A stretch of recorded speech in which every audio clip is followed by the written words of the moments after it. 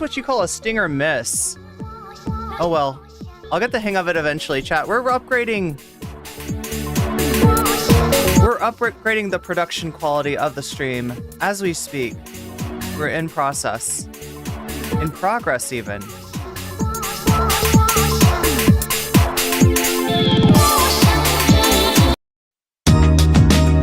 There we go. Welcome, welcome, welcome to the stream. I am looking at 2 monitors today, right? In a lot of ways, thanks to chat. Thank you, Throne Gang, by the way. Being able to use 2 monitors rather than 1, it's great. It's great. There's a lot that leaves to be that's left to be desired of my setup, but it's so much better than it was. And in my 2 monitors, I'm looking at one is Sunday, going like this right now, right as we speak. I wish I could put them both on. Maybe we should. Can I make that happen? Let me see if I can do that. Let me see if I have the technical expertise. Chat, there's so much content. I've got content coming out of my eyes. I've got content coming out of my nose. I've got content coming out of my ears. I got content coming out of my whatever. I'm like the Megyn Kelly of content. Thank you, Kelly Lou. That's really sweet of you. I got 2 monitors, but not like streamer, more like a Reddit mod. I gotta find a way, like, I don't have, wait, studio mode, okay. Then take the thing that I've got right now and hit duplicate, okay. All right, and then move to the middle. There we go, I'm in the middle now. Now oh no. I'm gonna have to fake this a little bit. But I just want to show you what I'm looking at, right?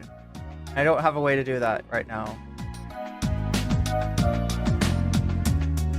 Like 1 window capture.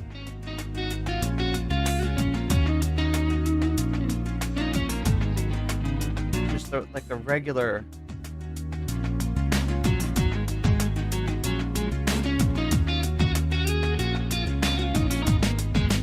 That one. Add that existing window capture. And then shrink that down. I want you to see what I see. I want you to see what I'm monitoring right now. All right, so I'm monitoring like the drama as it's happening. Now look, because it's still ongoing and because I have this weird policy where I'm way too nice to everybody. I'm way too, you know this about me, right? This is the NCC stands for nice, right? I'm way too nice. I'm way too nice. But I can't help it, right? So I don't snipe people's streams while they're streaming. I don't simulcast what they're streaming. I don't like compete with them with their own stream because that just seems dirty. It feels dirty. It doesn't feel good. All right. I guess if I had a really good reason to do it, if I really needed to do it, maybe I would consider. But like if I could avoid doing that, I will. I will avoid it at all costs. There we go. All right, then we just take this one and we make it.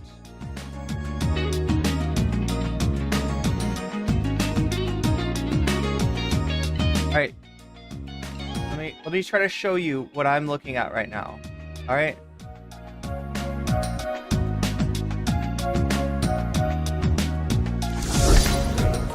Why does that stinger just not work?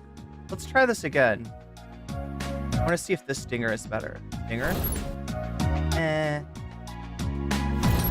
I mean, that's the way it's supposed to work, but I like this one better. It just like needs to be set up.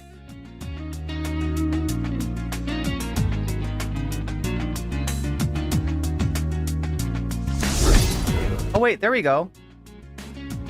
Let's try that again. Okay, anyway, chat. Anyway, I'm not gonna worry about it. But look, this is what I'm looking at right now. This is what I'm dealing with right now. Dueling drama streamers. What's up with this? What's even going on here?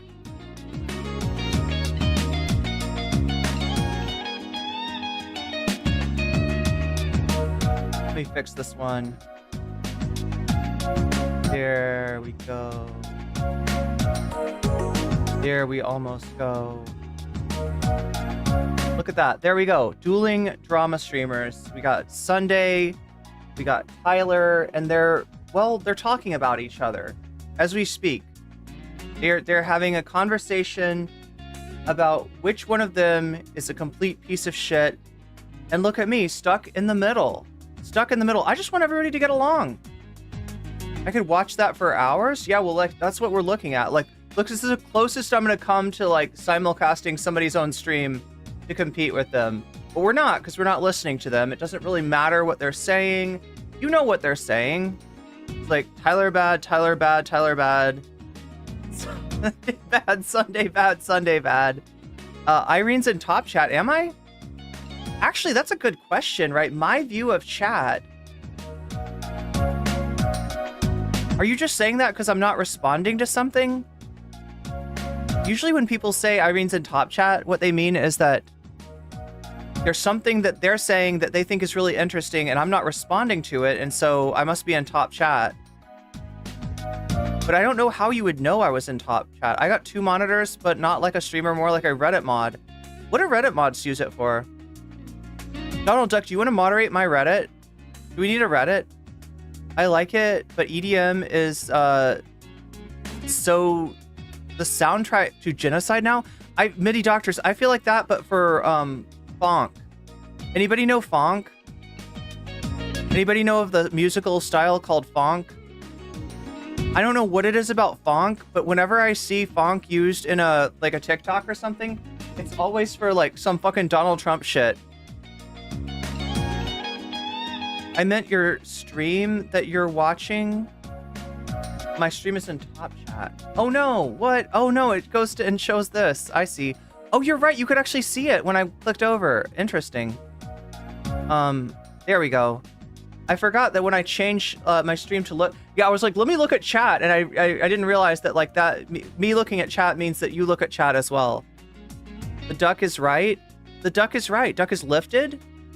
Duck is lucky. I haven't been able to get out to my local marketplace to get the fizzy lifting drinks that I need in order to be lifted, crossfaded, whatever you want to say.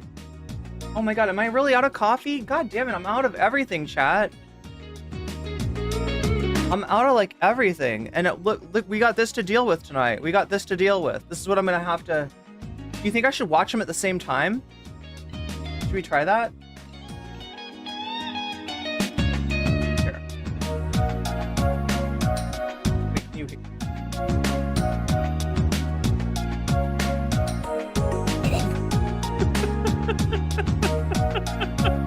See what it sounds like. He's really excited about. Oh, he just like, yeah, we're just gonna have a talking, and this is gonna be the last thing. I just want to help him, like, you know, unfuck his community for like the sake of the community. I can't remember exactly what Killjoy was talking about. Oh my god, bro! But yeah, Killjoy now is like retroactively. When you're a real creator, when you're actually entertaining. And Osu, I think, was on that call too. And fucking Orbiter. Fucking Groomer Defense League co-chair, fucking pedo enthusiast, fucking President Sunday recorded the call. What are you doing? To try to get it, just in case they tried what are you doing right now? What is this? To not say that they called me a lolcow or something. Literally to use my fucking mods. I could make the words against me if they said anything on takedown video. It wouldn't even be hard because he's so fucking Killjoy's fucking family was in the house. I got all the clips. They were being recorded. I got all the clips. I got all the massive violation of privacy. Like, if he talks to like, or hang out with President Sunday, it's a side eye. Like, if you're a fucking drama hog, okay, so I get it. You're kicking around because maybe one day, lolcow implosion. I don't think it's gonna necessarily. Anyway. That is what I'm seeing. Is this audio 6.0? It sounds like it. Caffeine is life. I know, right? I thought I had more. I thought I gotta have more, right? Wait, is there? Like, I feel like I see coffee, but I can't get the coffee to come out. Look at that. Look at that. It won't come out. It must have like absorbed the water or something. Basically, my ADHD medication, because I live in the US where you can't get meds without selling your soul, literally had jump step dancing genocidal.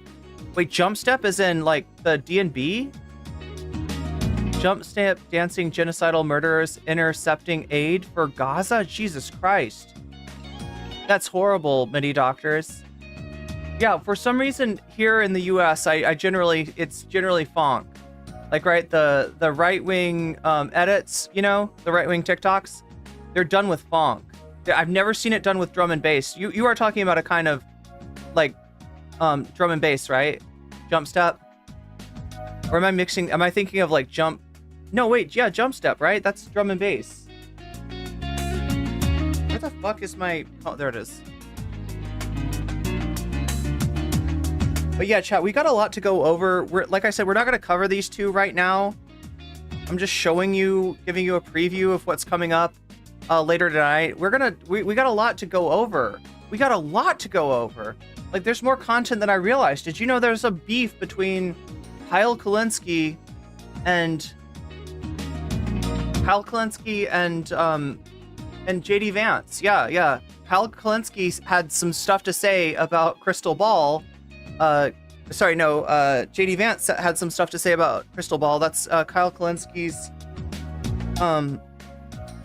wife, and Kyle Kulinski apparently had something to say back, right? So we got that going on. I love funk. No, I'm not talking about funk. I'm talking about funk. P-H-O-N-K. Funk.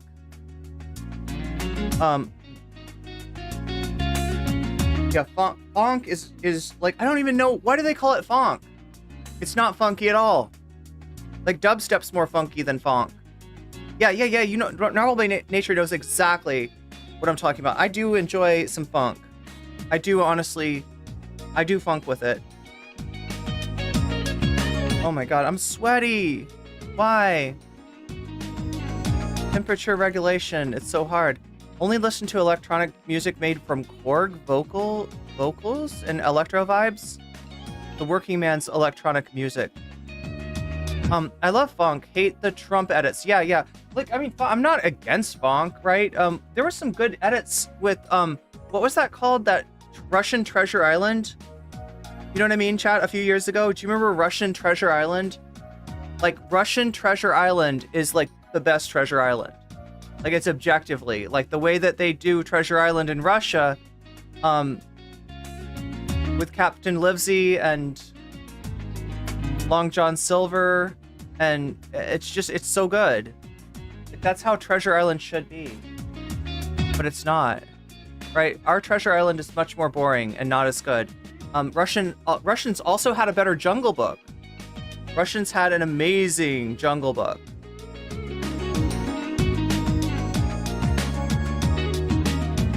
Although we are talking about Rudyard Kipling there, so racism factor very much in play.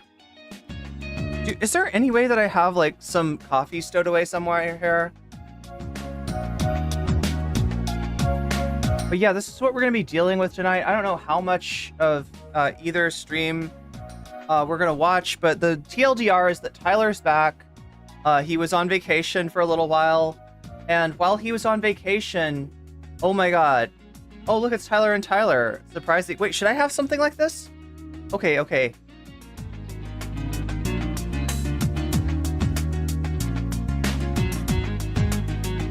How do I make that? Studio mode.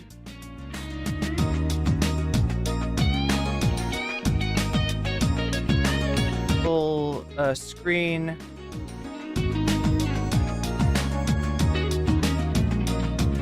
There we go, and then we add.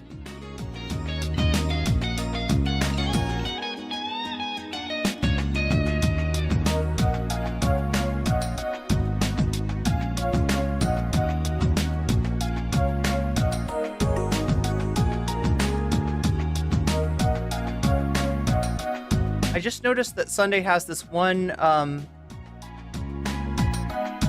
scene that I want to have. And it's really easy to do. There it is. No? There it isn't? Alright, let's expand that a little bit.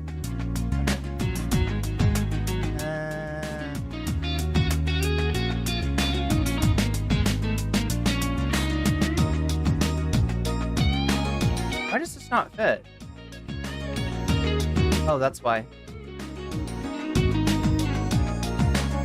Alright, so here it is, chat.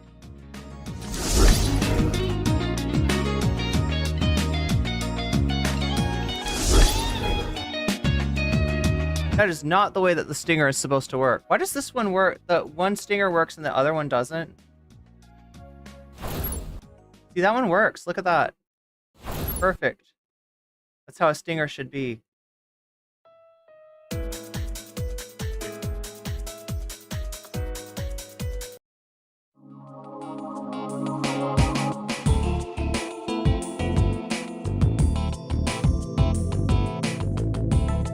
I just go like that. Perfect, perfect. All right, there we go. Thank you, Sunday. Thank you, Tyler. Oh, people wanted to know what the song was earlier. It's this one. It's from the Persona 2 soundtrack, the OST. So we're going back a ways, right? I think this is like PlayStation 1 era. This was going on. Persona 2 was going on while Final Fantasy 8, I think, was like, that's my frame of reference, right? Because I didn't really like, I just don't know that much about Atlas, or I didn't know that much about Atlas. I'm getting into it more. Russian Warrior Cat book covers are metal as heck. Well, especially now. Didn't watch TV, so I wouldn't know, but I feel like I've seen, oh, something with Megaten. Wait, what? Oh my god. We're gonna have to switch back to this. There we go.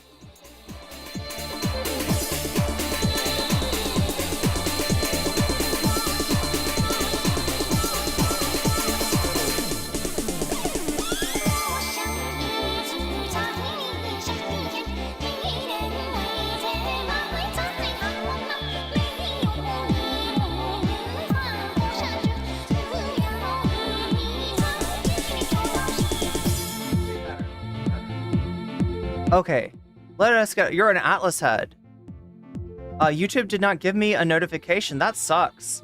So, I mean, the only thing I can tell you to do is maybe look and see if your bell is clicked. Right? Because I know that sometimes YouTube takes people off of being subscribed. Like sometimes you're subscribed to something and it'll unsubscribe you. So that makes me think that maybe it could also unnotify you. Or you could even say, you could even unbell and then rebell. Maybe? What do people think?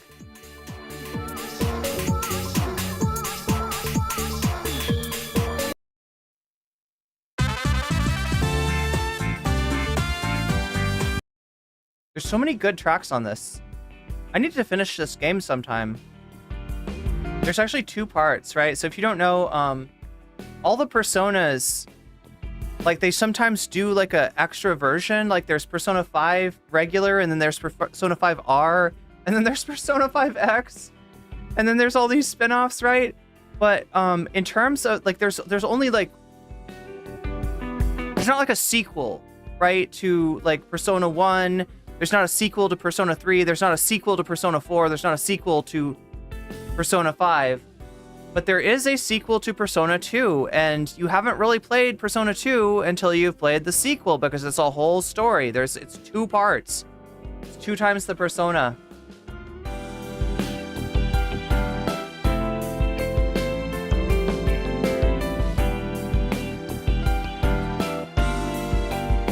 I mean, this is kind of chill.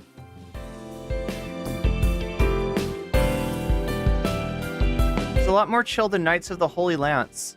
That's for sure.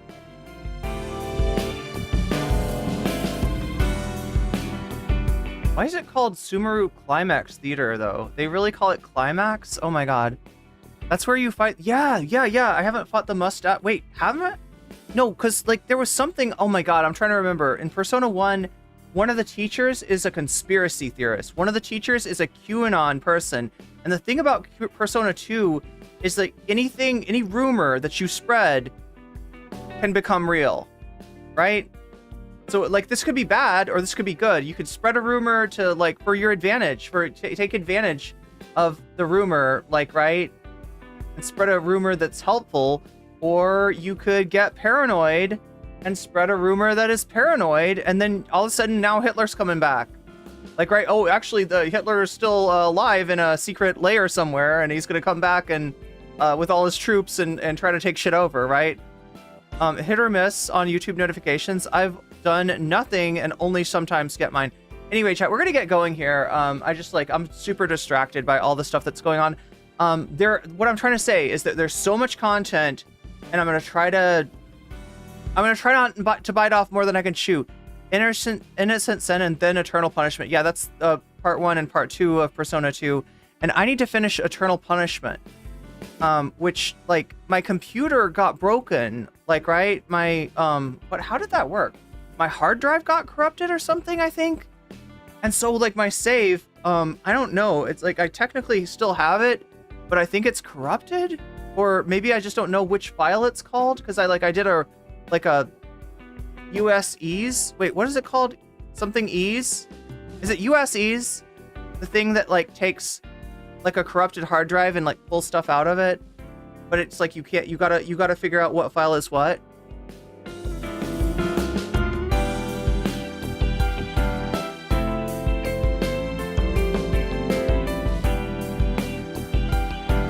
No, I should have this on my shit somewhere. No.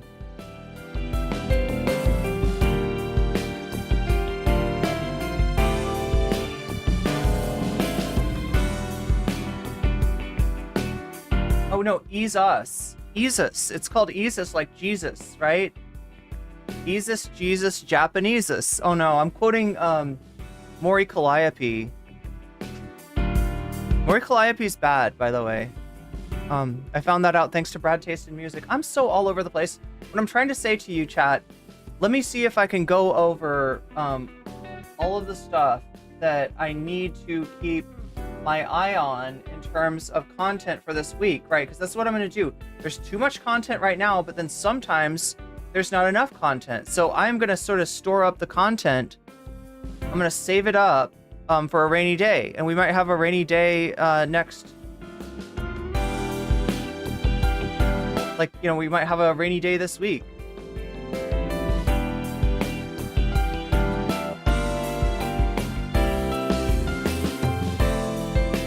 Okay, so what have I got? We did Laura Loomer versus MTG. Wick on Cutebot. Yeah, Wick. Anybody remember Wick? One in chat if you remember Wick. It's kind of a deep cut. We got Wick on Cutebot. We got Jimmy Dore on Pierce. There's a bunch of stuff. There's just a bunch of goddamn stuff, isn't there? And I don't want to lose track of it just because I'm covering Sunday and fucking Tyler again. And look, you guys, I gotta get these two together. Don't I? I gotta get these two back together again. Right? I need to get these two back together again, and we need to have a talk, all right? And the talk is going to be about keeping the drama and keeping the content to a minimum, right? We're going to consolidate our drama, right? We're gonna put a hard limit on it of like, okay, Sunday you get this many hours of Tai, and Tyler you get this many times of mentioning Bugman streamer, right? That's what Tyler's calling Sunday now. He's the Bugman, just like Alec Gunter. So some people do remember Wick. Well, Wick went on a, what should we call Cutebot? We should call Cutebot a bathtubs, beaches, and pools. Is that what it's called on Twitch? Is that what the genre of Cutebot stream is? It's like bathtubs or something. Anyway, Cutebot likes to stream with like less clothes than most people, right? But that doesn't mean that Cutebot doesn't want to talk about important subjects. You might have seen Cutebot talk about the two holes theory with Infrared Haas, right? Cutebot brings on Infrared Haas to talk about how many holes what the fuck am I looking at? Slug chat? Slugs in chat. Oh, I get it. Slugs in chat. Okay. So we learned about the two holes theory that Haas has, that women have two holes. one for pee and the other for one for pee and babies and the other for poop. Anyway. And yeah, he really believes that though. That's not even a joke. Like he tried to play it off as a joke, but it wasn't. He really does not know anything about female anatomy, and it's kind of wild. But now she's talking to Wick of Progressive Voice. That's where Wick's from, right? Wick is a streamer that nobody really watches, but he gets paid to exist by Progressive Victory, and it used to be by Brianna Wu. That's like how he got hooked up. He was really nice to Brianna Wu. He let Brianna Wu use him and abuse him, and as a result, he got some money from, yeah, pee and babies from the same hole. That's what Infrared Haas seems to be convinced of. So yeah, that's Wick, and he's on CuteBot. And it's a competitive type of debate, right? I think it's actually more interesting.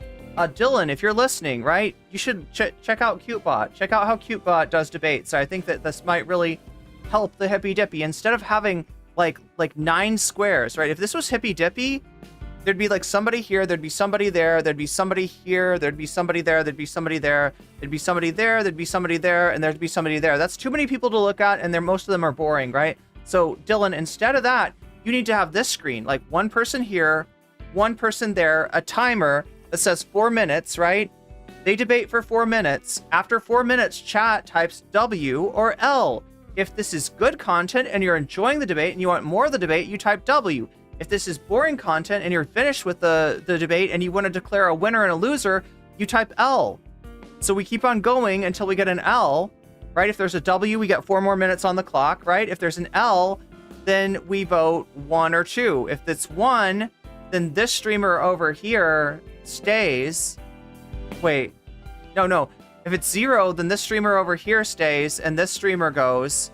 And if it's 1, then this streamer over here stays, and this streamer goes, right? And you just keep on going like that until the end of the stream, and someone convinces CuteBot either I'm gonna vote for, Kamala, or I'm gonna vote for Trump, right? But depending on like who's still up there at the end of it, right?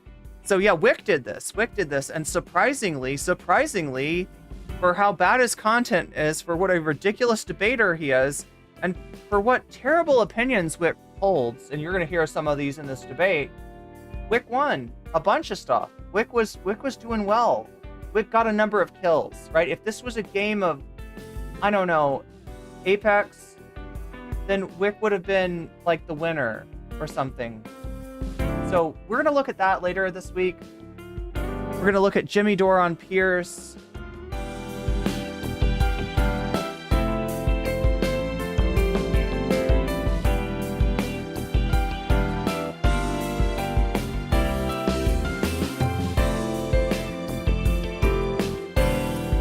Open my playlist and see what else I've got. Oh, we've got Bill Maher versus Henry Winkler. Do you know who Henry Winkler is?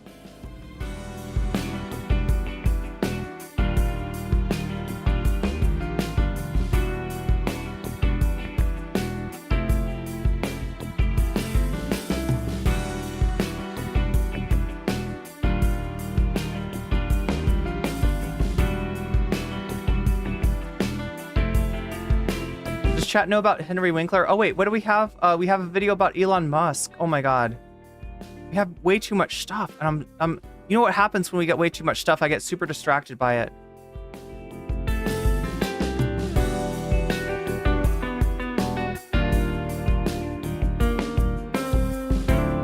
Oh no, a challenger emerges, chat. Why is there so much shit going on? I don't like it. Yeah, has Elon Musk finally destroyed Twitter? That's the question. But today we're doing Vance Tent. Put this down so I don't forget it. Has Elon destroyed Twitter, and it's by somebody who, last I checked, was an Elon stan, so it should be interesting, right? Devin Nash. Not the best political takes I've ever heard. He's more of a creator, like a streamer for creators, a streamer that tells creators how to monetize and stuff like that. But when he talks about politics, it's usually pretty cringe, but I don't know, he might actually have a good take this time, so we'll check that out. Oh no, are you fucking kidding me? Chat, look at what we got going on here. Look at what we got going on here. There's 3 streams. They're all talking about each other. Do I need to put up another?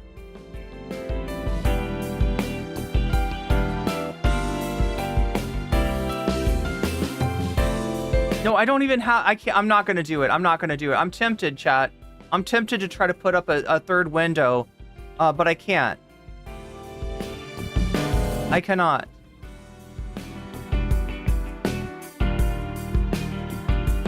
We got Sunday, we got Tyler. We got Aiko. And I feel like that's enough. Oh no, chat. Chat, why is this happening? I'm gonna have to get them all together. I'm enough, chat. We gotta make peace. Peace. Peace in the streamer sphere. We need to make peace, right? We need to bring them all together. And don't you think I'm really good at that? Like, remember when I brought Sunday and Tyler together and they all got oh wait, no, they didn't. That was the opposite. They got bad. They got worse. Ugh.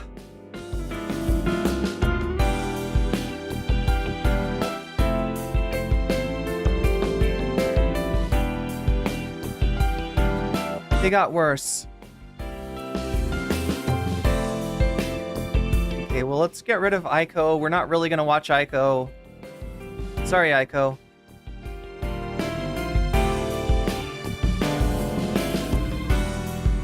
May have hole envy, quite possibly. Yeah, quite possibly. What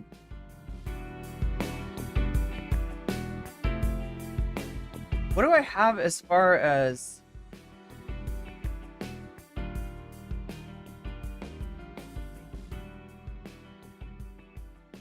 Wait, I want to take one of these subjects and put it on,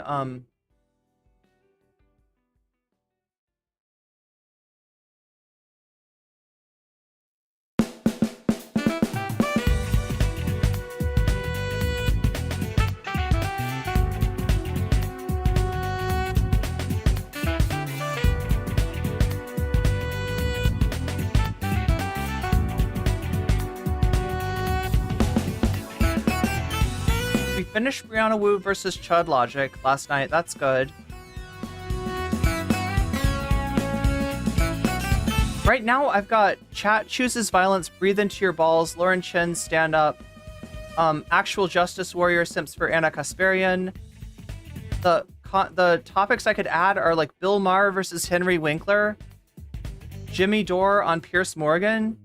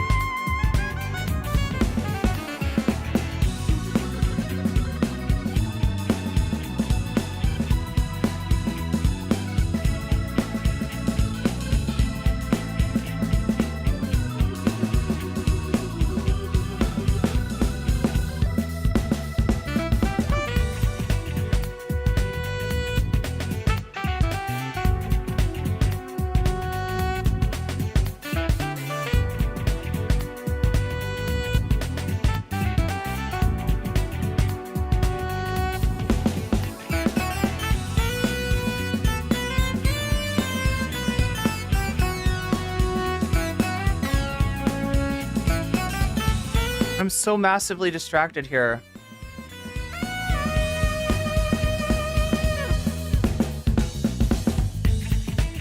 All the stuff that I need to do.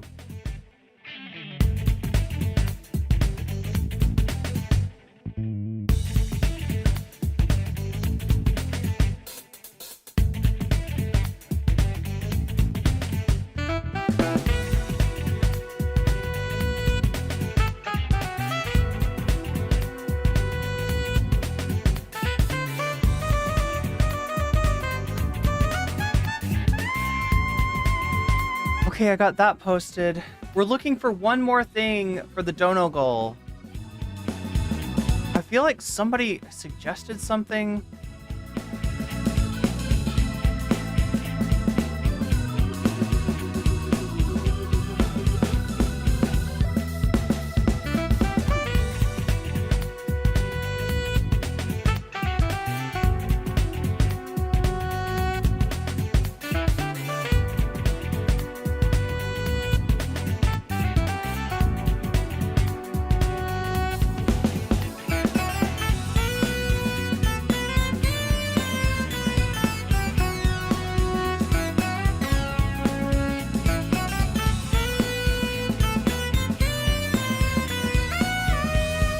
Jill Stein versus AOC.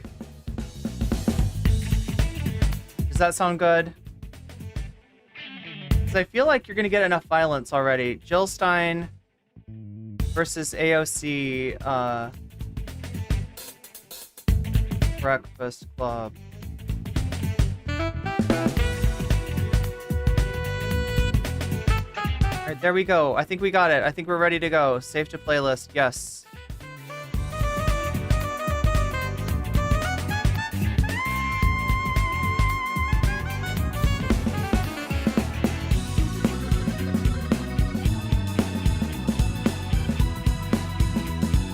Although I could sub this out, chat.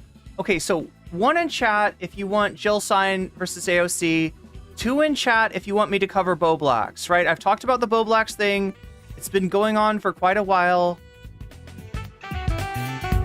But I don't get the feeling that a lot of people are super interested in what's going on in the commentary sphere. So 1 in chat if you want Jill Stein versus AOC. 2 in chat if you want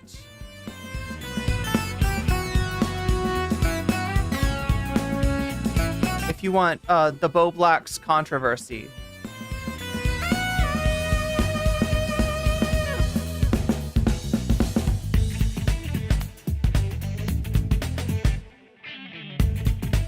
So far I'm seeing more ones. Twitch, you can participate in this too. All right. So let me add the poll for you. Start the poll. Bonus content.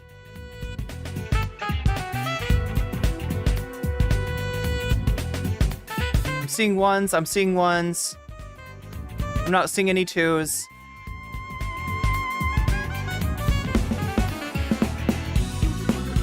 Yeah, and I would put the Wick content on there, except that the Wick, it's like an hour long, so we're gonna have to get to it tomorrow. Okay. Just dropped in from Tyler's stream. Good to see you, furry one. Yeah, we're about to get started here. We're gonna take a look at the JD Vance versus Kyle Kulinski controversy first. And then probably when Sunday and Tyler have moved on to other things, we'll take a look at what's going on between Sunday and Tyler. Like I say, I don't like to stream snipe anybody's content. They are both still streaming right now, so we will respect that for now as much as we can. So I've got ones. Okay, so everybody wants Jill Stein versus AOC as the topic for your consideration. Submitted for your approval. Jill Stein versus AOC Breakfast Club. Breathe into your balls. Lauren Chen, stand up.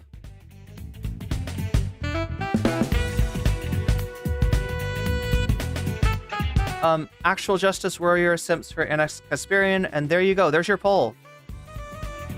There is your poll, and we...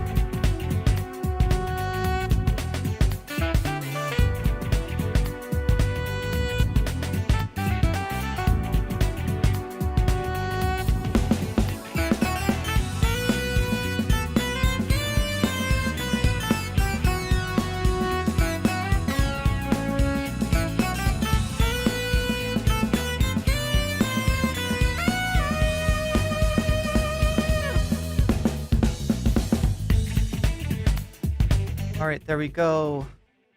We're almost ready to go here.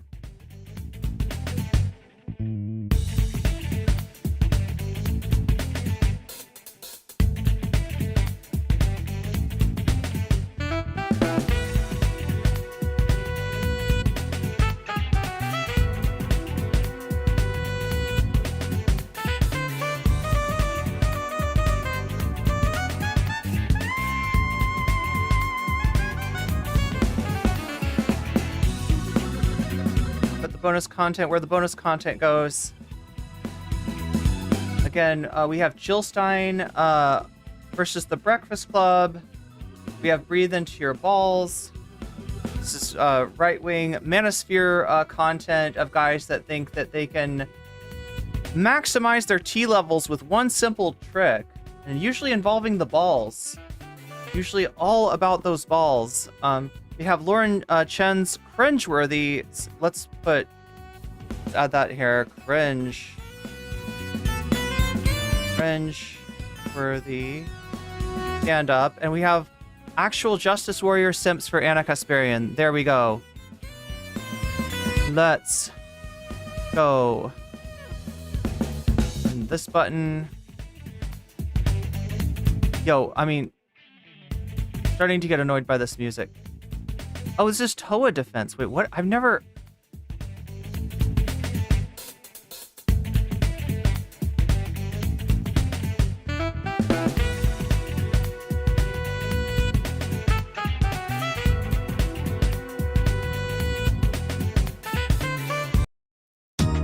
That music is just a little too busy. All right, we're ready to go. The other thing that I need to explain to you all is about the dono goal. What is the dono goal? It's about... No, that is not the dono goal. Let's try again. There it is, the dono goal. It's now at 0 out of 100. If it gets to 100 out of 100, then we get extra content tonight. And if it doesn't, then the stream ends not early, it just doesn't extend extra long. So if you want to see that extra content, if one of these topics strikes your fancy, then my headphones will fall out and everything will stop working.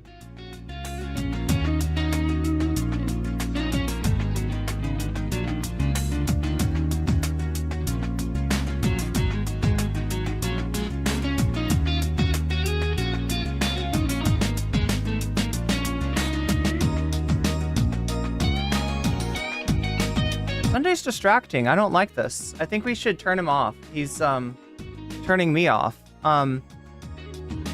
Intellectually speaking. So yeah, the dono goal starts at 0 and it goes to 100. If it gets to the 100 by the end of the stream, then we do another segment like we did last night with Brianna Wu. That was actually like probably the best segment of the stream. And that's often the way that it works. So if you want that extra segment, if you need that extra nourishment, make sure to vote for the topic of your choice, right? That's how we choose what we're going to watch. And remember that when you donate, you can let me know in the chat which of these topics you want to see as your bonus content. And I will be happy to put your money where your mouth goes. Where your mouth goes? The money goes where your mouth. I'll put the money in your mouth. And you'll go like, and just hold it there. I don't know. No, I'll put the money at where, you know, on the topic of your choice, and it'll actually increase the percentage that that topic gets. So you'll make it more likely that for the desirable outcome to come true. You can also say Vox Populi if you just really want the poll itself to be the main focus of like what decides what we watch tonight. And then that'll take away from the effect of the donations overall, and it'll add to the effect of the poll, right? Being edged, yes. Yes, you are being edged.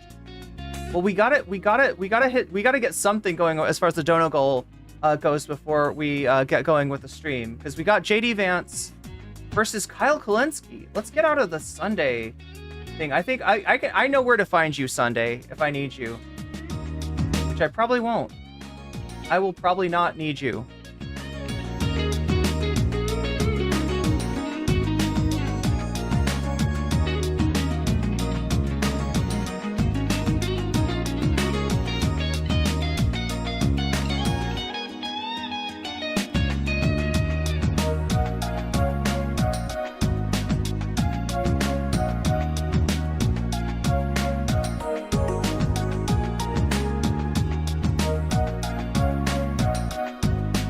All right, so we're gonna get into the JD Vance content right now. That's gonna be the topic for the first half of the stream.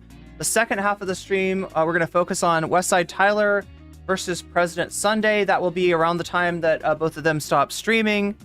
And then after that, who knows? It's up to you, right? It's up to you. If we hit the dono goal, then some new content will drop.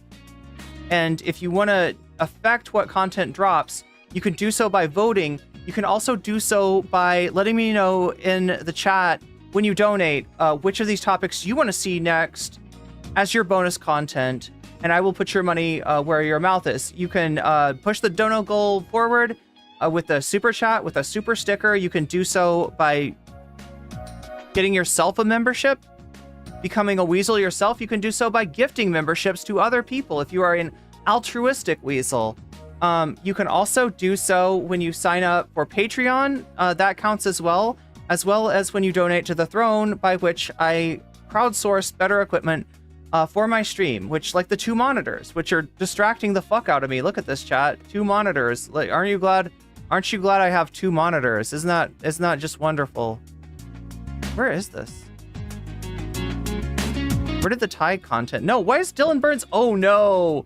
You know why? Okay, that is because, god damn it. All right, well, nope, that's not happening.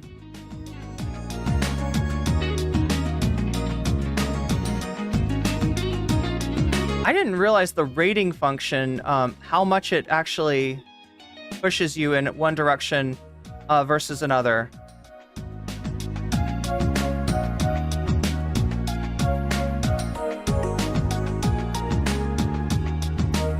Try this again.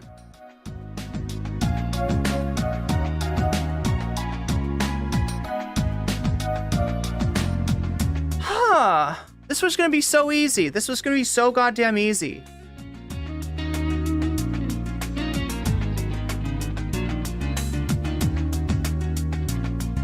There we go.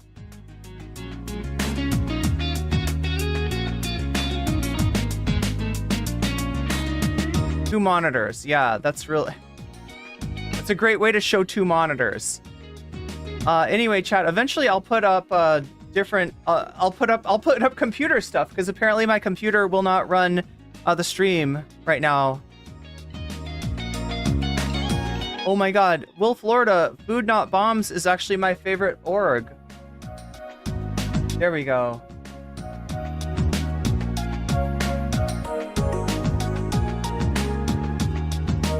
So here we go, 2 different monitors. That is what I'm trying to show you.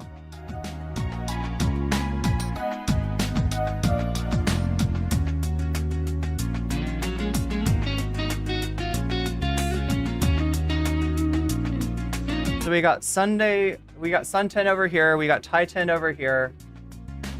Right, that's what I mean when I say 2 different monitors. So yeah, I got distracted again. Donating to Throne also pushes the dono gold forward, as does getting yourself a sub on Twitch. You can do so for free with a Twitch Prime sub. If you have Prime, you can get a free sub. All you got to do is hook it up to Twitch, and you get a free sub to use on the stream of your choice. If you use it on my stream, then you will no longer see those ads in your chat. You can also get yourself a sub. During this month only, it is $4. It's normally $6. They reduce it down by 25% for the month of September. So we're trying to grind as many possible subs as we can during this month. This would be the ideal month to get yourself a sub, or to even get multiple subs for more months, because it's going to be cheaper, right? It's discounted right now.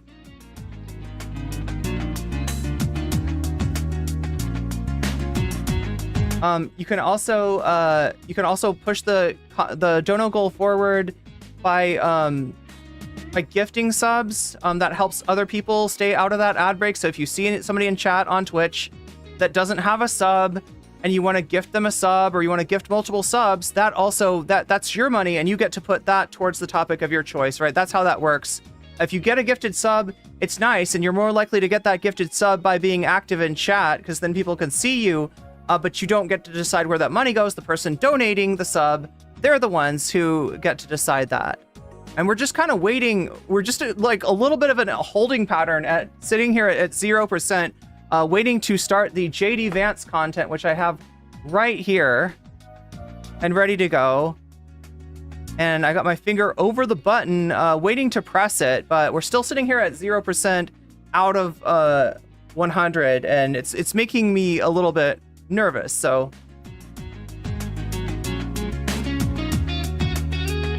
it feels like bad luck to start the stream with nothing in the dono goal at all.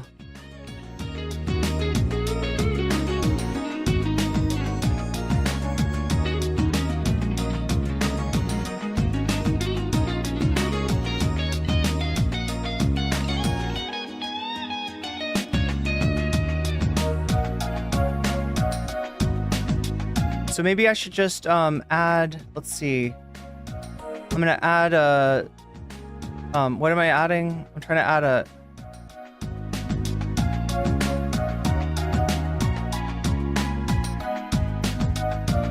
you know, you can interrupt me during stream with a super chat of $5 or more and have me answer your... Wait, that's supposed to be a poll, isn't it? Okay, so let's write this as a question. Or not a question. You can interrupt me during stream with a dono of... with a super chat of $5 or more to have your question answered immediately.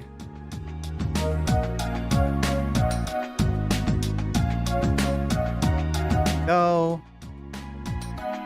Pinning the topic. And looking at the, let's take a look at where the poll is at right now. It looks like 43% of you are saying breathe into your balls is the content that you want. 33% of you would like Jill Stein versus AOC on the Breakfast Club. Thank you, Sasha G, my only friend. Anyway, no. Thank you for the $1 super chat. And remember, when you do super chat, you can let me know in the comments which of these topics you would like to see when the poll, and thus be putting it towards Lauren Chen. And also thank you, Sasha G, for helping me to demonstrate how this works. So look at this. Sasha G donates super chats $1, says, I want to see Lauren Chen stand up. Now, Lauren Chen stand up not doing very well right now, 4%. So if you want to vote for that, your vote is very much needed, right? Breathe through your balls is winning. Jill Stein is in second place. AJW is in third place, right? That's on the short stream. Over on the full scale stream, Breathe Through Your Balls is also winning. Jill Stein in second place. Nothing else. Everything else has 0. So yeah, right now Breathe Through Your Balls looks like it's winning, but when you donate, you can add points to the topic of your choice. So if you're wanting to see something that's not winning right now, that is a good way to influence the poll in the direction that you want to see it go. And it's Rusty Balls. No, with the 300 bits for... Oh no, it's actually 330 bits. Look at that. So Twitch is doing this too. During the month of September, they add extra bits to your bits, which is interesting, right? Because Twitch giveth and Twitch taketh away. Twitch taketh away a large percentage of the donos that it collects on the behalf of its streamers, but it also giveth this month only, it looks like 10% extra, which is pretty neat. But that brings us up to 4%. And Moinoe, what is your choice as far as the topic that you want to see covered? Bits on bits is bytes? Yeah, eventually it adds up to bytes. It adds up to bytes eventually. Fallout New Vegas getting up to 64, getting 3 added to it. So you can also vote for Fallout New Vegas. Or you can also say Vox Populi, which means that it takes away from the influence of the donations and it adds to the influence of the votes. So if that's what you want to do, you can do that with Vox Populi. Okay, so let me make sure that I've got what I need to be able to get the stream going. I think I sort of do. I gotta hit this button, don't I? Yes, there we go.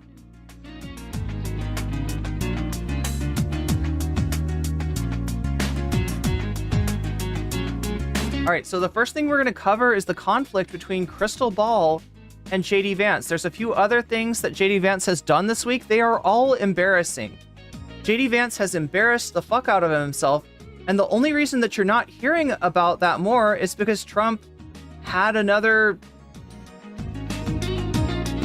very delusional individual try to end his life. Apparently, more on that maybe tomorrow. But yeah, we got Crystal Ball here. We got Sagar and Jetty. So now here's the real drama. From what I've heard, Sagar is a friend of JD Vance.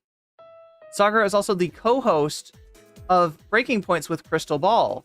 So that's the kind of dynamic that you've got here, is that JD Vance is getting dirty on Crystal Ball, and it's awkward. It's awkward because this is, Sagar's kind of stuck in the middle. Look, the person in the middle here is Zaid Jelani, but Sagar is kind of in the middle of this Crystal Ball versus JD Vance situation. Let's see what's up with this. And let's also, oh my god, mute the music because we are not trying to listen to all of the songs. Conversation. We're happy to be joined this morning. Oh wait, I gotta wait. The pets. I forgot. Oh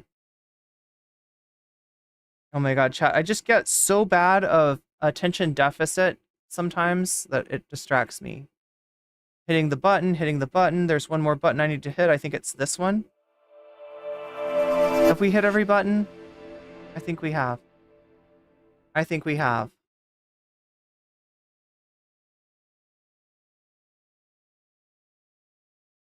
Conversation. We're happy to be joined this morning by a great friend of the show, Zed Jelani. You guys all need to go and subscribe to Zed's newsletter. What is it called? The Cigar, the 40-year-old Groiper Saga? Is that the name of it? Yeah, exactly. And I have the URL, just theamericansaga.com, so on Substack. Amazing. Everybody should definitely check that out. So Zed and I were able to provoke the ire of Vice Presidential candidate JD Vance. We'll get to that in a moment. But Senator Vance was on the Sunday shows making his case for sort of acknowledging that the Haitian pets lie was maybe not true, but also giving quite a noteworthy explanation for why he continues to lean into it. Let's listen to a little bit of how that went. My constituents have brought approximately a dozen separate concerns to me.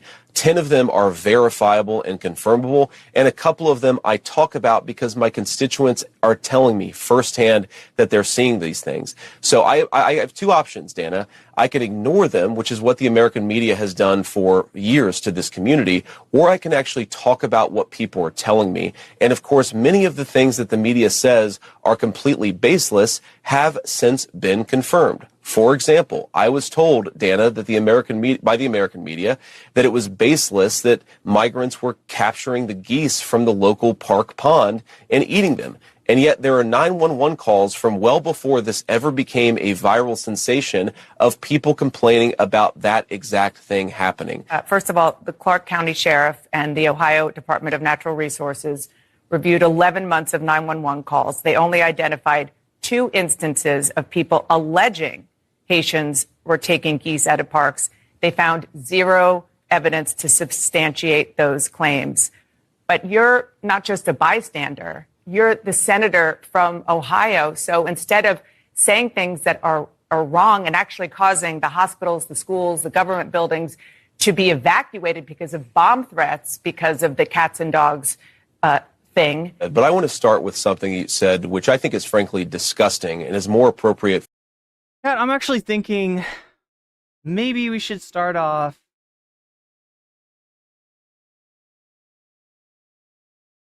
Maybe we should start off with this.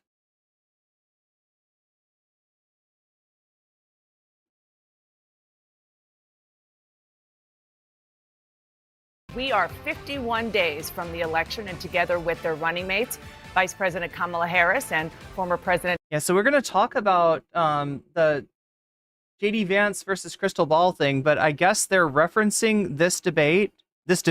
I call it a debate because it feels like a debate, right? It feels like JD Vance was just extremely slippery, extremely slimy in this interview. This is what this is, an interview with Dana Bash, and so it gets super awkward. And I need you to watch this. I need you to understand this.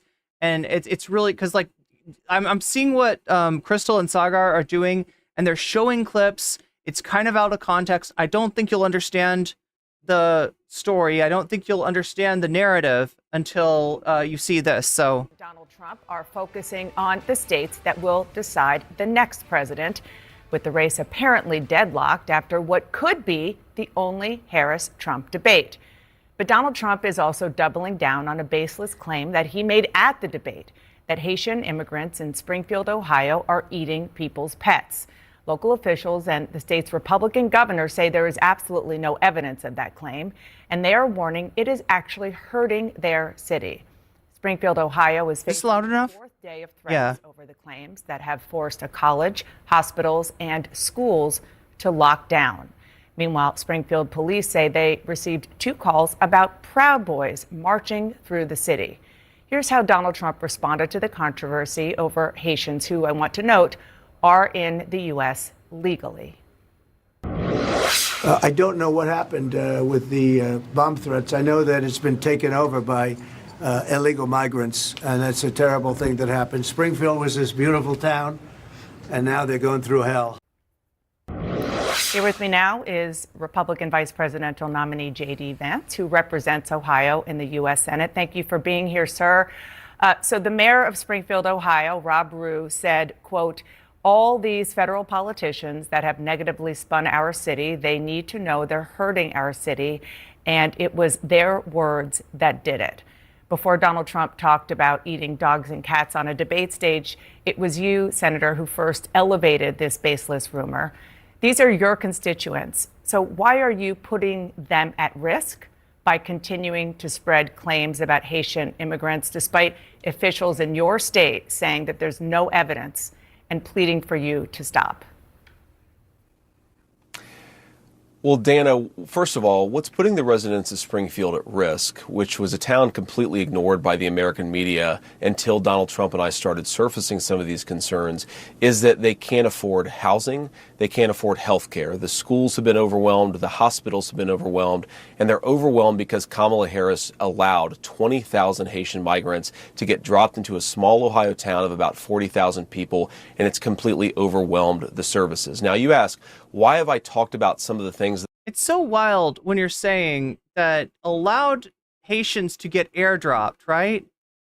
So it's such weasel words, right? Kamala Harris did not do anything to direct Haitians under temporary protected status into Springfield. What did that was capitalism. What did that was the fact that there's a need over here in Springfield for workers, and there's a bunch of, people from Haiti that have left because of political violence in a large way caused because of the United States that made their country unlivable. And what Kamala Harris actually did, and this is something that I really wish people could get through their head, because it comes up in the WIC debate on CuteBot as well. Vice presidents don't do shit, all right? They serve at the behest, right? They are not a boss. They are an employee. An employee of who? An employee of the president, serving at the pleasure of the president of the United States, named by the president, selected by the president, and dismissed by the president if the president does not want that vice president. They do an official act in the Senate when there is a tie, and that is to break the tie. And, they're still sort of bound to the president, as in if a vice president votes away that the president doesn't want, that person can be replaced. So we got to stop thinking of the vice president as somebody who is directing policy, right? You can't blame Mike Pence for Trump trying to take over, trying to stay in power, because Mike Pence actually, even when Trump said, you need to do this. Mike Pence says, no, I do not need to do that. That is unethical, and I don't want to be part of that. And that's why Mike Pence did not get selected as Trump's next, was not Trump's VP choice this time, right? So it's really annoying that we're giving Kamala Harris more agent. Now, does the vice president do anything while they're vice president? Yes. What do? They do what the president wants them to do. They do what the president tells them to do. In the case of Kamala Harris, one of the things that the president said to do was to negotiate with countries like Guatemala over things like immigration. So that's the border czar role that she filled. That is not like she is like elected border czar. And did she do a good job or did she do a bad job? Well, let's see how many people are coming over the border. So yeah, you gotta get this fucking brain rot out of your head.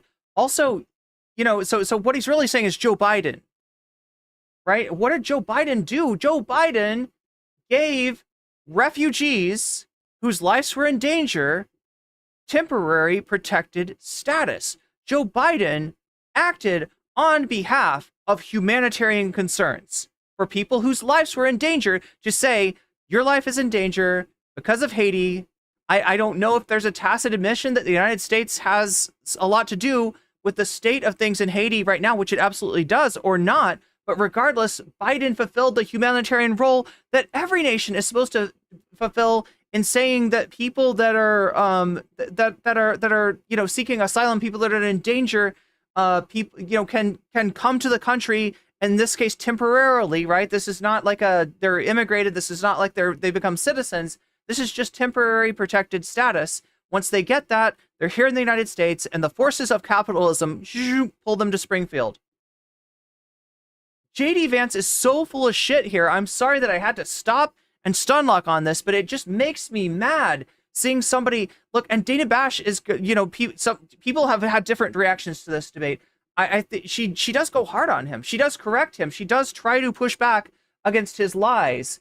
But watch how hard she goes, right? Because this was my reaction to hearing him lie like that. I very much doubt that you're going to hear that much pushback from Dana Bash. Wait, is it pronounced Dana? That I've been talking about. Let me just say this. My constituents have brought approximately a dozen separate concerns to me.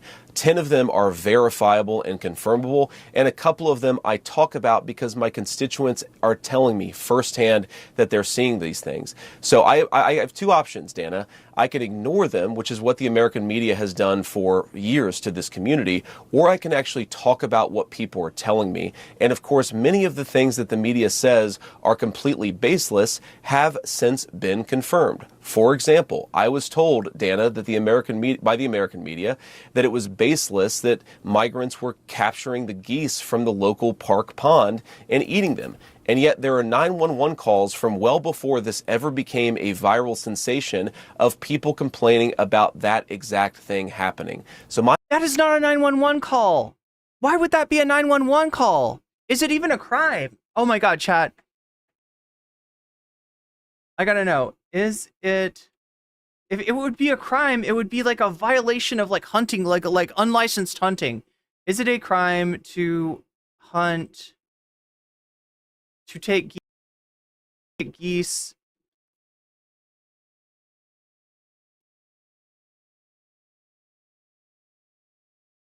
There's a migratory bird treaty.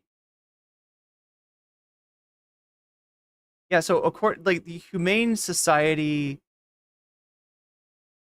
is it illegal to take a goose as a pet? Yes. Federal migratory bird.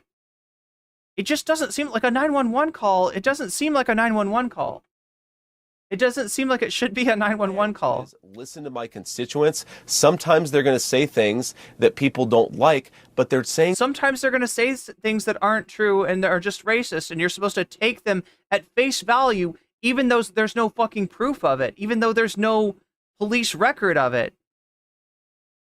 Things that people don't like because their town has been overwhelmed, and it's my job to try to fight for them and to protect them. Kamala Harris opened the border, and now these people are suffering. That's what I'm focused on, Dana. Senator, I have to go through. Oh my God, what is this? Can I take ducks home from the park?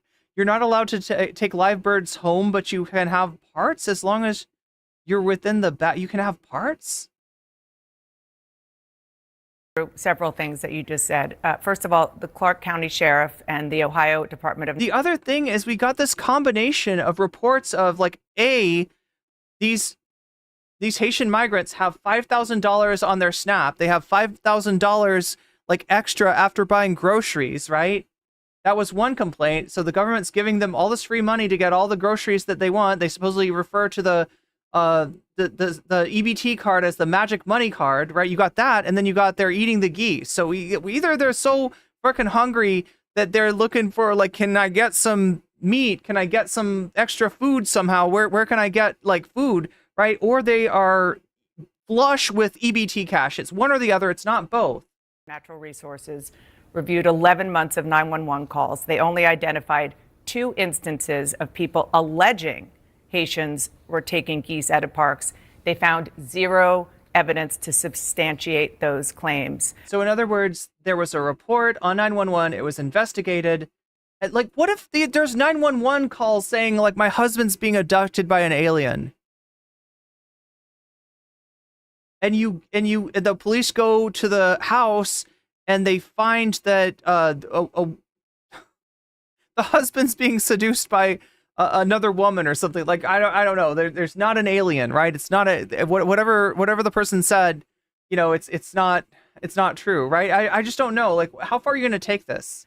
Also, other evidence that you have talked about, even you've retweeted alleged evidence, are unsourced social media videos from a different city, apparently no connection to Haitians. And this is from a conservative activist who offered a $5,000 reward for such things. And then going just backly to the schools and the hospitals and so forth being overwhelmed, nobody is disputing that the town of Springfield, Ohio needs help. But you're not just a bystander, you're the senator from Ohio. So instead of saying things that are wrong and actually causing the hospitals, the schools, the government buildings to be evacuated because of bomb threats, because of the cats and dogs thing, why not actually be constructive in helping to better integrate them into the community? Because there are a lot of employers there who say that the Haitian workers are helping fill jobs that they need desperately filled.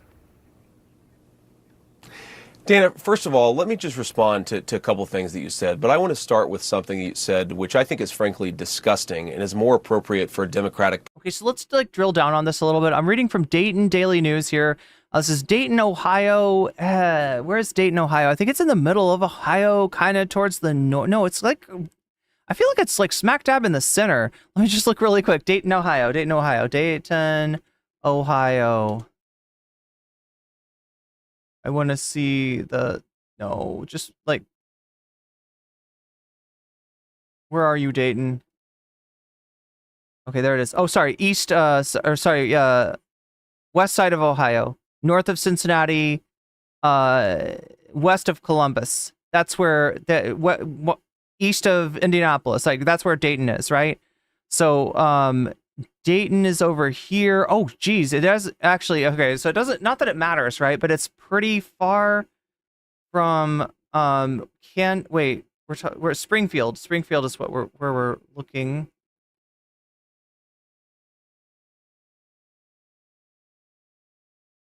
Find Springfield again.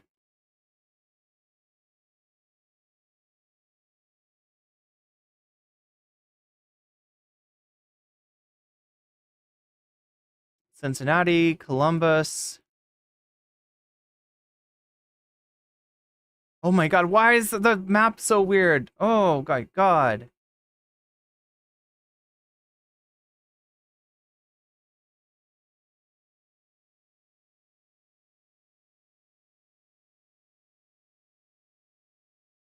Columbus, Zanesville. Where the fuck is Springfield again? I had it. Cleveland, Sandusky.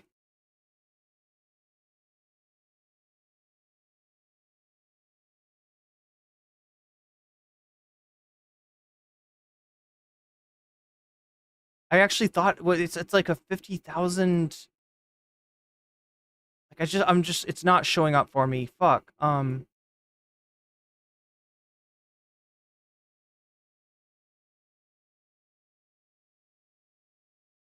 Oh my god, no, I keep on clicking on the wrong thing. It doesn't matter, it doesn't matter. Okay, I'm getting obsessed about little details. It doesn't matter. This is from the Dayton Daily News. Dayton is not near Springfield, I don't think. But it is a town in Ohio that did, the Dayton Daily News did an article on this. That's the point, right?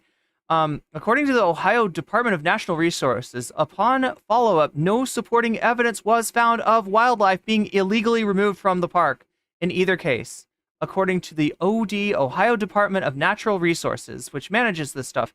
The issues are receiving renewed attention after former President Trump, at a rally in Tucson, Arizona, Thursday night, reiterated the rumors about Haitians in Springfield. The migrants are walking off with the town's geese. They're taking the geese. You know where their geese are? In the park, in the lake? And they're even walking off with pets. My dog's been taken, said the former president. There have been no reports of Haitian immigrants in Springfield stealing pets, city and county officials have said. As for the claims about geese, records obtained in the from ODNR and Clark County showed 2 complaints this year. The caller said she was driving to Snyder Park around noon, March 27th, when she saw 3 men described as Haitian males. Again, I'm sorry, I just don't trust this random person to be able to be like, oh yes, they were Haitian. Like, you know, I think what she's trying to say is they were black, and she's got Haitians on the brain. So anyway, place a live goose, Canada goose, and a live duck in a black trash bag and drive away. Officer monitored the area and did not find any evidence of a crime. On 26th of August, Clark County Sheriff's Office relayed a report of 2 men and 2 women believed to be Haitian, each carrying a goose. 1 goose under each arm, maybe, I don't know. The officer was initially unable to reach the witness, but later made contact. No supporting evidence to verify the claim was found. Clark County officials said earlier this week they scoured 11 months of call records and found the August 22nd call was the only one of its type at the dispatch center. No videos have surfaced, no pictures have surfaced, no dead geese have surfaced. There's nothing to substantiate that it's happening. Clark County Commissioner Sasha Rittenhouse said Wednesday. I wonder if they're any relation to Kyle. Probably not. At an August 27th Springfield City Commission meeting, a man told commissioners that Haitians were taking ducks out of the park, but did not offer any evidence. A widely circulated photo of a man carrying what appears to be a goose, Canada goose, down a city street had been traced to Columbus at the intersection of Cleveland Avenue and North Wald Road. Again, Columbus is pretty far from Springfield, right? ODNR has and the person wasn't Haitian, right? The ODNR has a dedicated wildlife officer assigned to Clark County who routinely monitors Snyder Park because it's a popular fishing area. The agency says Canada geese are protected under federal and state law. Canada geese and ducks can be hunted at certain locations during certain times of the year. This year, the early season for Canada geese. Okay, so they can be hunted. Okay, check this out. September 7th through September 15th. Yo, so if any Canada geese were taken, in proximity to when this thing blew up, right, in the past week or so, those were potentially legal geese. And also, even assuming that this happened, right? Even assuming that one of these cases was actually a Haitian person taking a goose, you're talking about like a hunting and fishing violation. This is not like the fucking end of the world. And, there's so much wrong with this. There's so much wrong with this story.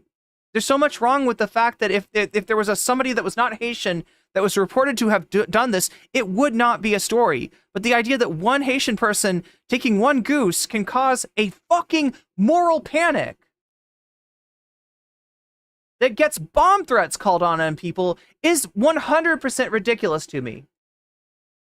Propagandist than it is for an American journalist. There is nothing that I have said that has led to... I'm sorry, this is just pissing me off. These hospitals, the bomb threats and so forth, it's disgusting. There's nothing that... No, it's random. It's random. Randomly, there was a bomb threat on the hospital. It had nothing to do with me making a lie that Haitian migrants are eating people's pets and maybe wandering off with some ducks, right? A national fucking story, right? There's no correlation between that and the bomb threat that was called in. No, that was just fucking random. Sure thing, JD. He's so full of shit. This guy is so full of shit.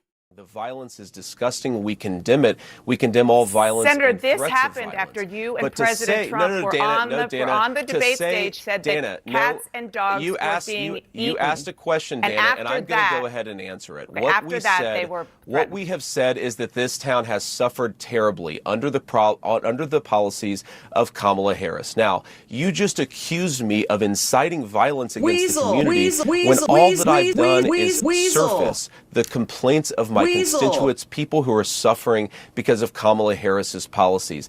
Are we not allowed to talk about these problems because some psychopaths are threatening?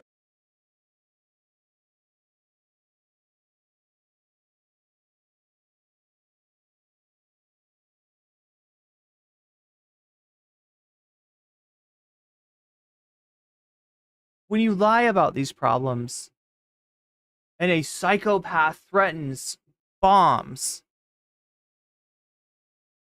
when you elevate this to the presidential debate stage, yes, you are fucking responsible. Not allowed to? I guess you're allowed to. You did it. Nobody's like disqualifying your campaign. Nobody's putting you in jail. So are you allowed to? Sure, I guess.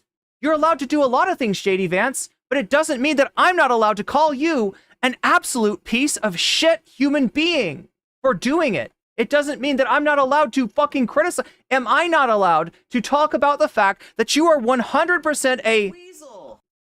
Threatening violence. We can condemn the violence on the one hand, but also talk about the terrible... But also cause more violence on the other hand. That's what the motherfucker is saying here. ...consequences of Kamala Harris's open border on the other hand.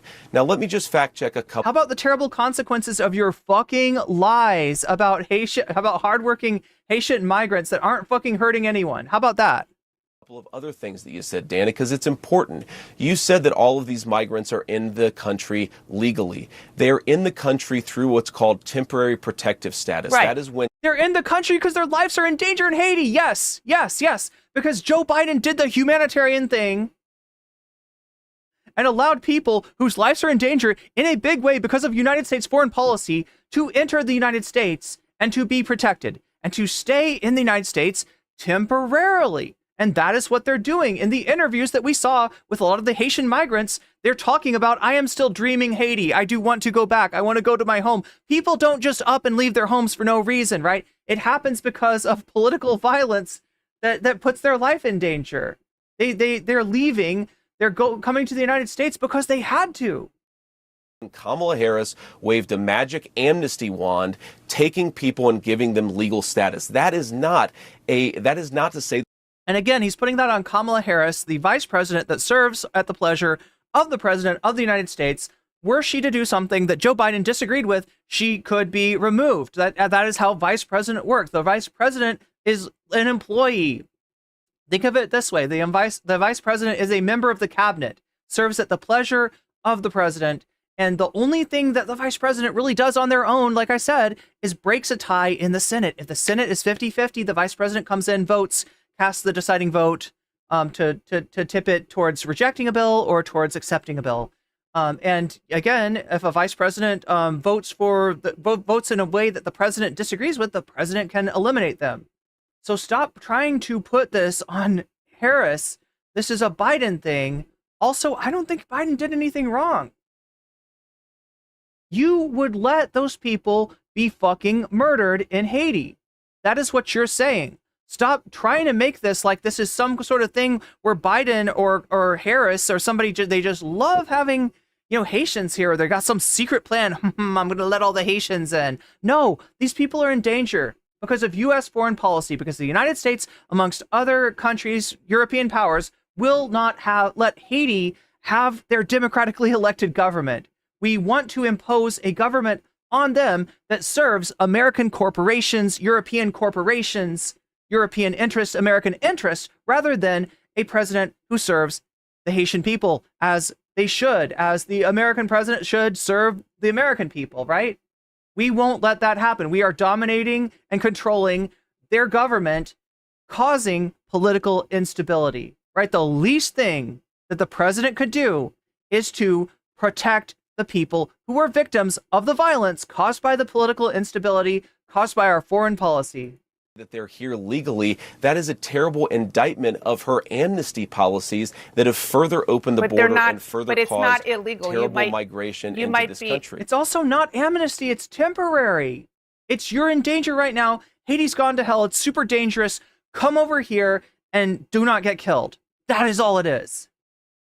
You might not agree with the policy, and obviously you don't, which is totally fair and legitimate. There are policy disagreements all the time. But the fact is, it is the law because President Biden and Vice President Harris are. But I don't want to frankly go down. So anyway, there's different characterizations of this debate. I've heard people on the left say that Dana Bash ate him for lunch. I've seen people on the right say that Dana Bash discredited herself as a journalist. She showed her bias. My opinion of this so far is that actually she's kind of weak here. All right. Not to pick her out as being weaker than, like, there's a lot of this. There's a lot of like bringing somebody on for an interview and treating them with deference, treating them nicer than they deserve. And in this case, when you got somebody fucking lying, now she did push back. And so that's what I mean about, I don't want to like have a go at Dana Bash because the media does this all the time. They want access, right? The biggest problem with the media is access journalism. If you want to be able to interview JD Vance, if you want to be able to interview Donald Trump, hell, if you want to be able to interview Kamala Harris, it behooves you not to ask the tough questions. However, you are working for the public. You are working for the American people and trying to find the truth. And the American people want you to ask the tough questions. So the question is, do you preserve your access by going easy on the candidate, or do you serve the American people at the risk of alienating somebody and making it so that somebody's, or maybe that whole political side's not going to do interviews? I would rather have more journalists do what Dana Bash is doing and at least pushing back a little bit, because that way you give them a situation where they don't have an easy softball place to go to. Now, of course, they're going to have that. There's Fox News. Fox News will always serve that function. And you know, you probably find journalists on the left, like, right? You go talk to Rachel Maddow. She'll probably, if you're a Democratic candidate, she'll probably go easy on you too. So, you know, you can't actually have that kind of solidarity where like all journalists are like, yes, we're going to ask them the tough questions. But in a perfect world, that's what journalists would do. This conversation about Dana, policy because you made a point.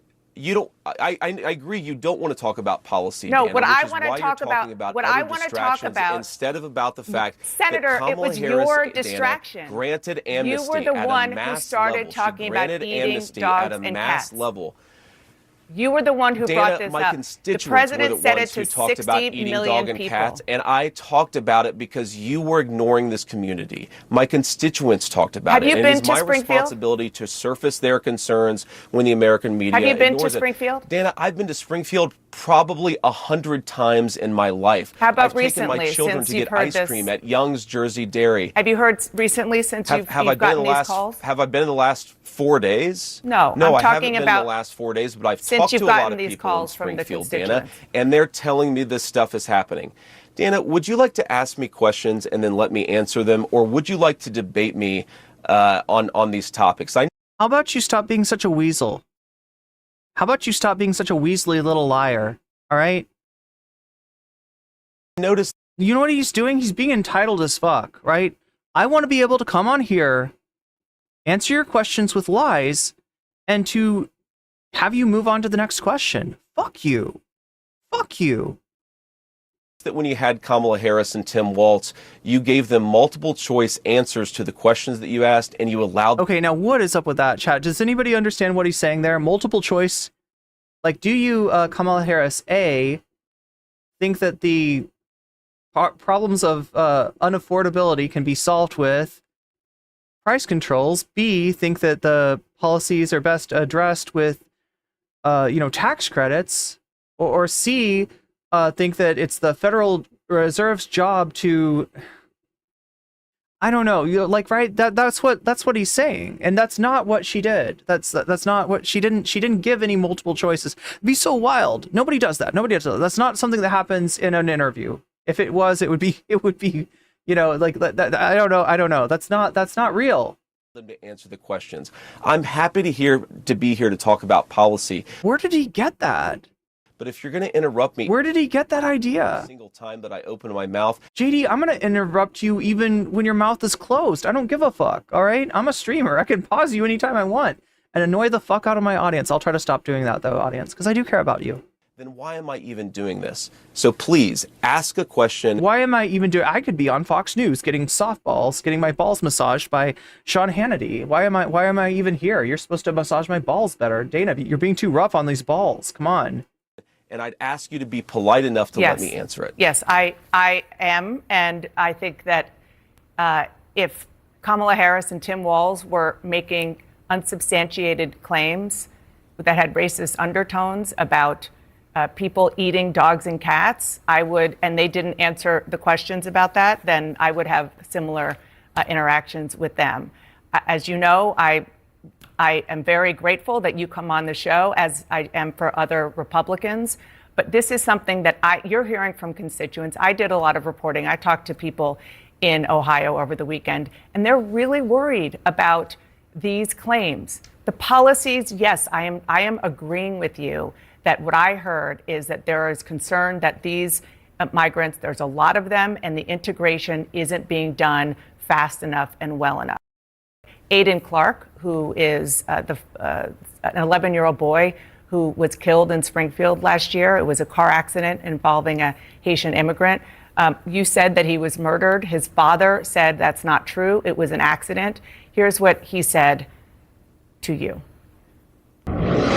Politicians, Bernie Moreno, Chip Roy, JD Vance, and Donald Trump, they have spoken my son's name and used his death for political gain. This needs to stop now. They are not allowed, nor have they ever been allowed to mention Aiden Clark from Springfield, Ohio.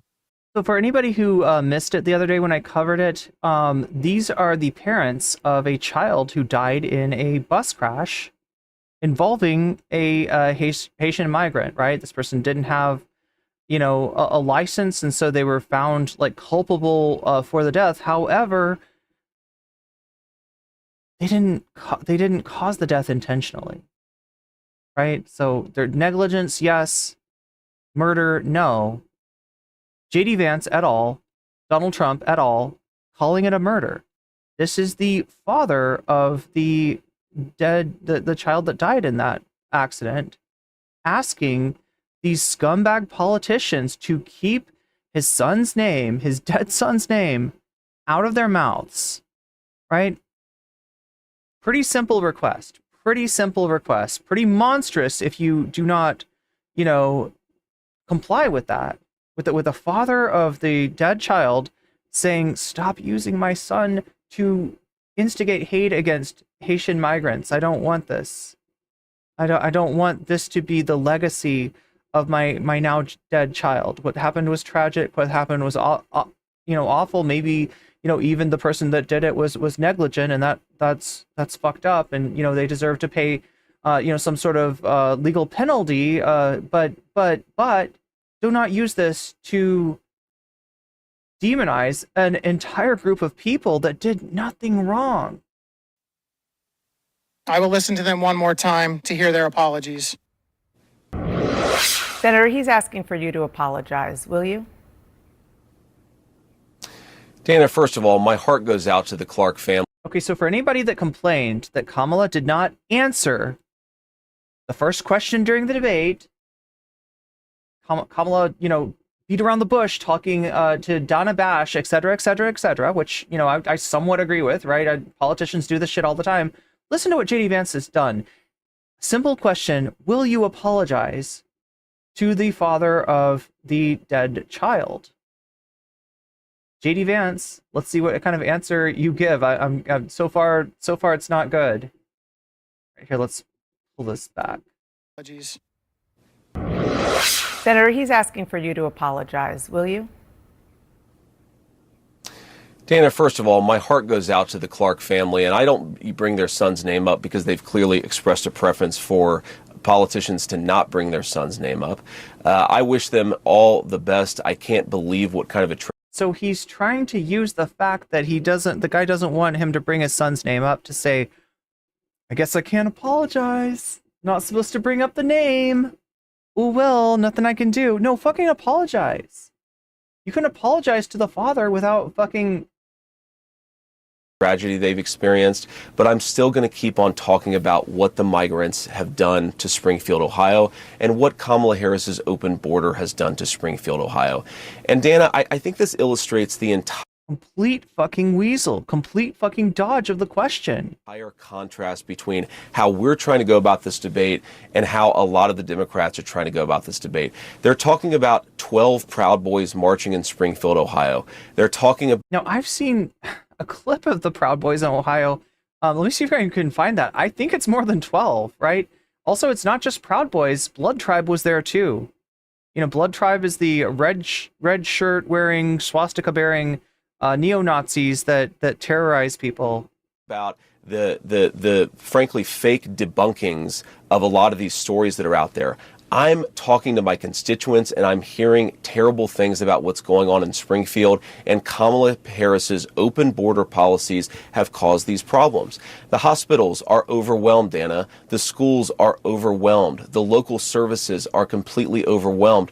You have people who can't afford housing. Homelessness has gone up. Murders are up by 81% because of what Kamala Harris has allowed to happen to this small community. I'm going to keep on talking about that. Now, of course, we can criticize violence. We can also still talk about the problems that are happening in Springfield, and we should be able to do both those things simultaneously, Dana. Yeah, that's more than 12 people, isn't it? You, again, started this in part. So, I mean, like, this is one,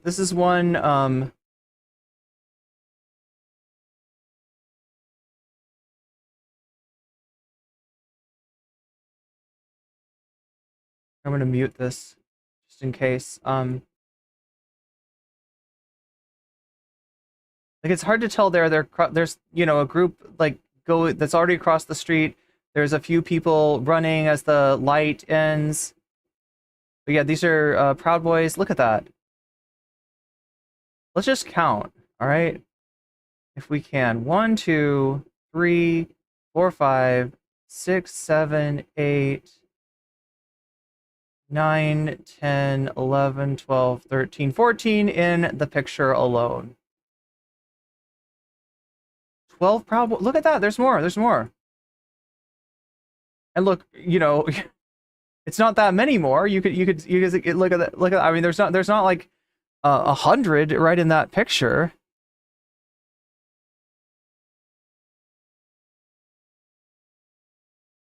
But yeah, no, he's full of shit.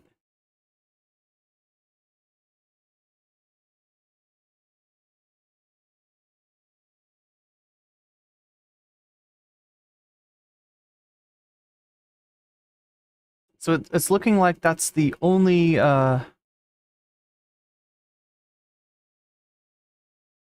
the only clip that I'm seeing here on Twitter. Oh, I hate Taylor Swift. Yeah, this was a great reaction.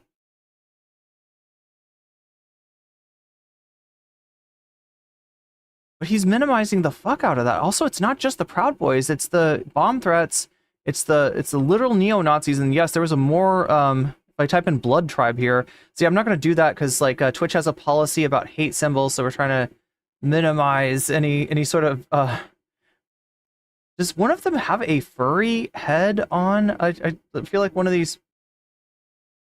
You see that? There's like a furry, like the head to a fursuit. It looks. I don't know. That's probably not really what it is, but it looks like a. Yeah, it looks like they're wearing a cat head. Anyway.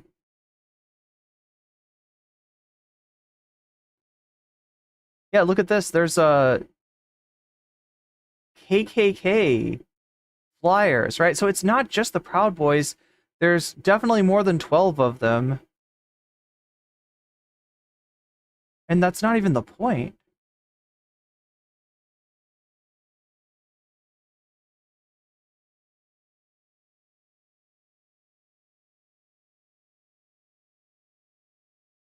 So yeah, like I said, a lot of people on the left are really saying that Dana ate here. A lot of the people on the right are saying that this is proof that she is biased. And I actually think that her pushback is a little like weaker than what I'd like to see. All right, not that I'm calling her out again. This isn't abnormal. This is just normal fucking mainstream journalist behavior. They always do this shit. But anyway, yeah, just to fact check him, there's not just 12 Proud Boys.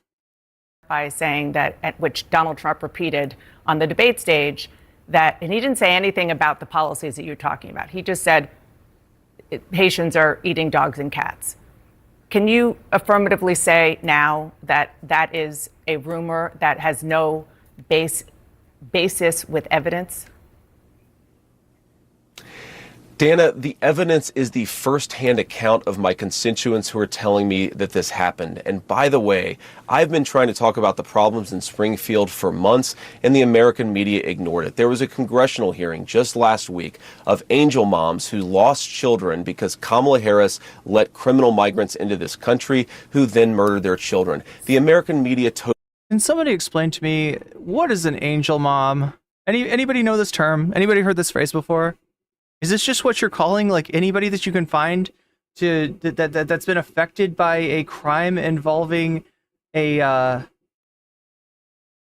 illegal or illegal immigrant? Is this what we're trying to do to try to stoke more hatred against these people? Totally ignored this stuff until Donald Trump and I started talking about cat memes. If I have to, But it wasn't just a meme, create stories so that the American. There we go. So a lot of the people that said that she did a good job, that's what they're talking about, right? If we have to create stories, then it's worth it to bring attention to all the, all the crime, all the bad stuff being done by Haitians in this country. We have to create stories, and a lot of people are taking that as an admission that he's lying. There's a few other things that he said too that sort of point to the fact that he knows that they're eating the dogs, they're eating the cats thing is just not true. Media actually, but it's worth it because the American media refuses to pay attention to the problems of our white Springfield residents wanting to deport the fucking Haitian migrants in there under temporary protected status that are fueling, the town's economy.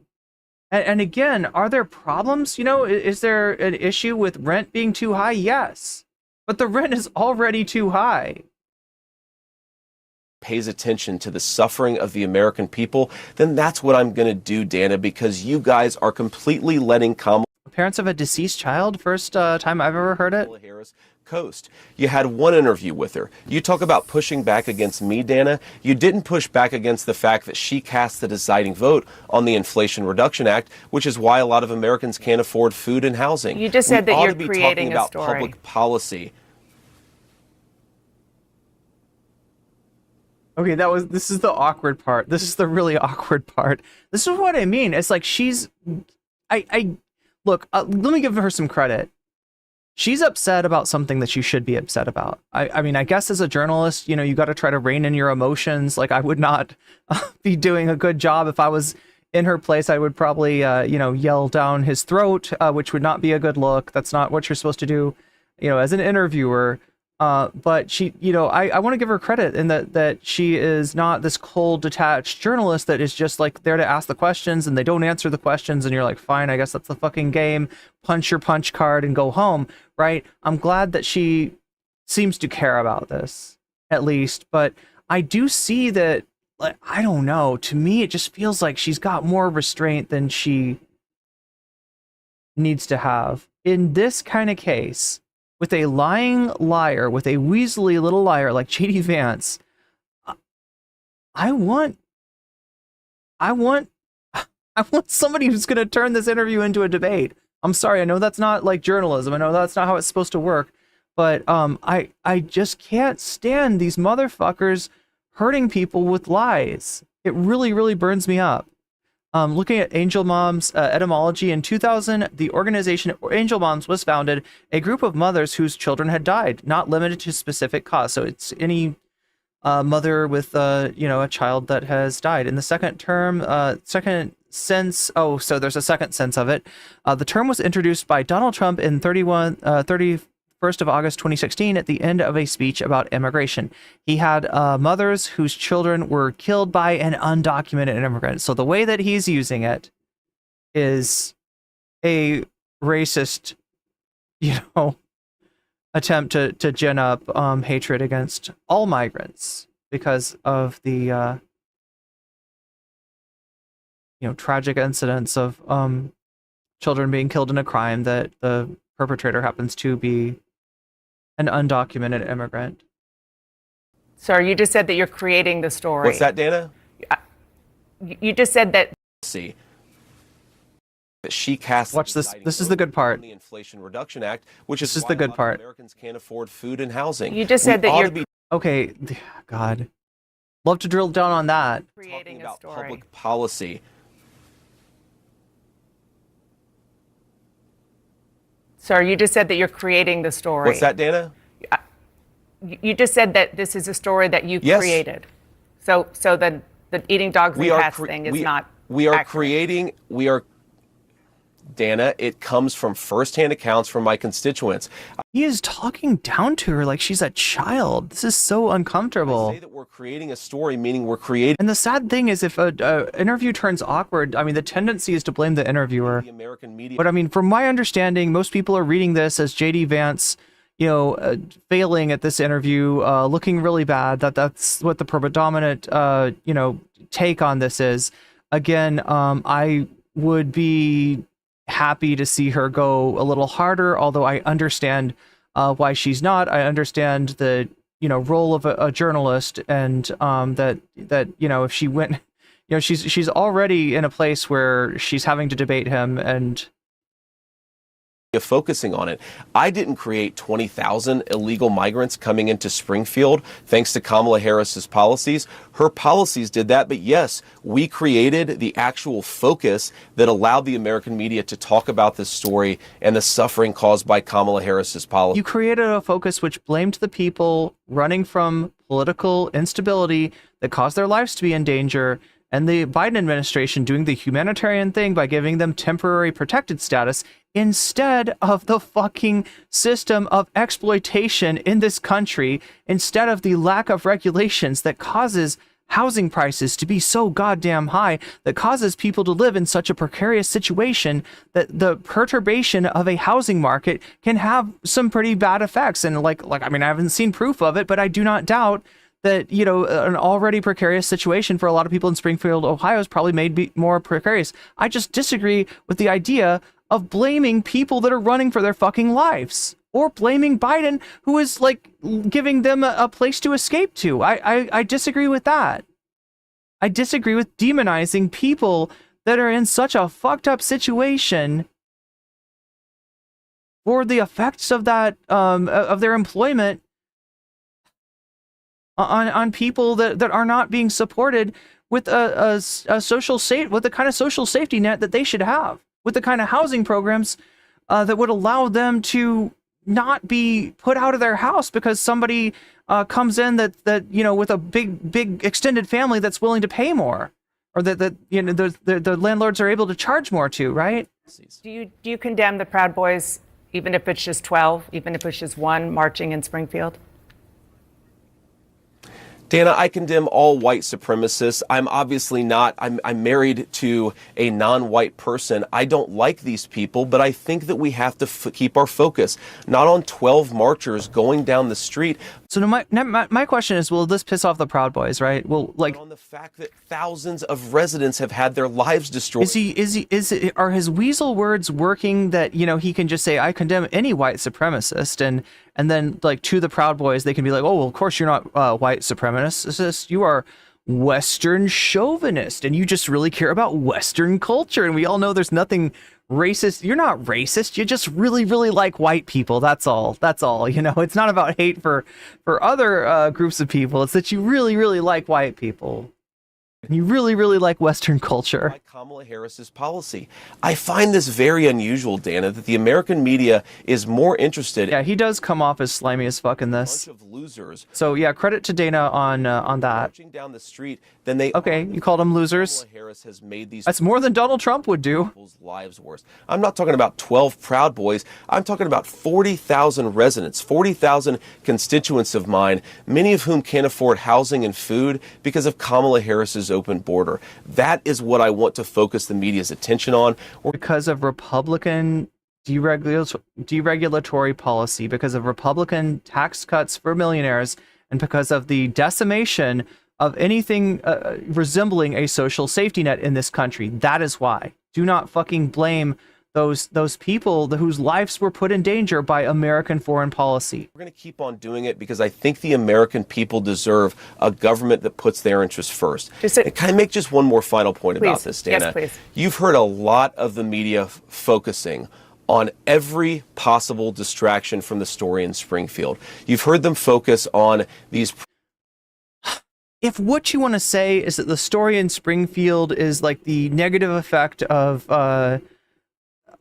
immigration on people in that town, then the cat and the dog lie would fall under that rubric of a distraction. You are the one who's making that distraction. You are the one that's creating stories in order to fucking, I don't know, demonize these people. Proud Boys marchers. You've heard just in this interview, Dana, the suggestion that because some psychopath is calling it a bomb threat, somehow we have to then ignore 40,000 Springfieldians That's not what who I are suggested. having their lives worsened by Kamala Harris's policies.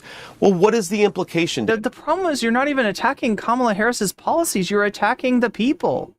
You're attacking the Haitian migrants living there. You are demonizing them in order to get at Kamala Harris. That's the problem. I actually love to have this conversation right now live on air. Right. What is the implication when you say... It's a weird thing to say. You are having this conversation. You calling out these problems has caused a bomb threat. You accused me of causing a bomb threat. Doesn't that mean you should shut up about the residents of Springfield? Don't you realize you're engaged in basic propaganda to silence the concerns of American citizens? I was quoting. You did not bring up the situation of the people in Springfield. You brought up lies about they're eating the cats, they're eating the dogs, they're eating the geese in the park. I was quoting the actual mayor. You basically all but called them savages, dangerous fucking savages, and somebody should do something about these dangerous savages, so... And then somebody calls in a bomb threat. Somebody answers that call and says, okay, I will do something. Springfield, Ohio, begging he said after... Oh, we do have that too. Yeah, we have we'll watch that, then we'll go to Crystal Ball and Saga talking about this, then we'll go to see what Kyle Kulinski has to say about this. This is JD Vance after, ends up attacking Crystal Ball. Kyle Kulinski, I believe, had something to say about that. And then we will go to Tyler and Sunday Chat. I apologize for being so angry about this issue, but this kind of injustice is the shit that just burns me the fuck up. It pisses me off. Like, I hate to see somebody, putting people that left their fucking country because their lives were in danger, putting their lives in danger once again. I fucking hate to see it. The bomb threats. And yes, I do blame JD Vance for that. Begging federal officials, to please stop putting negative attention on his city. And I'm not talking about the policies. I'm not talking about the very real challenges that Springfield has. I'm talking about baseless rumors about Haitians eating dogs and cats. And that, after that was said on a debate stage. So yeah, all she did is come back to this. All she did is come back to the initial question that he weaseled out of. That is when these bomb threats started. And that is a fact. Senator, I just want to move on. I have two other quick issues separate from this that I want to talk to you about. Dana, go ahead. Again, please go ahead. I think this is actually an important conversation. Okay. Look, the Springfield mayor, he's dealing with a lot of terrible things. I certainly sympathize with the guy, and we're going to try to help him out. But he did not accuse me of inciting a bomb threat. He just didn't. And if we're going to take the firsthand accounts of people who are on the ground in Springfield, why don't you bring on some of the people on your program who say that the migrants are eating their pets? You're asking her to play Tyler Oliveira? You remember what Tyler Oliveira did?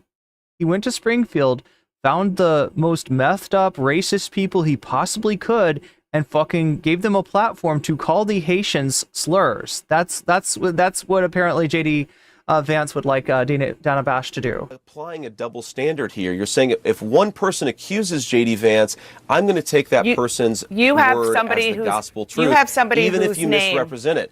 If you have another person who's saying they're eating the cats, you're going to completely ignore them, attack them, silence them, and harass them. That double standard is why that people don't trust the media and why we're not talking about public policy 51 days out from a presidential election. Okay, if you have somebody you want to tell us about who has proof that somebody ate their cat, of course we want to hear that. We certainly have had no evidence that that is actually something. The sad thing is, like, even if that happened, like placing the blame on a whole group of people for like one person. Now there was somebody who ate a cat. Let me just be clear about that to anybody in my shorts chat, right, who might be like right now coping and seething that I'm suppressing the truth. Yes, in Canton, Ohio, hundreds of miles away from Springfield, a U.S. citizen, not a Haitian under temporary protected status, not a Haitian at all,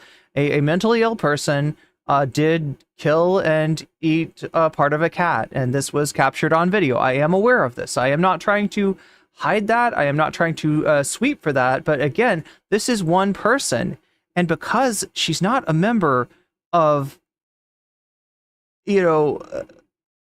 a group that's being currently demonized to the extent that I guess they're illegal immigrants, quote unquote, or in this case, legal immigrants are being. Nobody was like, "Yo, you got to watch out for American citizens. They're eating the cats. They're eating the dogs. They're really dangerous. We should do something about them. We should deport the American citizens." Did you know that an American citizen ate a cat? Ate part of a cat? That's fucking sick. Let's get these people out of here. Yeah, no, we can't afford to have it. Nobody's going to do that, right? Because this isn't a group being demonized. That's the difference. That's the difference, right? We don't even think about it. Nobody even considers that of like, well, geez, people from Ohio, well, some people maybe put it on Ohio. Ohio's got a bit of a reputation, if you don't know. Ohio is the Florida of the North. Something that happened. And I just want to say, I have not Midwest accused you of anything. I am quoting the mayor who said, what do you think? Maybe Idaho is the Florida of the North? After these bomb threats. I feel like Idaho doesn't get enough like negative attention. Just kidding. Federal politicians are negatively. Sorry, Idaho. Our city. I'm just teasing. They need to know they are hurting our city. It was their words that did it. Okay, that I'm quoting him, and it seems to be a Dana, cause and effect. Roll the tape. You just accused me of inciting a bomb threat. Watch out for American citizens eating people's faces. I heard about that, Blue Skadoo. No evidence of this. I condemn violence and threats of violence. I'm glad. We should be. JD ate a bear. I think you're thinking of RFK Jr., but I wouldn't blame you for mixing those two up. Arizona is the Florida of the Southwest. I don't doubt it. Able to do that and also still talk about what's going on. Idaho is 100% the Florida of the North. Look, I'm not attacking everywhere. There's good people. There's good people in Idaho. On in Springfield. I'm glad to hear there's also white separatists in Idaho. But that is very important. We had a lot of other issues to get to, but we sure do. We have a lot of other issues. Let's take a quick look at what the mayor of Springfield had to say. JD Vance repeat his claims about Haitian. God, Dana Vaush is just on a roll here. In Springfield, Ohio. I want to go live now to Springfield. Chad Dana Vaush. And talk to the mayor. Rob Rue, thank you so much for being here. I really appreciate it. We'll put this a little faster. We have a lot to get to, but I want to know, first of all, about what's going on at this time. Your schools, city buildings have been facing threats. The local college had to cancel events today. The immigrant community has been facing a lot of attacks. I want to just ask about how things are going broadly in Springfield right now. Well, Dave, thanks for having me on. It's just obviously a very difficult time. We have been shined under a spotlight that is so bright that it's hard to see some of the things that we actually need to be focusing on, and that's been difficult for sure. But we're concerned about the security in our community, and we're focused on that right now. And when you say you're concerned about the security in your community and focus on that, can you elaborate about what security threats? I mean, we know about some of the bomb threats at schools, hospitals, colleges. Is there anything else that you want to share? We've had 3 consecutive days of threats, not to myself personally and our family, but as well as the other commissioners and some other officials. So it's, like I said, definitely a high stress time that is just really difficult to handle right now. Yeah, to be honest. I'm sure. What are the nature of the threats? Extremely negative and harmful and just extremely disruptive. And is it specific to the allegations without evidence of eating cats and dogs? Is it more broadly about the Haitian immigrants? Can you be a little bit more specific? Yeah, so the reason that the eating the cats and dogs is leading is because it's viral. It's viral because it appeals to people's emotions. The emotions that are being appealed to are emotions of hate and disgust, are emotions of looking at other human beings as being less than human, right? That it casts, Haitian people as being, savages. It's a very old racist trope that has been responsible for a lot of death and misery and pain and suffering. Well, I think I think just because everything is stirred up so much, people are responding according to their own way they respond, and a lot of it's unhealthy. There's real concerns with what we're dealing with here prior to this whole spotlight that's happened. Wait, Tyler Oliveira's girlfriend left him for what? Doing the exploitative YouTube journalism shit? We won't deny that. There's been infrastructure strain. There has been, it's just been overwhelming at times, but we're trying as a community to lead well through this and put our arms around the situation. But what has happened in the last 3 days has caused a more significant strain on our community. I want you to listen again to part of what JD Vance told me this morning. My constituents have brought approximately a dozen separate concerns to me. 10 of them are verifiable and confirmable, and a couple of them I talk about because my constituents are telling me firsthand that they're seeing these things. Mayor Rue, they're your constituents as well, and you live in the community. Do you have any confirmed reports of Haitian migrants eating dogs and cats in Springfield?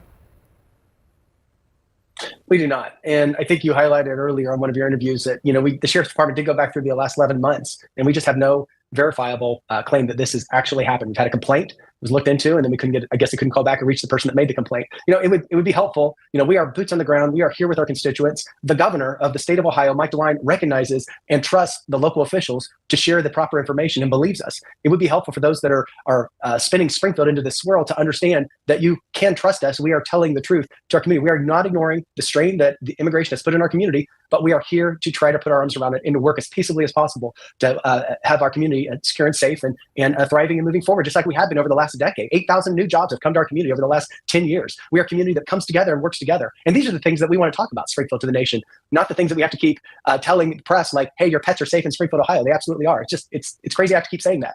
You said people keep spinning things that aren't true. It's crazy you have to keep saying that. And you said that Mike DeWine, the governor, has been very supportive not only of this program and of the Haitians in your community, because you said that a big part of the reason they're there is because there are jobs that employers need to fill. And Shadowfile says that. So the YouTube channel and for supporting Trump. I didn't know that.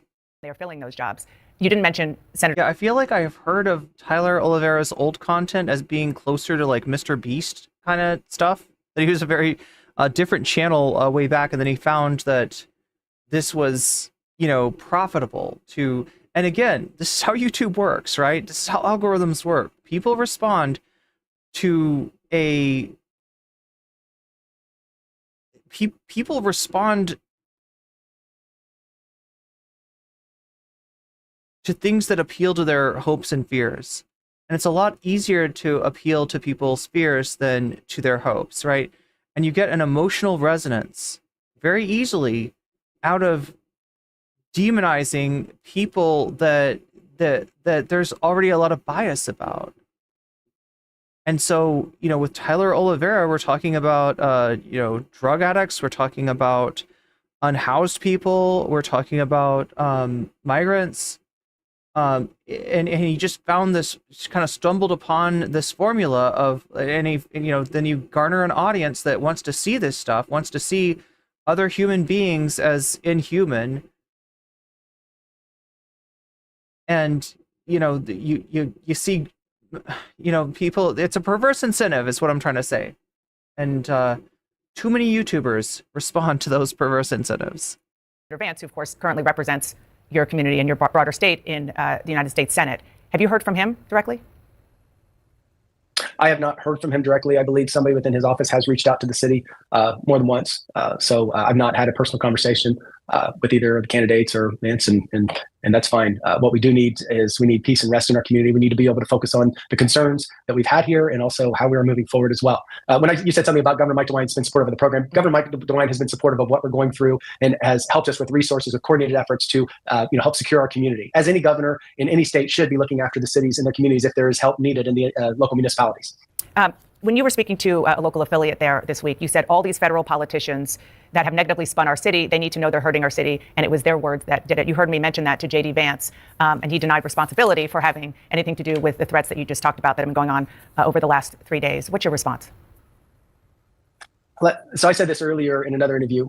It would be helpful if they understood the weight of their words and how they could harm a community like ours. Again, I say the light has been shined so brightly that it's caused people to not even see clearly. It's too bright. And so it'd be helpful to bring peace with the words that you're saying about communities like ours instead of unrest. We're listening to our constituents. We're not ignoring the problems.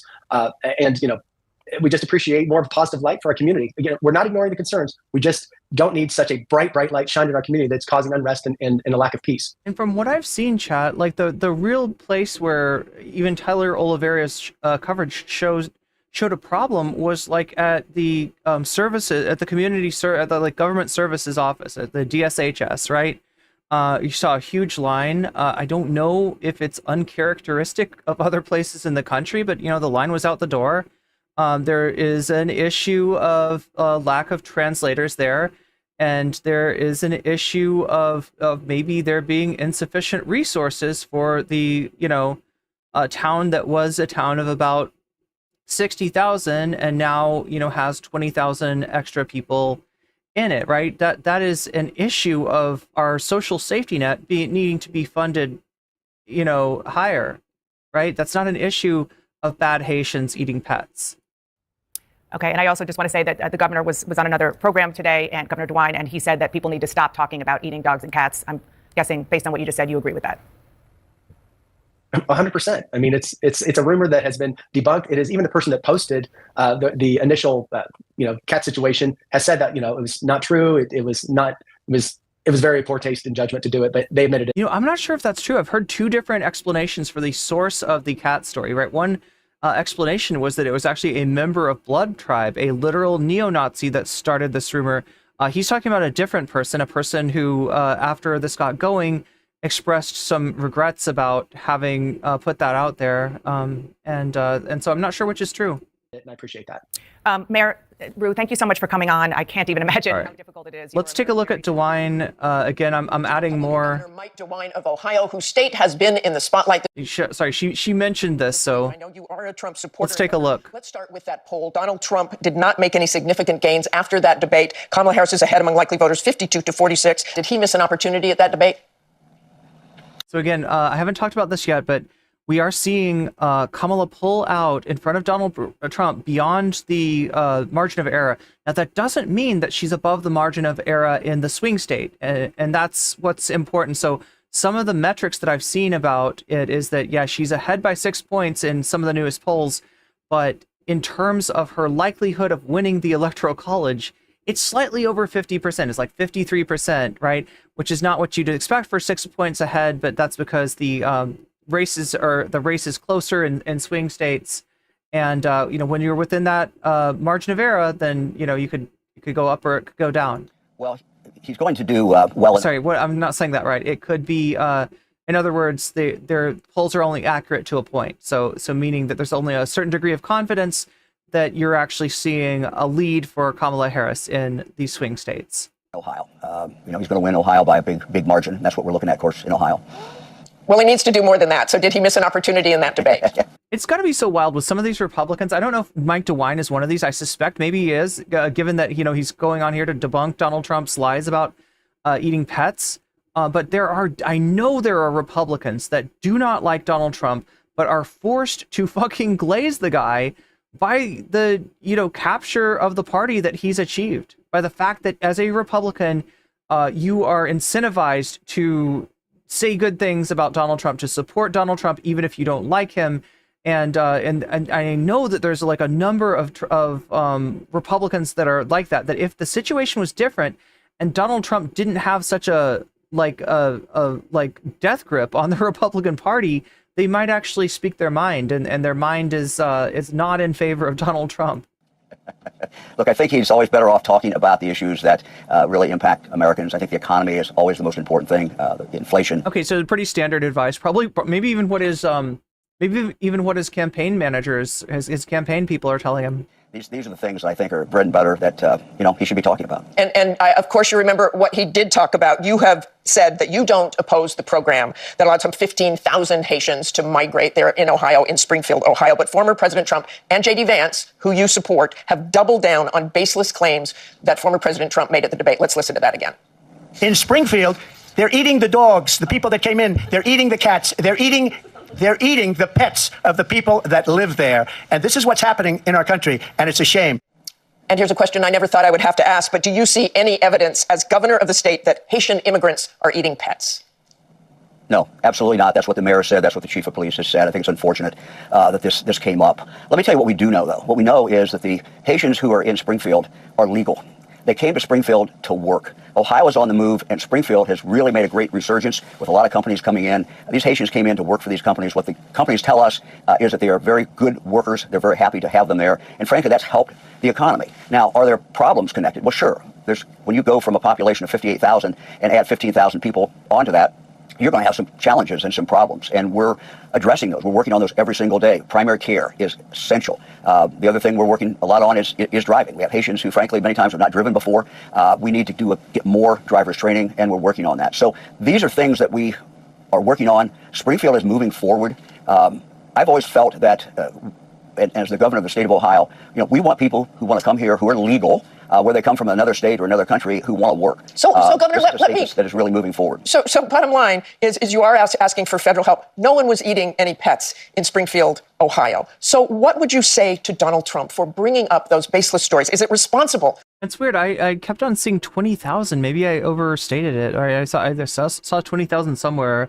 This graphic is showing 12 to 15,000. For a presidential candidate, the former president of the United States, to make those baseless claims. Look, there's a lot of garbage on the internet.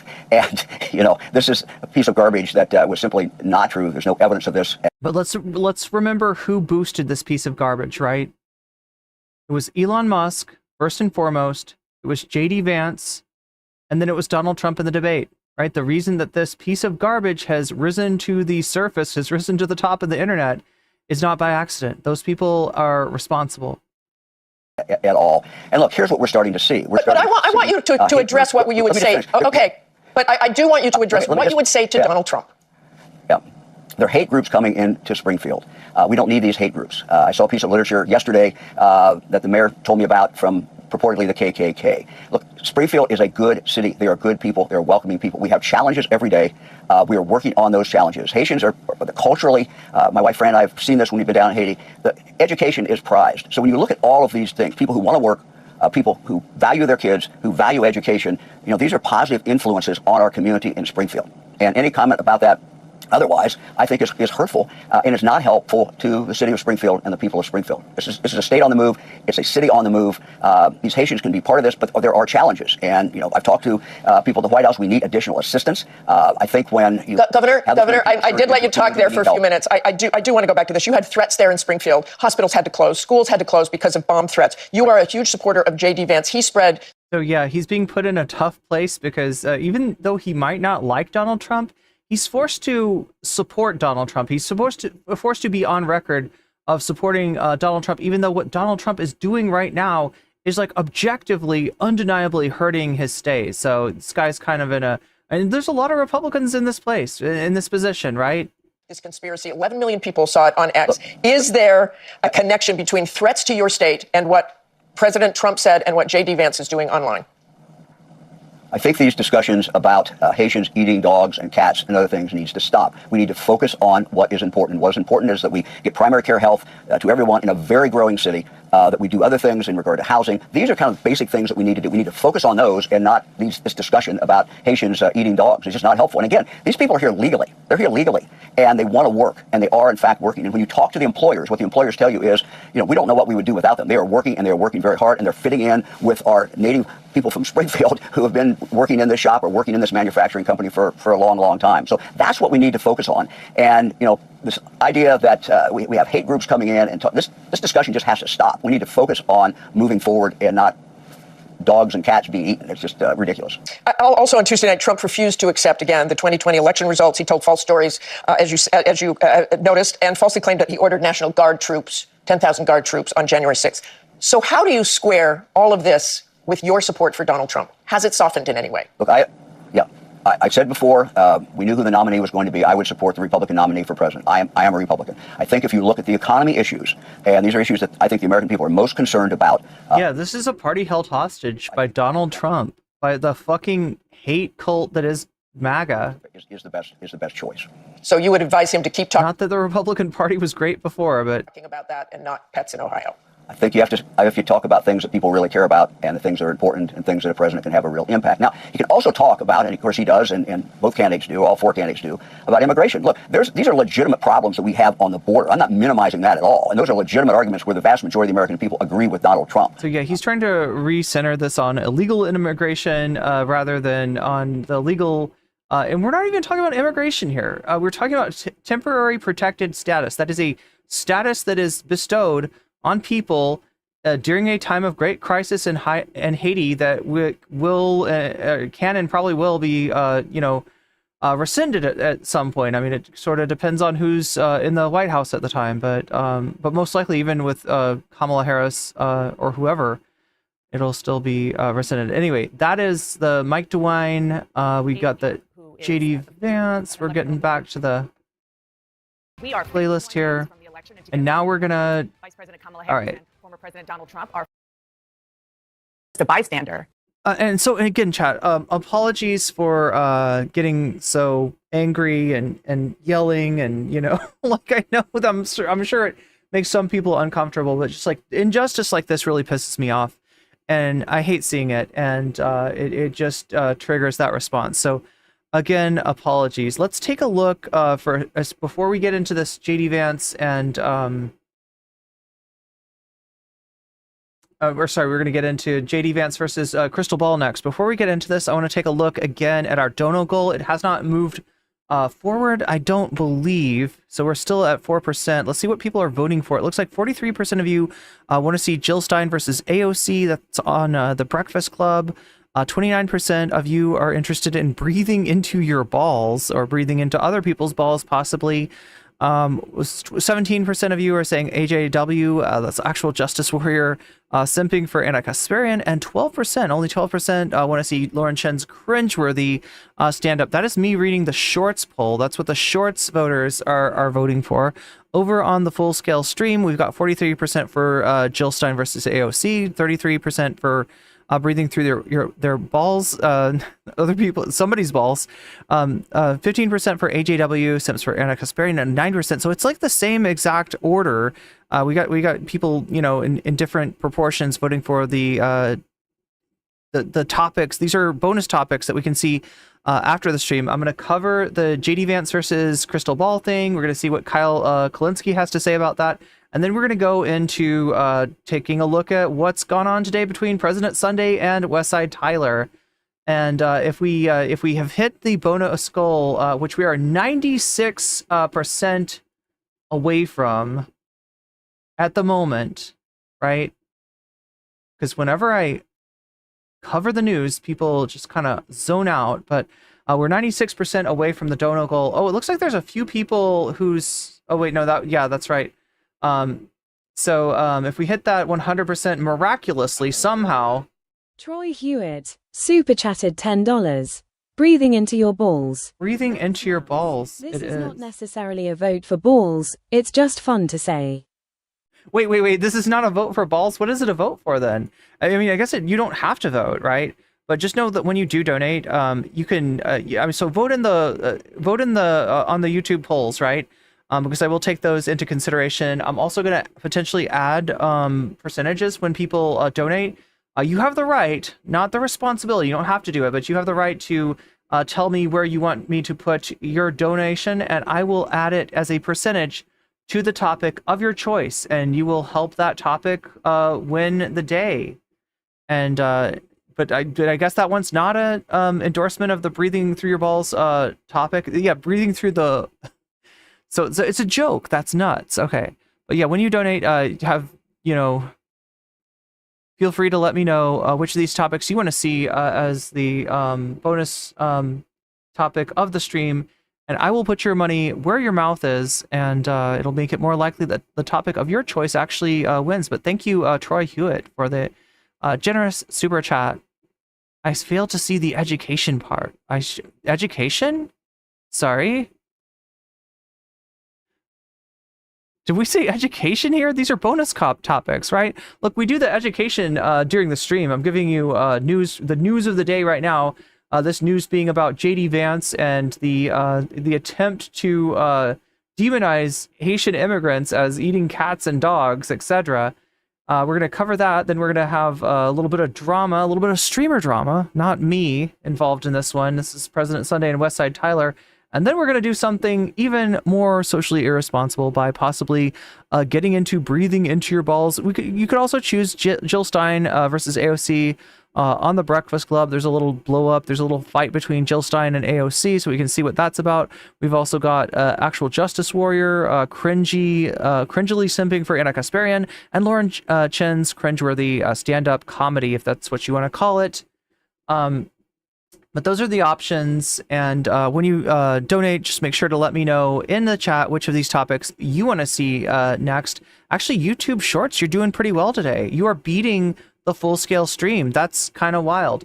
Let's take a look and see what's going on here between JD Vance and Crystal Ball, and I'll keep an eye on the poll as we go along. I'll keep an eye on the donations. And did we ever get Troy Vance? Did you ever say which one of these you want to see as which is your choice? You don't have to, but you can. You could also say what is the other option? The other option is saying Vox Populi. If you just want the poll to be the thing that counts, and you want to like de-emphasize the bonus that comes from.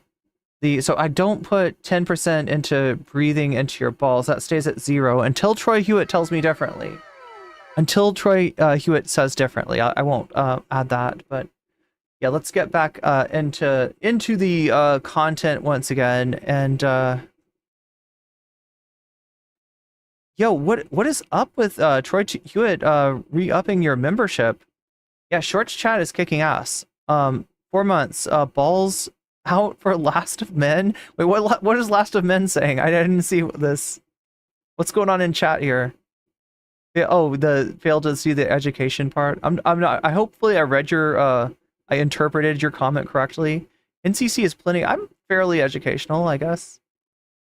You were getting a free education. Yeah, I probably misunderstood what you were saying. Apologies, Last of Men. I didn't mean to mischaracterize what you're saying, but that does bring the dono goal, or the bonus content, up to 17%. We're almost at 20%. I mean, it could happen tonight. I don't know, chat. We'll see. We'll see if it happens. Well, let's get back to this Crystal Ball versus. Let's see what Crystal Ball versus JD Vance is all about, and then we'll see what's going on with Tyler and Sunday today. You're the senator from Ohio, so instead of saying things that are wrong and actually causing the hospitals, the schools, the government buildings to be evacuated because of bomb threats, because of the cats and dogs thing. But I want to start with something you said, which I think is frankly disgusting and is more appropriate for a Democratic propagandist than it is for an American journalist. There is nothing that I have said that has led to threats against these hospitals. These hospitals, the bomb. I know chat doesn't want me to bitch about audio, but I want to bitch about audio. Breaking points, fix your audio. Threats and so forth. You're over compressing this shit. Disgusting. The violence is disgusting. We condemn it. We condemn all violence. Or it might be a limiter. I don't know. Is there something really wrong with your audio? after you and But to President say, Trump were Dana, on the to debate say- stage said Dana, that cats and dogs you were asked, being you eaten. asked a question, And Dana, and after I'm going to that- go ahead and answer it. but What after we that, said, they were- if I have to, But it if I wasn't have just a to meme, create stories so that the American media actually pays attention to the suffering of the American people, then that's what I'm going to do, Dana. If I have to create stories, he says, to get people to pay attention to this, then that's what I'm going to do. It seems like a pretty extraordinary admission. It's Zed. Yeah, and I think if you watch the rest of the clip and what he's talking about, basically he substantiates that by saying that he has had constituents call in saying they've heard rumors about other people's pets, being taken, so on and so forth. So, we would use those calls to create the story to draw attention to this legitimate issue. I mean, the problem with that is, you're a U.S. senator, right? You're not someone trolling Facebook for rumors. You're not taking information that hasn't been substantiated by anyone, whether it be a reporter, whether it be police or local officials or even local NGO. You have to be responsible with that. Yeah, I swear it's like sticking my head in a tin can every time I listen to Breaking Points' audio. How you respond to those things, right? And Oh well, it's not as bad as Riley Grace Rochong. is not one person in that town has stepped forward and said my dog or my cat was eaten by somebody.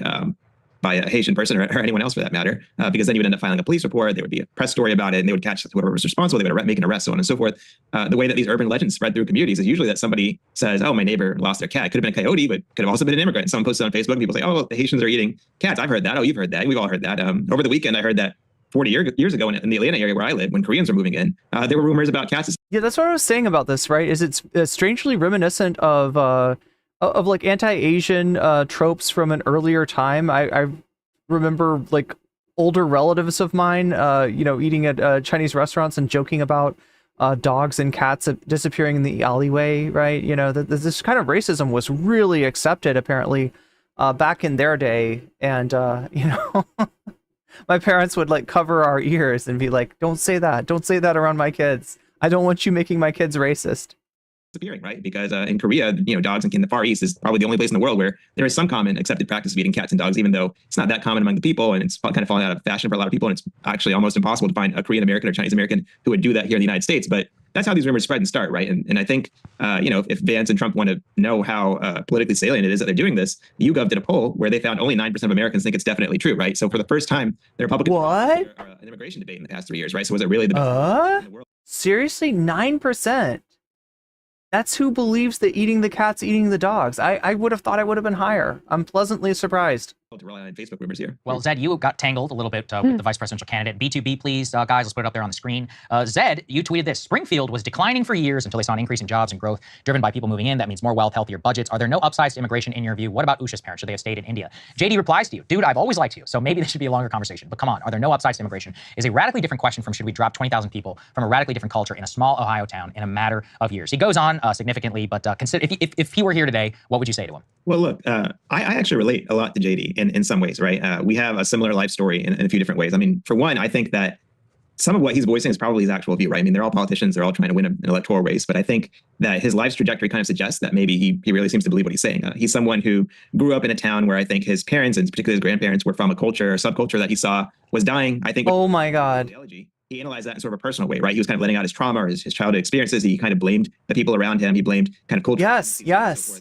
Out of the system, I think over the next few years after that, he started to look at it in a more sociological way, right? He said, well, why were these people engaged in these counterproductive, habits and cultures? Maybe, there's these larger problems with globalization, with job flight, with the. So yeah, that's the wild thing. He gets credit for hillbilly elegy as if it's some kind of I don't know, like it's if it's some kind of like love letter to Appalachian culture instead of what it actually is, which is demonizing in a much of a lesser way than this kind of stuff, right? But it is. He talks about like the Mountain Dew mouth that is a lot of people had bad teeth in the area, and sort of blames it on, well, yeah, it's because they drank Mountain Dew, it's because they drank sodas, it's their own fault, right? It's their own behavior, right? They need to live better, instead of like really looking at into it and saying, this is a lack of access to medical care, in specifics, and specifically a lack of access to dental care. Drugs and counterproductive materials and yeah, the meth thing too. I mean, that would be another. I think he started to make more of a political analysis about it, where he sees himself as representing those people in part. Yeah, like blaming, so his book, if you read it, there is a lot of blame that seems to be directed at people in the Appalachian region for doing things like meth, right? That will also negatively impact, somebody's teeth. But, the blaming the people in the area for that, right? And implying that, well, they just need to like pull themselves up by their bootstraps rather than looking at how Appalachia has been the subject of a lot of economic deprivation and maybe insufficient social programs that would have helped with stuff like that. I mean, that's the flavor of Appalachia, of hillbilly elegy, right? A lot of people, especially liberals, right? This is the whole thing that people don't understand about JD Vance. When he came out as a, when he first started running for president, he was a Republican, but he was a never Trump Republican. He was a very centrist, liberal Republican, and he would come on NPR. He was beloved by liberals for telling these sort of stories about Appalachia that sort of amount to something similar, I guess, to Tyler Oliveira. This being exploitation or kind of misery tourism. Something that liberals will read and be like, gosh, I'm glad that I didn't grow up like that, rather than understanding the people in the area, understanding the situation there, and having some compassion, right? So yeah, it's not a positive thing, and definitely doesn't connect him to the areas as much as it's him exploiting the area and implying that he is great for having risen above his humble beginnings, right? That's an insult to everybody that you supposedly grew up with. Now, in reality, and I've told you this before, JD Vance didn't exactly grow up in Appalachia. JD Vance grew up in, suburban Ohio, and he it's a lot of stolen valor, or as I like to call it, stolen holler. If you know the Appalachian reference there of somebody that only had sort of cursory experiences in Appalachia. What he did is, he moved back from the Bay Area. He had gone to Yale Law School, made money out on the West Coast. He moved back to Ohio. And oh, thank you. Narwhal by Nature says poverty porn. Yeah, that's what I was going for. I tried to say I need to represent those people. I need to be a voice for them. And look, I mean, it's not that similar of a story for me in many ways. I was born and raised outside of Atlanta. I went to DC for a long time. Eventually, I felt the calling to come home, and so I came back here, a couple of years ago. And a lot of people I grew up around were white folks and a little bit poor and working class places like Mableton, where I was born. And, a lot of them flew the rebel flag, right? But also my parents were immigrants. So, I knew Indians and Nigerians and Mexicans and people from all kinds of backgrounds growing up. And, you could say those are different groups of people. But there's something all those groups share in common. And I want JD to hear this, is that Luce Cadu says the Appalachian people were purposefully undereducated and underserved to force them into cheap mine and factory work. True. Yeah. Exploited. People look down upon. Absolutely. Say, they're poor, they're uneducated, they're backwards, they follow weird customs, cultures, traditions, and religions. They're always going to be in that station. But everyone I knew, from white folks flying the Confederate flag to African Americans to all these migrants and immigrants who were coming into the area, all of them were working to try to improve themselves and better their families, right? And I think when JD makes arguments about housing prices or about logistical issues, traffic, healthcare costs, so on and so forth, those are all fair things to say about the growing pains of immigration. I mean, those happen in every circumstance where large numbers of people. Well, the whole thing of the association with poverty, between poverty and flying the Confederate flag, as if it somehow excuses the neo-Confederate vibes, right? I find kind of troubling, right? Not everybody who grew up in those conditions is racist. That being said, improving people's material conditions, Democrats doing what Democrats used to do in the New Deal era would actually maybe alleviate some of that, would make that kind of stuff less appealing, right? So, you don't need to sort of cut people, a break for endorsing racism, but you also have to understand that you can lessen the effect, lessen the appeal of stuff like that by actually doing what Democrats used to do. Now, that being said, I don't think it's sufficient, right? If you look at I always talk about this, you go back to the New Deal era, I think a mistake was made by thinking that you could reform your way into an equitable, into a fair situation, which isn't really focused on fairness as much as it's focused on sufficiency, right? Those social safety nets that were put in place were put in place not to bring about equity, but to bring about sufficiency, and you still maintain the practice of accumulation, of capitalist accumulation, with those kind of regiments, with that kind of Keynesian economics, albeit at a lower level. But what working people actually need is leverage. What working people actually need is power, and that comes from something a little bit stronger than the Democratic Party or Nordic democratic socialism or anything like that. It's happening in Metro Atlanta and in Cobb County right now, where I grew up. I mean, those are largely not even immigrants from the rest of the world. They're from the rest of the country, though. And we're having issues with transit, with traffic, with infrastructure, so on and so forth. Those are all fair points to make. But I think when he starts making it a cultural argument, you know, I think in some of his tweets, he talked about how people are from a very different culture, right? And I think that you know, allays into what he's talking about with the animals and the pets. You know, it's kind of suggesting that these are kind of like an alien group of folks. They're not compatible with us here in the United States, that they somehow have some kind of inferior or backwards attitude. And look, that's JD, that's exactly how people talk about your ancestors, about Scots Irish, right? Like, where's the term cracker come from in the US context? You know, it was a term used to derogate poor people, Scots Irish, largely in the South, who were seen as just following alien customs. They were ill-tempered. They were quick to fight with each other. They were very backwards, and they could never make anything of themselves. Of course, you know that's wrong, JD, because you're a U.S. senator now. You went to Yale Law School, but when you were growing up, I'm sure plenty of people looked down upon you, and they said that you're just, you know, you're white trash, you're backwards, your family's all messed up. They could list a million different ways of things that they were wrong, but you knew that you were worth more than that, right? And I think that's a lot of what I would say about these people. They're, you know, you can't judge them, I think, in this way that kind of makes them in this category where they're never going to make anything of themselves, because the reality is, look, Haitians have been in the U.S. in large numbers since probably the 1960s. There's like 500,000 Haitian Americans in Florida, right? And I don't think Florida Republicans are going to be quick to demonize those people, because it would be politically toxic for them to do so. And I don't think it's going to be any different from these people moving into Springfield, right? Springfield was losing population for a number of years, right? You know, I went to grad school up in Syracuse. I was there for 12 months to do my master's.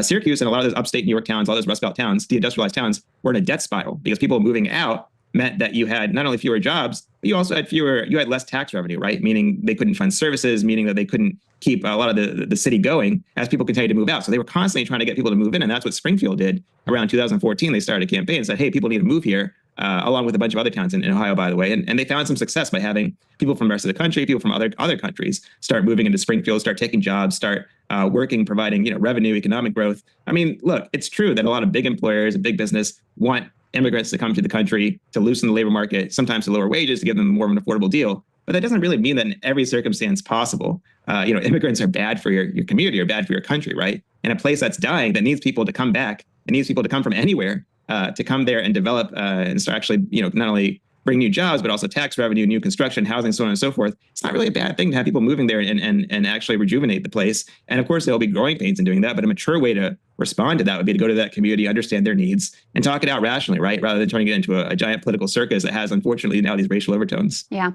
Zed, your response was very compelling and also very diplomatic. But not as compelling as the top of the hour ad break. That's extremely compelling, because you know that when it gets around the top of the hour, that it is put up or shut up time. And that is put up a sub or shut up and watch 3 minutes of ads that are unskippable, right? They are skippable, though, possibly, right? In ways that you might not even know.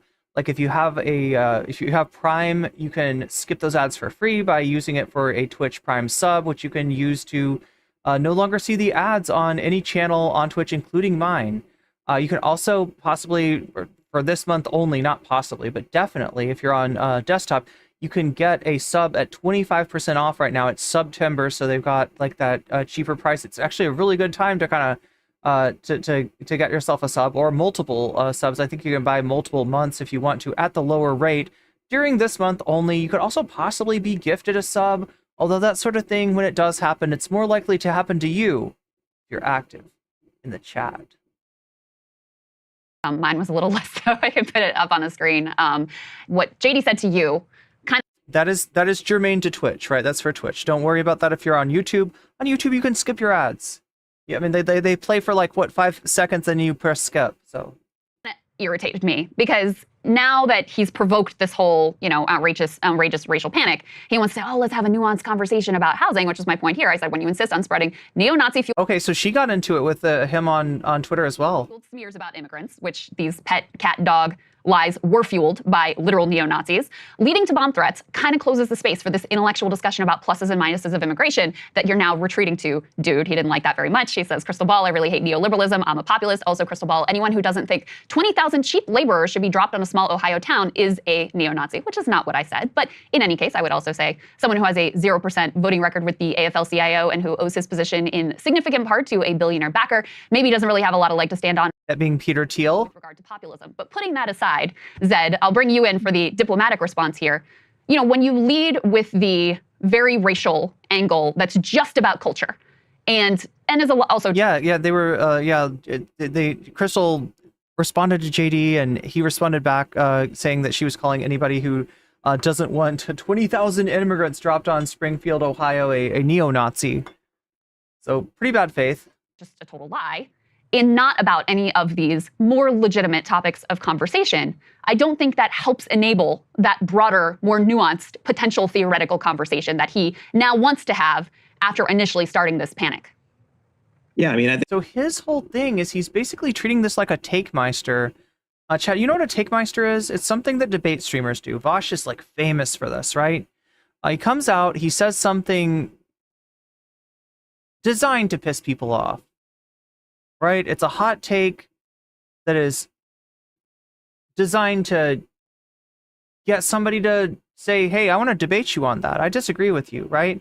And then Vaush pulls you into Discord, brings you into the debate, and then he kind of weasels out of what he initially said, right? He's used language in a very specific way so that he's able to kind of like take that language and redefine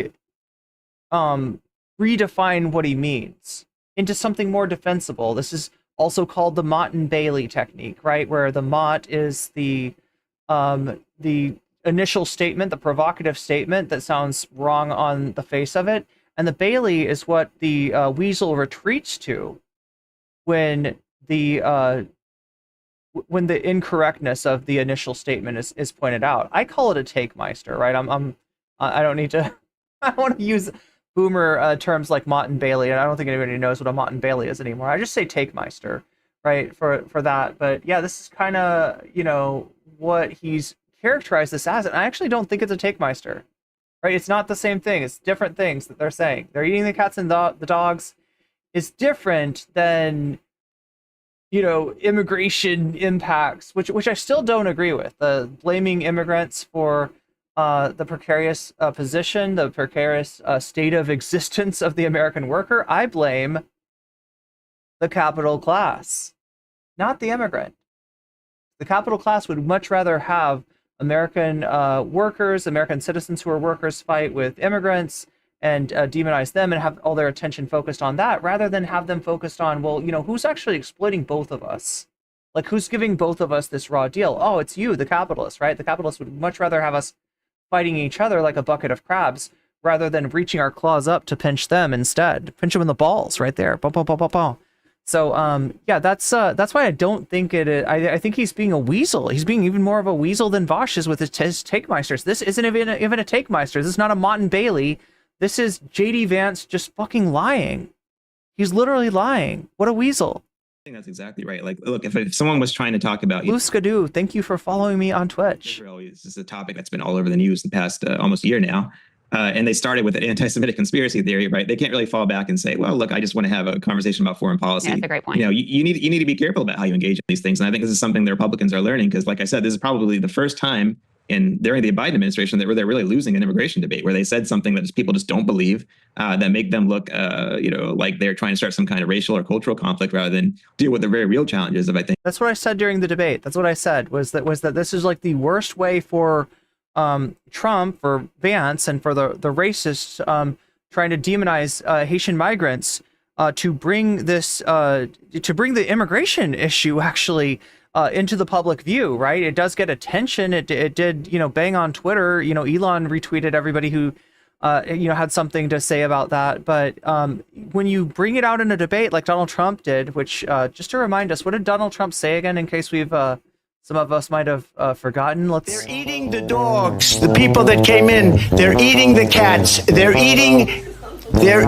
the pets of the people that live there. And this is what's happening in our country. They're eating the dogs, the people that came in. They're eating the cats. They're eating the pets of the people that live there. And this is what's happening in our country. Yeah, I mean, it will never stop being a banger. I think, increasing levels of immigration. And at the same time, I want to say something about, he questioned your posture as a populist. I mean, the reality is that the history of populism in the United States, and to some extent elsewhere, but I know more about the United States, is that when we develop these kind of us versus them frames, immigration and race and culture does get drawn into that at times, right? So like I'm reading this book about Tom Watson. Mm-hmm. Tom Watson was this great, Georgia populist, right? And the first half of his life, he was fighting against convict leasing, which was like 90% black in Georgia, which is like slavery by another name, used by many of the richest and wealthiest politicians in Georgia to undercut wages and also just to expose prisoners to brutal conditions. I mean, far worse than prison labor today. I mean, it basically was slavery. But in the second half of his life, he became basically an outright white nationalist, right? And he was against African Americans and so on and so forth. I mean, this is a guy who went from organizing bands of men to protect blacks from lynching to advocating for those very same things in the second half of his life. And like that was all part of the populist tradition in Georgia, right? You could mobilize people against the landed gentry and like the big farms and being agrarian populist, but also you could say, hey, we have a white interest against black folks, against Jews, Catholics, so on and so forth. And I think, Vance needs to consider that trajectory for his own life, right? Does he want to fall into that kind of dark side of populism? Does he want to be... Okay, I gotta be honest, they're giving him way too much credit. They're giving him way too much credit. Yo, bro is like running with Donald Trump, a guy that he once said that he was worried might be an American Hitler, right? The dude has already gone over to the dark side. This is like I don't know if Anakin realizes throwing in his lot with Emperor Palpatine might actually not be in his interest overall, right? This might be like this isn't really this wasn't how you were brought up, Anakin. Remember what you learned from Ben Kenobi and Qui-Gon, right? It's just like, no, dude, he's fucking Darth Vader. Come on, realize it before he chops you down with his lightsaber. He's not a good guy. I mean, questioning illegal immigration, talking about border security, all those things are valid. And that's always going to be a case. It's always been the case in American politics that those things are hot button topics. Republican Party in particular has always been very active in talking about them. But when it comes to actually suggesting that, this latest wave of immigrants, whoever coming to the United States, in the case of the Haitians, they are legal. They have legal status under TPS, that they're somehow incompatible with our values, with our culture. At that point, you're kind of chopping up people who are just trying to work and get by and pitting them against each other, right? And, you want to talk about big employers and what they do to Wow, great minds think alike. Said undercut wages and why they advocate for looser immigration. That's all fair and good. But once we start, having a conflict between people from varying ethnicities and ancestries and cultures, I mean, look, one of Donald Trump's worst moments on the debate stage is when he stood up there and said he didn't have a healthcare plan. He had a concept of a healthcare plan. Yeah. Somewhere in this country right now, a husband and wife are talking about how they can't afford, a life-saving procedure, or how they're facing bankruptcy and tears are streaming down their face. I mean, JD, spend a little bit of time talking to your boss about how he's going to address that problem. I mean, there's so many problems you can address in this country without pitting, the latest poor guy who arrived on our shores and just trying to make a business for himself and a life for himself and a family in Ohio, right, against another person who's also trying to do that, right? And that happens to be the case in Springfield. So Zed, let me push you a little bit, and let's think about this. Donald Trump passed the Tax Cuts and Jobs Act. He abandoned a lot of the so-called economic policy that he ran on, if he ever believed it in the first place, and he got 10 million more votes. And in fact, if you look at a lot of the political science research on immigration and others, some of the people who vote for him on immigration don't care about the economic concern. So maybe in an era, Crystal and I just had a massive debate on this, maybe in an era of rapid demographic change, the cultural argument is actually the one that resonates the most with people. So, I mean, you may think it's immoral or you may think it's wrong, but what... You may think I'm racist, or no, in this case, support, it doesn't even matter. Supporting racism, enabling fascism, right? You may think this is a very dark era of American history. You may think that this is some bullshit. Bro is literally making an argument for fascism. Do you want fascism? That's how you get it. Starts with demonizing the other. Starts with talking about the real Americans. We got to keep America for Americans. We got to do America first, right? It's so... What is your confidence that it is the political loser that you believe it to be? Look, I think it probably depends on where and when you're talking about, particularly in Europe. I think that there is and actually I'm going to write a story about this because there was a good paper on it. There is a representation gap between public officials and the general public. The general public does think immigration is happening too quickly. The pace of change is too rapid. And they tend to, I think most of their backlash is about culture. Eric Kaufman, who's a kind of a political scientist, a little bit conservative leaning, but very fair and honest, has said that in the survey work, that's what they find. It's not really about economics, not about logistics. It's about culture. People think their culture is being replaced or under attack and that it's dwindling compared to some kind of foreign culture, which they don't really like or understand. That's particularly the case in Europe. In the United States, some of the immigration backlash, probably most of the immigration backlash, honestly, is dealing with those factors. But I don't think it really shows up as a political winner overall. I don't think there's a ton of evidence that Americans believe that their culture overall is being overwhelmed or somehow subsumed or replaced by foreign cultures. Not just because there's a different nature in the nature of the countries, right? The United States is not founded on ethnicity. It's not founded on one religion or creed, really. It's founded more based on, there was a set of Northern Europe. Look, because of the inability of politicians to, face the truth of climate change with courage and actually do something about it, we are going to have massive displacement of people from the equatorial regions to the non-equatorial regions. So there's going to be immigration, right? The moment we're talking about Haiti, this is driven by political instability. Venezuela, this is driven by United States foreign policy in terms of Donald Trump increasing the sanctions on that country. You could there's a lot of other examples you could go to as well, right? But going forward, more and more, it's going to be things like the countries in the equatorial South are going to become more and more uninhabitable, and people are going to look for a place to go for a refuge. Now, why are they uninhabitable? Because of the policies of the countries in the northern hemisphere, mainly, right? The policies of the United States and Western Europe and China, etc., right? And so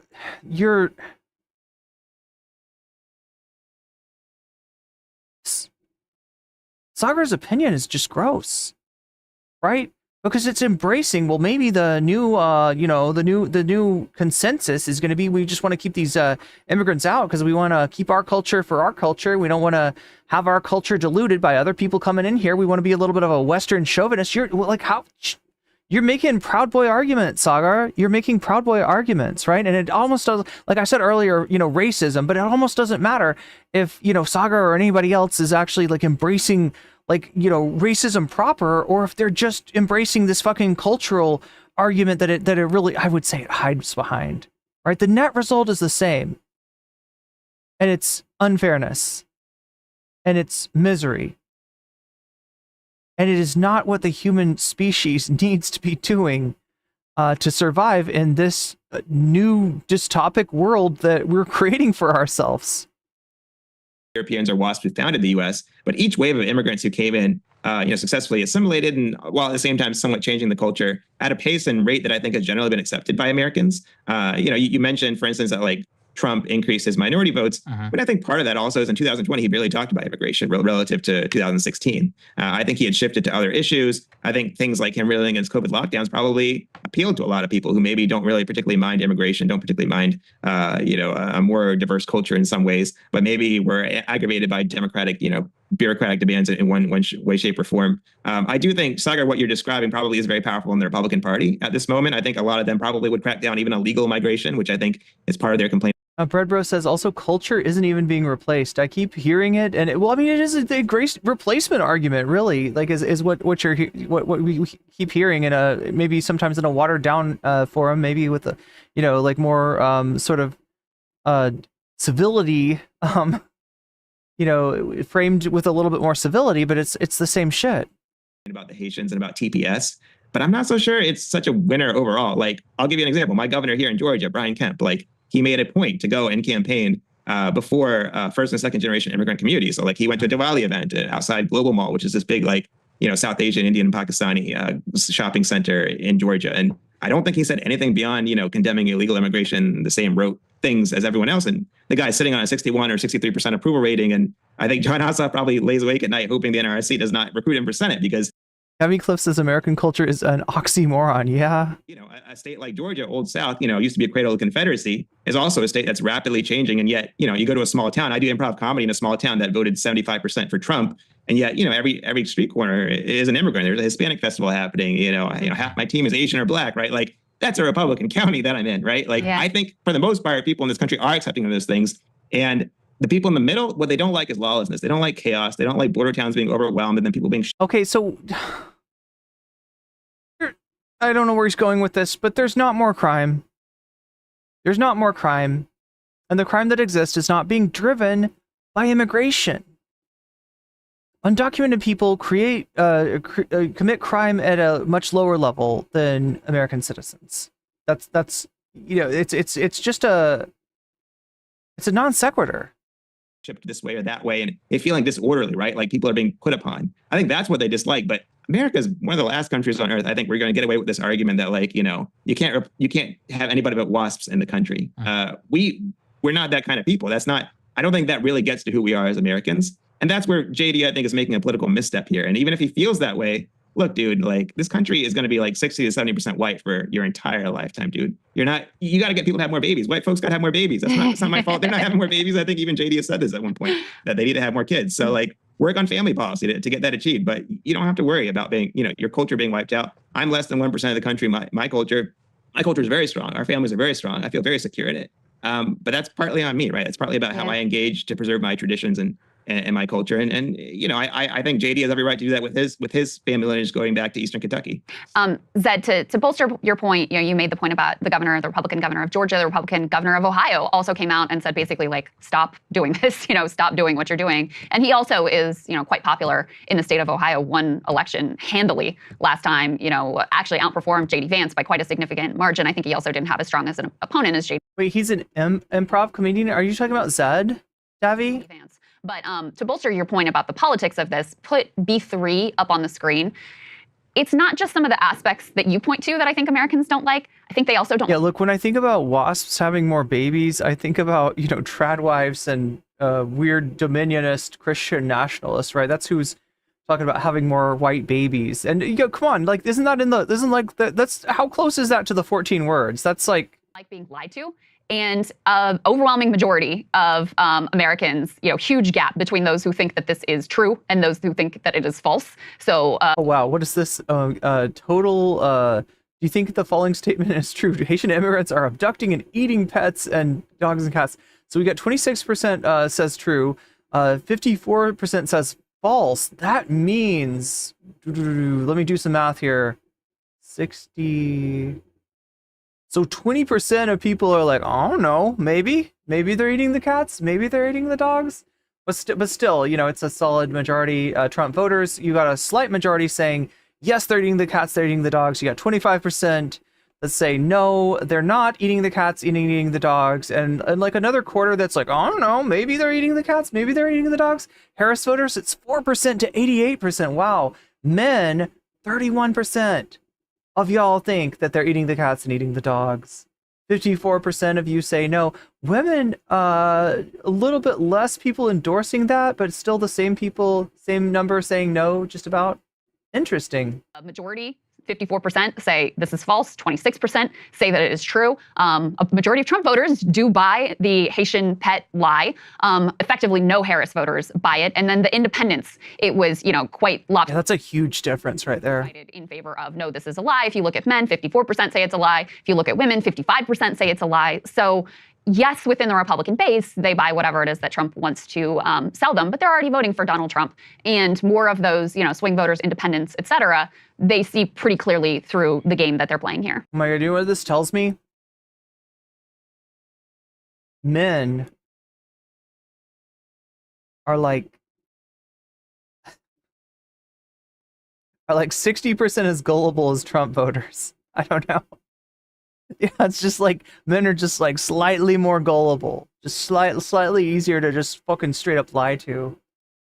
Yeah, and look, I think that I'm not someone who's saying that like any skepticism towards immigration, particularly when we're talking about the lawlessness that happens, you know, at the border with drugs and crime and guns and gangs and so on and so forth, it should be taboo. Obviously, it should not be taboo. And I think when you do the same polls of Americans about those issues, they're very concerned about it. And it's a perfectly legitimate thing for the Republicans to address and bring up that Biden has failed to handle a lot of that properly and create a more orderly immigration system. I think where they're like you said, I think where they're really kind of falling off is by creating this kind of cultural conflict between saying, you know, like, okay, I'll give you guys an example, like Douglas Murray, right? He's like this kind of posh right-wing British commentator.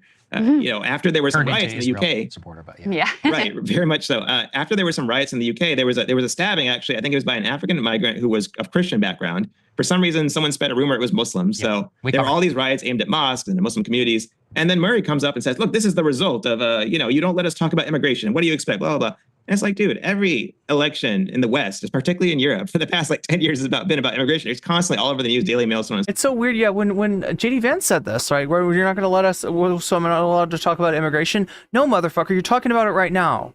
You're talking about it right now. Cops are not coming to your house You're not being sent to a gulag.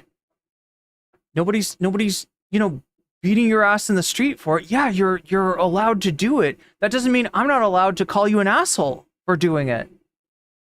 So forth. But I think really what he means, the frustration he's feeling, is you can't just say that, why don't we just keep our countries white, right? Like that's who are the Harris voters? They're that are endorsing the eating the dogs, eating the cats. Probably what he feels. And I would hope that they're shit posters that are shit posting in a poll. I don't know. I think that there is a faction in the Republican Party who feels that way. But my counter to that is that faction, I think, is very online. Like they tend to be people who have prestigious positions at think tanks who tweet a lot and put out white papers. But in the actual world of Republicans, you go to Florida, Texas, Georgia, you see diverse communities, voting Republican. You see people in very small towns in rural parts of the country welcoming, Tejanos and people who have roots who are 1 or 2 generations removed from the United States and from European American culture, right? I think in the actual world, there isn't quite nearly as much hostility towards these things as you might see among, certain right-wing influencers, among the Charlie Kirks of the world, among some of the people maybe JD follows on Twitter or on social media. And I think the Republican Party needs to calibrate for that if it wants to survive. And I'm not doing the 2012, autopsy saying they have to be 100% pro, legalize everybody, loose immigration policies, so on and so forth.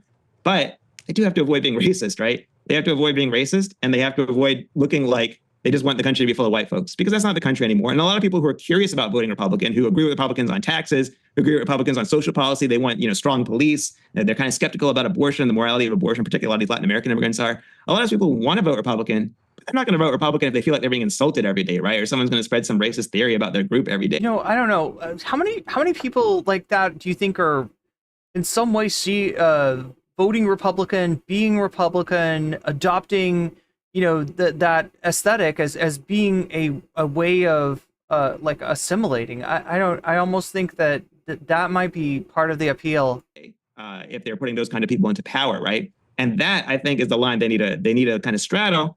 And I think Vance needs to understand this, that a lot of what he's saying about global capital, a lot of what he's saying. Because I have noticed that MAGA tends to, when they have somebody that is a Republican, that is of a demographic that is not not expected to vote heavily Republican, I do see a lot of love bombing from MAGA people in that kind of situation. About families and how hard it is to raise a family are true. How authentic it is. And they resonate very well with people for good reason. But man, you got definitely a very conditional form of acceptance. You got to take race and culture out of it, right? You got to understand that a lot of the conservative cultural values you value are the same ones probably a lot of those folks coming into Springfield from Haiti value, right? They probably value strong families. They're probably kind of skeptical about abortion. They probably want good policing. I mean, I haven't heard about any big crime wave as a result of these people, probably because they're sick of that from where they came from. They're happy to be in a country with a rule of law, with police, where criminals do get punished. Oh my God, I don't know. It's a tough question with Haiti. And it's, in a lot of cases, like the police are the problem. But yeah, there's also gang violence as well. Where if somebody ate a cat, they would be punished for it, right? We'd all hear about it. We'd all know about it. We wouldn't have to rely on this blurry video that Chris Rufo is sending around, like UFO, Bigfoot style, right? So, well, we're going to find out if you're right or not, Zed. I'm very curious. I'm of several minds about it, as we've talked about for ad nauseum now at the show. Really appreciate you, as always. Thank you for... Okay, so there we go. So, chat, we're almost done with this topic. I'm going to watch one more thing. It's going to be Kyle Kulinski, and then we're going to go to President Sunday versus Westside Tyler. Once again, we're going to stare into that fucking void and see what stares back at us. And if it asks me to make it a thumbnail, we'll get into that in a second. Anyway, so yeah, what do we got here? We got Kyle Kulinski. So if you don't know, Kyle Kulinski is the husband of Crystal Ball, and this beef between Crystal and JD Vance is one that Kyle seems to have some strong opinions on. So we're going to check that out. I also want to see where we are at as far as the poll goes. It looks like 45% of you in the full scale stream, in the full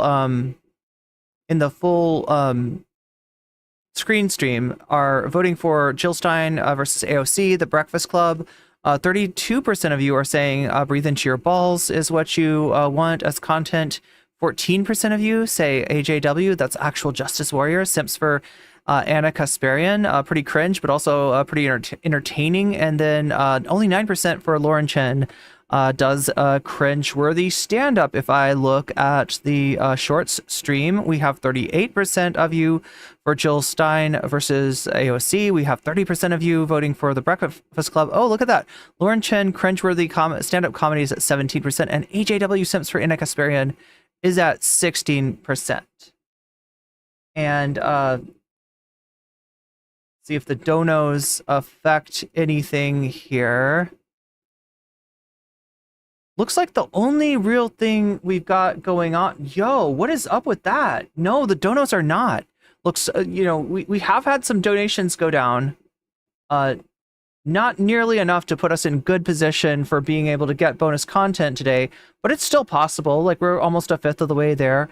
But just like, I haven't had people, so just so you know, when you donate, you can tell me in the chat, and if you've already told me or you donated but you didn't realize you could tell me, you could do it now. You can tell me which of these topics you want to see covered, and I'll go ahead and add your donation to the topic of your choice as a percentage, right? So you'll actually help the topic that you want to see as bonus content to win. And so far, like, only one person has said, you know, I want to see Lauren Chen stand up. So, you know, not nearly enough to, Lauren Chen is probably losing the poll right now. So 1% is not nearly enough to change the outcome of the poll, but it might not even matter if we don't hit the dono goal by the end of the stream. We do have a decent amount of time left though. So I'm not panicking or anything like that. And you shouldn't panic either. Just know that when you do donate, whether it's through a super chat, super sticker, whether you're getting yourself a membership or giving the gift of weasels to other people in the chat on YouTube, whether you are signing up for a my Patreon, or whether you are donating to my throne to help me crowdsource stuff from stream, or anything over on Twitch. If you're using a Twitch Prime sub to get yourself a free sub, get you out of that ad break, you're taking advantage of September, the 25% off in subs that's available for this month only, and I don't know why nobody's taking advantage of it.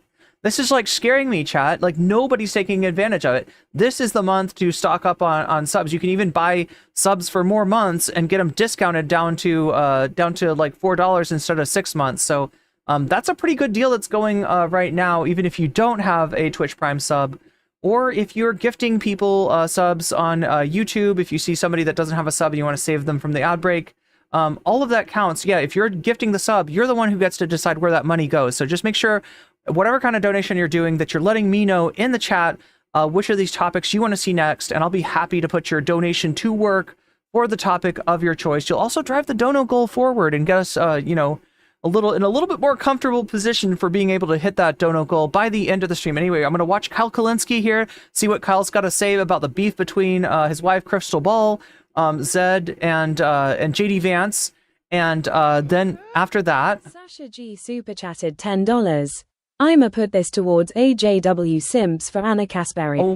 Okay. Look at that. So yeah, it doesn't have a lot of votes right now, but look at that. It gets 10 extra points from Sasha G's super chat. Thank you, Sasha G. And thank you also for helping me show you. You see what I did there, right? I took this. It was at 0, you know, gets 0 extra points. Now it gets 10 extra points. And now this dono goal thing goes forward to 27%.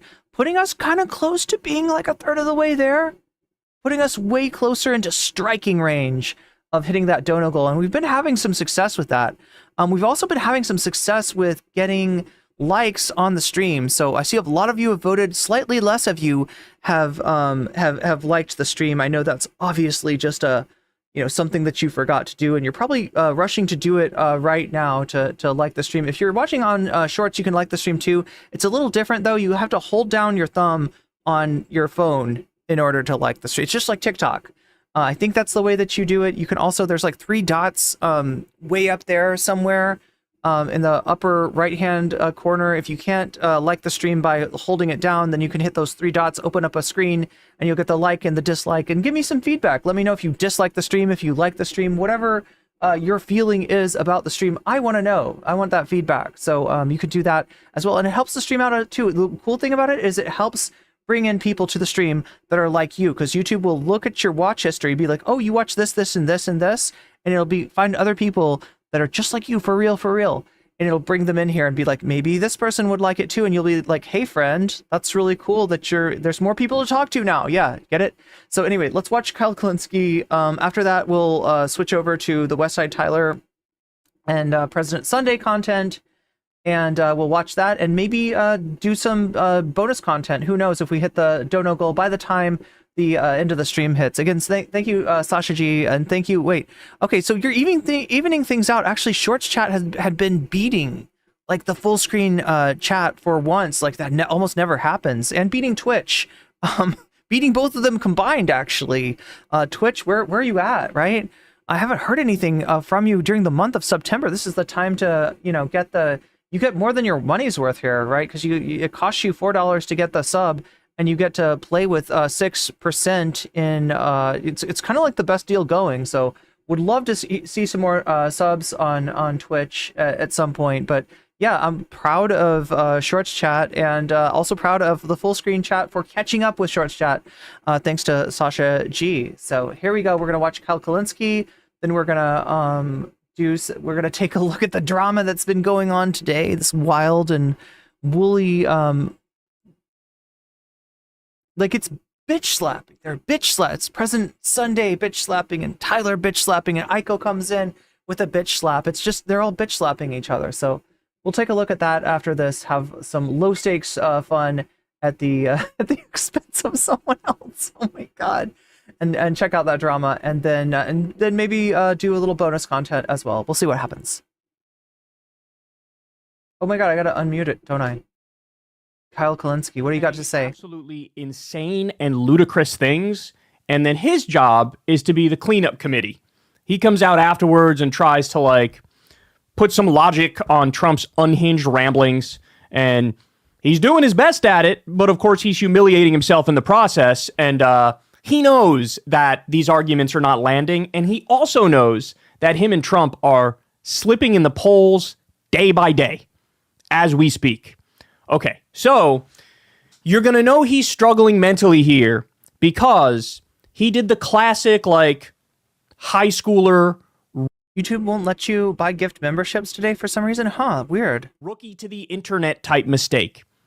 Let me know if anybody else is getting that too. I'm curious. Getting in fights on social media. Bro, this is like social media 101 type shit. You don't read the replies. You don't get into fights on the timeline. This is basic.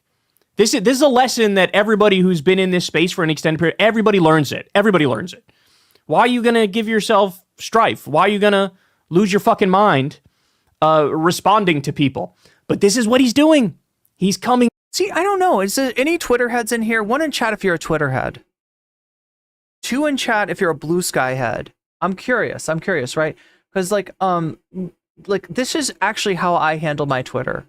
I very rarely get into fights on my own timeline. I sometimes, argue with people on their posts, I guess, but I don't really do it on my own timeline. Now, I always think that maybe I'm not doing Twitter right for that, you get more engagement, that you get more, right, if I'll reply if somebody says something funny under my post, I'll be like, I'll joke around with them, right?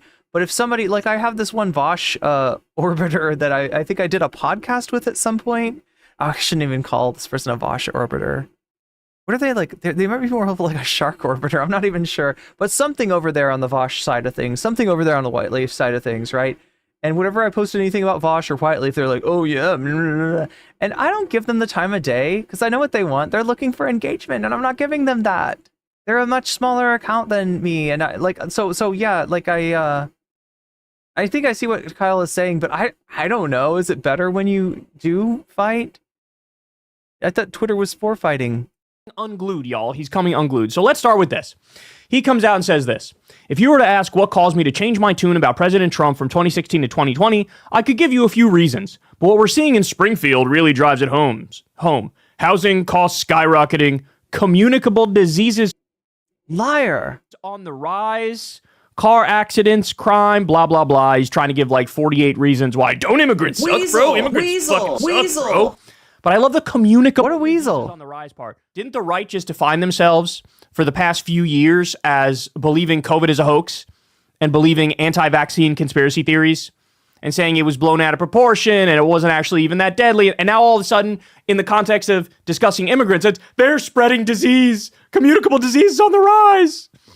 Okay, so Zed Jelani responds to JD Vance and said, Springfield was declining for years until they saw an increase in jobs and growth driven by people moving in. That means more wealth, healthier budgets, etc. And there are no upsides to immigration in your view? What about Usha's parents? Should they have stayed in India?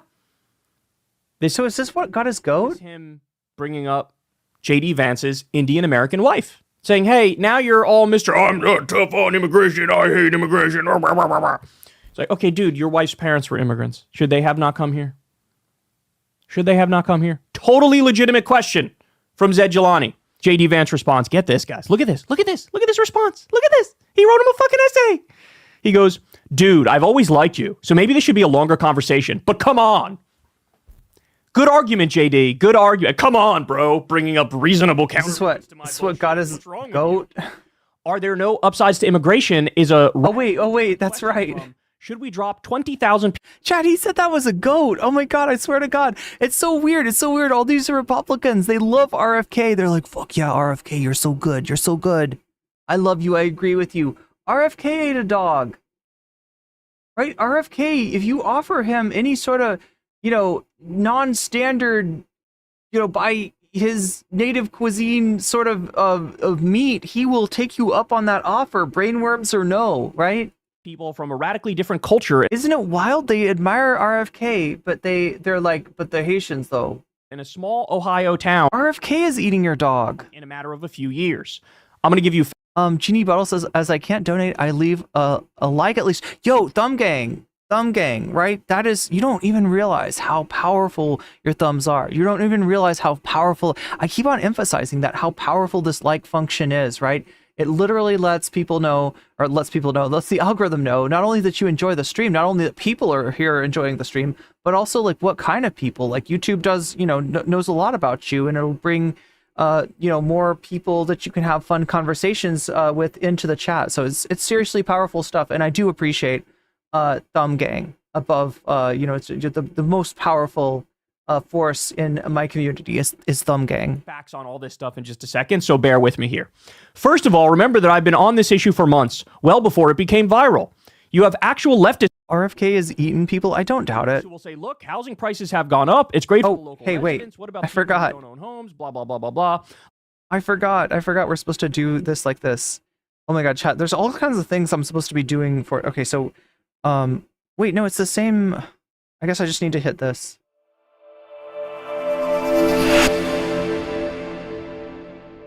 All right, so I gotta start doing this, right?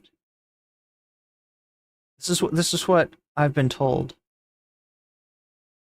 So what, like, while I'm watching this, I'm like watching this. Look at the number of Medicaid recipients who are newcomers.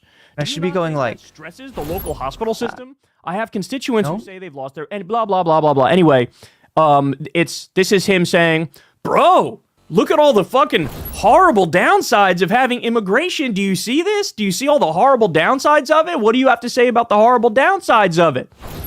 What he's doing is omitting all of the upsides and all of the ironclad facts that prove the upsides are actually unfolding in reality today.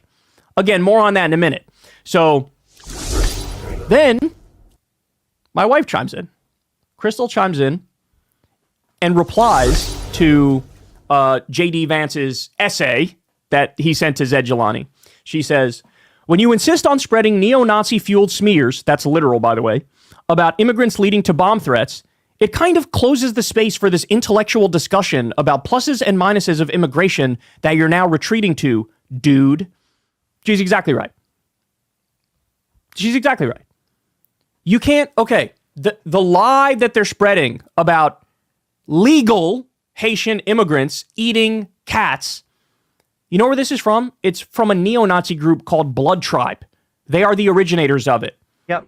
And now far-right freaks have been bending over backwards, desperately trying to find anything they could cling to as evidence that it's happening. And by the way, every single thing they've come up with, total swing and a miss, factually wrong, not true, and we're going to show it and discuss it in a minute.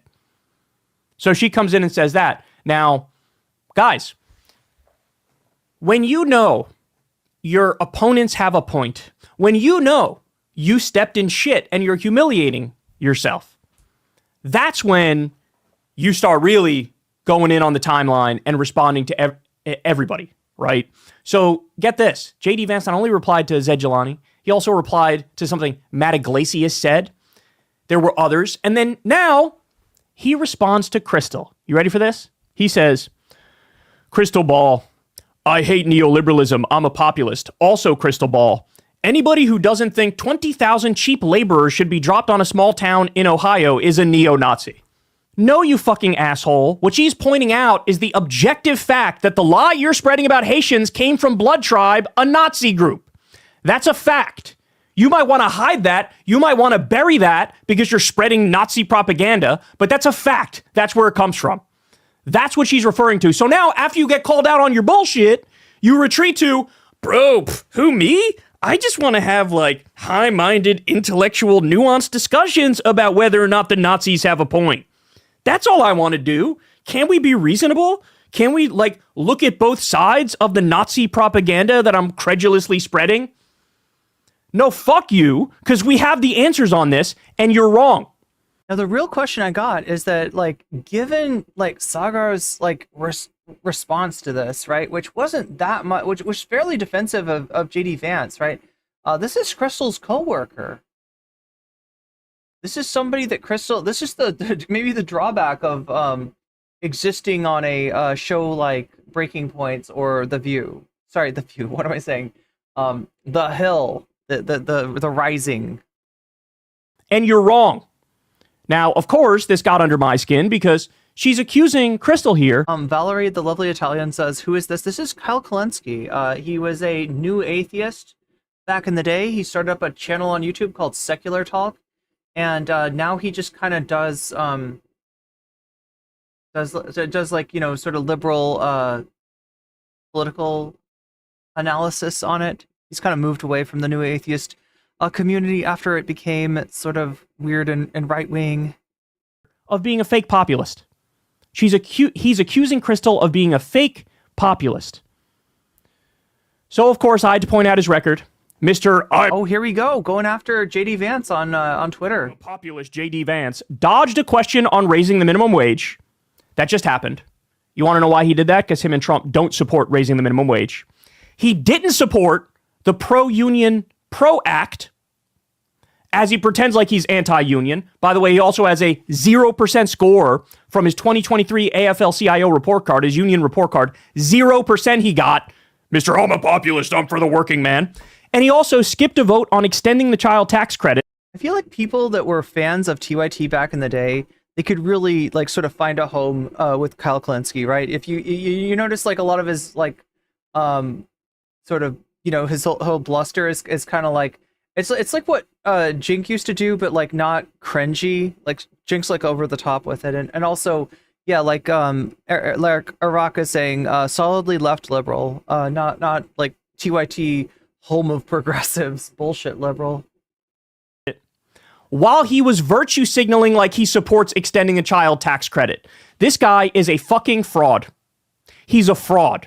Is that real tan or spray tan? I'm guessing real, since you know, this guy, you know, has a pretty big YouTube channel, can afford to go on vacations, unlike myself. So I went a little over the top and said, take your Ivy League elitist venture capitalist ass back to the 4chan message board, because that's where he belongs, or on Peter Thiel's dick, where he... Yo! Bro just called him a dick rider. He also belongs, because that's his billionaire sugar daddy, Peter Thiel.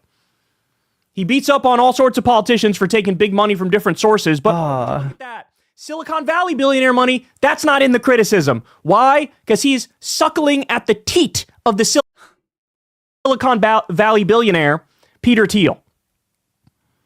So, and as I pointed out to him, this lie you're spreading is literally from a neo-Nazi group. So, let's dive a little deeper into this.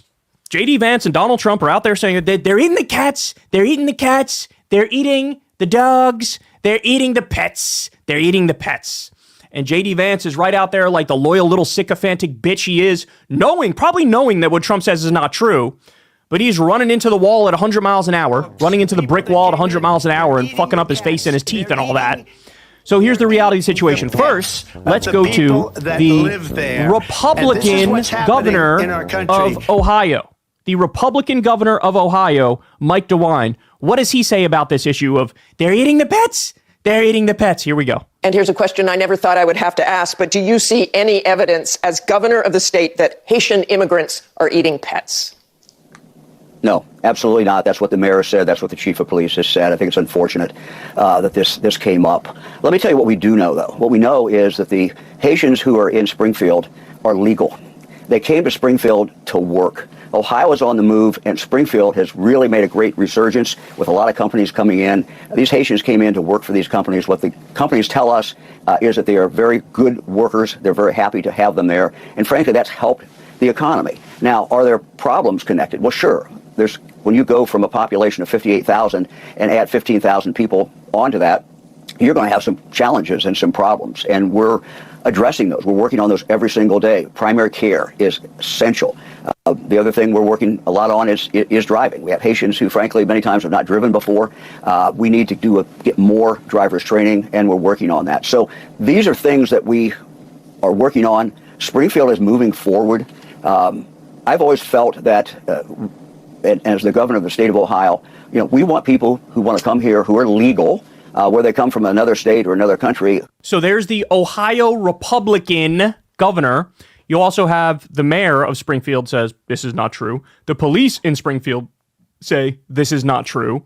And as he points out, wait, you guys are giving the game away. You always say you're against illegal immigrants. These are legal immigrants. They're legal immigrants. And weird, you're still against them. I wonder why. What makes them... What's the connecting thread? In the eyes of people like Donald Trump and JD Vance, what about them is a little... Chat, I just wanted to point out an interesting fact, right? On YouTube, we are now at 8,921 subscribers. Do you realize what that means? That means that we are a mere 80 subscribers from being officially over 9,000. And if you want to help us hit that over 9,000 make sure to subscribe to the channel if you're not already. Different that they look at and say, no, we don't want them here. Let me think about that one a little longer. I got more for you. So here's the End Wokeness account. By the way, it was exposed recently. This is Jack Posobiec, who's also a massive Trump insider, a key purveyor of fake news. Anytime this guy makes any sort of fact claim, it ends up being totally false and in many instances just flat out made up. So he comes out and says, multiple cats in Houston, Texas, cut up and mutilated in recent weeks. No arrests have been made. This person says, God, this account is such trash. Didn't they get doxxed or something? Didn't they get, exposed? So far, the visual evidence of Springfield Haitians illegally killing and eating animals has amounted to, number one, a non-Haitian mentally ill woman in Canton, Ohio, killing a cat. Not a Haitian person. I believe not even an immigrant. Somebody having a mental health episode doing it. And by the way, that's what kicked off this whole fake moral panic about Haitians eating cats, is a mentally ill person, not Haitian, not an immigrant, who was caught on video basically killing a cat, right? Number two, a non-Haitian man in Columbus legally clearing roadkill. So you remember that picture that's been floating around social media of some black dude carrying geese? He was clearing roadkill. Oh, that's what that was. Yeah, that was in Columbus, Ohio. He was clearing roadkill, and again, not Haitian. And number three, dead cats in Texas that cops say were killed by coyotes. There's another one. But they'll take anything they can get and call it evidence of Haitians, eating people's pets. You know that guy, Chris Rufo? He tweeted to his followers, I'll pay you $5,000 if you can prove that the Haitians are eating the cats. I'll pay you $5,000. $5,000. Okay. Hey, idiot, there's a reason why journalists don't do that and can't do that. Because, of course, you're going to get tainted information. Yo. Massive conflict of interest. People just want to get paid. They just want to get the money. And also, look them in. A rabid fan base of right-wing freaks who don't care if it's true or not. They just want to spread the narrative that Haitians are eating cats. So what happens? Of course, somebody sends him a fake video. He claims it's somebody eating cats. Yet again, it's not even in Springfield, number one. Number two, it's either a duck or a chicken. It's not even a fucking cat. These people are loathsome. So everything that they've submitted, see, totally untrue. It doesn't even take a difficult amount of fact checking to get to the bottom of it.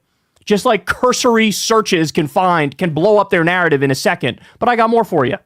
So here's a PBS NewsHour piece on the new immigrants, legal immigrants that have come to Springfield, Ohio. Let's see what they have to say when you actually go there and talk to the people involved. Watch this. Mirsu says he came to Springfield for the same reason most Haitians did. He heard that housing was cheap and jobs were plentiful. It started slowly. We had an application pool that was a little bit different. People coming to work here. People looking for jobs. What he's welding here again are welded axle components. Jamie McGregor is the CEO of McGregor Metal, which makes welded parts for the auto and farm industries. Right now, about 10% of his workforce is Haitian, over 30 employees. I wish I had 30 more. Our Haitian associates come to work every day. They don't have a drug problem. They'll stay at their machine. They'll achieve their numbers. They are here to work. And so in general, that's a stark difference from what we're used to in our community. McGregor acknowledges the sudden arrival of so many new immigrants is a challenge on multiple fronts, but he believes this is partly how the industrial Midwest can regrow. We want more jobs in our community. And in order to fill those jobs, some jobs need to be people who are not originally from here. They also go on to explain in this that they revitalized a local church, a church that virtually nobody was going to. All of a sudden, you have this influx of legal immigrants, and that church is revitalized.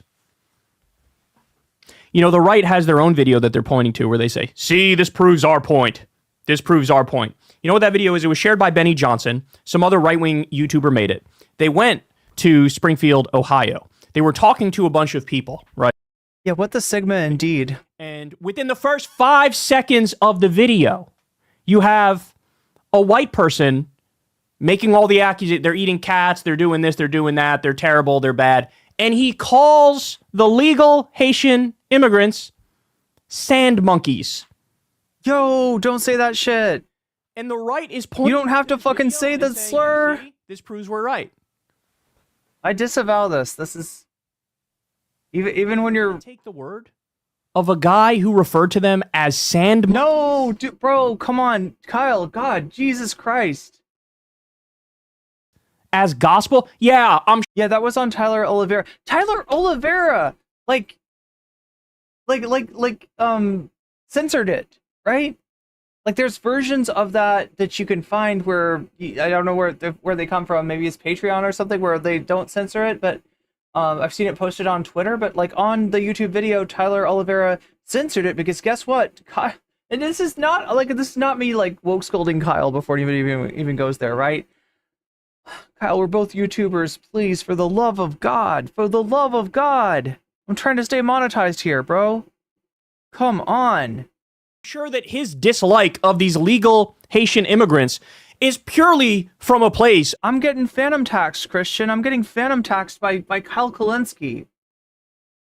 The fucking demonetization fairy comes along and takes a phantom tax out of my paycheck. Of rational takes a nice little bite out of that. Logical analysis. It doesn't sound like he's a vile bigot who can't wait to point his finger at anybody and anything that's slightly different from him to blame them for his own problems. Who are we kidding here, guys? Yeah, Tyler really does put the microphone in the worst people's faces. Several Wolf says, does zero fact checking or pushback, and hogs are like, finally, a real yeah, that's right. Still not done. Springfield was dying before it started the campaign in 2014 to attract immigrants. The budget picture now, quote, for the first time in city history, the assessed tax valuation topped $1 billion for 2023. You're reviving a dead town. And they don't like it. Because part of the revival is you have some black people. Look, when Kyle does this stuff, Haitian immigrants. When Kyle does this stuff, I want to be like, I'd rather be a dying town. Like, seriously, Kyle. Left to the dustbin of history than be revitalized, but part of the revitalization is having black neighbors. And you know what else I say? I say, this is going bad. And I also say, absolutely disgusting, man. Absolutely disgusting. So, by the way, now, I'm giving you the facts here. You know what else has happened since Trump has accused these people of eating cats And he also said dogs, by the way. He couldn't even get the facts in his fake news story correct. But you know what's happened? Here. Wittenberg University in Springfield. Yeah, I think he said dogs first. Ohio says someone has threatened to shoot Haitians on campus. All events canceled.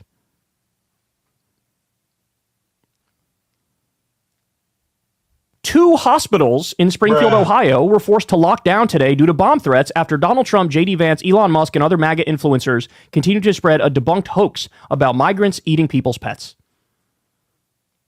So you have schools and you have hospitals that have had to shut down in a panic and evacuate because the right is spreading lies. Nazi propaganda from a group called Blood Tribe. This is what's had to happen. Guys, I know I say it all the time, but it's true. This is a new low. This is a new low for these people. It doesn't get any lower than this. A lot of the lies they're spreading are right out of the Nazi playbook. Right out of the Nazi playbook. More. What's now being distributed in Springfield, according to a local pastor. Foreigners and Haitians out. There is no place in America for this filth. We don't need more police officers. We need mass deportation. A fourth of Springfield is already in poverty. Now $2 million is being used to care for these beasts of the field. Again, just so it's clear to anybody moderating my channel, this is fucked up. This is racist. This is bad. Fields.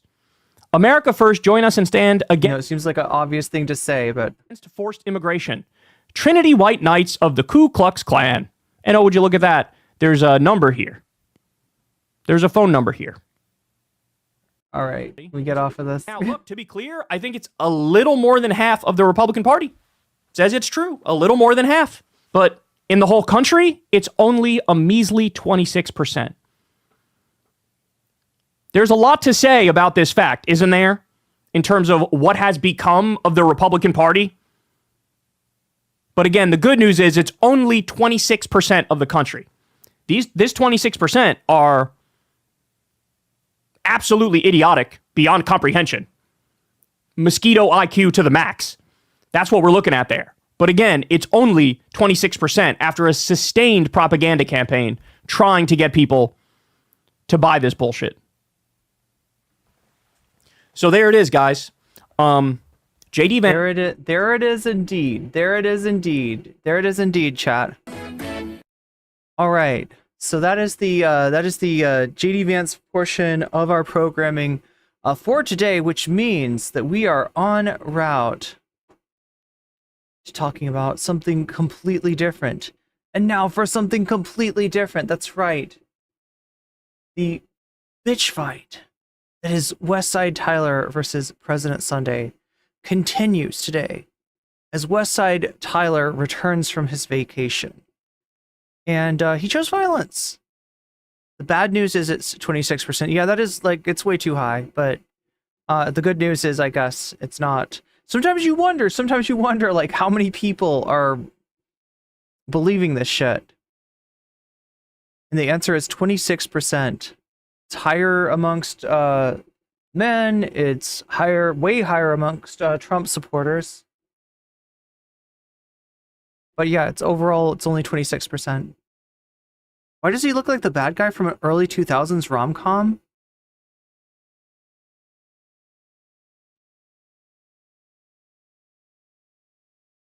Lobbit says, I think it's higher if you count people who want to believe it. They're like, I want to believe in the racist theory. Anyway, speaking of bitch fight, we're about to get to one.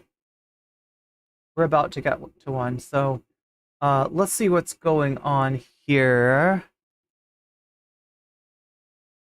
Tyler's back.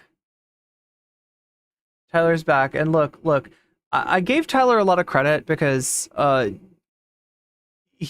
Sunday's been putting out video after video after video after video about him.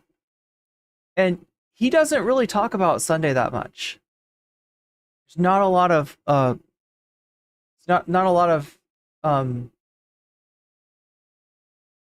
there's a lot more Sunday talking about Tyler than there is Tyler talking about Sunday. However, I guess everybody's got their breaking point, and considering that Sunday and his it's like he's trying to do a white leaf. Do you get that feeling?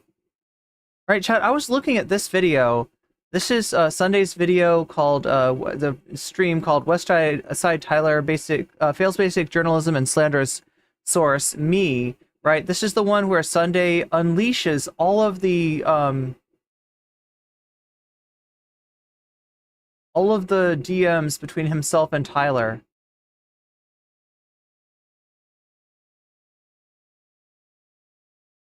Wait, actually, I think the DMs are back here or something.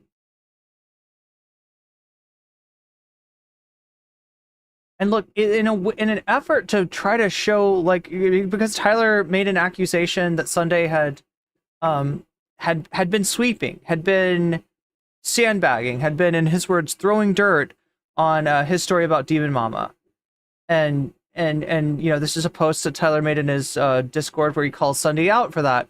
Now, when I went over Sunday's DMs with Tyler the first time, I kind of agreed with him in that the DMs don't show what Tyler is claiming happened in his conversations with Sunday. However, there is a voice call in there, and it was not recorded. Unlike the interaction that Sunday had with some of Tyler's mods, this voice call was not recorded. Nobody recorded it, right? So there's no record. And Tyler's claim is that the stuff that he was talking about Sunday trying to kind of sandbag his his investigation into Demon Mama and her community, and the harm that happened to Glooby, the kind of stuff that gets passed around there, the sort of art that one of Demon Mama's partners draws and is into, which is kind of like the parallel to the stuff in Vaush's tax folder.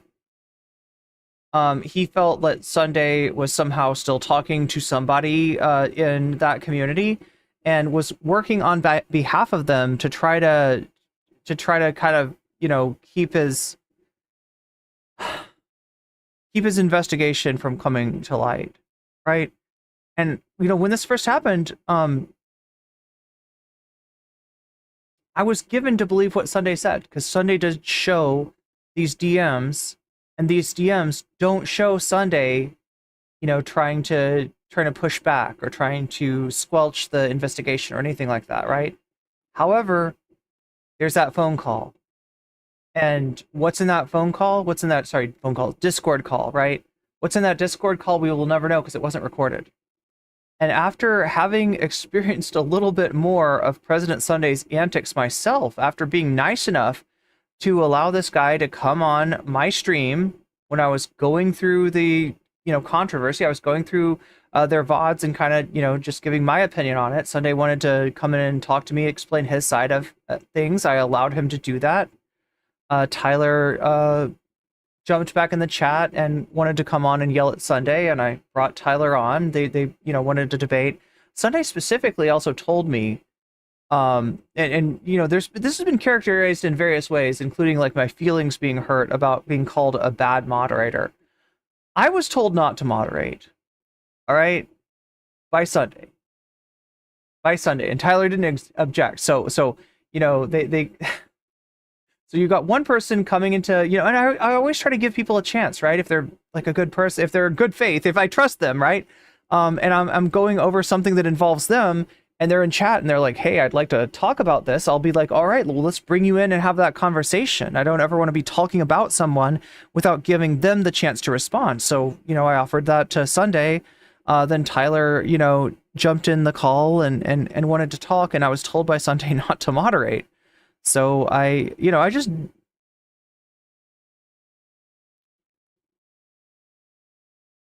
treated both of them very nicely, right? And I was repaid for that with a lot of stuff that was, discourteous, dishonest, disingenuous, and then finally just outright, borderline slander, borderline defamation, right? From Sunday. Sunday had a lot of bad shit to say about me, not while he was talking to me. After I bring him on to let him say his piece about what's going on between him and Tyler, and at the time, I was positively disposed to his side of the story, right? He repays that in the most dishonest way possible. And none of these problems he supposedly has with me were expressed in our conversation. They were only expressed on his. So do you see what I'm saying, chat? I go out of my way to be nice to this guy, to allow him to express himself, to give his side of things on my stream. He's nice to me, to my face, and then fucking backstab. He's a snake. This guy's a snake. This guy's a 100% a weasel. He's a weasel, okay? This guy is an absolute coward little weasel. I don't know. I there's a lot of ways that I could describe it. Most of them are not super monetization friendly. So let me just like step away from that for a second. So after seeing this behavior from Sunday, and then taking a look at these DMs, right? Remember, these are the DMs that Sunday's showing in order to confirm his side of the story, in order to show you that the things that Tyler claimed were not present in the DMs. However, what we see, the story that he tells with these DMs, is essentially the story of Sunday trying to recruit Tyler for something very similar to Whiteleaf. You know how Whiteleaf has each other's back? You know how they work together? You know how if they go after one person, you know, if like for instance, like, you know, like I gotta remember who's still friends, right? Who is still friends? Like if Vaush goes after you, you know, there's a good chance that Demon Mama's gonna go after you. If you say something about you know, one member of Whiteleaf, you're going to get shit back from other members of Whiteleaf. They attack as a pack, right? Sunday is trying to establish this dynamic with Westside Tyler. And I don't like it. That's a clout network, right? That's somebody that doesn't want the truth to prevail, but that wants to develop a bigger, stronger megaphone to be able to drown other people out with, right? And he's... You know, I could use the term grooming. I obviously don't mean the kind of grooming that Tyler is implying when he talks about Demon Mama. I'm not saying that's what Sunday's doing. I'm not implying anything sexual, you know, for the record, right? But yeah, kind of grooming a newer content creator into becoming part of his clout network, right? And you can see, you know, him doing this with other people. We haven't seen the DMs between him and Aiko or him and you know, Reservoir or anybody else, but you can see that there's a coordination between them. You can see that, you know, it's not just Sunday going after Tyler, it's Sunday and Aiko and Reservoir and maybe a few other people that that Sunday is close to going after. So Sunday, you know, if you want to fight Tyler, fight him, but why do you gotta 4v1 the dude? You're actually like, look, I don't agree with everything that comes out of Tyler's mouth. There's even been some stuff recently that Sunday's pointed out that Tyler said that I also think is, you know, wrong. But regardless of all my disagreements with Tyler, unlike Sunday, Tyler is not a snake. He's not a liar. He's not a conniving little weasel sitting in his Discord trying to fucking do ops on people. That's what this is. And however you want to characterize those ops, Sunday, that's up to you, all right? But regardless, I don't think there's anything particularly happy about them, all right? So yeah, we're going to take a look at what Tyler had to say on his day back. I guess he's finally had enough. I don't know if this is smart. I don't know if this is wise. I have a lot of respect for him for biting his tongue as long as he did, and for not, you know, rolling around in the mud with Sunday. But yeah, a lot has been said about Tyler, and now Tyler's going to say some stuff back. And sure enough, chat, we also, oh, is he still on? Actually, I can't tell. Let's take a look at this. Sunday did come on to essentially stream snipe Tyler. The thing that I say that I don't do now, it's not like, I don't know, like I think I'm the only one that follows this code, and I follow this code because I've been ganged up about and had a lot of lies spread about me. So I kind of feel this like compulsion to, you know, be as good faith as I can, to not, you know, to not compete with someone with their own content while they're streaming that content. So, but I know that not everybody does that, and I know like hardly anybody does that, right? The whole streamception thing, yeah. So Sunday's done, Tyler's done. Let's get into it. What do you think? Let's get into it. The other thing we got to get into is getting we got to get Shorts chat to join with the full scale chat. So let's do that right now. Shorts chat, I am going to slip you a link. There it is. If you want to join us over in the full screen chat, where we will be continuing our live stream. Again, we're talking about different stuff. We're talking about Westside, Tyler, and President Sunday. So if this doesn't sound interesting to you, be on your way. Do whatever you want to do. I'm going to give you this link. I'm going to pin the link in chat. And if you want to come over, you can click that. Also, when I hit in stream, I think it'll automatically take you to the link, so it should bring you over. Again, you're under no obligation, right? You came here to watch political content about JD Vance. We finished that content. Now we're going to go on to some streamer drama.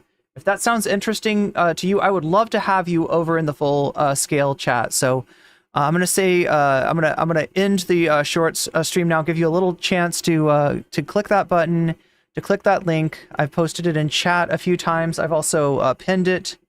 And again, you will probably be redirected if you stay in stream until the end of it. So do as you will. Do as you will. All right, so we're going to get this started. Again, the dono goal is up to 27%. Let me check. Oh, yeah, I should check. Oh, wow, it's tightening up. So Jill Stein versus AOC. Looks like this is how the Shorts... we got 136 votes. Jill Stein versus AOC on The Breakfast Club at 33%. Breathe Into Your Balls at 29%. AJW Simps for Anna Kasparian at 21%, and Lauren Chen's cringeworthy stand-up comedy, whatever the fuck she's doing, is only at 17%. So I'll take, I don't know, what should I take, like a snapshot of that, grab that while I can, boom, and then put it into the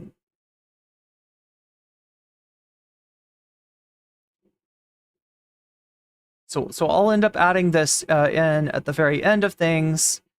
And I'm going to hit in stream now, but you're welcome to join us over on the full scale stream if you would like to. Again, the link is pinned, so there we go. Yeah, you will enjoy some Thai tent. We will enjoy some Thai tent tonight. We will all enjoy the sun tent, as it were. Furry1 says not to be a Tyler Glazer, but him holding his tongue until now paid off very well. I think so too. Yeah. Well, yeah. You know, this is the weird thing about them. When I saw, I mean, I facilitated when I brought them both in stream. I didn't really moderate, right? You know, other than when you just needed them to talk one at a time. I didn't really say much of anything. Like, right, that was what I was asked to do. I was asked not to moderate. But when I when I brought them in. Right, I thought that Sunday came off a lot better in that debate, and indeed, what Sunday showed in terms of the DMs didn't show what Tyler was claiming. I was kind of positively disposed to what Sunday was saying. The only thing that was like a loose end there was that phone call. We don't know what's in that phone call, right? We don't know what Sunday said in that phone call, but I do know that sometimes people will say different things on Discord calls where they think they're not being recorded than they will on Discord messages, because Discord messages are often saved and screenshotted and uploaded as documentation, right? And finding out what a snake Sunday is, I started to think that maybe Tyler was onto something. And even though that debate didn't go great for Tyler, his trajectory is upwards, as it was before he met Sunday. In fact, probably the reason that Sunday chose him, tried to pull him in to his clout network, tried to make him the Xanderhal to his Vaush. However, I feel like the better comparison would actually be the Vaush to his Xanderhal. If you might not know this, right? But back in the day, Xanderhal was bigger than Vaush. Xanderhal got his start before Vaush. Xanderhal, had a banger video about leaving the alt-right pipeline that gave him, a fairly quick start to YouTube, and Vaush was still chugging along, but swiftly like outpaced Xander Hall, right? So yeah, Vaush leapfrogged Xander Hall just like Tyler seems to be leapfrogging Sunday. Tyler already has like a higher average number of concurrents and is swiftly gaining subs. Will soon outpace Sunday in terms of his channel size. I think even Sunday knows this, right? The way that Sunday talks about Tyler is the way that somebody talks about somebody that is going to blow up, is going to grow, and he is. And what Sunday's hoping for is that when Tyler gets to be a big enough content creator to be more farmable, to be an interesting story, to be that Sunday's going to have all the videos of Tyler bad, and he's going to be able to savor Tyler's downfall. That I guess that's what he's hoping for. That's what he's placing his hopes and his prayers on, that Tyler is going to have some big crash. He's going to piss off the wrong people, and he's going to be the next Bo Blacks, right? Or the next right back. Oh, you knew him back when he was Pig Puncher? Yeah, me too, actually. And I feel like he was a lot less toxic before he hitched his wagon to Vaush. So anyway, this is what's going on. Like I said, Tyler's held his tongue for a long time. It's probably a good idea. He's either, had enough, or he's decided on a different strategy. So now he's going to talk about the allegations. He's gonna talk about the allegations. That's right. Hey, I still love you, Bo Blacks. No matter if the rest of I don't think that helps Bo Blacks though. Right now our friend Bo Blacks is under a giant dog pile of commentary channels, and it's kind of sad to see, because of all those channels, he was the one I kind of found least offensive, but yeah, he's not doing so good. He's not doing it so good, and I don't think that me jumping in and trying to, advocate for him, I don't think that's going to help him at all. So I haven't really said much, but anyway, we're gonna end. Did I end the? I did. You don't like Bo Blacks? I just mean, okay, this is hard to explain. There's things about commentary in general that I dislike, right? For instance, I don't like to hear the R slur. It's so cringe when somebody's like, their go-to thing is the R slur, but that's what goes on inside the commentary community, right? That's how it works. And yeah, Bo Blacks is no different. So, there's a lot that I don't like. However, I would say out of all the people in that space, like Bo Blacks is for instance, part of what Bo Blacks is under this dog pile for right now is saying that non-binary people are badass and valid as fuck, right? He literally tweeted that out, and he got shit on by the whole community. So in terms of the rest of that space, like I would say Bo Blacks is a lot less less toxic, and a lot more willing to stand up and say something like that. Anyway, chat. Like, we're not talking about Bo Blacks right now. We're talking about Westside Tyler. We're talking about Sunday. Oh yeah, let me look at the. So I counted up the. So here's the final results of the short stream, right? 33% Jill Stein, 29% Breathe Into Your Balls, 17% Lauren Chen, 21% AJW Simps for Anna Kasparian. Over on the full scale stream side of things, we got Jill Stein versus AOC on the Breakfast Club at 45%. We got Breathe Into Your Balls at 22%. We got AJW at 21%, and we got Lauren Chen in last place at 11%. So it's pretty much the same order that both chats are voting. We have not a lot. Like, look, we got 27% of the way towards the dono goal. Not quite a third of the way there, even though we're about halfway done with this stream. So I'm a little bit concerned about that. We'll see how it goes. But I haven't gotten from, like, there's been people that donated and didn't tell me which of these topics they want to see covered. So if that's you, feel free to let me know after the fact. And if you donate while I'm doing this next segment, this is going to be about, going over some of Westside Tyler's stream for today. Then feel free to let me know in the chat which of these topics you want to see next. That goes for you if you're super chatting, if you're super stickering, If you're getting yourself a membership, if you're gifting memberships to others, that goes for you. If you are donating to the throne to help me crowdsource, gear for the stream, gear for videos, etc. Or if you're signing up for Patreon, that goes if you are using a Twitch Prime sub to get yourself a free sub on Twitch to get out of the ad break. If you're taking advantage of that 25% off September rate of subs, or if you are gifting subs to other people, which is a very nice thing to do because it gets them out of the ad break, you have the right to let me know which of these topics you want to see, and I will put your donation as a percentage and apply it to the topic of your choice, thus helping the topic of your choice win. So you'll make the thing that you want to see as bonus content more likely to win by doing so. All right, so let's see where this starts.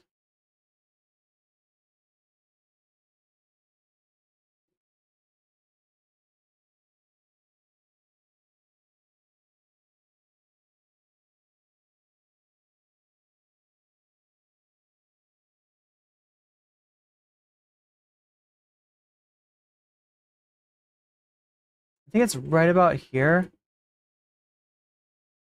Covering a week's worth of missing stuff, basically. You guys are going to have to remind me. I might be taking some viewer requests. I'm going to be going over Demon Mama's piss poor fucking response to my video.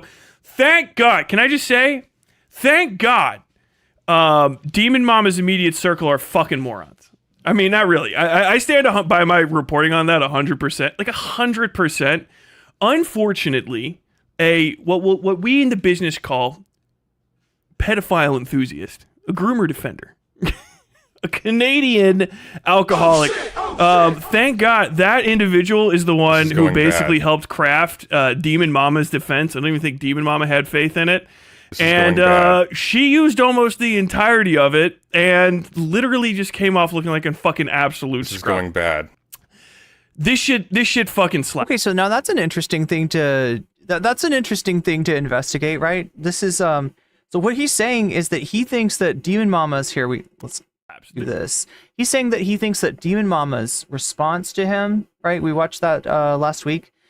He thinks it was inspired by President Sunday's argument that, this isn't ready, you can't go forward with this, you don't have like proof of this, that, and the other.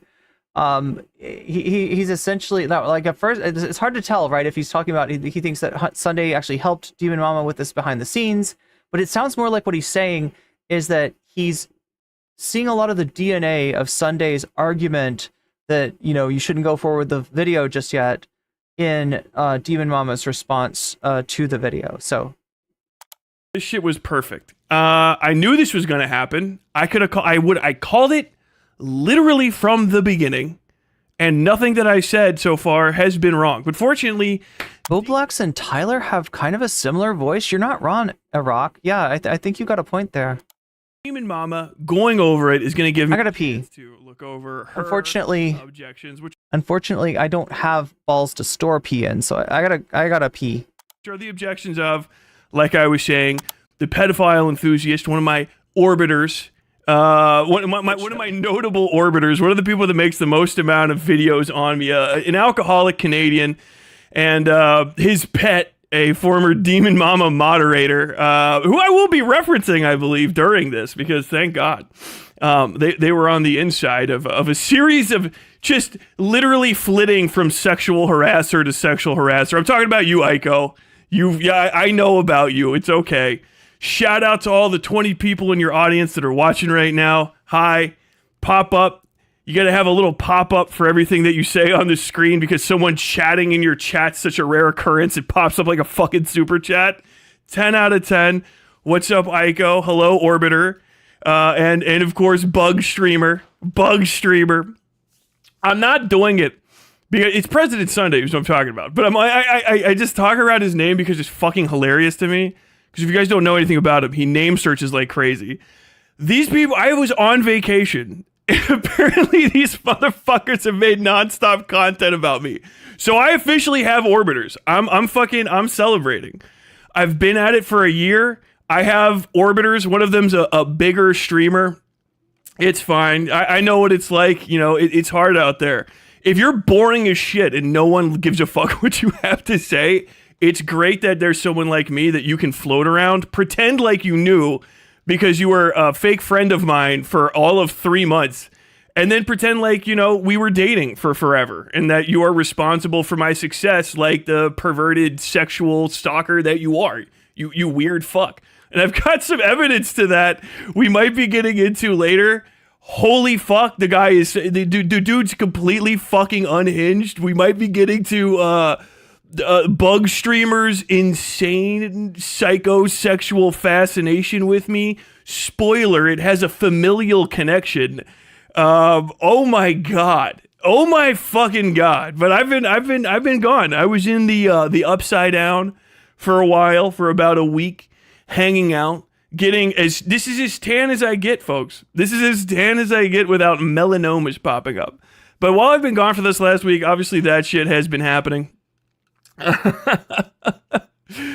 While I've been, Tyler has, I got some fucking fans. Shout out my fans. Shout out the entire Cathedral Discord. Fucking the Groomer Defense League, my biggest fans, literally cannot fucking go a day without talking about me. Just try, just do it one day. They can't. This motherfucker. Why is he doing this to me? Why is he doing this to me? He's got, you know, I got a fucking Helga Pataki ass fucking shrine in his closet. Why do you keep doing this to me? Every time I think he was out, he draws me back in. Football head.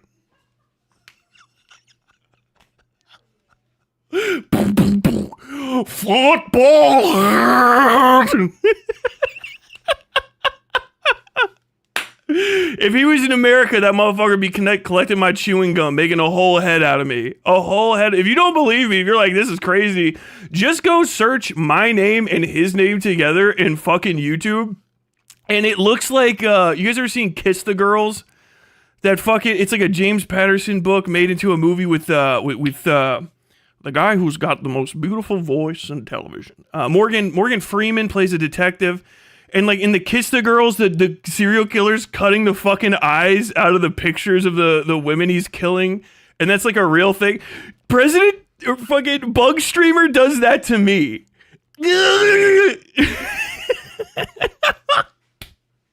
I had to come over to it. I had to come to God moment over the weekend or over the long week where I was just like, should I make a video on this?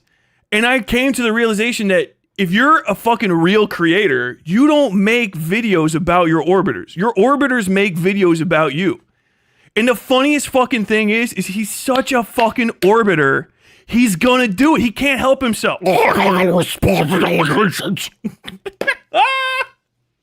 Listening to me, trying to fall asleep, thinking of me. God only knows what he's thinking. Trying to fall asleep, just hearing me laugh in the back of his head. Oh, football head! I'm only doing it because my wife fucking laughed.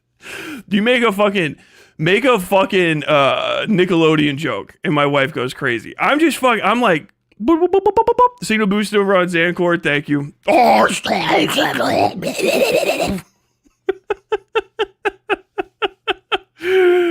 Oh my god, bro. But yeah, when you're a real creator, when you're actually entertaining, you don't make videos about orbiters. I came to that. I was just like, why? Because I was thinking about, I could do it. Like, I could make the bug streamer takedown video. It wouldn't even be hard because he's so fucking weird. And like, exposed. I got all the clips. I got all the screenshots. People, but he thinks he's like fucking Sherlock Holmes or some shit. I don't know what the fuck is wrong with him. But he's so fucking tilted. By the way, if you go just literally send him a message and tell him you have evidence about me, he will entertain you like you're his new best friend. Just make up anything about me and send it to him. I've heard people are going into his fucking Discord saying they found my criminal records, that they found my maiden name. My name is literally just Tyler Bell. My wife's cracking up in the other. I'm a maiden, she said. Like, you can say literally anything. I would find that fucking hilarious. Oh, he's calling for a brigade against me. Dude, just send him fake. Treat his DMs like a fucking suggestion box. Like, anything that you've ever heard about me, make up rumors and just send it to that. Send it to his fucking orbiters, his donos. Just like, I heard that Tyler literally killed the last dinosaur. He found it in the Mojave Desert while he was on training ops at 29 Palms, and he killed the last dinosaur and ate it. Oh, so, what we have here is some evidence. Well, I haven't confirmed these things yet, but I'm going to believe them completely because in my alcohol-laden madness, I'm just going to assume it's true. Oh my god, you're a maiden? Yeah. Literally, bug streamer. Maidenless. No maidens. Trying to find one? Yes, you are a maiden. You're Sam's husband. No! Tyler Bell. I dropped the E when I got married. My god. I can't. If you're in his audience watching this shit, what is it fucking like? Just sitting in the way watching this dude in the dark. Is this his expression right now? Did I just get him? Pause. All right. That was a little longer of a break than wow, great face. Hey, tell me, make this the video. I'm not gonna watch it. It's boring content. All right, chat. Yeah, I didn't intend to be away for that long, but I decided I wanted to get salad. I decided I was hungry. So we're gonna do a mukbang, kind of. I don't know why I decided to get iceberg lettuce. Like, I need to remember iceberg lettuce is like, you have to cut it super thin. You know what I'm saying? Like, I was just chopping it like it was cabbage, but cabbage you cook. Anyway, chat. Anyway, did I miss anything? Do I need to roll it back? I really did not share it with Alf. Oh my god. Did Alf do anything while I was gone? You were ambushed into being a moderator for a debate no one planned. Yeah. And then I got yelled at. I got snaked by Sunday. Look, like, I mean, if anybody had a reason to be angry at me for that debate, it was Tyler, right? I feel like I asked Tyler tougher questions than I asked Sunday, and he didn't. He just, was, he was just chill about it. You don't cut your lettuce, heathen? Wait, what? If it's iceberg, I feel like I should have cut it more. Look at this. Like, you gotta cut it chiffon. That's the word for it, right? Cut it into little tiny ribbons. Because otherwise, it's like too much. Like, I forgot. I don't usually get iceberg lettuce. I usually get like real lettuce instead of this stuff. But this shit was on sale. Anyway, chat. We're gonna do our mukbang. I just need to know. Yeah, chiffonade. Do I need to rewind? Do I need to go back? Did I miss anything? Because I did not mean to be away for so long. I did not intend that at all. That was not my intention.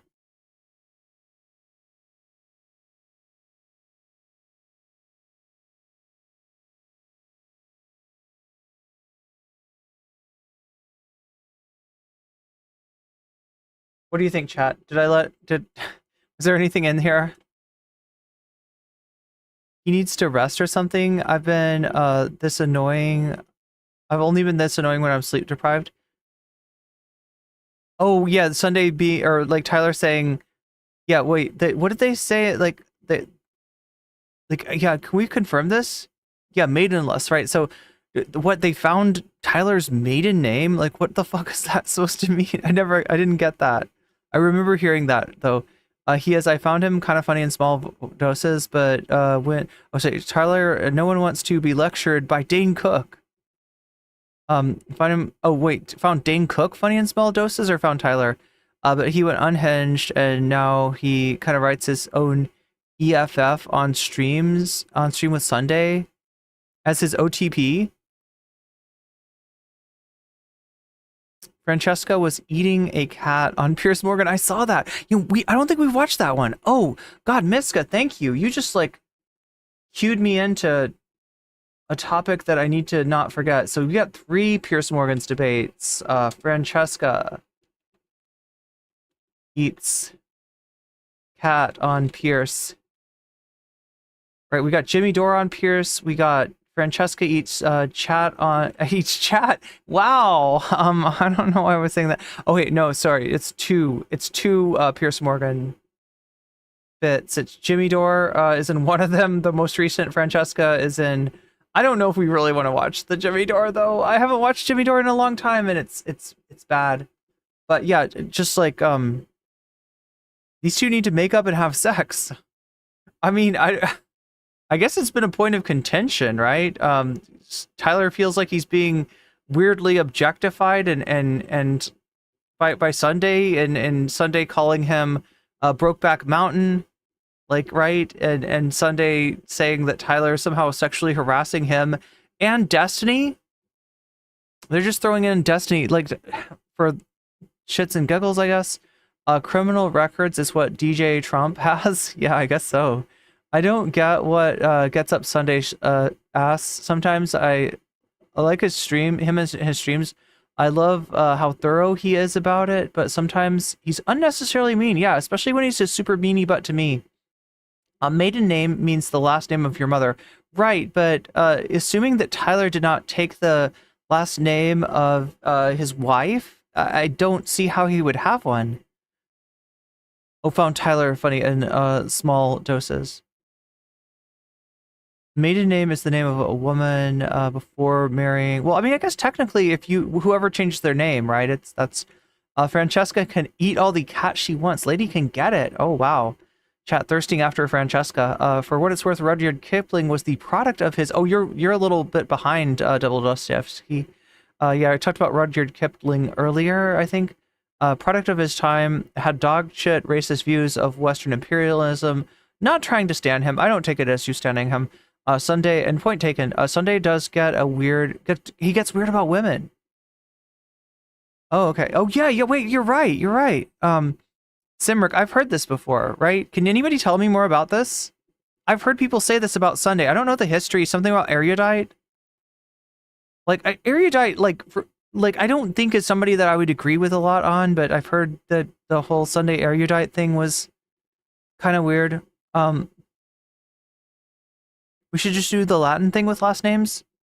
I literally didn't know you'd. Oh, wow. Oh, I thought you were just behind. I thought you were watching earlier part of the stream. I literally didn't know you talked about him. How did I talk? Oh, yeah, I was talking earlier in chat. Earlier, I was talking to chat in my unwieldy ADHD, just absolute ridiculous intro.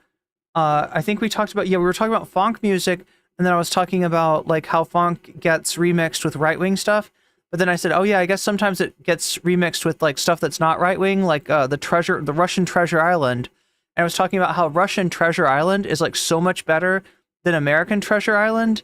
And then I went from that to saying that the Jungle Book, they also had there's a really good animated Jungle Book that comes from the Soviet Union, but then noting that Rudyard Kipling is kind of, it's boring. I've never watched one of his videos. Do we need to roll this back though? That's what I'm asking. Do we need to rewind? Is there anything that I need to address? Videos on me.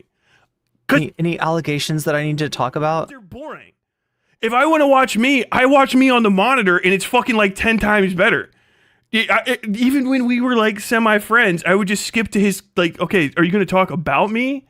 A little bit? Okay. And then I would start listening to myself again, and then I would zone out and start working.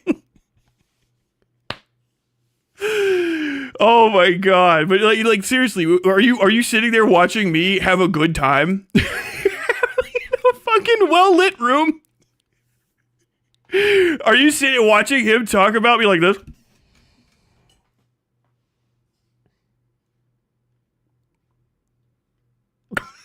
Fucking face he makes. Oh my god. Oh man, dude, just make up anything. Literally look up my name. Just name search Tyler Bell crime and anyone that's relatively in my age. Just say I'm lying about my age to cover it up. It doesn't matter what state, what country it is. If there's like a newspaper clipping of a crime, send it to their community. Anything. Literally name search me. I have lived in North Dakota. I have lived in North Carolina, South Carolina, West Virginia, Ohio, and Kentucky. If you can look up my name in all of those cities, and if you could just find 36, just cut the date off the bottom of the paper, clip it out, and send it to them. That is like, he's placating me with evidence of false crime.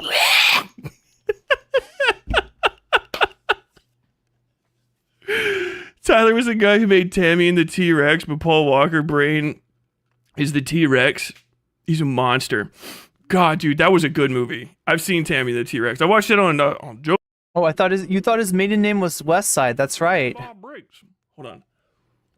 Westside. Welcome back to the last drive-in with Joe Bob Briggs. I can't quite do it. My Joe Bob Briggs impression is fucked right now because I just watched the movie Casino. If you guys have never seen Casino, all right, it's a film starring Robert De Niro. I can't do a good De Niro. I can't do it a good De Niro. I can't do it. What are you fucking talking about? It's impossible. But I was watching that with my wife on like TNT or whatever the fuck, some cable. Everything's. I got to go out to the car. I got to pick up some popsicles and take them downtown to the free center. And Joe Bob Briggs is the slots manager in Casino. Well, come on now. Let us run them. That you're going to let them run us. Run us. Have to win. It's a casino. Bug streamer reaction. Clearly it's Baddock. So yeah, Bug Streamer is Sunday. I think he's calling Sunday like what is it called? The new male Bugman archetype. This is going bad. Yeah, like the Bugman. I think it's kind of a 4chan thing. Oh, how much Adderall has he sniffed? Oh man, I was so nervous because I haven't done it in like a week. I haven't talked to y'all. I was writing. I was having a good time. Blasting through fucking words. I wrote fucking like 6,000 and finished a goddamn story this weekend. I'm so fucking happy. I wrote an 8,000 word story. I haven't watched Food Shops in a long time. Does anyone know how her stream is doing? Well, the Feds watch her. I think that's pretty much it.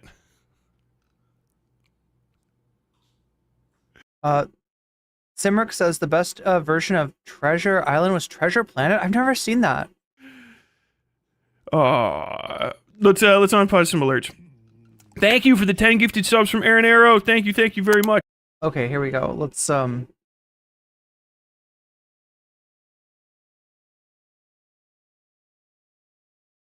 Whew, gotta bring it back.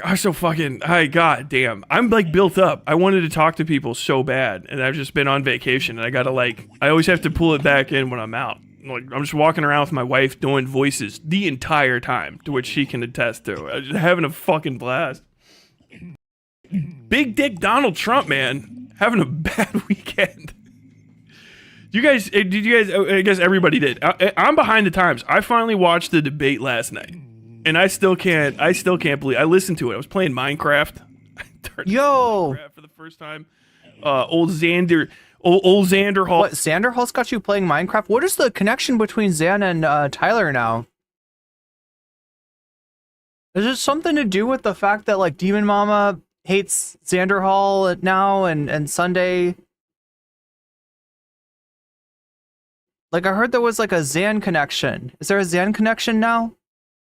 Underrated Disney movie, kind of flopped. I'll have to check it out. Maybe I can watch it. Is it one of those YouTube free with ads movies? Slander Hall 6 called Slander Hall. Slander Hall has invited me to at some point play Minecraft with him, and then that got my entire server of mods excited because they like Minecraft. Because yeah, they're not the only ones who like Minecraft. Chat. One in chat if you like Minecraft. One in chat if you've ever been a Minecrafter. Internet people. And so they have an entire fucking world and they're all good at the game. I'm like a little gremlin. I crawl into the ground, I fucking chip stones out of the wall, and then I make shit with the rocks.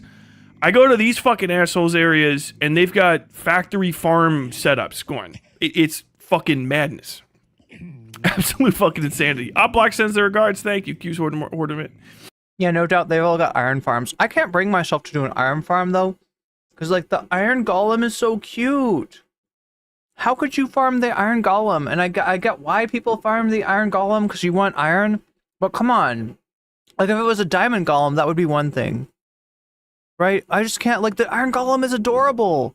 Like if you give it a rose, it'll pick it up. It's so cute. I cannot bring myself to farm iron. But I was listening to the presidential debate in the back. Minecraft gives me motion sickness. Sassari, have you tried wait, what is it called?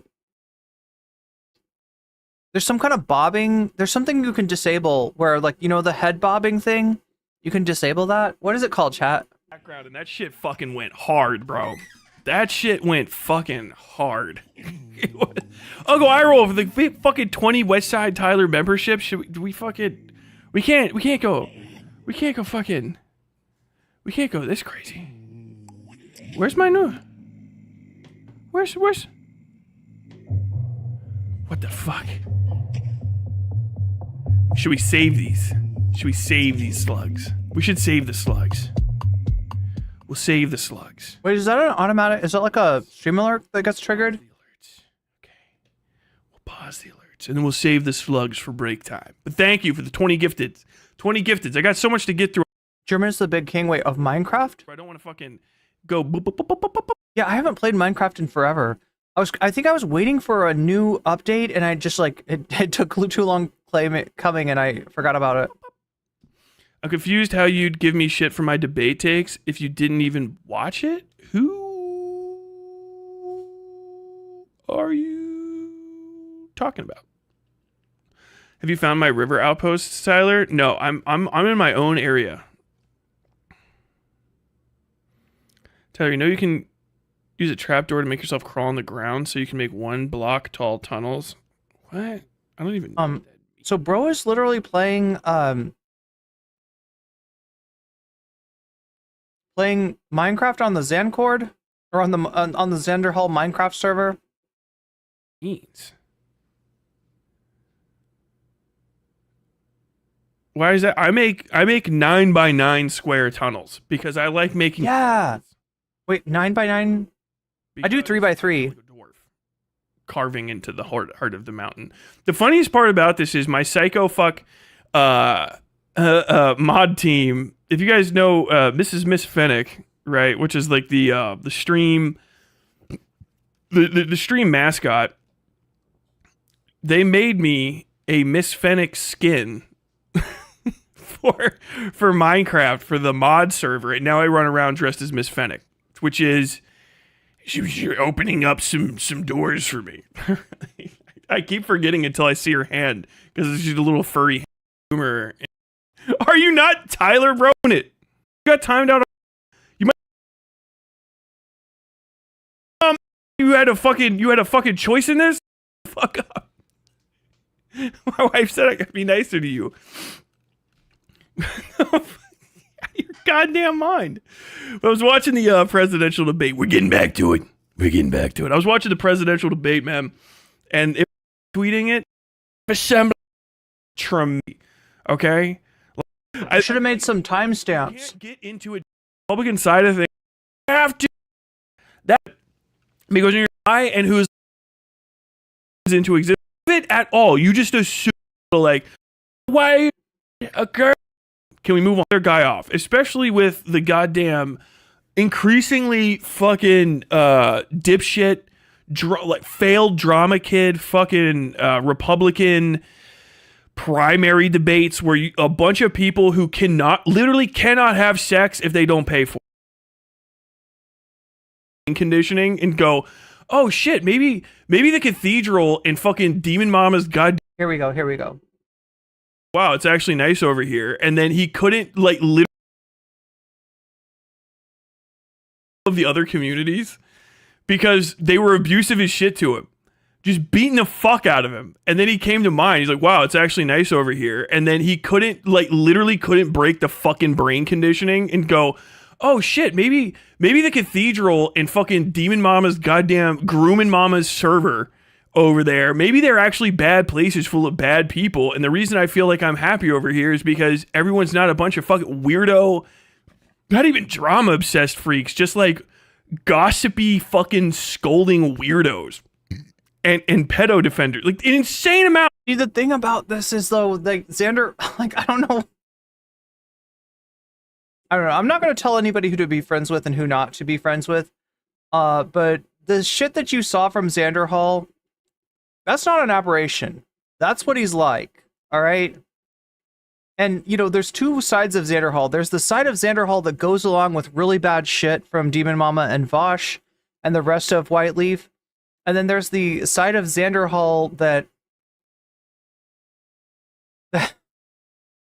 I don't know what to say. The violent side. The violent, messed up, like, I don't want to be around this person's side. Yeah, I don't know. This is not good for Tyler, but like whatever. It's your life. Insane amount of pedo defenders. Hopefully I can find some of the comments when I'm going through this shit later, but it's wild. The amount of fucking pedo defending going on in the fucking cathedral and in fucking Demon Mama's server. And the thing about all of those people, right, is that to the extent that they're not defending like fucked up shit going on in Demon Mama's server, fucked up shit going on in Vaush's community, fucked up shit going on with Vaush, it is very recent. And that includes Sunday. That's the thing that people seem to miss, right? All that somebody has to do is be like, oh shit, Vaush has Loli in his tax folders. Yeah, I disavow. And people are like, oh yeah, I guess you're cool now. No, you were fucking in Whiteleaf forever, right? You were covering up all their bullshit. You were part of that network, right? You were doing fucking ops on other people. You were attacking in a pack. You were not like, I don't know. I want to think that anybody can change. I love to give people second chances. I love to see a redemption arc. But if you're looking for a redemption arc from Whiteleaf members, I feel like you're just looking for the wrong thing in the wrong place. Other part of Xander Hall, the stones and burns bridges?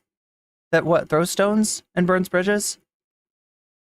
Is why. Well, obviously in Demon Mama server, because server operations, but like, goddamn. It's just like people don't get that the fact that they're connected, like it says something, right?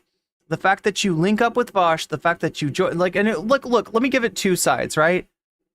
It says something on one sense that, like, you know, just like everybody, you would like to make 30 to 50% more money than what you're getting without a Whiteleaf website, right?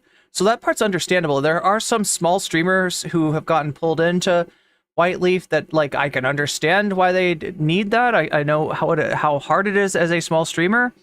And, you know, it's very much like White Nervosa comes, they're like, here, dearie, would you like an apple? And you're like, oh, thank you. That's a very luscious apple. I would love to have a bite of this apple and sleep for 1,000 years. And that fucking sucks. Right? And there's one streamer, and so I'm not going to mention her name, right? But some of you might know who I'm talking about. One streamer that made a epic takedown of Chud Logic, right? The one streamer who I feel like really got even more than Femios, even more, and I loved the Femios Chud Logic debate, right? I thought Femios did a great job of destroying Chud Logic on the field of battlefield of ideas. But this one streamer he just got Chud Logic's goat. Like, I've never seen him so mad at anyone, right? And she's a Whiteleaf streamer, and I don't particularly like have a problem with her. That being said, I know that her being attached to that shit is gonna pull her into bad shit, and I've seen her do bad shit. Like, I've seen her try to shake down my other friends to get them to like, you know, disavow NCC and apologize to Dylan and all this kind of bullshit that it's like, no, come on. But no, I guess I don't hate everybody, but what I do is I recognize that there's a pattern there, right? And that pattern started with Vaush, right? Vaush is somebody that that had something to hide. And what he had to hide, first of all, was the mistreatment that he did to other people in Discord servers, the way that he used and abused Poppy, right?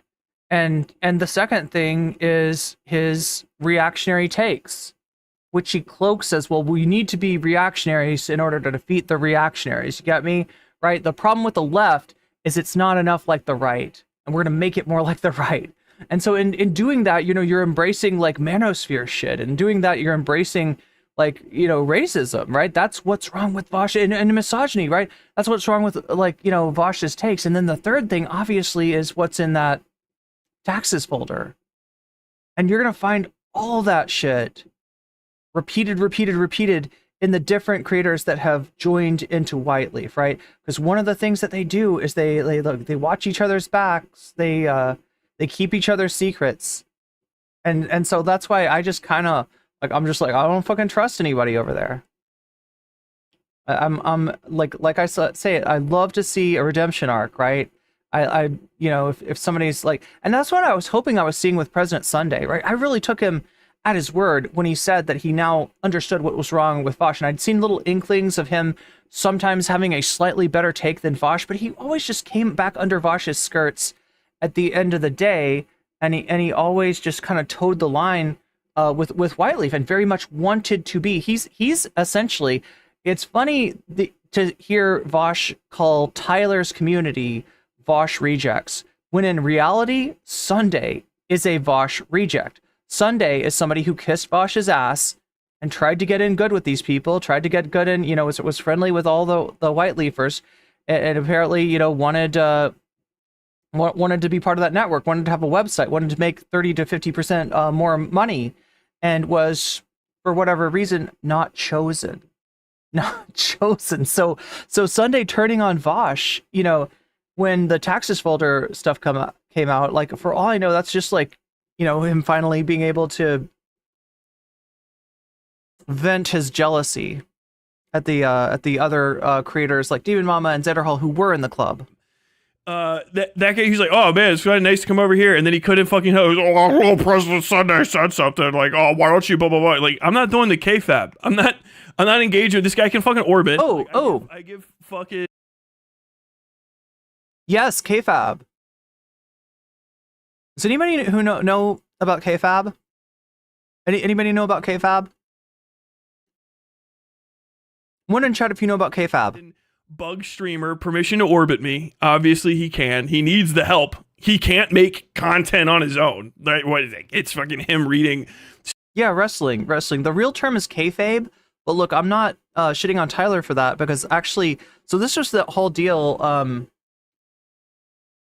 When I was back and forthing with Dylan, Dylan's somebody who's really into wrestling, and that the whole reason that the Hippy Dippy has a wrestling belt, the whole reason that there's like sort of wrestling, there's like promos and and even kayfabe and kayfabe, sorry, in the sense that some of the beefs that go along with the Hippy Dippy, some of those are planned, some of them are staged, right? So, he wanted to make political content more interesting, and he thought that it would be more interesting if you make it A, competitive, so that's the reason for the Hippy Dippy Championship, and B, make it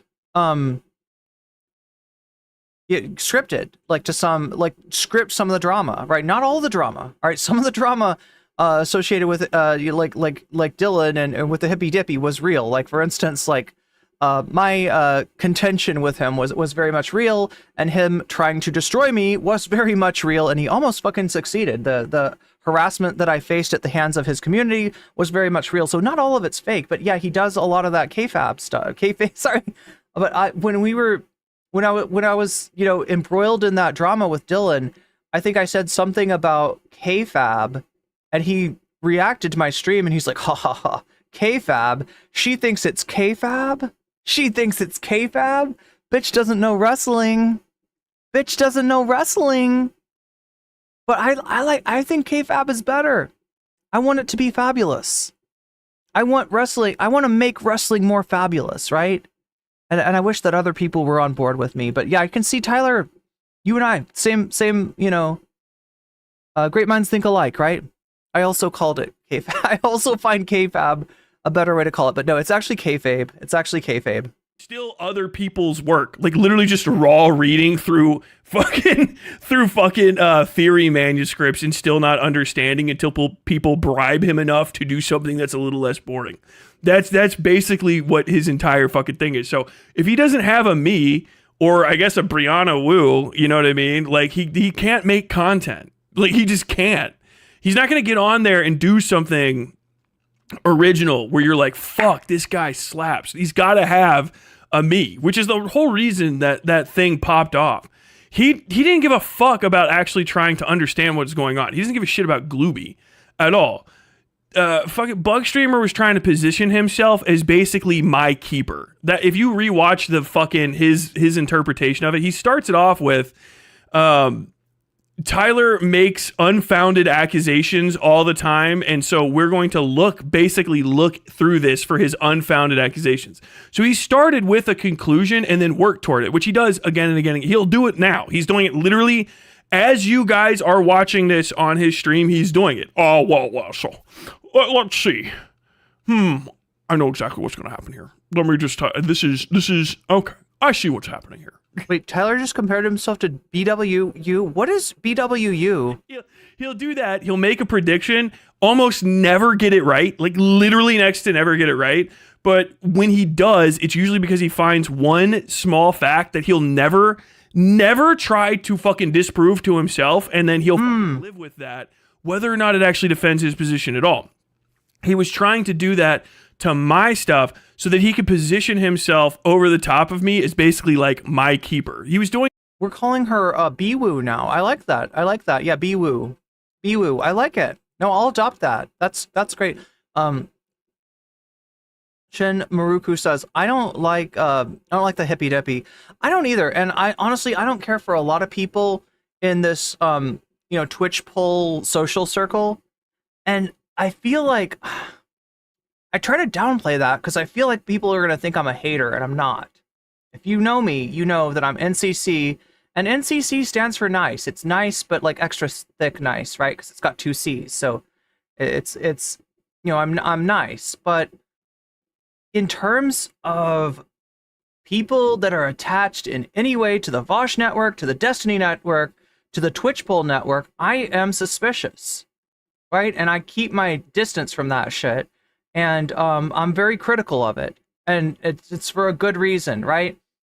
That what I found that cloud networks do is they corrupt. They take good people, they offer them this apple, and instead of sleeping for 1,000 years, what they end up doing is accepting bullshit, like sweeping for Vaush in terms of his weird, penchant for loli, sweeping for Vaush in terms of his abuse of people in Discord, sweeping for Vaush in terms of the fact that the motherfucker's not a leftist. Let's be fucking real. All right? Market socialist, more like market liberal.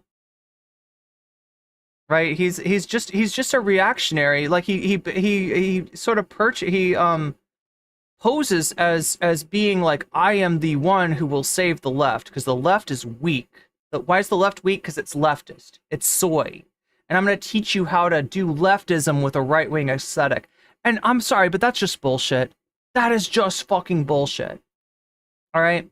And so for that reason, right, and Sunday will portray this as like, she has no friends. Everybody knows that she's really bad. No, everybody knows that I don't hold back with criticism when somebody deserves criticism, right? Whether that's Dylan Burns or President Sunday or Westside Tyler or anybody. Like, I let my, I say it with my chest. And I appreciate people that can criticize me. I can be critical of, but at the end of the day, we don't have to hate each other, right? But the rest of these clout networks, they're just like, no, don't highlight the bad part of anybody, right? The whole file thing, right? It's because these people are fragile. It's because these people have secrets to hide. That's why that shit worked, right? That's why that shit got me like alienated by like the majority of the community. And honestly, nothing of value was lost. If you're attached to that group, if you're attached to Twitch poll, if you're attached to Destiny, right, you are compromised. And unless you can extricate yourself from that compromise in some way and stand up and be real, like, I'm just not impressed, and I don't really want to work with you. Sorry, right? It's nothing personal. I don't hate people. I don't hold grudges. It's nothing like that. But I have just learned that is something that method of growth, which it is. It's a method of growth, right? It's a very easy method of growth, right? You can grow in 2 ways. You can make what Tyler was saying interesting stuff, or you can kiss somebody's ass. You can kiss Vaush's ass, and you can show him that you are safe and you are docile, and you will lie down and you will kiss the ring, and then he will be like, hey, let me give you a shout out. You're really great. You're really awesome, right? And that's just like, that's not really growth, right? I experienced some of that growth just going on Dylan Burns's hippy dippy panels, right? I got growth by dunking on his conservative friends, by being like the one person that would actually put CTV in his place. And it just wasn't worth it at the end of the day, because those are Dylan's people and they're shitty, just like Dylan. That's not the audience that I want. That's not the audience that I need. And in the end, nothing of value was lost by standing up and being real and saying, look, I'm sorry, but this guy just doesn't know what he was talking about. And if he could have taken that and been like, yeah, you know what? I came on to talk about platforming, and it turns out that it's deeper than I thought it was. Yeah, NCC, you got a point about like letting bigots gish gallop. That is kind of a bad thing. He did actually finally accept that, right?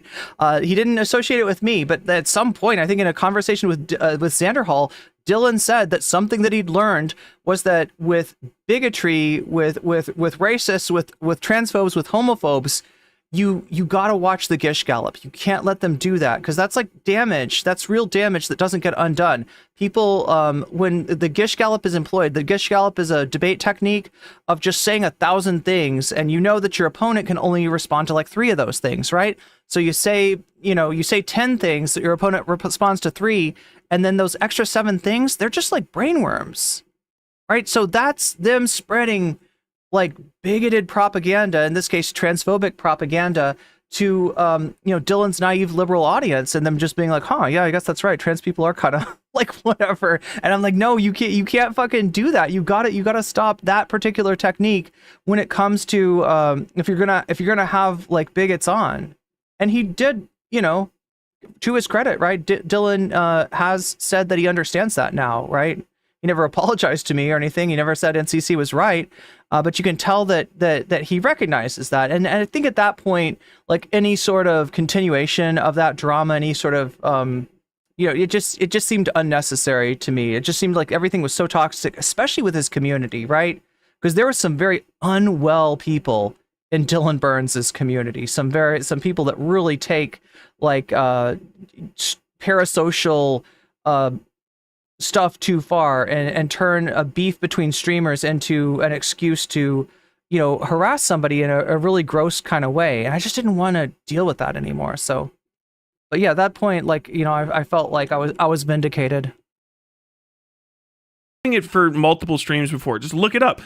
Look it up yourself, dipshit, if you're watching through this, and prove me wrong. Just look up your old streams where you talk about me and you say, let me just I want to give you some advice. You need to not fly off the handle. You need to call blah blah blah blah blah blah blah. And like, I don't want fucking advice from you. I'm older than you and I'm fucking more entertaining than you. Stop trying to give me advice. But I was being nice to him because nobody else was. Which is, I get it now. Okay. I understand why he has no. That's a mistake. Being nice to Sunday, that's a mistake, right? That was my mistake. That was Tyler's mistake. No fucking lefty friends at all, and the only people that tolerate him are drama farmers, because eventually he'll do something that they can fucking, and they'll devour him. You know what I mean? But he's low calorie because he's got no fucking audience. Like, no one gives a shit about him outside of his immediate fucking circle of slop fiends. He was trying to position himself over top of me as like my keeper so he could take credit for my content, which is why he immediately was like, no, we can end this. Just fucking look. I looked up this one thing that I think proves Glooby's age, which was the gay fesh song about how everyone knew that Glooby was underage. I knew Glooby was underage because first off, Glooby fucking told me, or that Demon Mama and them knew that Glooby's underage. I knew because fucking, first off, Glooby just told me that, and I believe him 100% because Glooby met them, the whole crew, when he was 13 years old. We'll start getting into this, but I just want to play this for you guys. I have this brought up. I was like, this is impossible for me. I don't know where to find this. All the fucking pedophiles probably can locate it quicker. But I was just like, how do you even find what a 13-year-old's voice sounds like? And thankfully, this is a massive video. It's almost 1 million. It's some family blogger, but his kid's talking shit to him. I'm not going to play it on. Wait, Sunday still reminds me of the alien from Men in Black that wears a farmer as a skin suit. Wow. Put it on screen, but this is a public video with almost 1 million views. So it's good evidence. Let me find that. Let's see if we can find this into watch later. So this is when. Oh shit! Oh, you're right. Oh no! Everything again, but wait. Yo, wait. I think you're right. Holy shit! I mean, even down to like the. Oh my god! I'm sorry, child. This is like. Let me find the. Yeah. This is the one.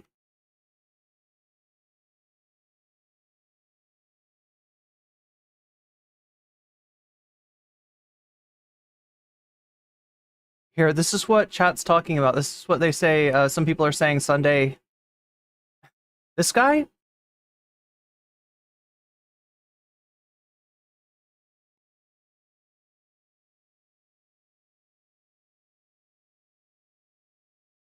This is who we're talking about?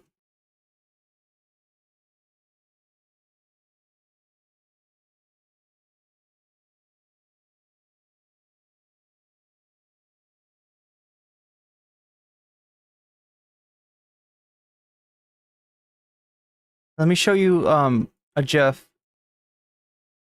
Now I don't think I've seen this movie. Like I'm familiar. It's what Will Smith and oh my god, who's the other guy? This is the guy that people are saying. I mean, that is a very Sunday look right there. I see what you're saying. There is a resemblance. Demon Mama at 13 years old. This is what a 13-year-old sounds like. This is literally 13-year-old trash talking. James versus Hillary, Scott Martin. This is a 666,000 sub. Almost. Okay, I know what that's what a 13. I know what he's talking about. He's talking about the squeaker voice. I get it. That's Billy Bob Thornton. Is that who you're talking about though, chat? I've never seen Men in Black. No, I don't think so. That's Private Pile? It sounds like. I don't need additional evidence. If you were meeting somebody in a voice call who was 13 and you're a fucking adult, that's all. Vincent D'Onofrio? No, not the Cockroach Man. Wait, what? Did I get the wrong person? You're saying the farmer, is an alien wearing the farmer as a skin suit, right? Is that the right? Did I get the right dude? Is it this guy? It's Vincent D'Onofrio. Okay, Vincent D'Onofrio, Men in Black. I'm sorry. Well, just the look, the expression, right? Sunday kind of does that. That's what people were talking about. Men in Black, Vincent D'Onofrio. Okay. Wait, no, that is Vincent D'Onofrio. Wait, do you mean? Oh my God, chat. What are you telling me that this is the right? What? This is the right one? This is the right one, right? This is the person people, the character people were talking about. I got the right one. Okay, good. Again, I haven't seen it, so I wasn't sure. The evidence you need. Period. That's a child. That's what a fucking child. The voice that Tyler is doing at Sunday, that voice is the same. Oh, okay. Let me see if I can find a clip. Sounds like it's a fucking child. It's a 13-year-old child. That's what children sound like. You can go up to like 16 and they still don't fucking sound like adults. They sound like something. They'll have like this fucking voice. Where they're like, I'm almost an adult. You know what I mean? They don't sound like fucking adults. You are a fucking pedophile. A pedophile. I'm saying it right now. If you argue against that 13-year-olds don't sound like 13-year-old like children, you're a pedophile. You just are. There's not a counter argument to that.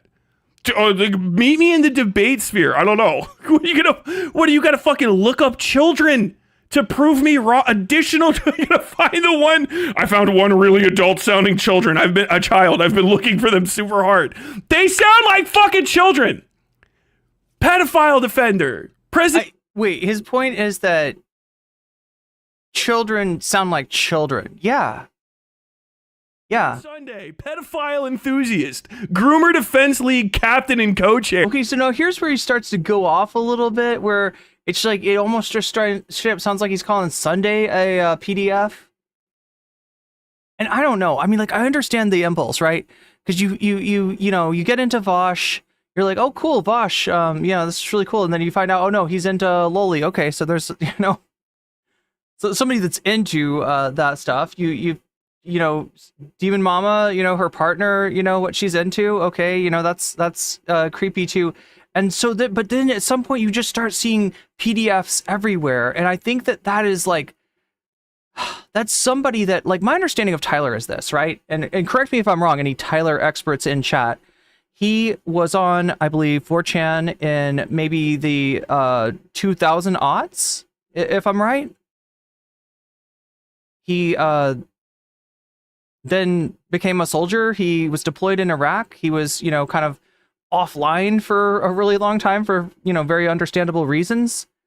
And then recently he's kind of come back. So what he is essentially, Tyler is, correct me if I'm wrong, Tyler's an Encino Man, right? I know that movie. I know Encino Man. Tyler is Encino Man. Tyler has been frozen for years and years and years. Tyler is a product of the old internet, frozen for years and years and years, that has been unthawed and into like the Vaush Destiny debate sphere. And then, he's like, hey, this is cool. I like to debate. I like politics. Maybe I could do this.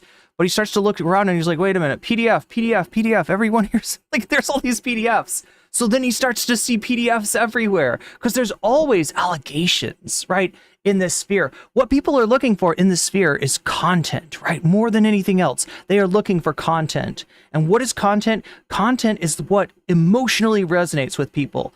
And while there are different kinds of emotions, there are positive emotions and there are negative emotions. Negative emotions are a lot easier to farm. Negative emotions are a lot easier to engender. And, emotions like disgust, that comes from seeing somebody be into loli or, draw Shota or whatever the fuck you find. That is a very motivating sort of emotion, right? So if you but because of that, there are a lot of allegations being thrown around, right? We talked about this last night with Riley Grosh-Rochong, who made a weird allegation at another one of Demon Mama's partners that this person, because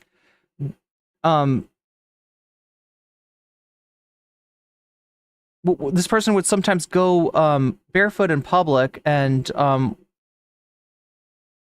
one of Doe's partners was in defeat, right? So I think this was maybe even a hypothetical that was brought up. So when Doe said this as an example of like, is that, is that grooming? Is that bad? Is that like harming children? And Riley Grosh-Rochong was pretty much adamant about yes, and actually implied that Doe was engaged in such activity, basically all but called Doe a PDF, right? And that is why Riley Grosh-Rochong disappeared from the face of content creation, because that was a very that was a very unsubstantiated, very serious and yet completely unsubstantiated charge, right? And nobody who hears that, Doe goes barefoot and has a partner that is in defeat is going to say, oh, you did something bad to children by being barefoot in public. Nobody's going to say that. This was during the King at Pride discourse. That's how it came up. So, so it's both, it's true that that when you've got a community like Vaush, when you've got a large content creator like Vaush with a lot of secrets to hide, that some of the people that help him hide the secrets are also going to have secrets of their own, are also going to, be compromised, almost by the nature, right? In order for him to trust someone is not going to flip on him and expose him, he needs to,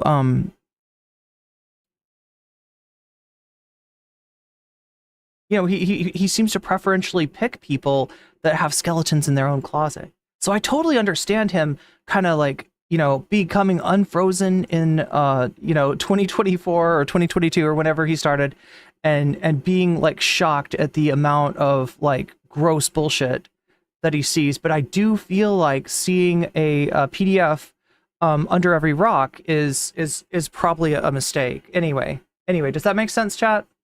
The Encino Man comparison. Founding member of the Groomer Defense League. I don't know. It could be very reasonable that this isn't confirmed. It's 42. Nice. 242, basically 2.5. I'm catching up. Okay. Yeah, I get the point. I get the point. Confusion, you fucking morons! Well, you talked to him for You talked to him for 5 years until the kid turned 18? His voice getting deeper the whole time? No one knew! He lied to me about his age! It's a fucking child! Demon mom! Look, Bovine says, Diddy arrested. Diddy got arrested? You pedo fuck! You grooming fucking weirdo! Wood chipper! The whole community! Boom! This baby can fit so... I don't know. The whole community? Everybody in Demon Mama's community? Wood chipper, really? Is that what we're saying? See, I just... I get what you're saying. I get that these spaces are very permissive of some very, stuff that should be intolerable, but... I don't know. Feds locked up Diddy, damn. So many Demon Mama fans. So the question of diddy or didn't he is answered with he did. Like, what in the fuck are you? All the fans. See, this is the thing. You don't need to fucking light up the whole cathedral. I don't know. Like, he can do what he wants, right? And I don't have to agree with him on everything. To validate, what he found, which is that Sunday is an absolute snake. I will 100% validate that. But, like, saying that everybody in Sunday's community is like this way or that way, I don't know about that. I think there's some good people in Sunday's community. I've known some good people. Like, all right, I don't have the smoke for the cathedral, and I don't have the smoke for even Demon Mama's community. Yeah, like there's a lot of people that are super weird to me there. There's a lot of people that are super parasocial, and just Demon Mama flipping me off, lets them know that she is not to be, you are not to watch, you are not to be caught in her. You're not even allowed to mention me, I think, in Demon Mama's chat, right? But I don't judge the whole community. The whole community isn't gay fesh, right? There are some good people there, I'm sure. And I think that's true for the, yeah, Brooks seems cool. Yeah, I think Brooks is, watched the his video essay recently. It was really good. Yeah, no, absolutely. Wood chipper the server. Wait, what are people saying? Miska's saying wood chipper the server. The entire DM cord. Talking about pedophile. I mean, I've definitely had beef with people in that server. I just don't feel right about judging like everybody there by the same.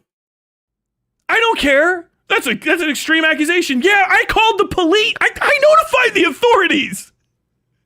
Yeah. We'll get into it. Look. I mean, I like that. It's a community built around learning more about theory, because I see so many examples. Like Vaush is a great example of this, right? Of communities that have just decided that theory is not fucking important, and as a result, they've got a bunch of liberals that think that they're leftists, right? And there are many such cases, right? The Bernie bro phenomenon was good on one hand because it got more people to consider socialism. It got more people to consider leftism. But at the same time, so many of those people, they went on vibes. And your vibes on what socialism is are actually wrong, right? A lot of people get it wrong. A lot of people make the assumption, they're like, well, I know what capitalism is, right? So socialism must be just kind of the opposite. And it's like, socialism, the concept is built off of capitalism. It's not about capitalism bad.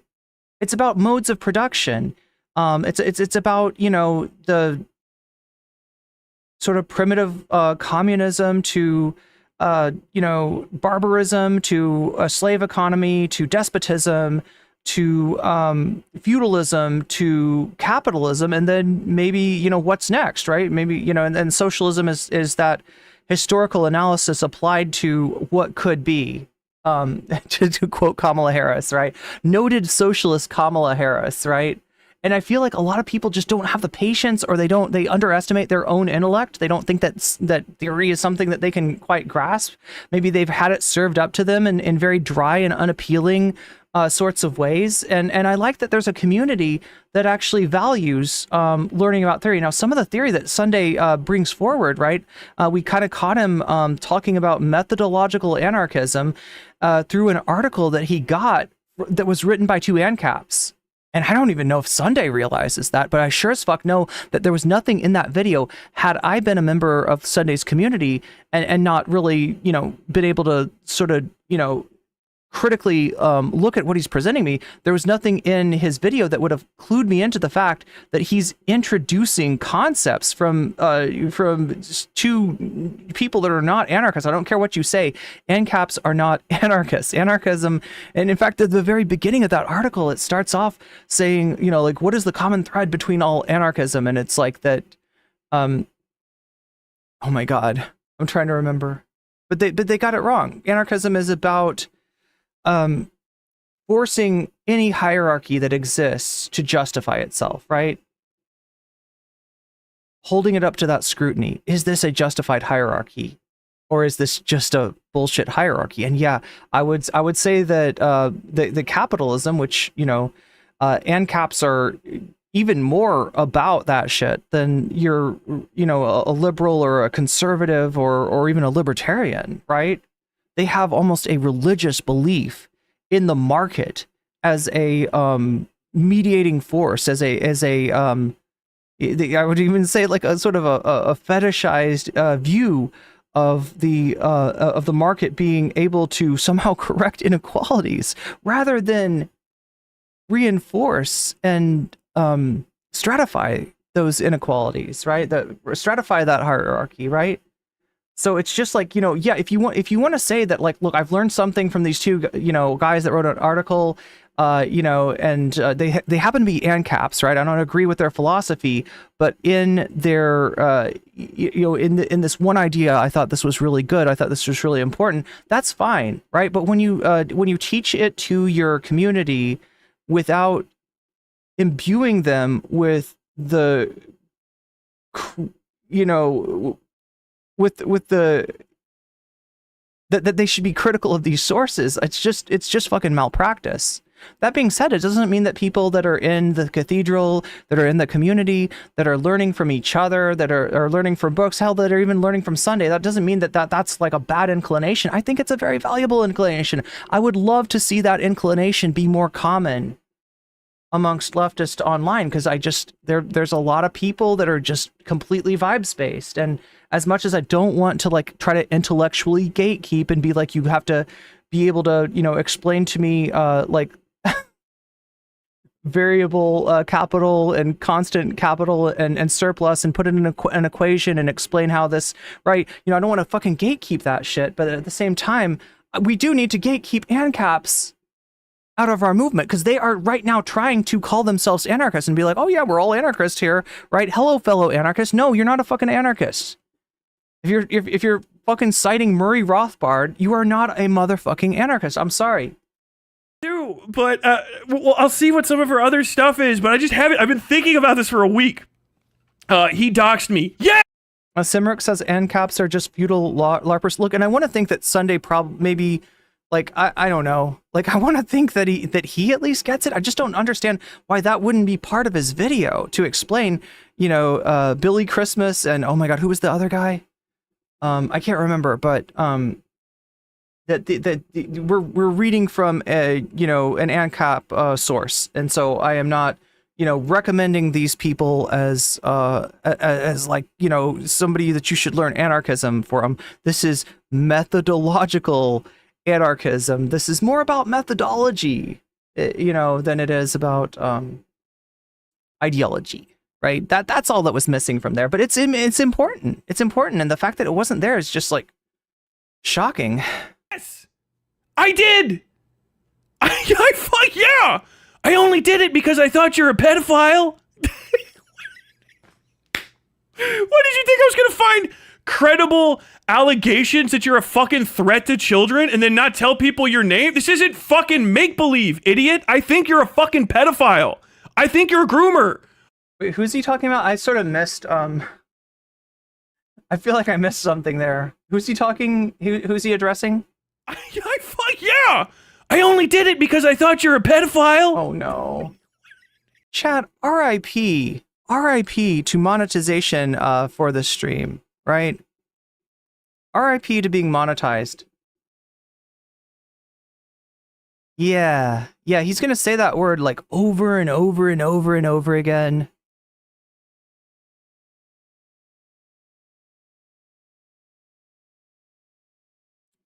if you find what I'm doing valuable, I would massively appreciate any sorts of contributions to the stream, because on nights like tonight, I am not going to make any money whatsoever through the monetization of the video.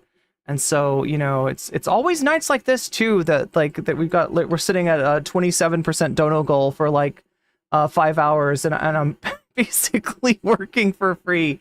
But yeah, thank you to the people that have super chatted so far. Your support for the stream means a lot. Any way that you support me, any way that's easy for you is a way that I appreciate. Even if you're, you know, just thumb gang, you help spread the stream to more people, and I appreciate you as well. God damn.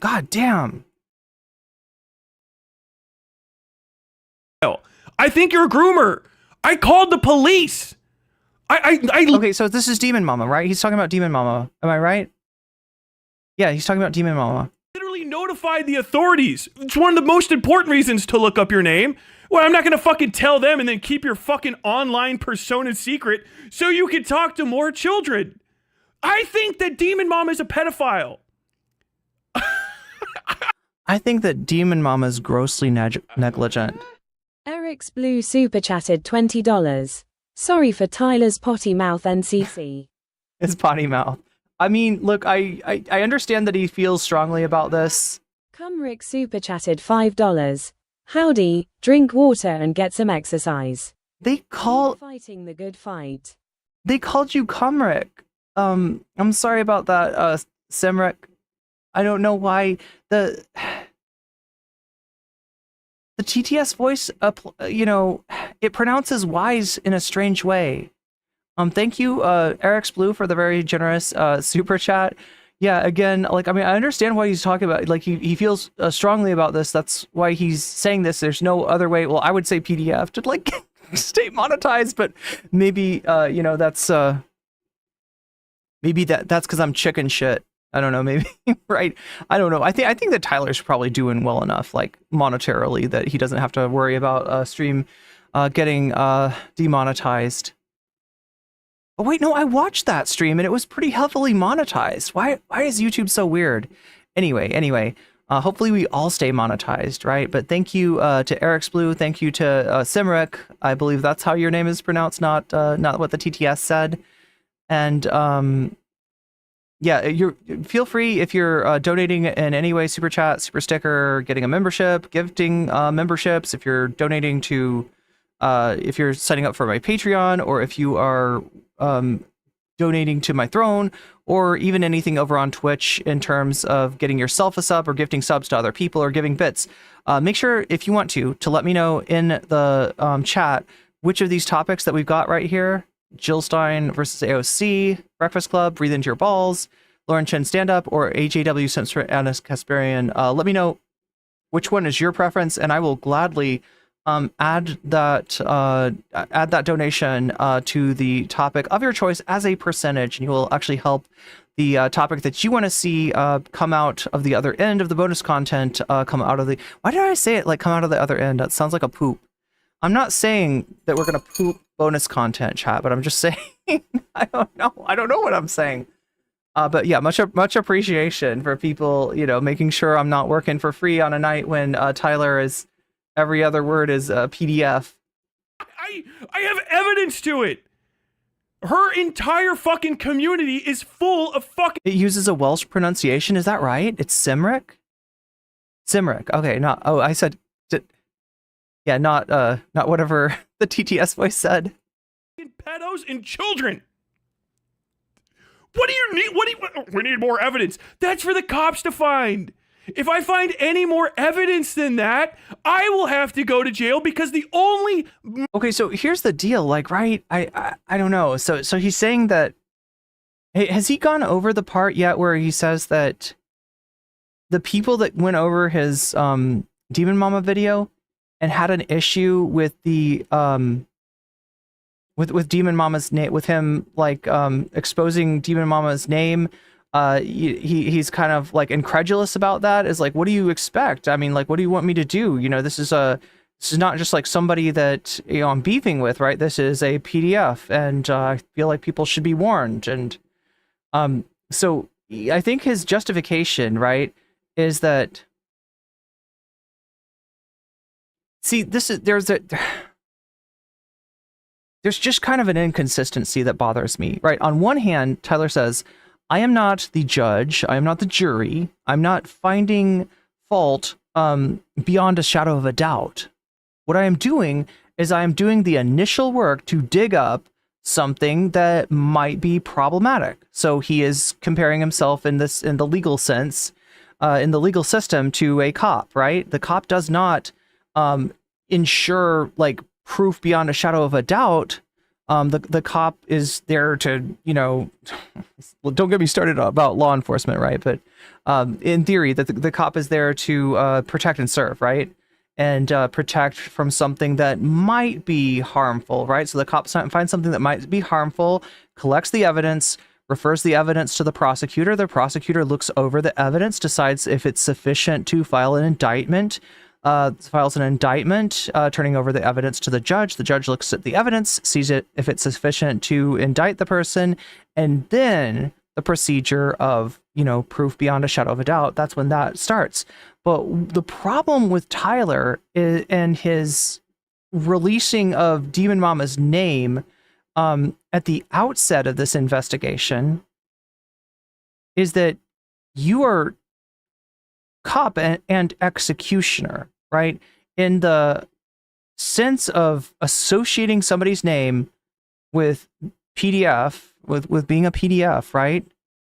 That is, somewhat of like a public execution. That's not something to fuck around with. And most people, if they think that there's even a chance of a person that they know being that thing, will just like cut off ties, right? So this is where I disagree, right? I don't know if I missed, an important part of what he was saying that might change my mind about, or at least like shed some more light on his perspective and make it like, okay, I don't agree, but like I can see it from your perspective. But yeah, this is what I don't exactly like entirely agree with.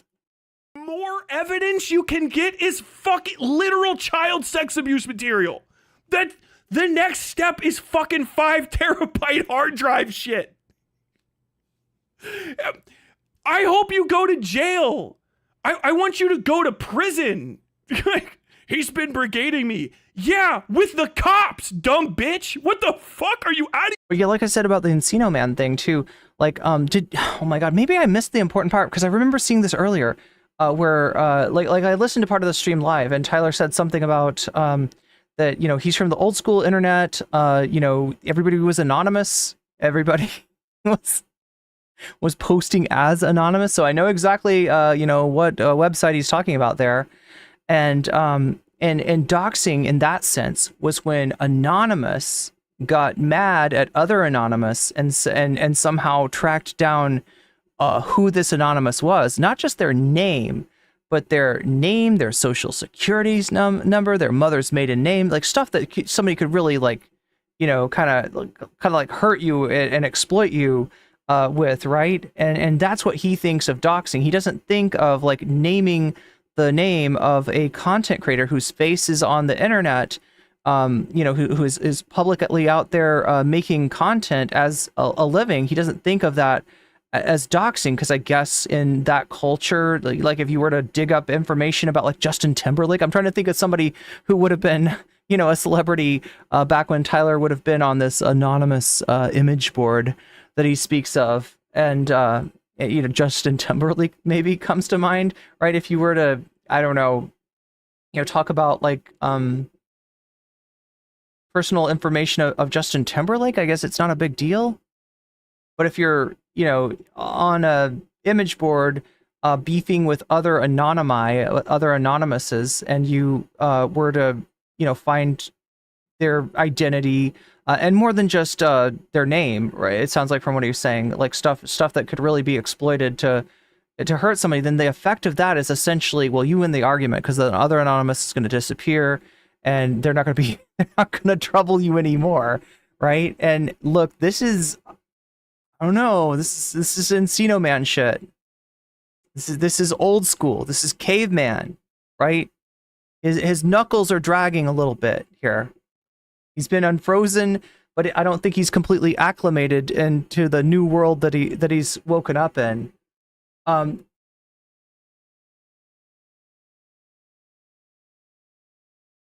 That said, I think there is some validity to him still connecting Sunday to not just Demon Mama, but to the Vaush network, right?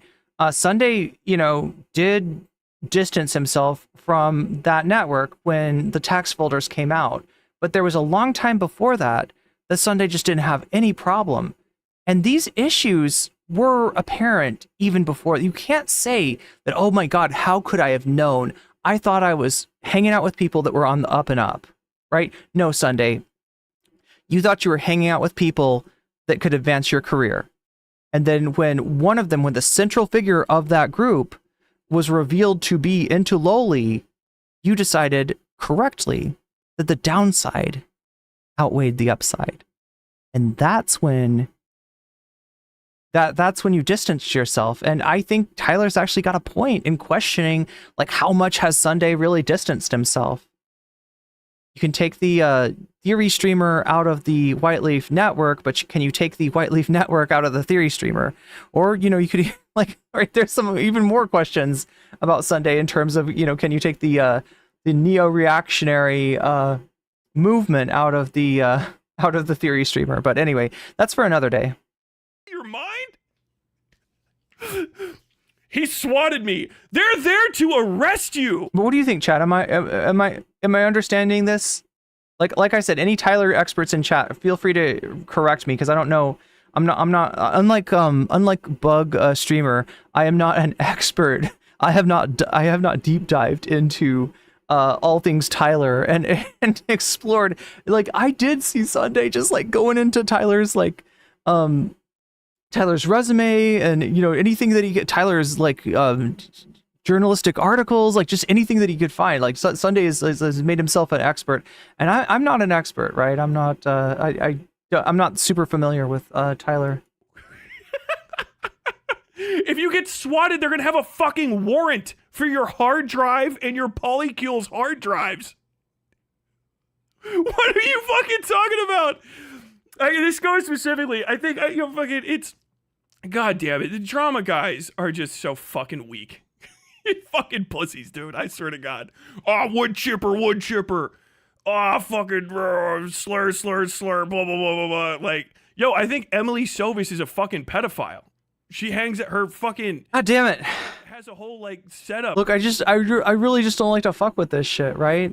It also gives, like, if you're trying to, expose Demon Mama as like a bad person that people should avoid, right? This gives her a avenue of attack on you to say that you are a bad person that people should avoid. This gives her the ability to say that you're a doxer and a harasser and all these other things, and conflate you with other people that have harassed her, like people from certain websites.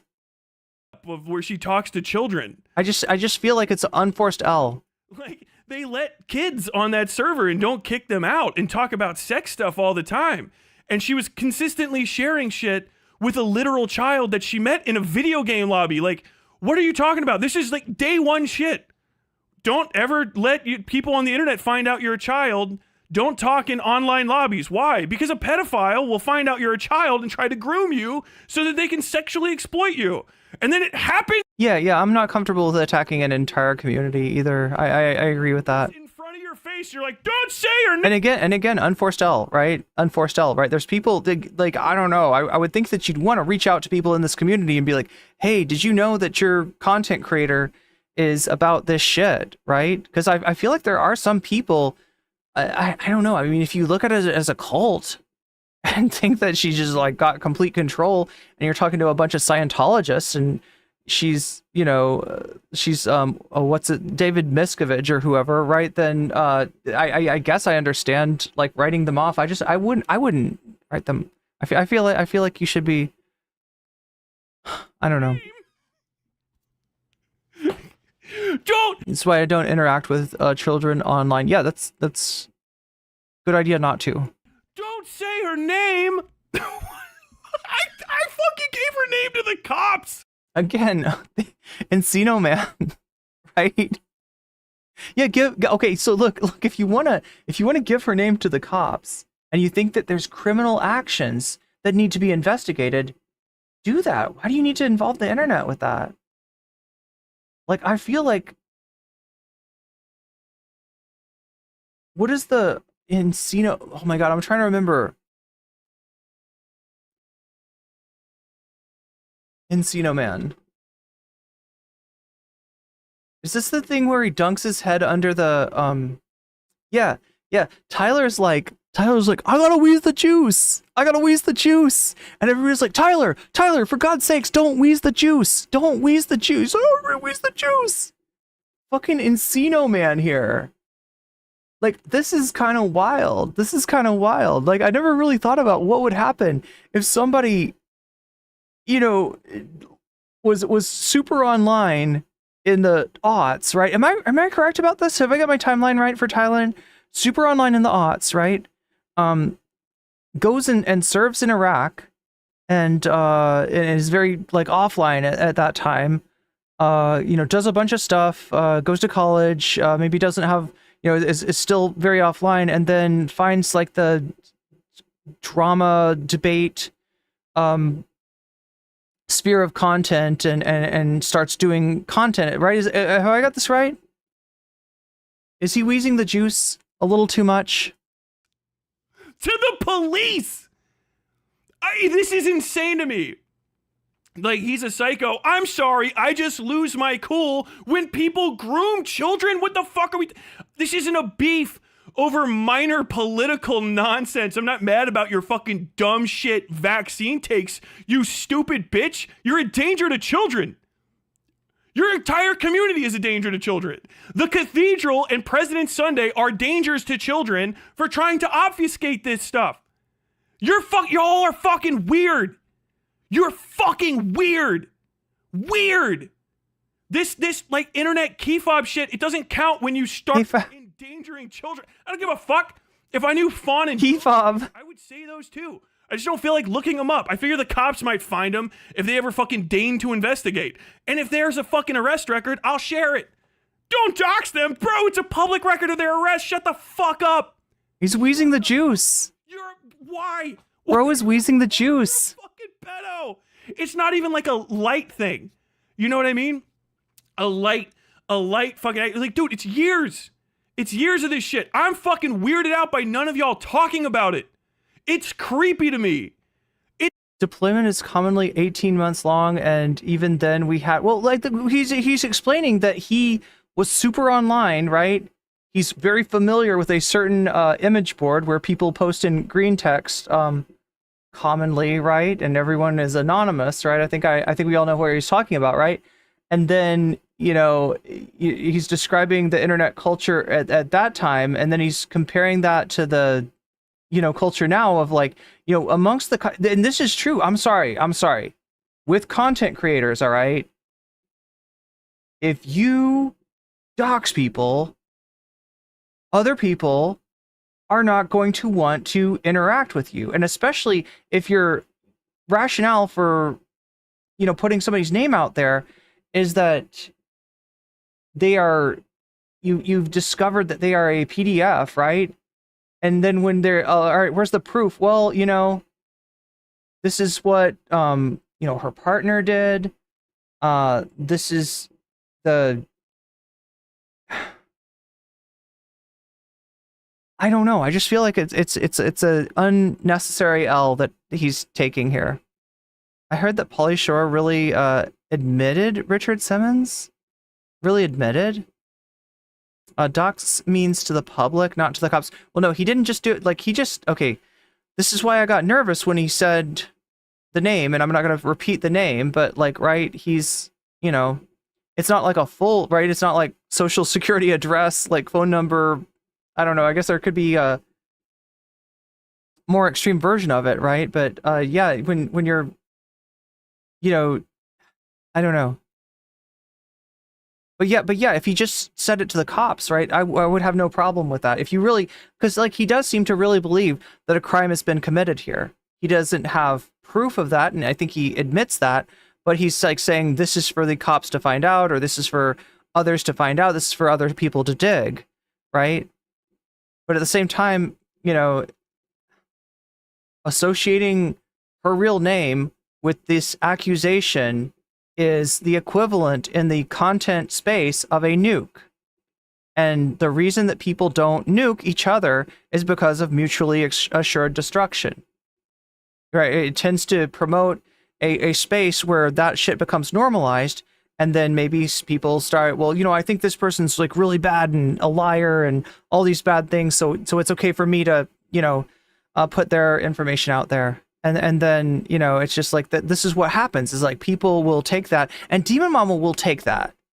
And she has in her video, right? I don't think her video is super convincing. I went through it. I think there's a lot of unanswered allegations there. I think she's got, you know, it actually, I feel like that video overall makes me more suspicious of Demon Mama, not less suspicious of her. But she is able to convince some people, especially people in her community, that Tyler is some kind of like a doxer and a harasser, and like a bad person who they shouldn't listen to, by virtue of the fact that you know, information was included there.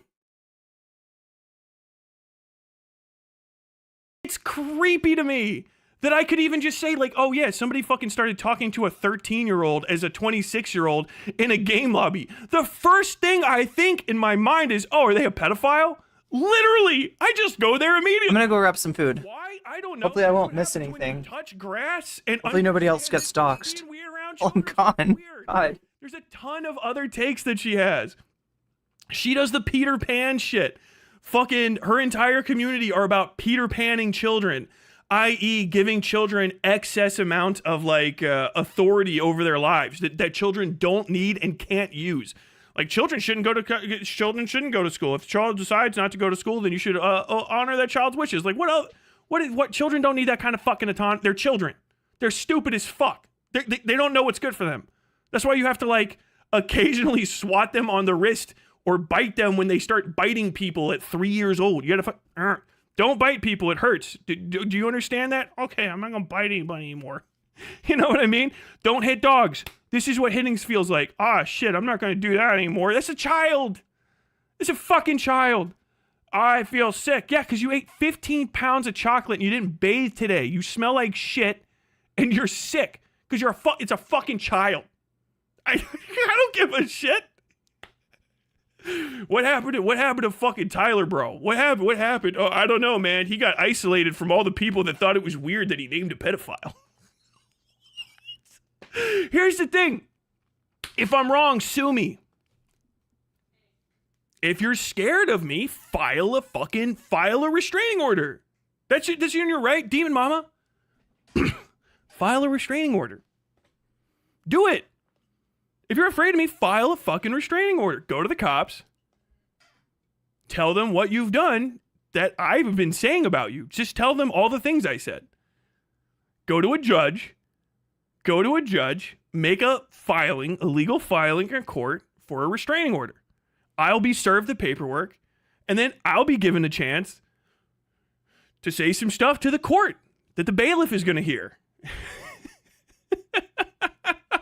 Do it. That's the amount of confidence. You have a lot of confidence. You haven't proven it for sure. It's in the fucking court's hands. That's the cool thing. Do you know why? I'm fucking confident? Do you guys know what happened? In prison, if you're a pedophile, they have to put you in special segregation. You know why? Because pedophiles don't have fucking rights. Because no one gives a shit what happens to them. So pedos can't go to the fucking authorities ever. Because they're... God, how do we get embroiled in this? Let's see if I can catch up with chat. Was Demon Mama caught talking inappropriately to children? I mean, we went over Tyler's video where he makes his allegations against Demon Mama, and there was, let's see, I'm trying to think of what's substantiated, right?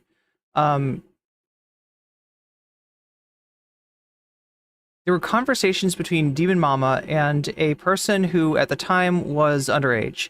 And this person is an artist, worked for Demon Mama, did some thumbnails for Demon Mama. You know, apparently there's a song that shows that like everyone in the community knew that this person was underage, and they exchanged, you know, somebody that Demon Mama met when they were 13, right? I mean, I think that's the big, you know, kind of unnerving thing about the revelation that Tyler gave is that like, you know, she'd had this just sort of, you know, friendship with somebody who was, you know, 13 at the time when she met them. She was in her like late 20s. Playing Overwatch, and had sent some art that is NSFW, and then there's some correspondence between Demon Mama and this person where she's saying, don't send me the NSFW art, but with the caveat that she lives in a state where that is illegal and could get her in trouble, and it feels like too much of the emphasis is on legality rather than just like that's a red line. I don't want to I don't want to, you know, have anything to do with that, right? That's kind of what Tyler put out. And you know, he did also show that one of Demon Mama's partners had a interest in Shota, which is like the male equivalent of Loli, the stuff that was in Vaush's folder, and you know, was drawing this stuff, and then there was a Discord call, a voice call, sorry, not a voice call, a video call between this underage person, Demon Mama, and Demon Mama's partner, where Demon Mama's partner brought out, you know, adult toys and was showing them to the person, and Demon Mama said something like, you know, don't do that, but Demon Mama's partner, you know, continued, right? So that, I mean, that's what we've kind of gotten firmed up. So there's a lot of really, you know, disconcerting stuff going on, a lot of really inappropriate. And I would say, yeah, Tyler proved, like, at the very least, gross negligence. Is it criminal negligence? Yeah, maybe, right? I don't know what the law, I don't know how the law would handle that, right? Still focused on Demon Mama and her partner. I think it's safe to say that most people know PDF are marks in prison while they have money and nothing after that. Fucking pedophiles. They can't do that. They can't reach out for fucking legal representation because they're into kids. It's a crime. They're doing crime. If you were actually afraid of me, you could reach out. Reach out to the authorities. Tell them, I think this guy's crazy. I think he's a psychopath. They're going, why? Why would he say that? Hey, buddy, you got to stay away from her unless you want to file a counterclaim to this. Do you want to file anything? Yeah. Can I file a brief to the court on why I've been saying the things? Oh, of course. Yeah. Do you have any evidence? Oh, like literally, people keep sending it to me. Keep sending it to me. They keep sending me evidence of the entire fucking imp cord being riddled with fucking child molesters. Like literal fucking pedos and shit. I don't know if any of them specifically have molested a child, but I'll tell you what, the authorities should look into it because they're fucking idiots.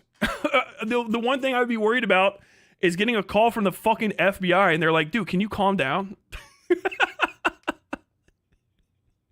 We were about to get the biggest fucking payday for the FBI guys. It's like one of those zit popping videos. You know what I mean? You lance a horse and all the fucking comes out.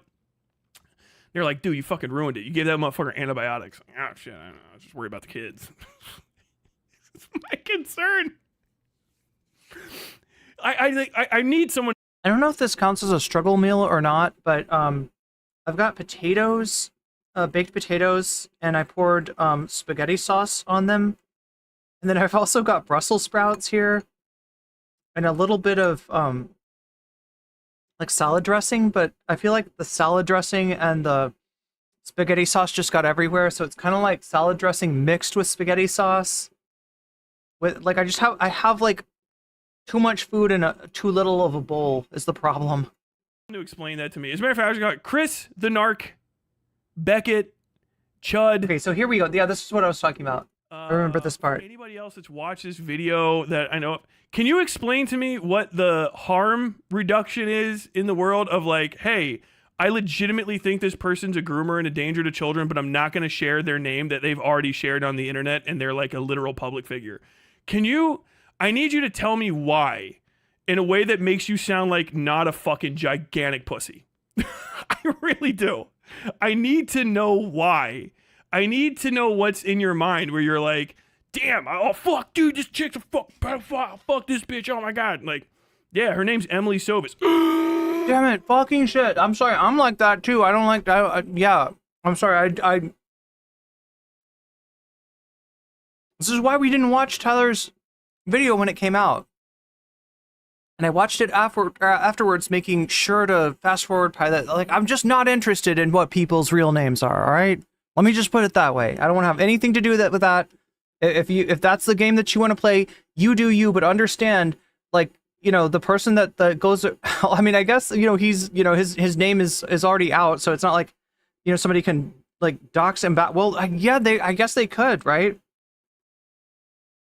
Like, I mean, this is just going to encourage, you know, people on that side of things to maybe, you know, especially like with the parasociality in the Vaush community and in the Demon Mama community and like all of Whiteleaf.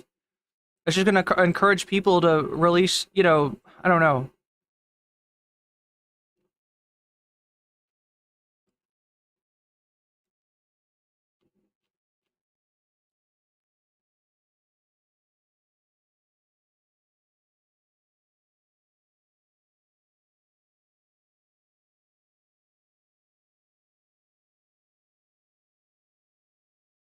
So what he's saying is that, like, he just named Beckett of Crabs, Chud Logic,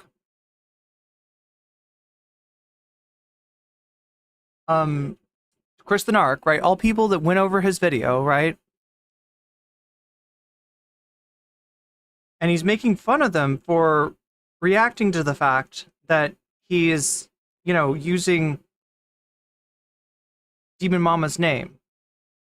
And I just gotta say, Tyler, there's a reason that all those people, right? These are not people that are like, I don't know. Like, what's he accusing them of being pussies?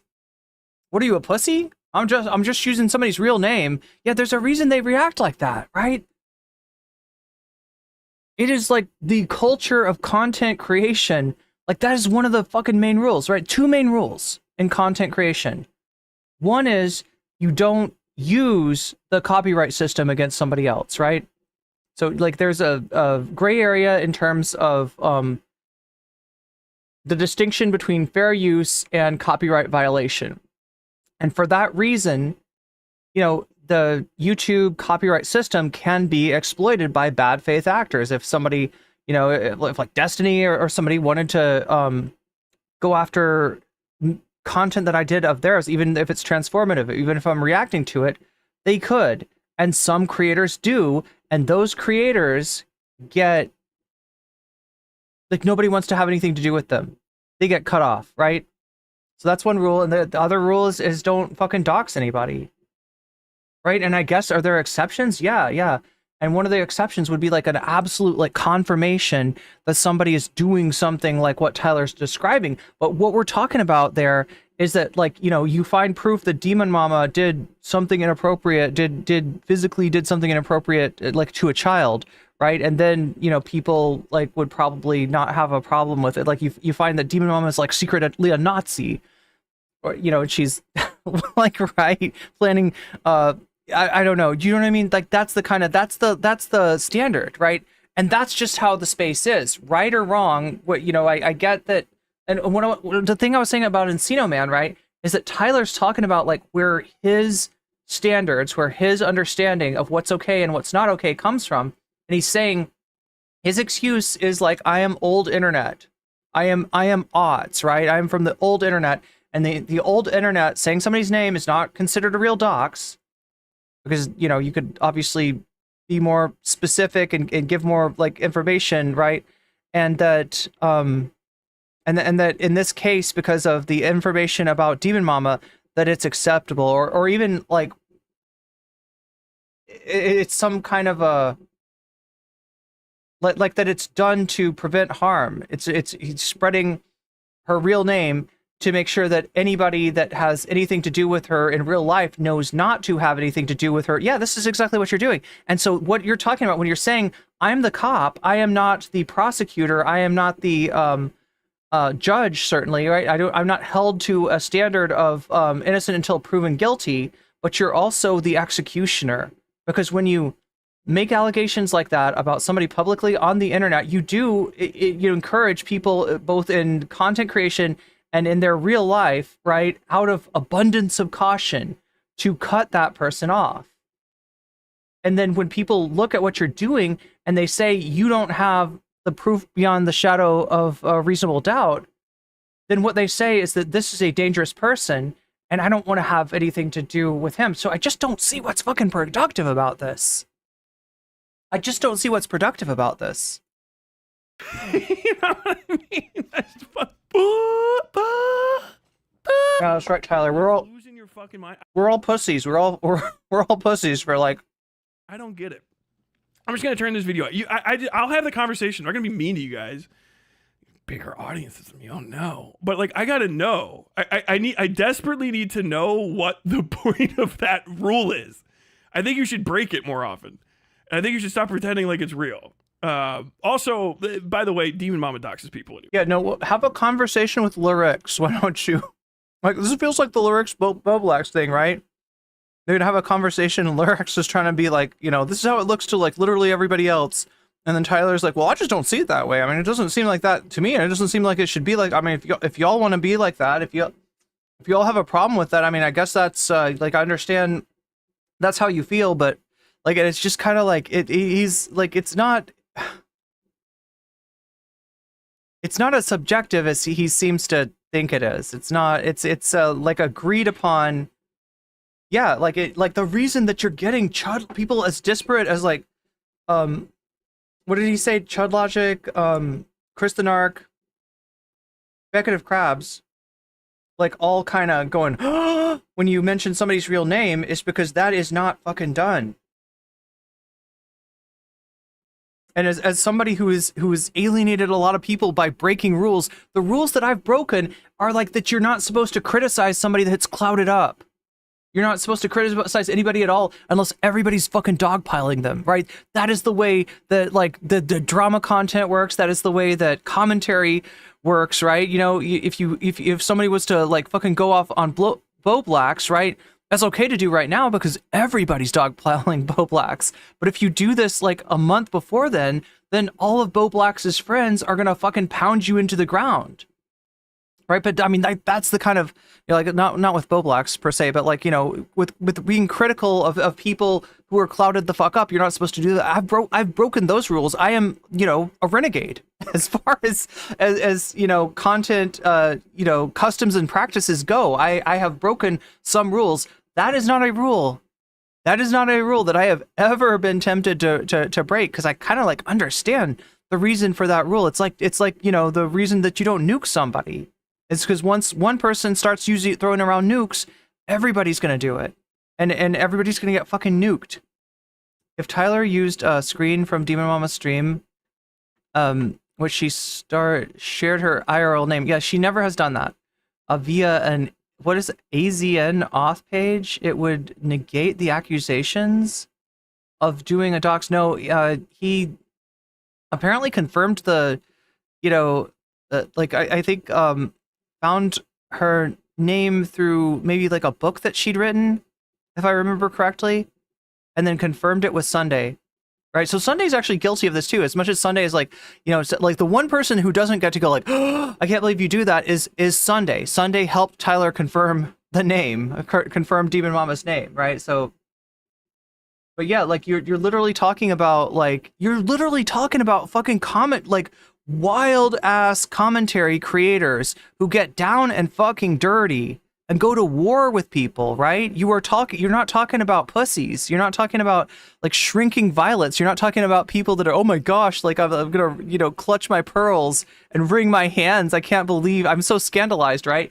You're talking about Chud Logic. And Chud Logic is like, oh, I don't know about that, bro. I don't know if that's such a good idea, right? that you put it together. God damn. We'll get into it. We'll get into it. But it's just a series of things, right? Multiple things can be true at the same time, which is a series of justifications. Triumphant return, and I see no body oil anywhere. Bro fell off. Body oil. Okay. I know the joke.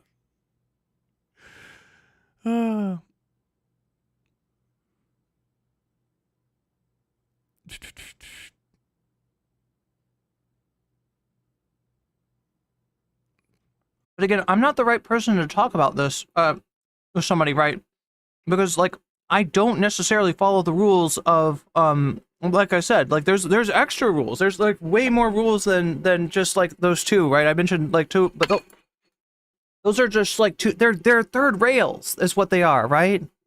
They're third rails. They're electrified, and anybody who touches those rails gets fucking turned into a crispy critter.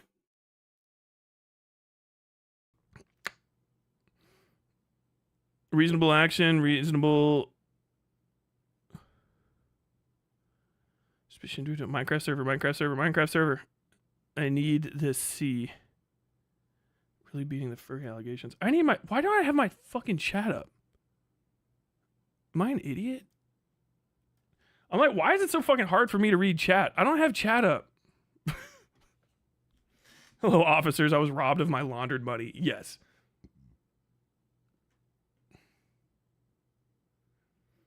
It's basic internet privacy etiquette, and while some people have gotten harassed and even killed after their name came out, who? Prove it. Who? You know what I mean? Like, shut the fuck up. Who?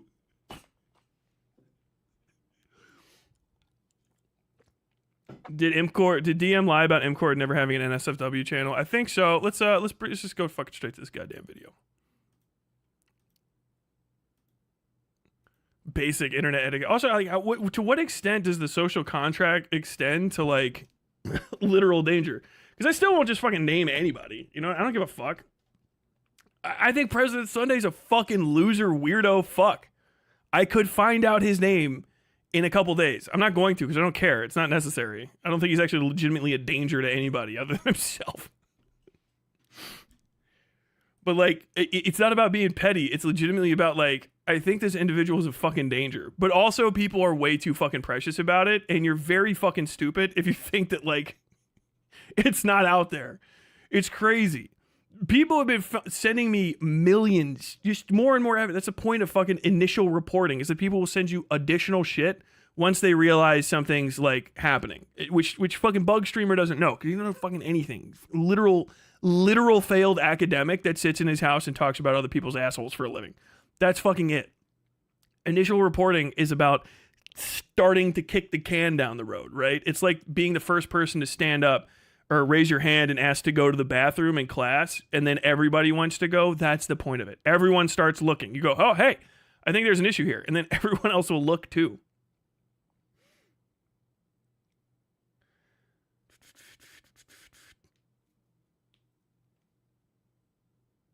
I don't know. Is he talking about like in high school? Yeah, I mean, I guess in high school, like if everybody needs a bathroom break, maybe the teacher would be like, all right, get back in 5, right?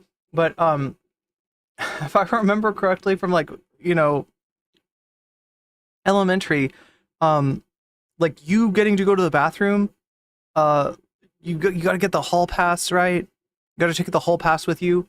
And then if somebody else says, oh, I need to go to the bathroom too right after, they're like, you're going to wait until this person comes back with the hall pass. Anyway.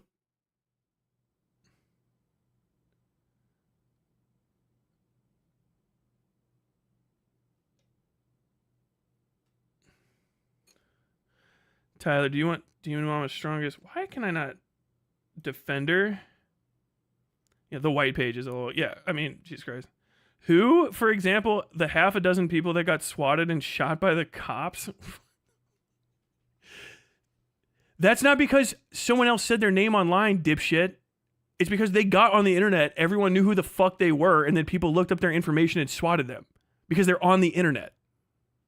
Someone else said, it's not like I'm the only person that knows. If somebody wants to swat me or Demon Mama or literally fucking anybody, there's nothing that anyone can do to stop it.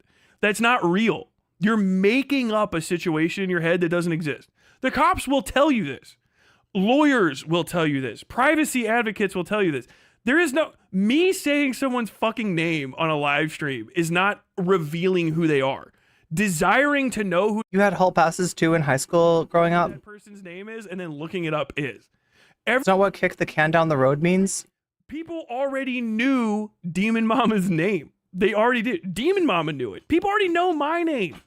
You know what I mean? And it's not like you're sharing legitimately their address.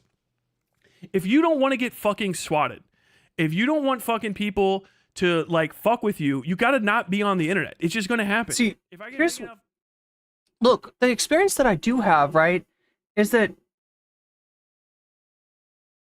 when beef gets serious, right,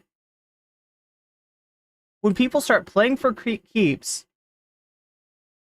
they start doing this thing to streamers where they will clip the streamer, usually find the streamer saying something out of context that like sounds bad. Maybe you're joking, or maybe there is more context that makes, you know, what you're like, right. They'll make the clip and they'll put the clip in a Google document, right? And they'll go around and like share it, and they'll find everybody that they think you could possibly contact, everybody that you're doing content with, everybody that you know are surrounded by, and they'll share that shit with everybody. Now, most of this time, it's bad faith shit, because most streamers aren't doing things that would make every single person around them want to have nothing to do with them, right? But they'll still do it, and sometimes it's successful, right? Sometimes it's more or less successful. Obviously not completely successful, otherwise I wouldn't be here, right? People have done this kind of shit to me with you know, stuff that, you know, was just really kind of dressed up. But what Tyler's providing here is a moment of stream that somebody that doesn't like him could come by and clip, put it in a folder along with, you know, other stuff, and actually get other content creators to be like, yeah, no, I'm not fucking with that. Disappear on him, right? He was about to bring somebody big on to, you know, have a conversation. He was about to interview somebody, but now he's not, because they got the folder sent to them. They got the Google Doc sent to them, and this shit is in there, and they're now thinking, oh my god, this guy is totally okay with, like, just has no problem with doxing people, right? And based on, you know, some cursory research that he's done that he himself admits is not proof beyond the shadow of a reasonable doubt, is willing to drop people's docs, right? This is not good. People are going to do psycho shit like that to me. Fucking Destiny got swatted like a week ago and just didn't even mention it because it happens to him so fucking much. Like, it is a constant, it's an incident with the fucking police department. It's not anything else. It's made up in your fucking mind. Like, oh shit. Also, like, legitimately, in this case, it doesn't even count anyway, because I want the police to go to her house. I want her hard drive seized. So it's just still not a fucking response. I'm trying to get them to go there intentionally. Like, so, like, literally, I don't even know what that fucking response is. Here we go, though. That is the kind of thing that could be, you know, clipped and presented to other people that you're thinking about doing content with as, like, this guy is endorsing swatting people, right? That's not what you said. That's not what you mean. I know that. I'm good faith. I don't have, like, you know, but other people, I mean, I don't know if he realizes, like, what he's fucking with here. Serious video, but demon horns. Yes. This is an aspect of this whole setup where she's a very unserious individual. Very fucking unserious.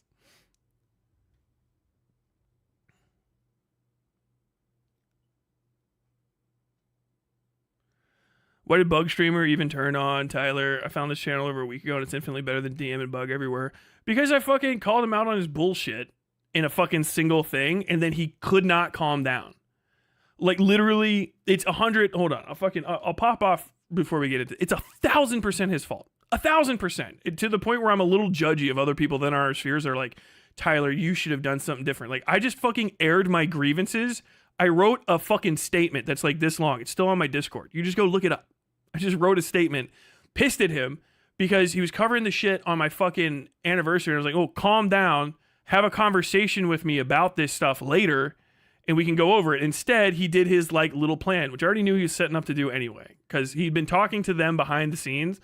If anyone doesn't find it suspicious that he had Doe, Demon Mama's other partner, Doe and Fawn are the two deer people. Okay, it's deer people. He had Fawn in his DMs after credible accusations of fucking noncery are being raised. He had the person's fucking partner in his DMs during the fucking talking point. And these talking points are being gotten to in this again, and I'll go over them. That happened is fucking weird. That's weird. That's where Groomer Defense League comes from. But I was even willing to fucking try to work through that. But I needed to make a statement while he was going on because I needed to fucking separate myself from other people respecting his opinions of me as though we were like on front. He doesn't distinguish between swatting and intentional police involvement. Yeah. Like it was a professional fucking, relationship. I thought we were almost friends. I shouldn't have introduced him to any of my mod staff or anything. I was way too helpful for him because he's a fucking snake. He went behind. He's talking more about guys like Ice Poseidon or IRL streamers who got swatted. My back. He recorded my fucking mods like in secret while trying to get dirt on me, and then recorded one of my mod's family members, which my mod is still weirded out and freaked out about, and his family's fucking freaked out about. President Sunday doesn't care because President Sunday is a fucking pedo enthusiast, fucking Groomer Defense League co-chair. You'd be like, oh, he's not a groomer defender. He's literally defending the groomer. What do you want? What do you want from me? What like literally like he's in a fuck. He tries to treat this thing like it's a fucking court case. I don't know how to say that. Prove me wrong. You're literally just. My biggest problem with President Sunday is he was friendly with Whiteleaf for so long, right? And knowing the fucking ops that they get up to, and then only backed away when he couldn't get clout because their clout became radioactive. Their clout became toxic, right? Their main guy, the reason that Whiteleaf is powerful is Vaush, and Vaush ruined his career and forever associated himself with the content of those folders. Now, that might not mean that every single person in his community abandons him. That doesn't mean that like new people aren't going to find him through his politics content. But it does mean that in terms that he's not going to be able to work with many other people at this point because of that association. So when the worth of Vaush went down the tubes, that's when Sunday cut ties. Up until then, he was, I wouldn't say ride or die exactly, but he was on that team. And so I sort of understand why Tyler suspects that he might still have connections there, still have kept some of those bridges open. Now, I haven't seen proof of that. I don't know that that's true.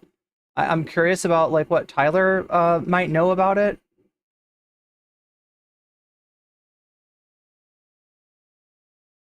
But I mean, like that is my, sort of, I mean, that and the fact that Sunday's an absolute snake, which I've, confirmed personally. But as far as calling him what, like a groomer enthusiast? I don't know. Just a bit, we're not friends. Like, okay, you don't have to be friends with the groomer you're defending, but you're still in the Groomer Defense League. Like, literally talking to their partner to try to throw dirt on the story. It was very weird, and I needed to break that apart. I wrote one thing, but I was still willing to talk with him about it, but he had a complete breakdown because I called him out on his shit. He had a fucking full mental fucking break.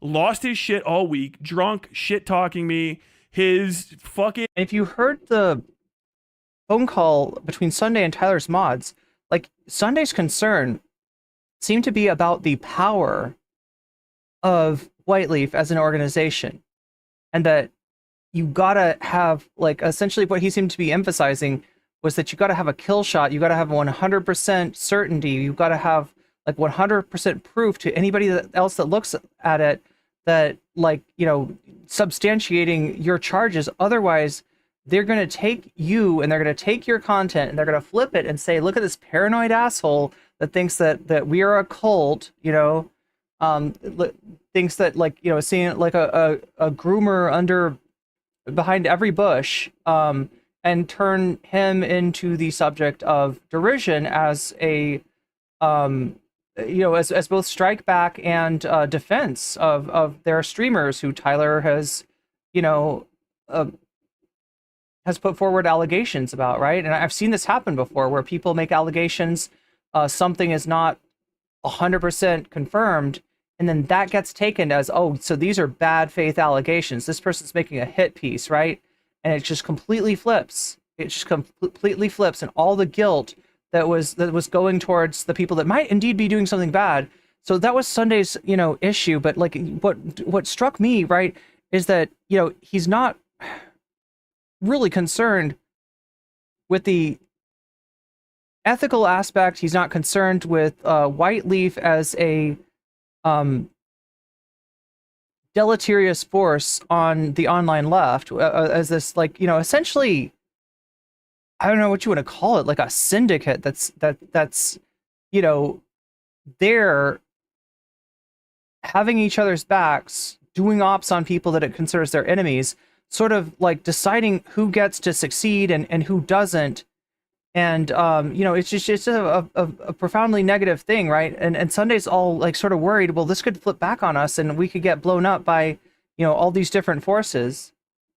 And it's like, you should know that, like, I'm not afraid of like Destiny's community like coming down on me like a hammer. I criticize Destiny and I don't worry about it, because I trust you, chatters, to know that if, you know,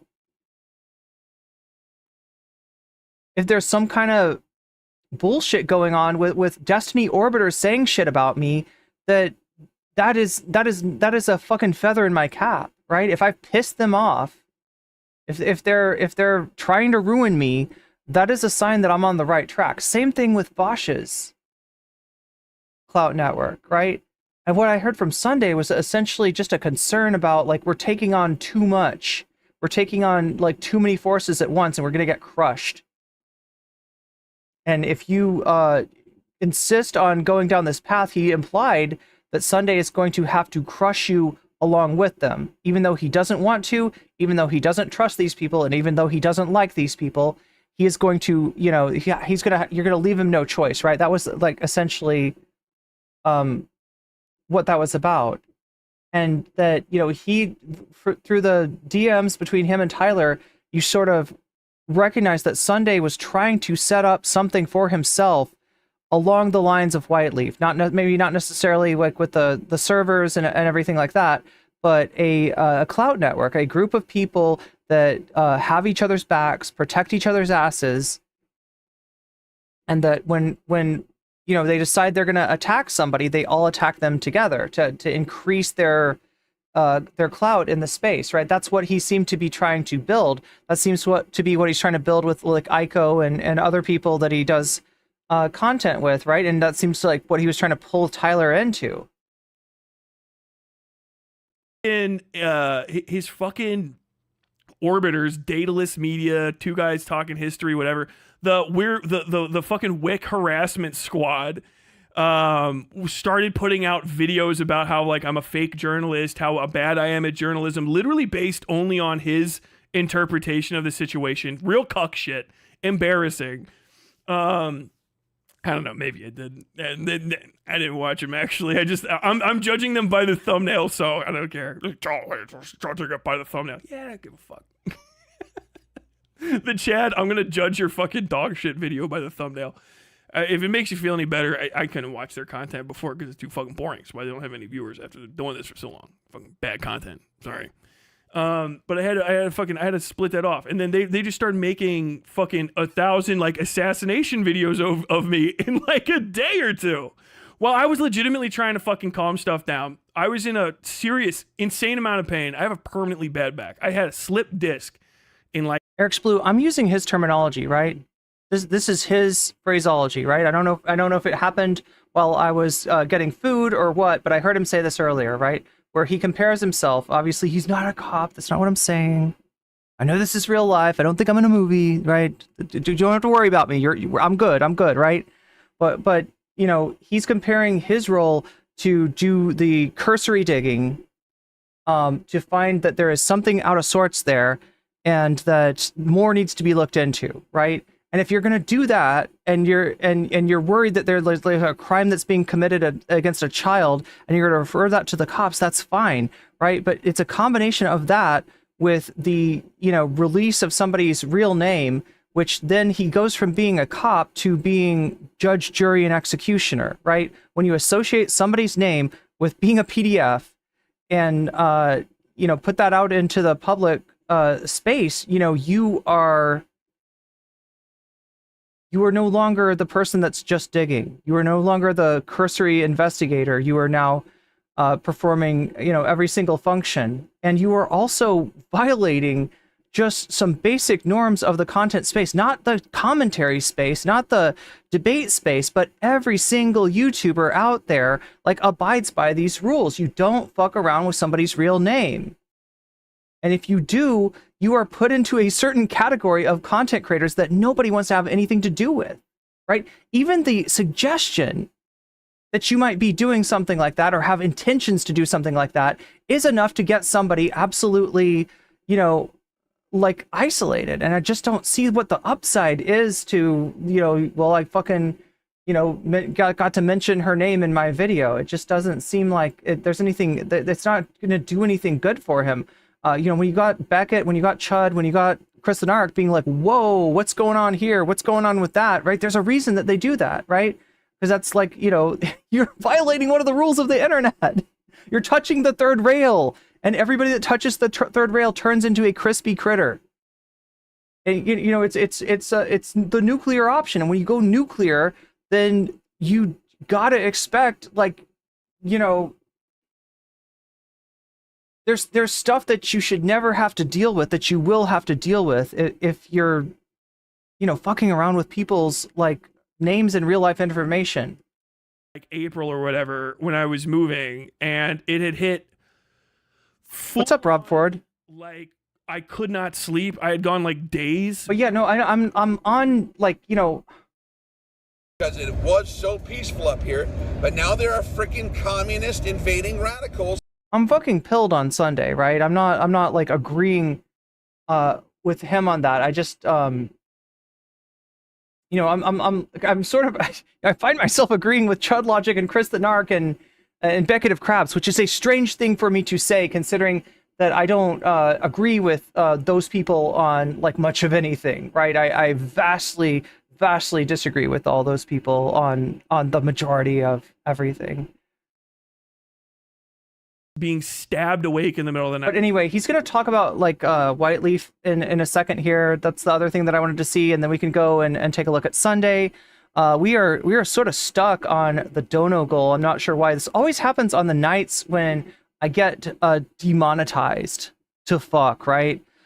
Because of the nature of what Tyler is talking about, he's repeating PDF, except he's not saying PDF, he's saying the other word. So, very likely the stream is going to be demonetized. The dono goal is at 52%.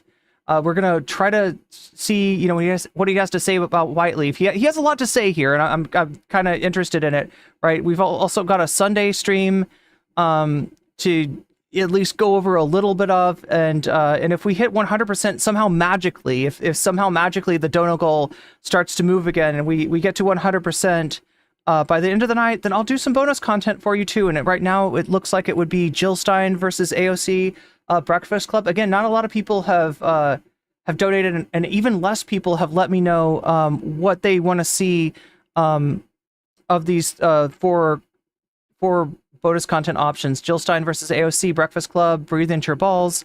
That's Manosphere, Red Pill bullshit, Raise Your Tea content, right? Kind of funny stuff, right? Lauren Chen stand-up comedy, that's going to be the opposite of funny. And then Actual Justice Warrior simping for Anna Kasparian, which will also be funny. So that's what we're doing. We'll see how it plays out. I finally went to That's a weirdo rule, says Isaiah Baker. Unless a creator is in a particular community or state where they might get in serious danger if their name is exposed. But in those cases, they most likely don't show face. So, you say a weirdo rule, and what does weirdo mean? A weirdo is somebody that thinks things, that does things, that says things that most people would not do, right? So we're talking about the space that we're talking about is content creators. And in that space, the weirdo is the person that goes around like yelling about people's real names, yelling about personal information about people. That's the weirdo. All right, just let me ungaslight you here, because like you know,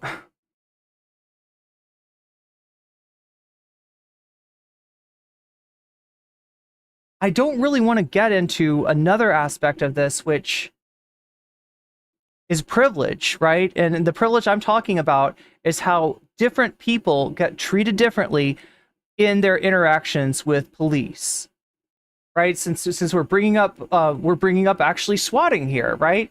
Which is another no-go zone, which is another third rail, which is another thing that people avoid doing, and other content creators avoid content creators who do not abide by this rule, right? This is a very simple, very standardized, very boilerplate, very highly accepted thing. The reason that Tyler's talking to all these content creators, had all these people like react to his video, and they all had the same kind of reaction when that real name came out, is because that is the custom, that is the practice, that is the way that content creators like live, right? They're not the weird ones, right?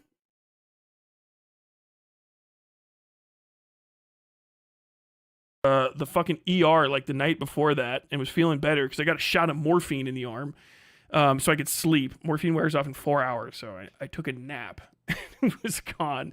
And then I took some fucking prednisone, anti-inflammatory steroids. And to be fair, there's it's a mixed message of the unspoken rule. Don't use somebody's IRL name, because there's a ton of people who default to calling Vaush Ian and have done so for years. Yeah, I mean, that's, well, you know, that is a name which I think he has released. Do we need to go into a deep dive about like Vaush's name, how it came to be known?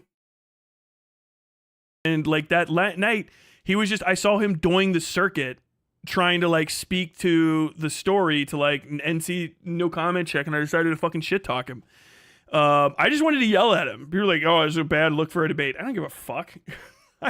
I just wanted to fucking like yell at him a bunch so I could sleep. That's it. I don't really care.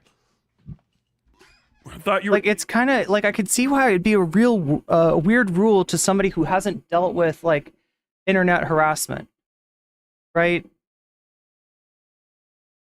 I could see how it'd be a weird rule to somebody that doesn't know like what can happen from this, right? I could see why that's like a weird rule to somebody that hasn't been,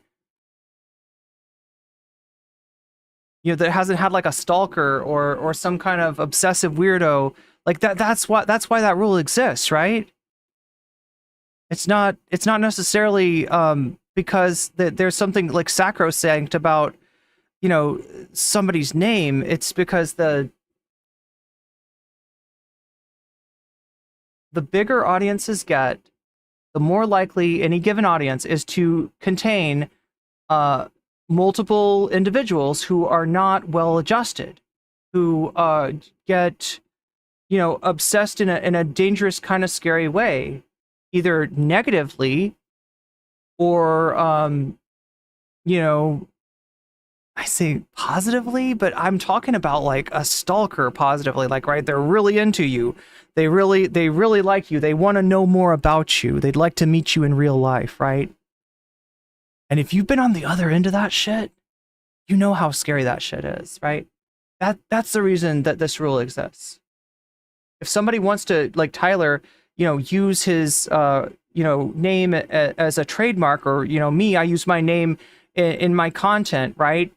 That's one thing. But if somebody doesn't want to do it, then, you know, if you know their, you know, real information, you don't share it. And I'm even like a little uncomfortable like watching content that shares that stuff. I try to avoid it if I can. I didn't realize that he was gonna fucking double down on this shit. Surgery eventually. I don't know. My MRI is scheduled for like a month from now. It's just taking fucking forever, and I'm still not in a great state. My toes are literally numb right now, and like every 5 or 6 steps, Okay, so now he's talking about personal stuff. Let's try to find something else here. I don't entirely disagree. Oh my god, really? Oh no, god. There's no. Okay, let's reload this. I was really hoping to be able to search the transcript, because I know he also talks about Whiteleaf in here, and he was kind of cooking. If I remember correctly, the part I saw Tyler going over Whiteleaf, he was definitely cooking.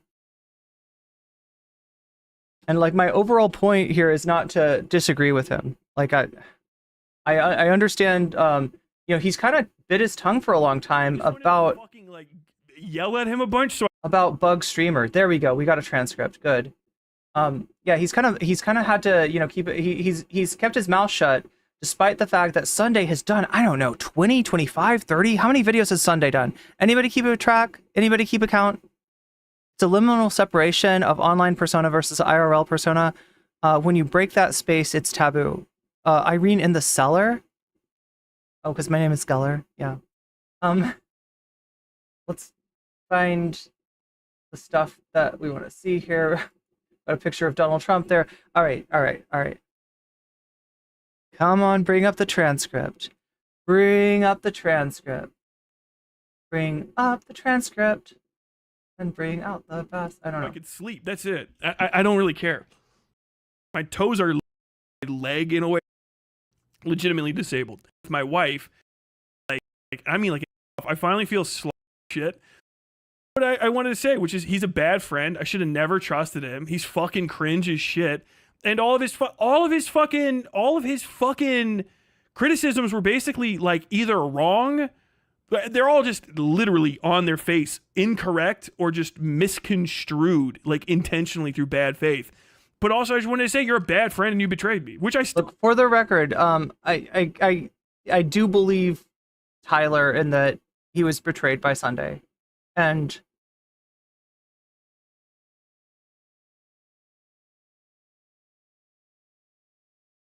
I wouldn't be surprised if Sunday had some connections still with Whiteleaf, because that's what I seem to see. That's what this looks like to me, right? Is that although there's been an official disavowal of Vaush and the folders, that there is somebody in that group that he's still and he wouldn't be the only one. He wouldn't be the only one, right? Tyler's like friends with Dylan, right? Or I don't know friends, but like has worked with Dylan, right? There's a lot of people that want to say, well, this Whiteleaf creator, this one's okay. No, this one doesn't do any of the weird shit, right? No, this one's okay, right? And you know, in myself included, right? There's like a few there's a few smaller creators in the Whiteleaf network that I have a soft spot for, and you know, do not classify as you know, being, you know, as pernicious as the rest of them, but yeah, I wouldn't be surprised. I wouldn't be. A literal snake, yeah. Stand by. I don't think that people should fucking engage with him on a professional level. He's not to be trusted. Literal snake. He snaked Demon Mama. He snaked fucking Xander Hall. Okay, for the record, Xander Hall snaked himself. Okay, I don't agree with that. Xander Hall is the cause of his own problems. That much is really fucking clear. He snaked me. He snaked Not So Erudite. He's done everything he can to snake Destiny. When Destiny's like, you know, fucking snake Destiny? What? Wait, is there more to President Sunday's? Yeah, Dylan's on Whiteleaf. Is there more to President Sunday's like relationship with Destiny that I know? Were Destiny and Sunday friends or something? I don't know what Tyler's talking about here. Snaking Destiny. Can anybody explain for me? Sunday literally never liked Xander Hall. Yeah, right. And also Xander Hall fucked himself over. Like I cannot hold anybody else responsible for Xander Hall for Xander Hall's downfall other than Xander Hall, right? That doesn't excuse what Keffels did. That doesn't excuse what Demon Mama's up to, right? But it's, you know, like Xander Hall's fucking scary. I don't know what else to tell you. Like this guy, he fucking loses it, and he has like violent ideations, right? I don't want to have anything to do with that guy. Like, right? And like, I don't know, the whole thing with Cherry was basically like, here's the deal with Xander Hall. Like, I kind of feel bad for him, right? And yeah, I used to be a mod for Xander Hall way fucking back in the day. You wanna fucking, know the deep dirt on me. The my biggest, like, mark of shame is that, like, when Xander Hall was like, like before he was with Vaush, right? I was a fan of his content because he was talking about leftism. And, even though not very well, talking about his experience, at least, getting sucked down the alt-right rabbit hole and doing Minecraft. Those are two things that I was very interested in at the time. But Zan has never fucking grown up, sadly, right? Zan went from living with his parents to living with his girlfriend, who basically took care of him, took care of his finances, and, in some ways took advantage of his finances. But that's a whole nother thing, right? And to an editor, that being Cherrybread TV, who kind of filled that role, like, this is the guy that had to be told, no, you don't keep your money on you don't keep your money on PayPal, you put your money in a bank, right? Had to be told that, had to be explained that, and almost like lost a lot of his money because of getting scammed, getting his PayPal, hacked or whatever, right? And then Cherrybread TV moved in and acted as a fucking parent for him, and Xander Hall pays Cherrybread TV back by, scaring the fuck out of her and confiding his, like, violent wishes on other people with her, and it's just like, oh my god, like, I don't see the reason to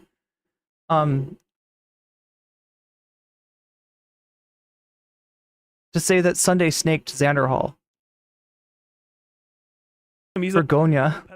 It's Vergonia. It is a shame. It is a damn shame that I ever had anything to do with Xander Hall. I even defended Xander Hall when people said that, he was,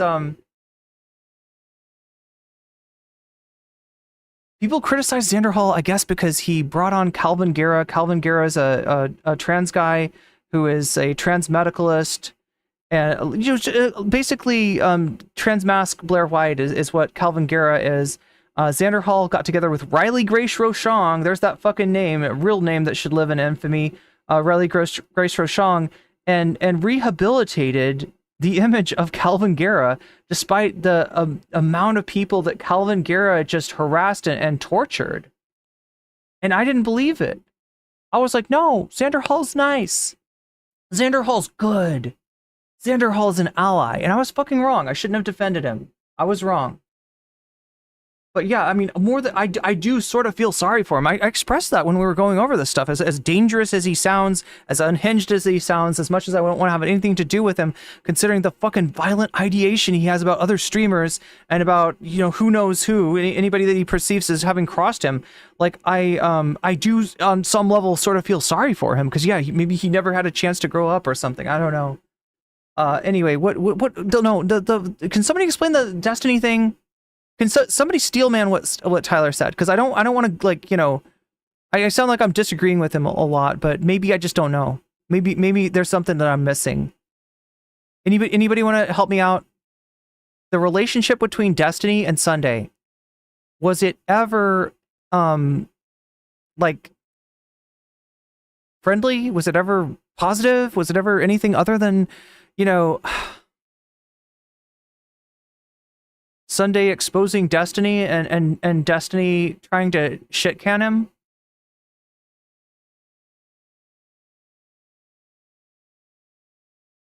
Didn't come here in good faith, wanting to debate, just wanted to shit on the stream and to appease himself. Yeah, you're talking about Tyler's debate on my stream with Sunday.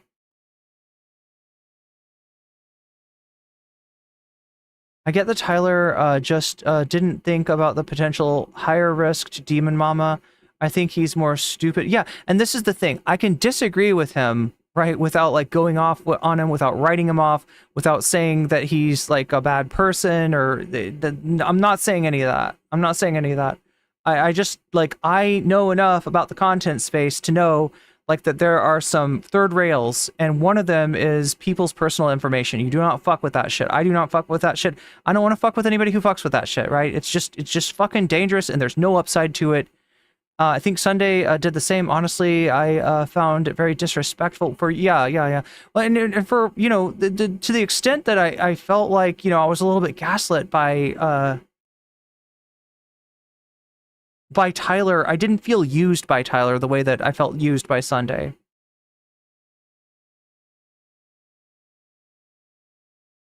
Transcript sounds like where alt trans people hang out. But just somebody want to help me out with the Destiny thing? I just don't know anything about Sunday's relationship with Destiny. I don't know how it started. Sunday never liked Xander Hall. And Sunday's not the only one. Sunday's not a lot of people. I feel like a lot of people are actually more judgmental than I am of Xander Hall, and I don't have a high opinion of the guy. Sunday's had a deep drama with Destiny. He probably snaked his clogged toilet. Nice. Xander Hall is a child. Yeah, and that's why I kind of feel sorry for him. Like, in a way, right? I thought about reaching out to him. Like, the fact that we used to be friends, right? When that shit happened. But then I remembered how Xander Hall snaked me. Yeah, Xander Hall's an absolute garbage person. And I think he would owe me a massive fucking apology before anything, honestly. Cherry was financially abused by Xander Hall. Let's see, reading through this. Xan has a toxic relationship with women. True. It's in my head canon. Wait, I guess I have always just had pretty good doctors. Sorry, I'm trying to find if anybody's got.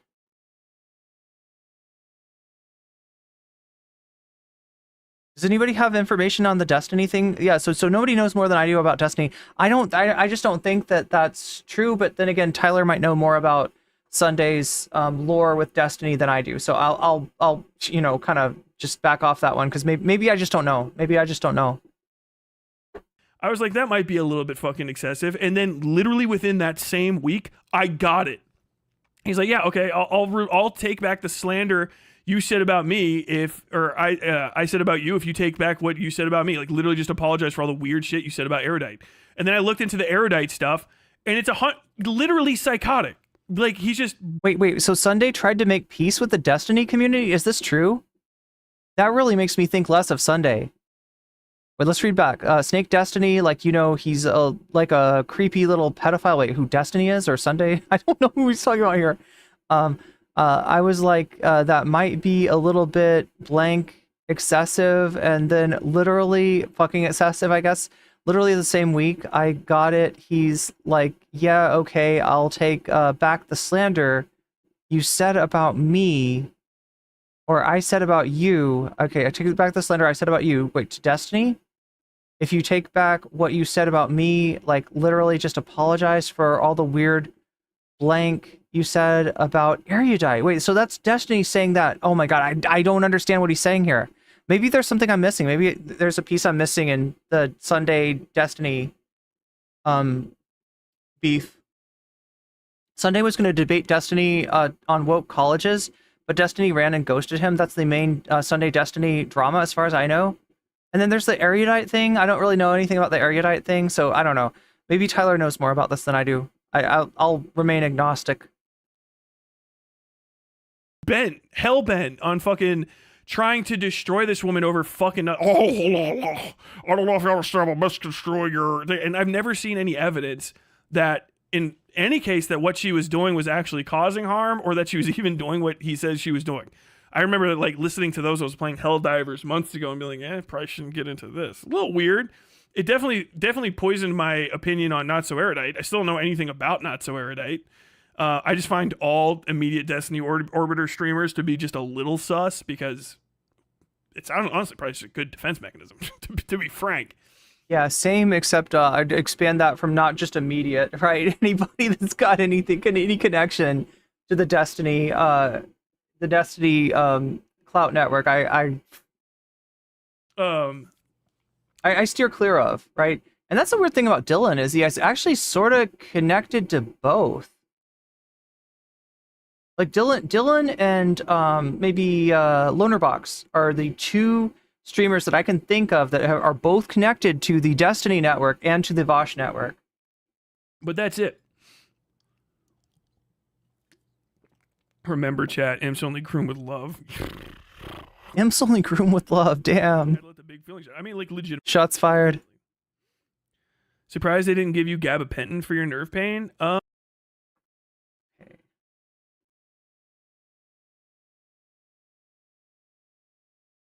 Yeah, I want to find out more about this Destiny Sunday shit. The best part is Sunday took back everything he said and Destiny ignored him. Fucking. So wait, he did? Sunday fucking tried to crawl back to Destiny? Tremendously based. What? Oh, I didn't know about this.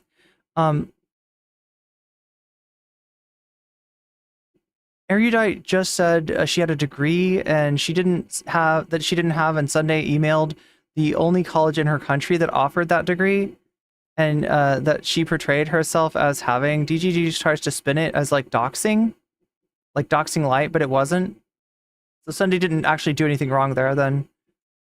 I mean, just 100. Gabapentin is great for sciatica and nerve pain. Don't use it too often or it'll rot your teeth. Well, fuck. God. You know about that. Sunday's kind of revealed his hand. I guess I'll talk about this real quick because it ends in this, and I've just got to play this because I will think about it for forever, and I just want to put it sort of behind me because it's just the weirdest shit ever. He has made a series of like bizarre sexual comments about me. He called me Brokeback Mountain on his little like schizo fucking drama orbiter sphere State of the Union address. I don't know whatever the fuck, but he named me as Brokeback State of Play, which he said was some sort of play on me having a back injury and being like the mountain that rides Gregor Clegane from Game of Thrones. But I had a cowboy hat on in the picture, and that's just a gay sex. Wait, did Sunday actually put a cowboy hat on him? Oh, come on.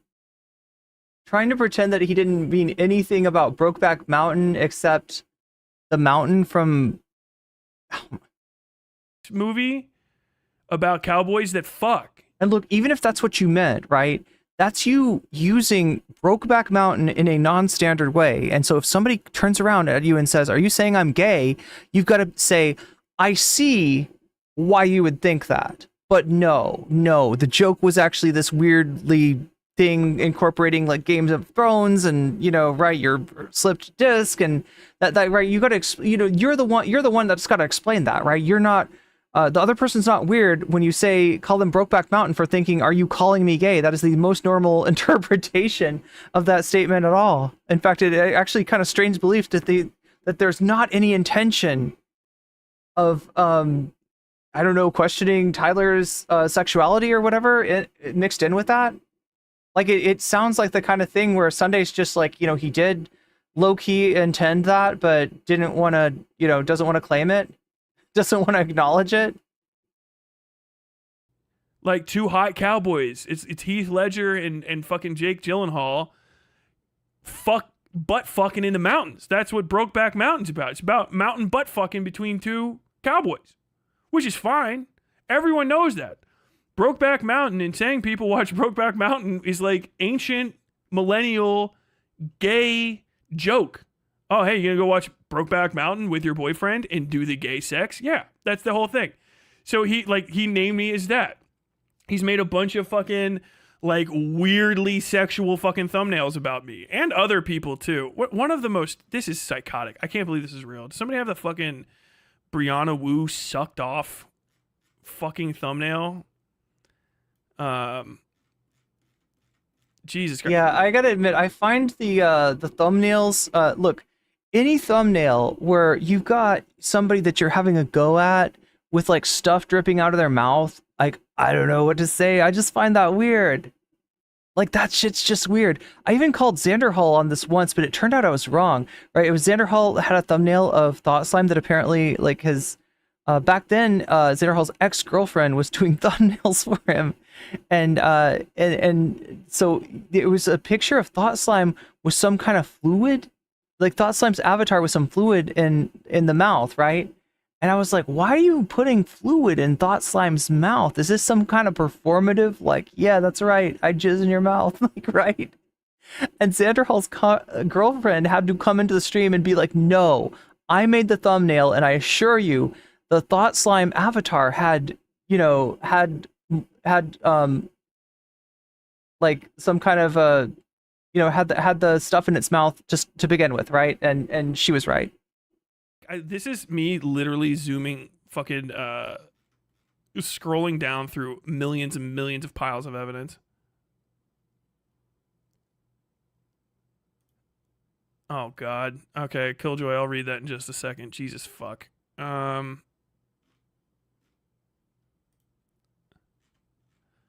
Could somebody throw the weird ass Brianna Wu, his state of play map? Yeah. Could somebody throw the weird ass Brianna Wu sucked off thing in WST live notices so I don't have to hunt it down? It's the most bizarre shit. All right, chat. We are at 90 likes. It would be, I don't know how many people haven't liked the stream yet, but it would be awesome if we could hit 100 tonight. I always try to hit that. We are at 41% of you want to see Jill Stein versus AOC on the Breakfast Club. 25% of you want to see Breathe Into Your Balls. 12% want to see Lauren Chen stand up. 22% of you want to see AJW Sims for Anna Kasparian, but nobody's going to see anything if we don't hit 100% on the dono goal. We are still 48% away from that at this point, so I don't know if we're on track for bonus content or not. It's possible. It's definitely possible. Also, a lot of you have donated and you haven't let me know which of these topics you want to see as your, Jill Stein versus AOC, Breathe Into Your Balls, Lauren Chen stand up. So if that's you, feel free to let me know in chat what you donated and where you want me to put that, and I will gladly add that. But like right now, it looks like Jill Stein is the clear winner again, but nobody wins if we don't hit 100%. So. Still trying to move forward. And of course it happens on a night where I get demonetized, or at least I'm assuming. Wait, should I check? Oh yeah, I'm demonetized. Chat, I'm fucking demonetized already. It usually doesn't happen until after the stream is over, but I already see that yellow $sign, meaning you don't get paid for this shit. You're doing this for free. I hope you're enjoying what you're streaming about. Oh yeah, I'm really enjoying freaking hearing Tyler say PDF file 8,000 times. Yeah, that's great. That's exactly how I want to spend a Monday night. It's literally just sexual harassment. Thank you so much. Thank you so much for... Oh, you want Lauren Chen? I got you. Eric Blue. Thanks for letting me know. Okay, Lauren Chen gets 21%. Yo, Lauren Chen might be... No, not quite in the lead. Not quite in the lead. It's only because like there's not a lot of people aren't voting for. I don't know why people aren't voting for Lauren Chen. I'm not telling you what to vote for. I just think that sounds pretty funny, but that's just me.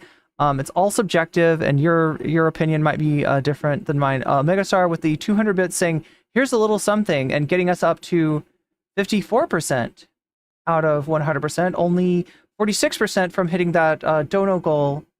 And willing to vote for Lauren Chen just because I feel like I'm bullying chat to say Lauren Chen. I don't mean to bully you, chat. I'm not trying to bully you. Anyway, I didn't realize this Tyler content would go on for so long. Are people getting bored of it? We're gonna do Sunday next. I've done this to other people before. Oh, Dead Domain covered it. It wasn't funny. Okay, well, thanks for letting me know. Yeah. Oh, Megastar says it's not funny. Only because I won't get AJW. Think so? AJW's at 22%. Lauren Chen's actually down at 11%, so it's even less likely than that. It's kind of fucked up that YouTube won't pay you because certain words are said. Words, yeah, that exist in the English dictionary. I know. Bully YouTube chat, they deserve it. Well, Shorts chat is really the one, but we're not even doing Shorts right now. Look, here's the meta chat. When we do drama, we're talking about Glup Shitos. Now, I happen to be interested in what Glup Shito or Glup Gore. I almost said Gorka. Glup Gorpo has to say. I'm kind of interested in this Sunday Tyler thing. We've looked at enough of it that like I want to see where it goes from here, right? But Shorts chat only cares about like Taylor Swift and Donald Trump and JD Vance and like really big hashtags, right? Aiden Ross, right? That's what Shorts cares about. So when I'm covering something like this, that's like, streamer drama, I'll generally only do it on the full size stream. Arguing with some guy named Ari something or other, some Jewish guy, Israeli. I think he's like a pro-Israel. Avi Bitterman, I think, is actually what it was. And he kept making a lot of comments about the guy's body. And it's okay to fuck with people about being like closet gay and shit like that. And, you know, teasing them a little bit here and there, especially if they're on the conservative side. But there's a level to it. And you got to back off after a second. Like everybody, like calling Jake Shields a... Wait, I think it was Twitch that demonetized her. No, it's YouTube. It's definitely YouTube. Closet case is funny because Jake Shields is... And it's not demonetized my channel. It's demonetized the video. So let's make sure that I'm being right. That's bizarre because Tyler's stream was monetized. Yeah, I remember seeing ads in it. Literally a closeted homosexual Nazi. He can get fucked.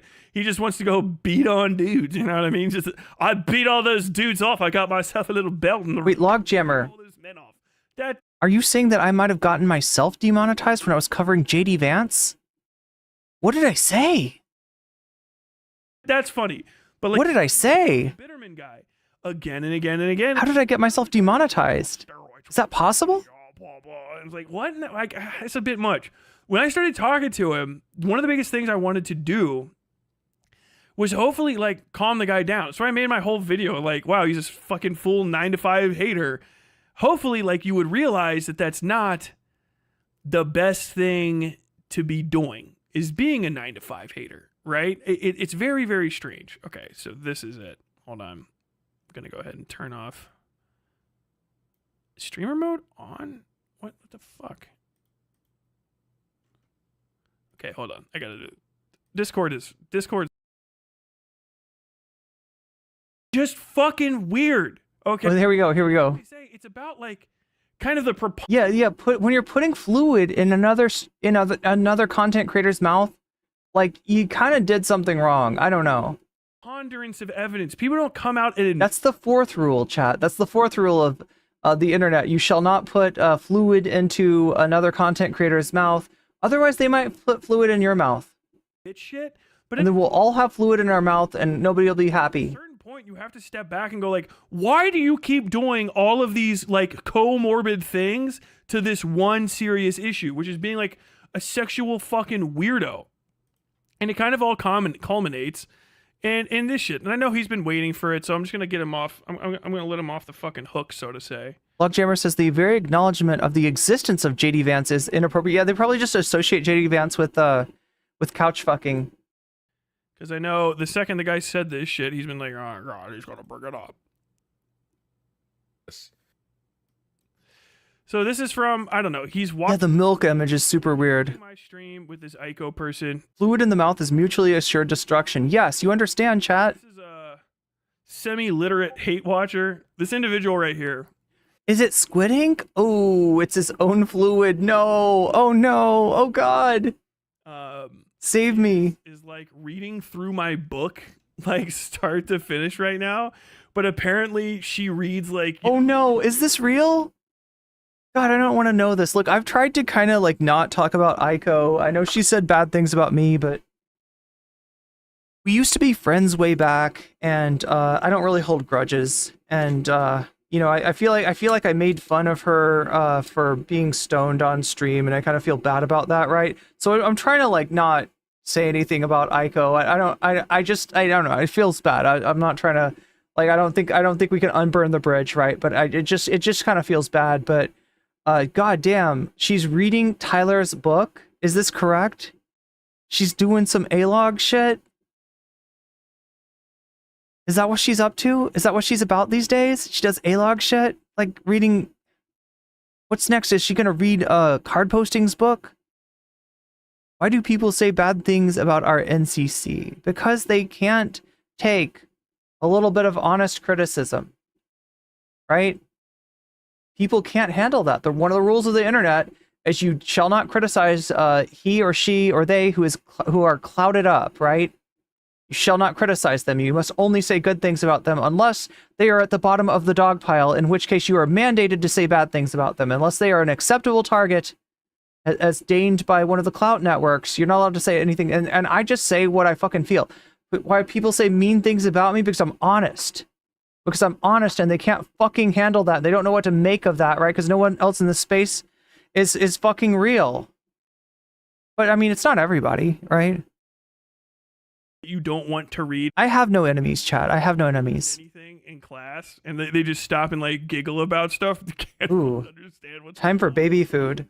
This is, of course, Gormless, dark room, fucking alcoholic goof. Look at, is this, Anybody like baby food?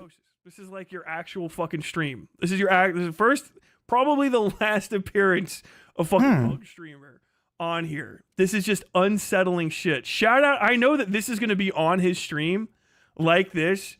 Shout out Cathedral, you guys are weird. Shout out my orbiters, but you guys are fucking weird. I need some better orbiters. I have some good... See, I wouldn't call, I wouldn't use weird as an insult, right? That's like, weird can be a good thing, but yeah. Good ones. I don't want to be mean. I don't want to be I don't want to be like diminishing or anything, but if the op block guys consider themselves my orbiters to some degree, I love you all. You're wonderful. You're just wonderful. Great. Oh, got it. Look, QTV's holding on him and he's great. Falgy. Fucking cloudy. Oh god, they're fucking wonderful. The fourth one.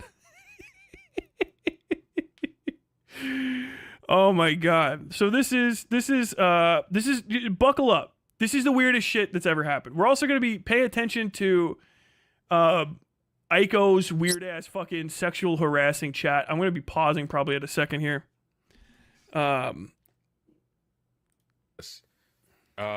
He creepily looks kind of like my dad, which I don't like at all.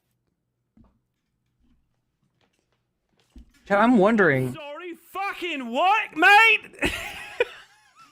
Not beating the allegations, are we, Sunday? We're not beating those allegations. If we make a video, we'll probably make a clip out of this because I need the clips. If we make a video out of this, I'm gonna need that played over a series of the thumbnails that he's made. I mean, Jesus Christ, hold on. Let's just see. You know what? Fuck it. I'm just going to bring it up on my own. We'll just do it here. Okay. Let's see. Westside, Tyler, President Sunday. Okay. So we'll just go ahead here. Sorry, kid. People were beating down your door to send you what? People were beating down your door to send you the Sunday clip? Pop off the screen there. So, like, this is a thumbnail he makes of me. This is a thumbnail this guy... And I don't get the thumbnail. Like, the only thing that makes me think of is, like, the glowing ghouls in Fallout. Guy's making of me. All right? Is Tyler supposed to be one of the glowing ones? I don't get it. Creep. That's me. I made this one unhinged. Where's the good one? Where's the nasty shit? Manipulator. Cut my fucking eyes out. Oh, there we go. There we go. Yeah, look. What? No, I swear to God. Okay, so see that one? I feel like there's one that's like, it's just like that, but Tyler's like more of a cow. Like his whole body is turned like brown, right? And only his face is like human, and the rest of him is cow. And he's drinking milk like that, or, AI drinking milk, right? I love how AI, like, just has, like, milk pouring out through slits in his cheeks. Like, it's like, you can't even get the drinking right. Sunday, you, like, look, I don't get on people for using AI, but Jesus Christ, dude. What is this? What's this? Like, what even is that? What's this, Sunday? Sunday, what's this? I'm sorry, what's this? He creepily looks kind of like my dad, which I don't like at all. I'm sorry, what? Can I hear that again? Hold on. You gotta apologize to him, Tyler. Apologize for looking like his dad. Apologize. It's your fault that he thinks of his dad when he looks at you. It's definitely your fault. He creepily looks kind of like my dad, which I don't like. Like, what the fuck shit is that? He creepily looks like my dad? Like, he fucking did it on purpose? He was like, oh, I know what I'll do. I'll look like your dad. That's what I'll do. At all. Ugh. It just makes all of this just so deeply disturbing in addition. Damn you, Freud, right? Yeah, doesn't it? Same fucking haircut, too, like, Jesus. Doesn't it, though? Ugh. Yeah. Yeah. Doesn't it, though? I'm sorry, what did you say? I'm sorry, fucking what did you say? Look, I want to feel bad for Aiko for getting dragged along on this shit, but the fact that she's like A-logging on his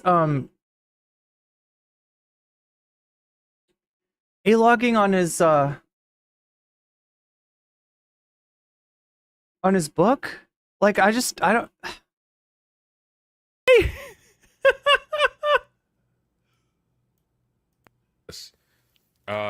He creepily looks kind of like my dad, which I don't like at all.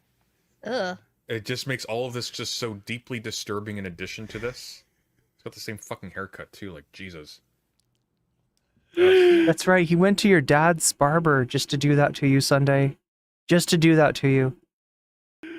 Oh, I man. regret bringing that up. Sorry, press on. Yeah, you gotta stop drinking on stream, homie.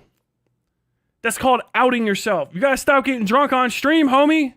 People like, look, I knew Aiku when she was cool and she did like fever streams and she'd use the green screen better than anybody that I knew. She had an awesome soundboard. Like she had a better mic. Like she was just so cool, like, right? And then she just got sucked in with the wrong crowd. She was like defending aristocracy, you know, apartheid anime girl, aristocracy. And she just got like Twitch poll, like just sucked her in and spit her out, and she's never been the same. I don't know. I don't know what to say about Aiko. I don't think there's any saving her. Tyler, why do you call him the Groomer Defense League? Tyler, why are you talking about how weird he is? I don't know. Can I do it one more fucking time? Let's see. We'll scroll down again. He creepily looks kind of like my dad, which I don't like at all. Ugh. It just makes all of this just so deeply. Does he understand? Oh no. Oh yeah. He's effort posting milk. He looks like my. Did you see the effort post? Here's him hard coming out of fucking a giant puddle of milk. Oh, I regret bringing that up. Sorry, press on. Do you? Oh, well, let's fucking hear that one again. He creepily looks kind of like my dad, which I don't like at all. Ugh. It just makes all of this just so deeply disturbing in addition to this. He's got the same fucking haircut too, like Jesus. Oh man, bro, remember when I ignored you? Are you happy that you're on the fucking stream again? Oh my. The sad thing is, I bet he is. God, bro, look at all these fucking. Tyler admits he's a shitty journalist, I guess, maybe. Westside Tyler covered for Vaush's tag. No, I think the word was mid. The word he used, I remember this distinctly. The word Tyler used was mid. Texas voter? Oh my god. That's news to me, baby. That's news to me. Oh my god. Is there any other good ones? That's probably enough, but Lord. Oh my god, the fucking Cartman. Is that enough?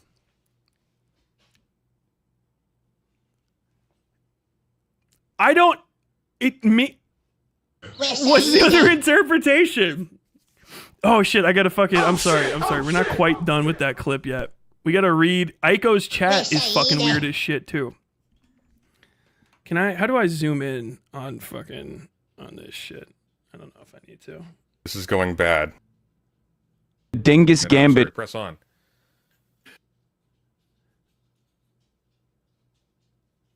Oh shit! Oh shit! Oh shit! Cheers, my dude. Love ya. No homo. I just, oh no. I just had a vision of him being like, he called me daddy. Yeah, that was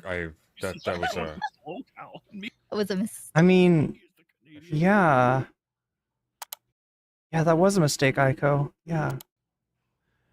So yeah, talking about this, like your dick should not be visible through sweatpants. Sweatpants are loose. You're talking about a story where I was in the gym and a lady looked at my dick through my sweatpants. And I'm just going to tell you this right now. It might not be an issue that everyone faces.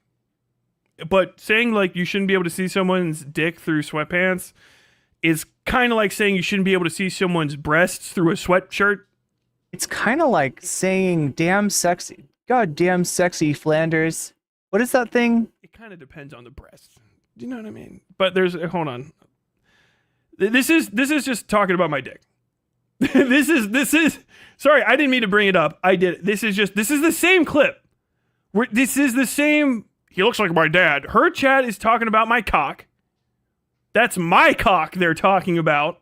Okay? So I get to make statements about it. Oh man. Was it earlier? It looks kind of like He looks kind of don't like at all. At all. Makes all of this disturbing in addition to this. He's got the same fucking haircut too, like Jesus. Ugh. Yeah. Yeah. Oh, I regret bringing that up. Sorry, press on. I just. Oh man, it might have been a different clip, but in one of them they talk about my fucking like vision underwear and if of my him balls are being sweaty or some shit. It was mad weird. Daddy. Yeah, I It's like this chat. And out! Stupid sexy Flanders! That's what Sunday's thinking. That was It was a mistake. Yeah, whoops. It might just be that dick should not be visible through sweatpants. So that's understand, by the way, if you repeat any of his counter arguments, that's the guy, and you're just taking them at face value. Like I extend this. I've heard like fucking Loaderbox and shit. I don't know. If anybody was just watched his coverage and you just took his counter arguments at face value and didn't just double check them, I'm just gonna say maybe, double check yourself. I'm just gonna. Loaderbox definitely needs to double check himself, right? Loaderbox actually defended Vaush for one of the few people, including like Vaush orbiters, right? Demon Mama started a stream where she started to defend Vaush for the folders. Shark 300 started a stream where he started, but both of them realized that this was like career suicide and they pulled back. Loaderbox somehow was just like, no, actually, you're weird if you think that his folders are a problem. You're the one who should have their hard drive checked, right? Like, and apparently that's a pretty common perspective on Loli in the Destiny community. Apparently that is like just the, standard boilerplate take on that, right? Maybe double check yourself. Like Vaush got this shit. Vaush, Loaderbox defended food stamps. What?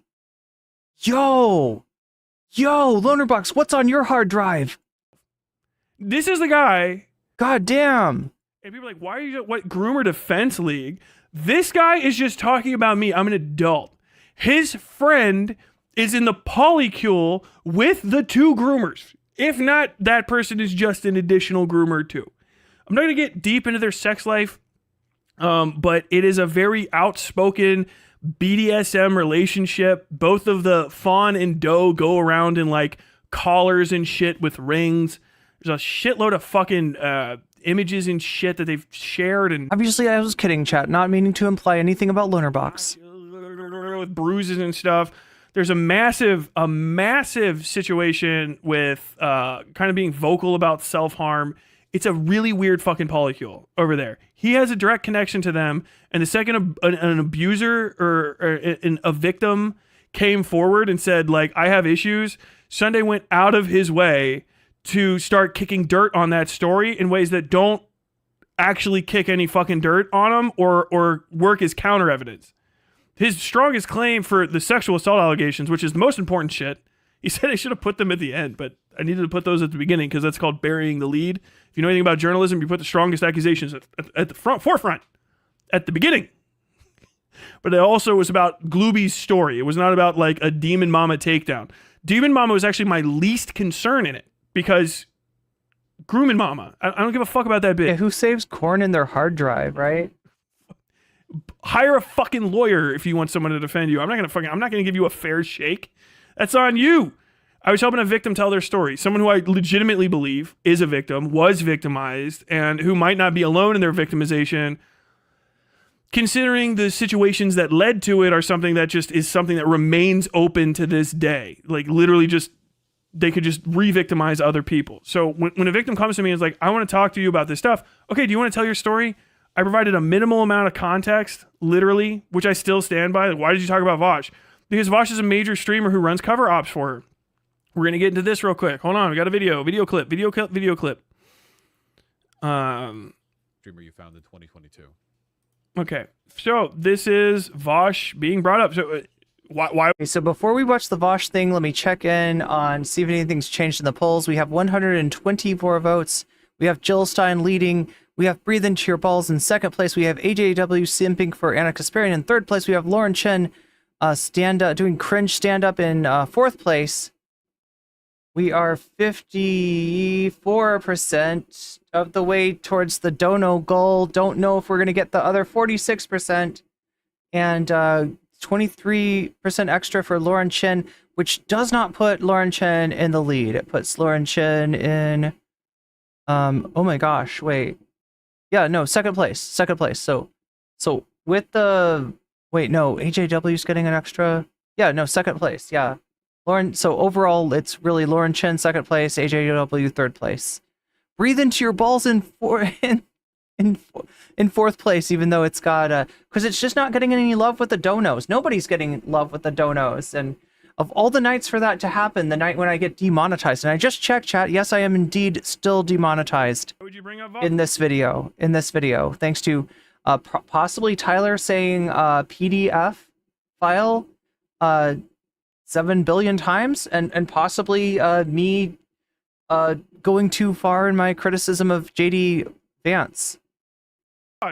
This is Vaush talking to his much larger audience about the extremely credible allegations against another person who's in his immediate friend. If you do choose to support your streamer tonight, make sure to let me know in the chat which of these topics you want to see, and if we somehow miraculously make it to 100%, then you know, you'll help the topic of your choice win. I'll add the dono as a percentage to what the topic that you want to see, and maybe you know, maybe we'll all win. I don't know, chat. I don't have a great deal of hope at this point. I feel pretty fucking demoralized tonight. It's his friend. It's not another person on the internet. They go shooting together. They live in the same city. They share the same fucking hobbies and a lot of the same interests. Vaush has been caught with lolly porn, where a child was giving a horse a rim job. No. One of the I'm gonna get double demonetized. Images that Fawn sent to Glooby was a horse's ass. No. Stop. Chad, I'm just gonna end the stream. Good night.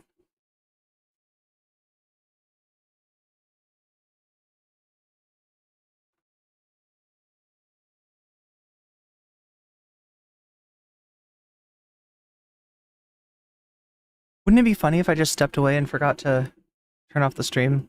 So realistic, if cartoony detail, anatomically correct, so to say. Do you see the connections there?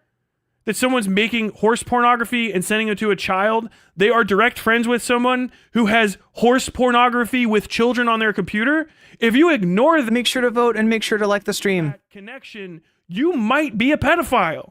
If you ignore the fact that that person has porn of a child and they send it to no a child, how did he stay monetized? You might be a pedophile. How did he fucking stay monetized? Like the there is no fucking justice in this goddamn world. What the fuck? Radiation here is insane.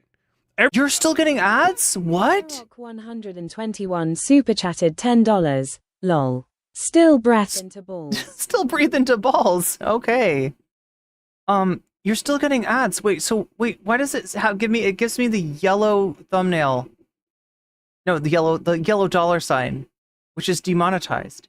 This video may earn limited or no ad revenue due to content identified as not suitable for most advertisers. I wonder what content that they might be referring to. We use a combination of automated systems and human reviews to detect violations for our advertiser-friendly content guidelines. It remains fully playable and eligible to earn subscription revenue from YouTube Premium. Hey, so if you're watching on YouTube Premium, thank you. Thank you, all my premium gang out there. You're premium. His ads are different. Limited makes sense. Some ads might still run. Okay. But thank you, Iraq, getting us to 64%, and boosting the balls. Look at that. The ball's got a ball boost. The balls boost. What's actually ahead then? Jill Stein. I think, wait, is it Jill Stein that's ahead? Lauren Chen? Yeah, no, wait, 35 for Lauren Chen. Oh, wait, Lauren Chen's ahead by like 1 point. No, Jill Stein's ahead, and then Lauren Chen, and then breathe into your balls. Everyone that I've talked to about this is like, I don't know, you could have done a better job. I'm like, I don't know what I have to fucking explain to you harder. Once upon a time, people would have been pitchforks and torches here. You know what I mean? Is there more evidence? Yeah, go look for it. There's like shitloads. It's endless. We need to make a fucking 10. Crotchy, thank you for the gifted sub to Chickadee. You've just been weaseled. You just got weaseled. A good thing. Hour video where I painstakingly, like it's a court case, go over every disgusting fucking thing that I found about these people. Some of the shit hasn't been taken down. They just left it up.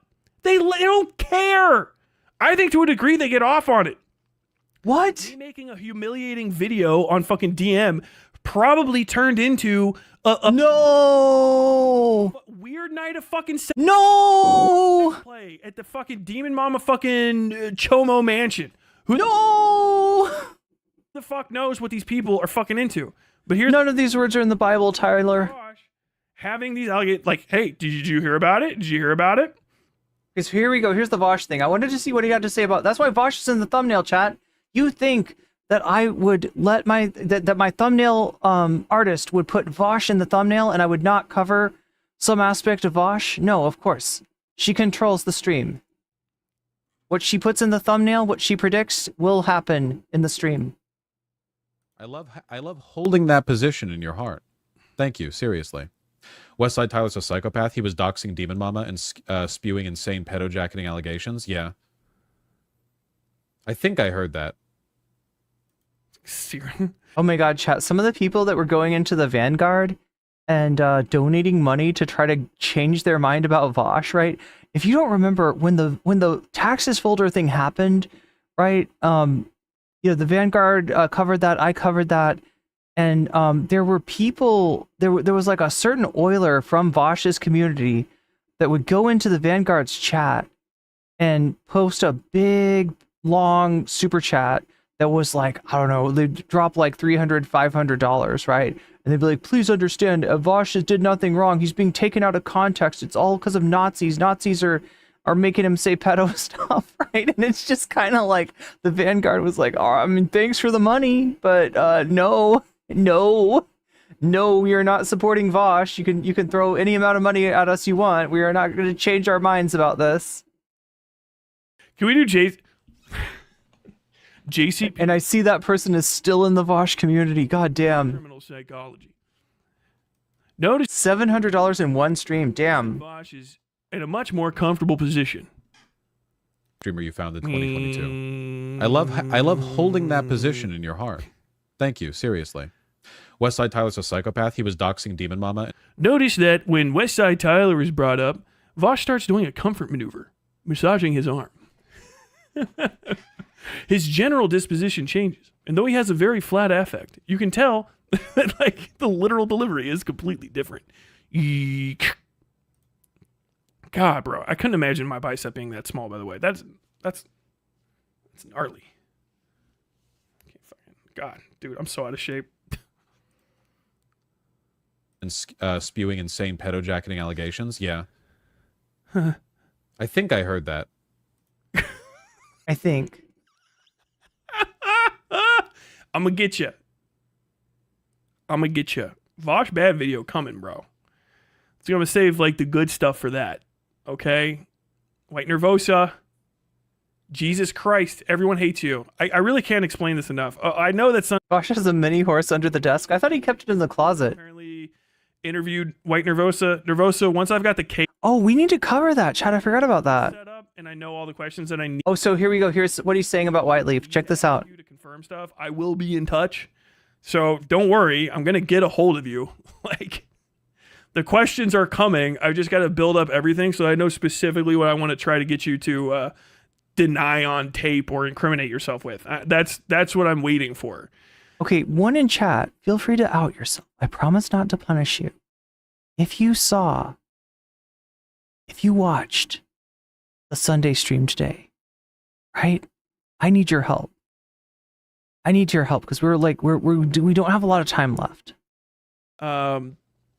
If I can get... Is Tyler just obsessed with Vaush or what? I don't know. I think he debated Vaush, but like, what's the deal? Like, Vaush ran?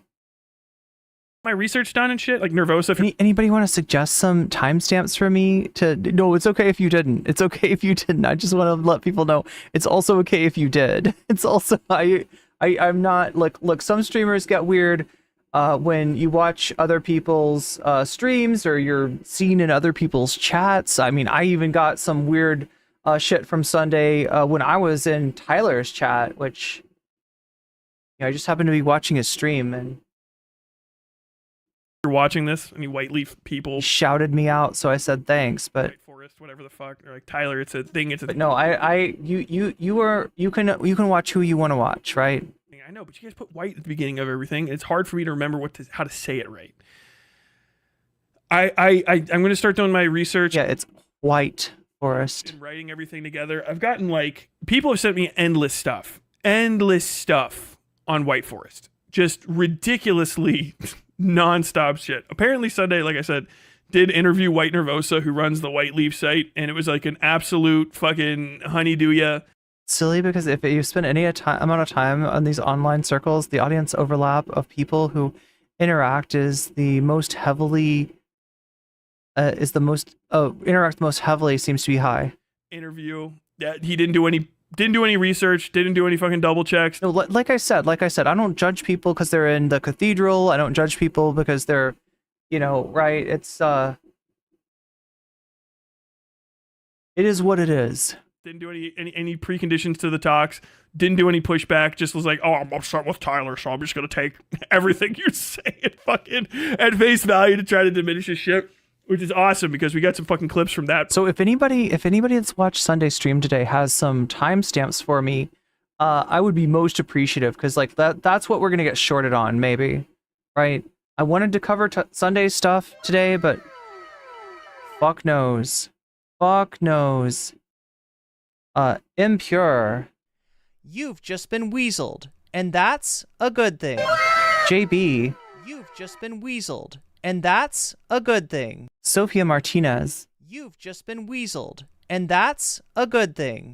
Claudia Jukic. You've just been weaseled, and that's a good thing. And New Zero. You've just been weaseled, and that's a good thing. Thank you, Izzy. I used to watch Vaush till he did the tactical inward. Oh my god. I mean, to be real though, I watched Vaush at some point. I think it was the Thought Slime Meltdown stream actually, when I stopped watching Vaush, right? He just went because he was mad at Thought Slime, he started going off on trans people and feminists, and he just he had a full reactionary meltdown. And I was like, okay, this guy is probably gonna be able to use that in the video when I enjoy the new weasel, says Izzy Sanchez. And do the Vaush White Leaf in the Groomer Defense League, because that's really how it's coming out.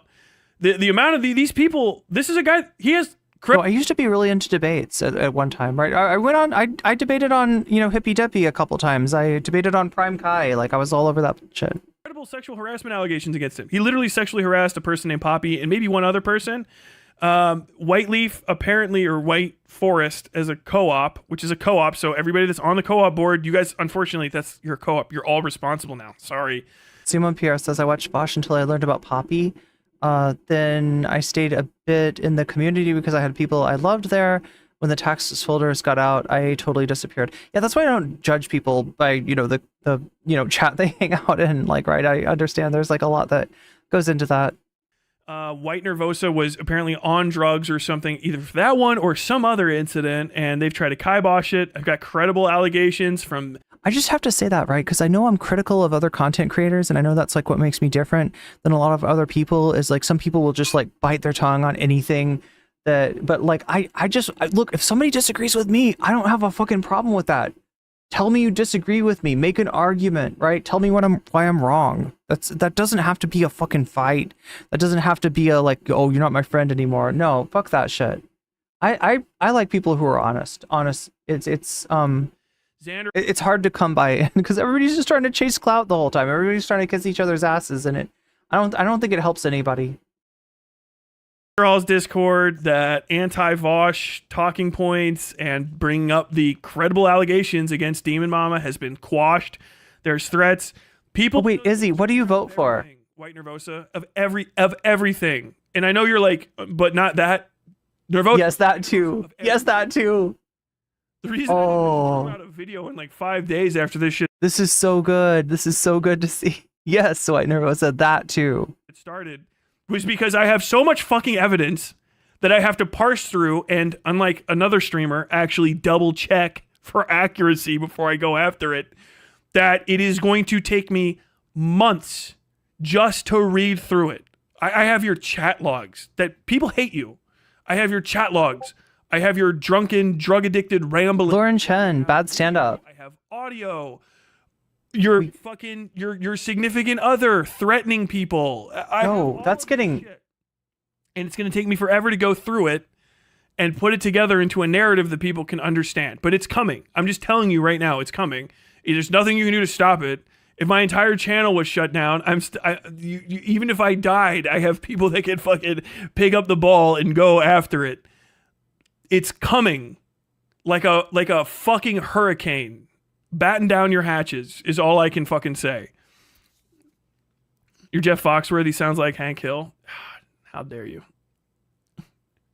Oh shit. Radiation ideas meal. I never heard the term before, but yeah. Chicken soup or chicken noodle. I called you chicken soup. I'm sorry. Chicken noodle. You just reminded me of the lizard stuff. I'd forgotten about that. That's so horrible. God. No, here's my story about Vaush, all right? So if you are like a female political streamer, all right, and you are a leftist of any kind, even a liberal. No, sorry, it may sound like I'm including liberals there. A leftist or a liberal. There we go. Vaush, you know, and you get to be like, you know, you get to like have like, I don't know, 100 concurrents in your chat at any time, right? Vaush will show up in your stream at some point, right? As he did in mine. And you know, so he became aware of me. I saw him hanging out in the stream, and he's like, "Hey," and I'm just like, "Hey, you're that Vaush guy, right?" You know.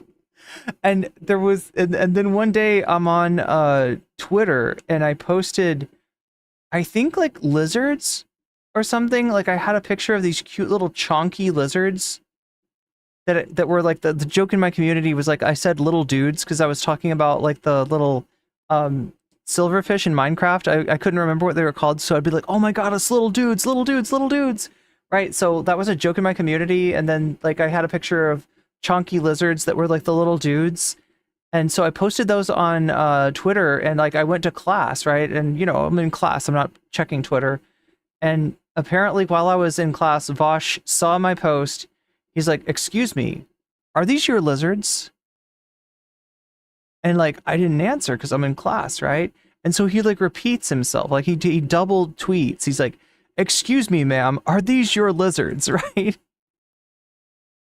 And I got back and I'm like, oh, no, actually, you know, it's just a picture that I use. Like I tried to explain it and, you know, right. But I didn't know the meme. He was doing the lizard meme, right? He was referring to the time that he put a lizard on his thing and it licked it or something. That's the story that he tells. So I didn't know that he was making me part of a zoo meme. He was literally making me part of a bestial meme. It's definitely at 100%. Waste your effort making a 10. I thought he was being cute, but he was being gross. And that's the thing with Vaush. That's Vaush in a nutshell. Video they won't watch. The thing is what you want. The reason why the evidentiary load Tyler's gonna unleash the Kraken. Can't wait. Sufficient is because the evidence you want is for a conviction. This isn't. I'm doing investigations. I'm a cop, baby. There we go. There's the cop thing. This is cop shit. It's all fine. Even asking leading questions is 100% okay. I want to know the answer to something. I'm gonna fucking ask it. I'm asking an adult. I can ask that adult that question. You have to prove not only that first off the question was even leading in the first place, but also that it affected at all their impression of the events, and that impression is a lie. It's incorrect. You know what I mean? If you make a convincing argument to somebody mid-interview and say, like, would you want to recant that? Do you want to double check that? You can do that. You can help people in an interview get to the actual truth of the matter because you're not trying to convict anyone. You're trying to understand what the fuck happened, which it literally requires you to ask leading questions and assumptive questions. And people can do that. They're not on the stand. They're not sworn in. They can not answer. Glooby could have hung up the phone. He could have said no. He could have lied if he wanted to. He's not under fucking testimony. We'll get into that during the Demon Mama thing. She's wonderfully, beautifully fucking stupid. Literally one of the dumbest human beings ever. Which is one of the first suspicious things I ever heard from a fucking bug streamer. Was him saying like, oh yeah, she's actually quite smart. I think he would, if you ever hear President Sunday say somebody's actually quite smart, he doesn't mean they're intelligent. He just means that they agreed with him and were nice to him at some point. That's it, right? Or maybe on a rare occasion, Look, the leading question thing, okay, look. They're quite intelligent. So when I was talking to Tyler, like I was asking him some questions, right? About his Demon Mama video. And one of the questions I asked, Tyler's like, oh, is that a leading question? And actually, you know what it was? It was a question where I heard what he said. I listened to it. I thought I understood it. And I tried to state it back to him. Of just like, so this is what you're saying? And he's like, oh, that's a leading question, isn't it? But the point he was trying to make is like, everybody asks leading questions. It's okay to ask leading questions. I didn't do anything wrong with the leading question. And it's kind of like, look, you're not a fucking lawyer, but it still like undermines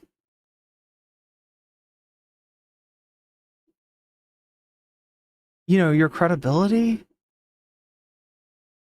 Unless what you're doing is like listening to what Glooby says and say, so what I'm hearing from you is blah, blah, blah, blah, blah. That's important to do, right? Because then it also, if you're wrong about it, it gives the person to say, no, actually, that's not what I was saying. This is what I was saying. Or, but either way, you want to make sure that you're confirming with the person you're interviewing, what you're actually hearing. Because it's really easy for somebody to state something in a way that to you or to the audience sounds a certain way, but they actually mean it in a different way. So it's just like kind of, that's different than asking a leading question, right? Actually just means that they agreed with it. If Glooby had been like, yeah, I just felt like it was in a really a situation where, I was always under scrutiny, and that if I didn't say the right thing or do the right thing, or if I questioned anybody, I was going to get in trouble. I was going to get thrown out, right? If your response to that is, so do you feel like it was kind of like a cult-like environment, right? Then that's just checking out, okay, it's like, it sounds like am I getting this right? And I don't think that's what he asked, but I don't know. I'm not the best interviewer either, so I'm not trying to, be judgmental about it. It is what it is, and the video went out, and it's, if there was more to be, if there was more to be gotten out of that, then it's gone. That's it. Just like literally go back, look through the catalog. Every time he said it about me until I fucking upset him. And then somehow I'm not smart anymore, which is crazy, right? Because how did I get dumb? I got dumb when you got mad at me? That's wild. I mean, that is true. That is a tendency of a Sunday. Look, Sunday, even to the point, right? Sunday knew about, like, am I wrong about this? Sunday knew about Tyler's military experience. Sunday knew that Tyler was a combat veteran. Am I right? And that was not a problem until Tyler was like, calling him out in Discord, right? Like while Tyler was on Team Sunday, while Tyler was on board with Sunday's weird little clout gang that he's trying to pathetic clout gang too. Like, right, if you're Vaush, if you have 450,000 subs, then you can probably make a clout game. If you're Sunday and you have, you know, and I'm also dunking on myself here, right? I'm smaller than Sunday. If you're 17.5 you know, K viewers, then no, you can't fucking do that. And that's what Sunday seemed to be trying to induct Tyler into. And as long as he was on that team, right, this is why I feel like Sunday just like hung out with Vaush and Vaushites and, you know, distanced himself when it was convenient, when Vaush, you know, did the taxes folder thing, but then tried to create his own version of what Vaush had. Because, you know, it's like, it's nothing, you know all these things about people, and you're not judgmental about them until those people are no longer on your side. And then you're like, oh yeah, Tyler just loves to kill people in Iraq. That's, you know, he's a... Strange. Are we almost at 100 likes? That's pretty amazing.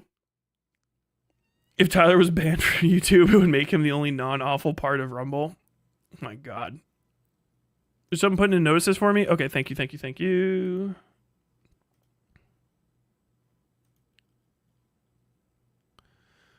Okay, I got that one, Drime. Thank you. Vaush, tell me what GM. I've got this up right now. Thank you guys. But yeah. 22. I love holding that position in your heart. Thank you, seriously.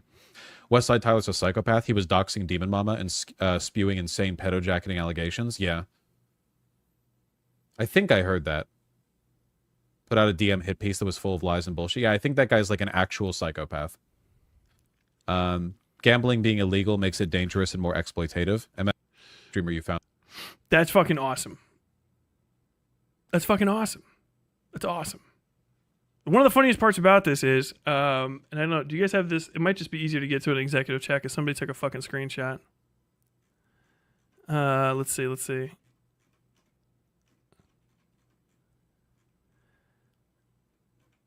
It'll be a lot easier to do. Oh my God, you guys talk to me too much.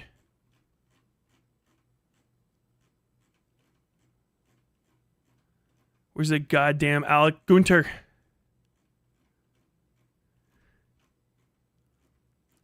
I'm actually going to be bringing up a card posting video here in a second.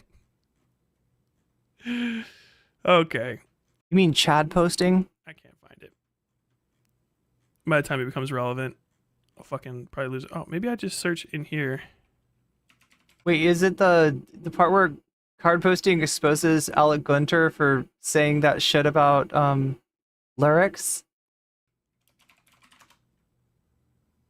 God, this is a classic. Anybody know what we're in for here? Okay, cool. Thank you.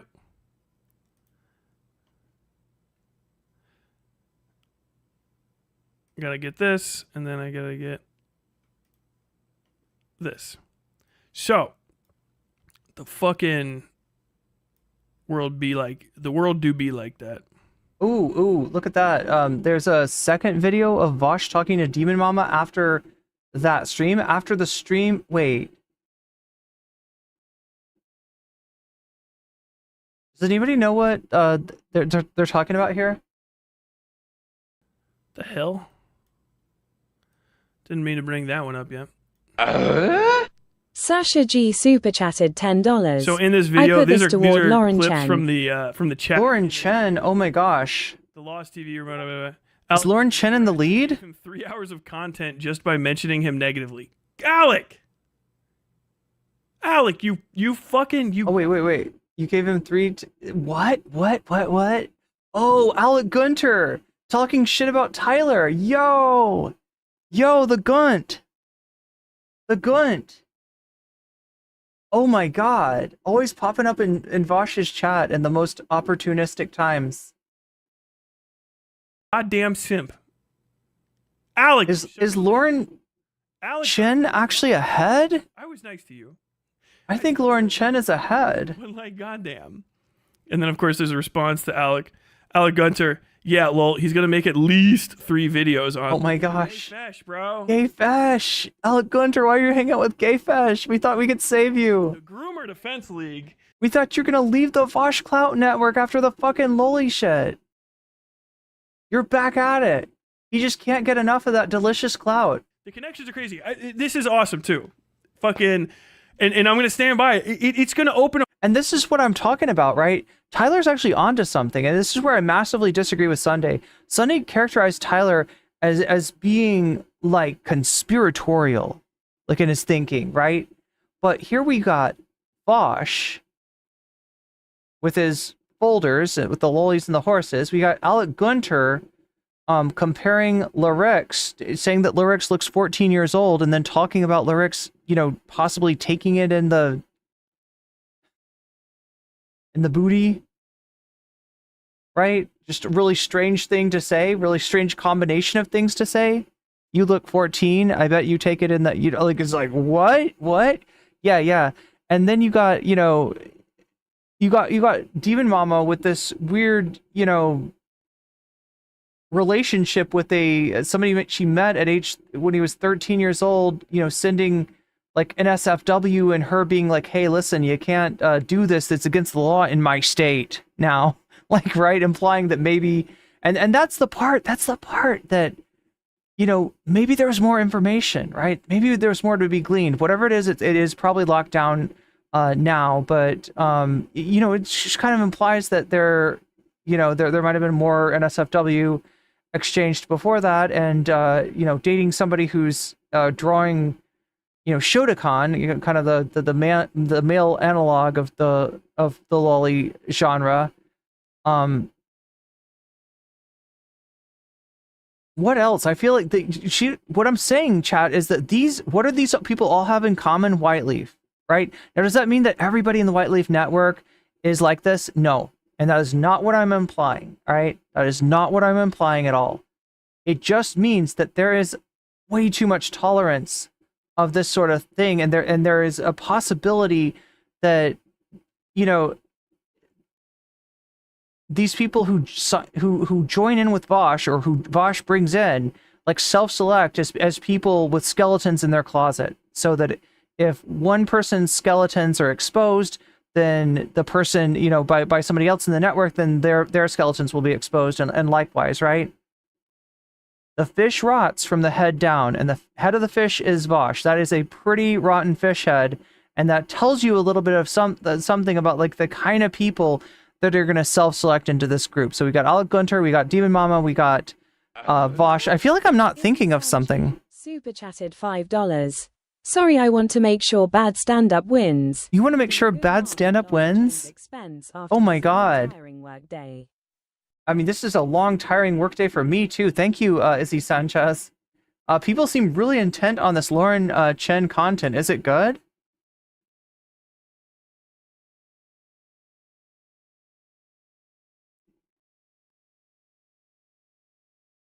A fucking world to people that you start seeing this shit, because, you know, Xylee, based fucking Xylee. I think Xylee's Appalachian. From Xylee. Can't remember. Xylee gets real. Speaks, I believe. She's a drama too. Close. She's a little close enough. Off the wall, but pretty solid fucking content so far. Don't let me down. She was like, why are you talking shit about the chatters? Why are you talking shit about the dono people? Why that? And I'm like, I think that's part of the fucking ring. That's part of the ring. Okay, look, I am noticing a pattern. Wait. I insist that we suffer through Lauren Chen, says Sasha G with the $2 super chat. Izzy Sanchez with the $5 super chat. Sasha G with the $2 super chat. The dono goal is hit. Lauren Chen is at 55%, nigh unstoppable. I would say nigh unstoppable. She's here every fucking step. John says it is insanely cringe. Every fucking step of the way is gay fesh. He's everywhere. If there's a credible, he is everywhere. Credible pedo allegation. Yo, okay, no. You can't fucking do that. You can't fucking do it. Look, I got every reason in the world to to really like not like gay fesh, right? Gay fesh has been so bad to me, so fucking bad. But is gay fesh a freaking 5 terabyte enjoyer. I don't have any information to suggest that. I mean, I'm like, I'm almost here for the meme, but no, we can't do this, Tyler.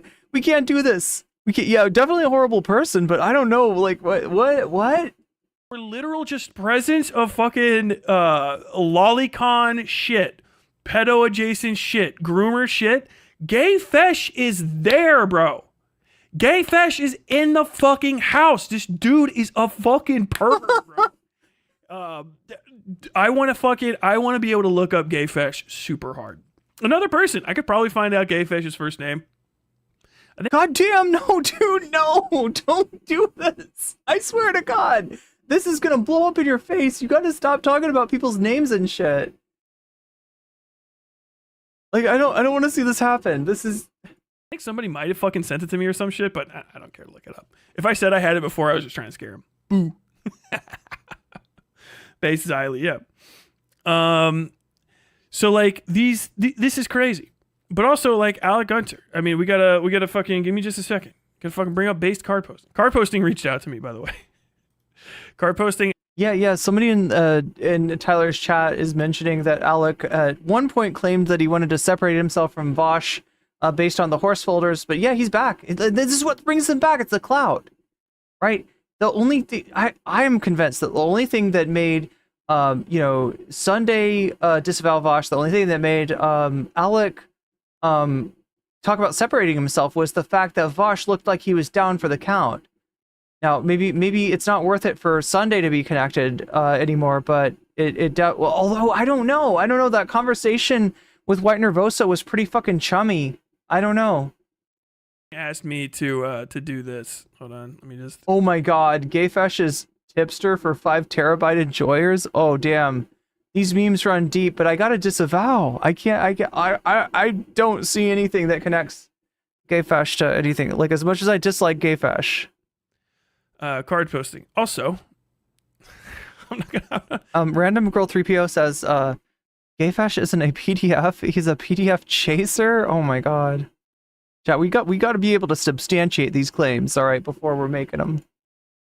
If you're going to address the fact that I'm not gonna do. Yeah, everybody wants to feast upon Vaush's money and his clout. Yeah, mainly the clout, right? The clout is like the means to their own money. If you fucking summon card posting, but he said, Sunday pumped a lot of rejected Vaushites already. He probably thought he had his count. If you're going to address the fact that Demon Mom basically dodged answering the allegations next time you go live, to do something. Gayfesh gets real. Yeah, Demon Mama didn't acknowledge the stuff from his video on Gunter, right? Which was pretty better put together than my shit. Really hard work. Was Gunter going into or fuck? Wait, did Demon Mama watch the card posting video? Card posting going into this. And card posting. Alec Gunter. Let's see.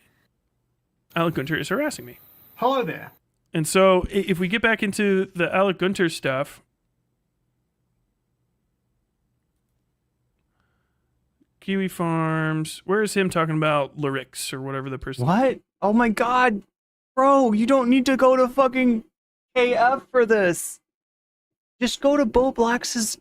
It's on Bo Blacks's Twitter. You want to see what he's looking for? Here, I know how to find this, right?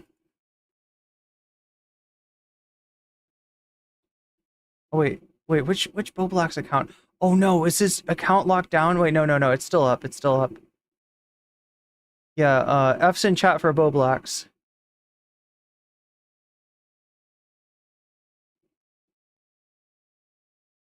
Oh, Bo Blacks has apologized. I didn't even see this.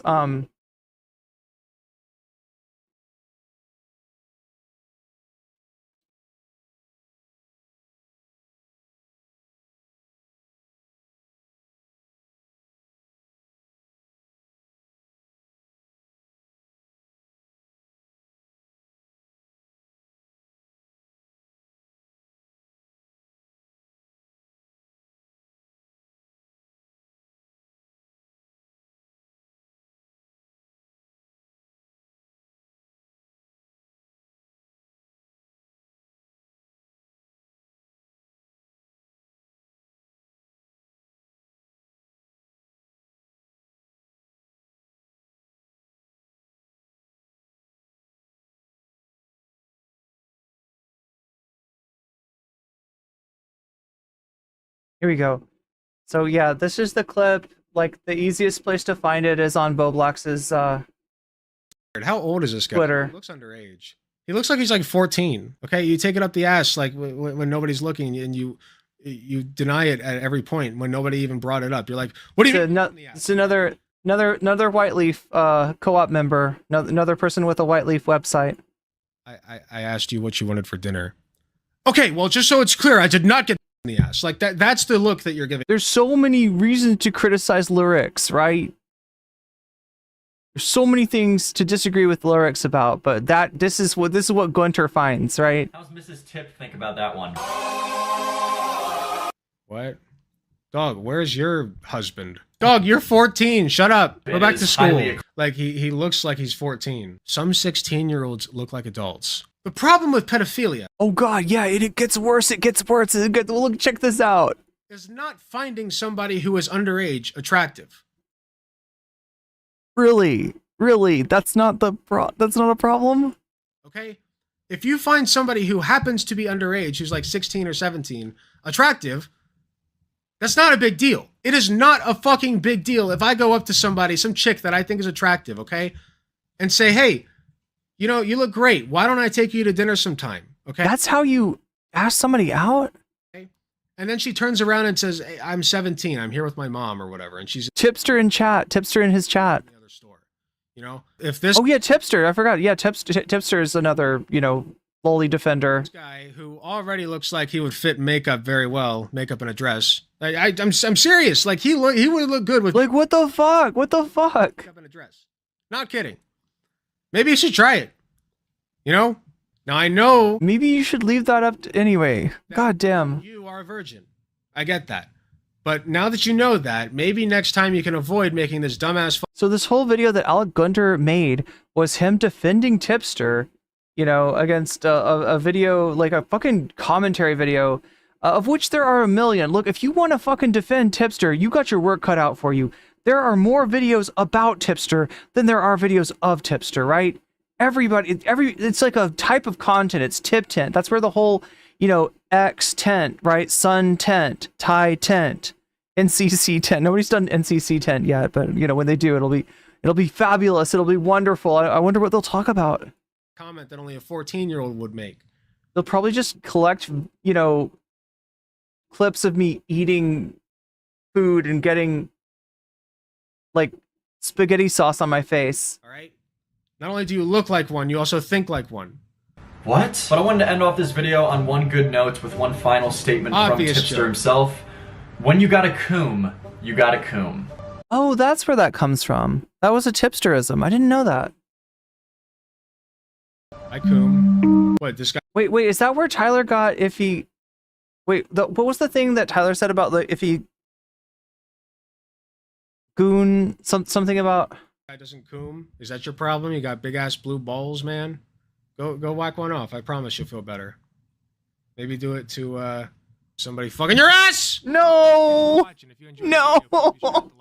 Please like and subscribe if you want more. If you want more of this. If you want more of Alec Gunter telling people they look 14 and then speculating about their. No, God. But yeah, that's where it is. If anybody's ever looking for the Gunter tent. The gun tent. Is it lyrics? Lyrics? Am I even talking about the right guy? God, how do I know more about commentary people than this guy?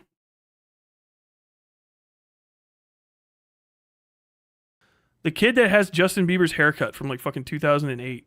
Brussels sprouts are not ethical. That's my problem. An hour-long supercut of every time NCC has left the video playing while doing something off camera. Left this space. No. Cast you out into the cold, my friend. That's this shit. Oh yeah, this is Gunter trying to cast card posting out into the cold. And who got cast out into the cold, Gunter? Look, there's something really satisfying about the Gunter card posting art. Because like I've seen Vaushites do this to a million people. I've seen Xanderhall do this to a million people. This is why I can't like be like, oh yeah, you know, Xan, you got a raw deal from Demon Mama. No, he didn't. He is ideating on doing harm to others, right? And B, like, he's done this to a million small leftist creators, actual leftists, unlike Xander Hall, right? That he attacks because Vaushites only punch left. And finally, you get Gunter trying to do the same thing, trying to follow his leader, trying to do a Vaush and, like, exploit some, dude in his shed in Australia trying to make videos, telling people how to find dog whistles, and it blows up in his fucking face. Cast you out into the cold? No, motherfucker, cast you out into the cold, you creep. No, it was so satisfying. It was so satisfying to see Gunter get his fucking comeuppance.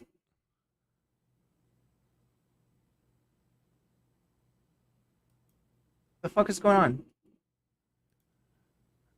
Can somebody explain if he goons, he goons? Can somebody explain that to me? It's like a Tylerism, right? If he goons, he goons. What does that mean? Gosh. I mean, I know what gooning is, but like, what does Tyler mean by if he goons, he goons? He's like saying it's like on a Vaush thumbnail, right? If he goons, he goons. You got a fucking time code. Card posting retroactively. Go back in time. Okay, go back in time. Timestamp this for me.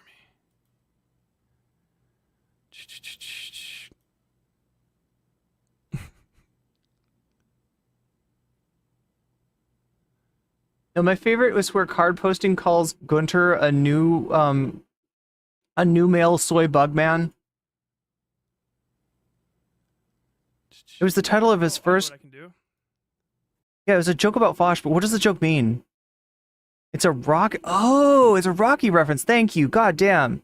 Thank you. See, I don't know classic cinema like this. It's a Rocky reference. If he dies, he dies. Got it. Got it. I can be an actual YouTuber. I'm gonna do it. Watch this. Show transcript. No,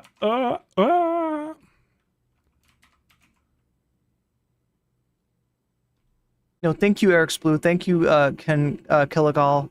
You had my back. You had my back there. The fuck? Show transcript. Twink. No, what? Where is it? Card posting doc.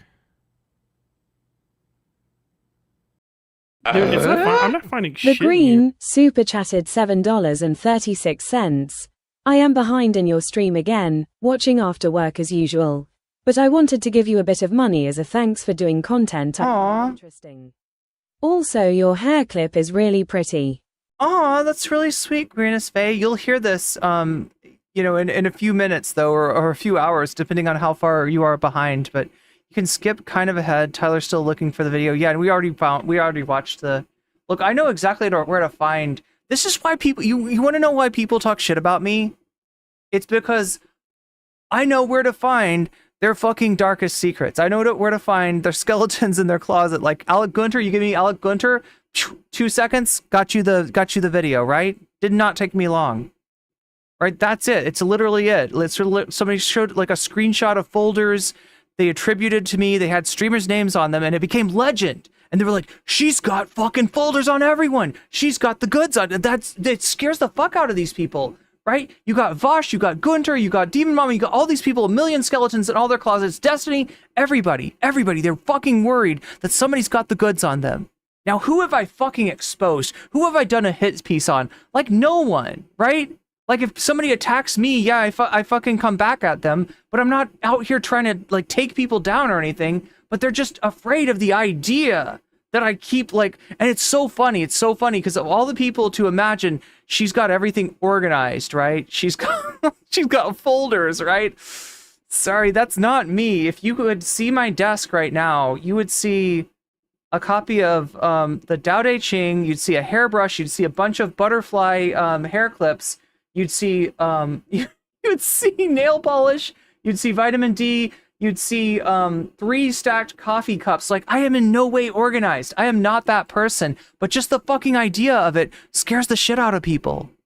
And they're so worried that I'm gonna come and fucking expose their darkest secrets. It's more about them, honestly, than anything. So what about Sunday and his map? Wait, what do you mean?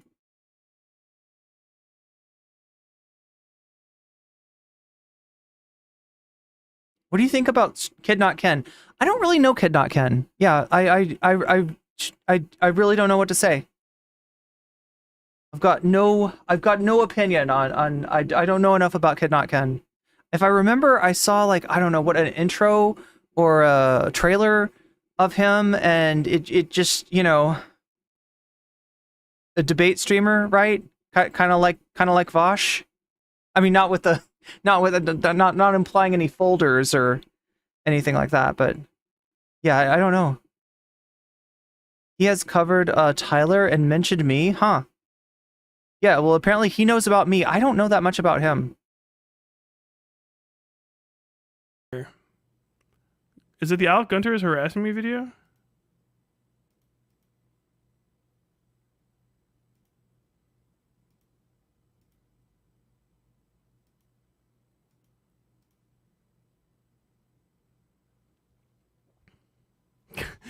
Go to the Westside where you watch Boomer disabled veteran Westside Tyler fail to work YouTube, the platform he used. He's the worst out of those people you mentioned. Wait, which people? I don't think I mentioned Kid Not Ken. Yeah, I've heard his name. I just don't know that much about him, really. Vote for games. Vote for Greenest Fade voting for games. Let's. Oh, wait. Did I? Oh my gosh. Do I know the Canadian? Oh my gosh. Okay, let me do math here.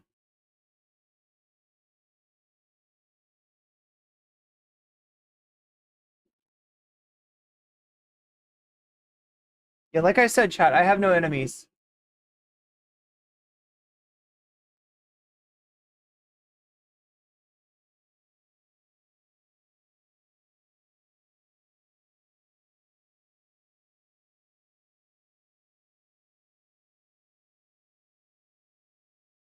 Okay. We add like 7 to Fallout New Vegas. That makes it 71. Is this for hours? Tyler, I'm 10 seconds away from sending you a business proposal. These recognize each other. I'm not surprised you're familiar with the Tao Te Ching.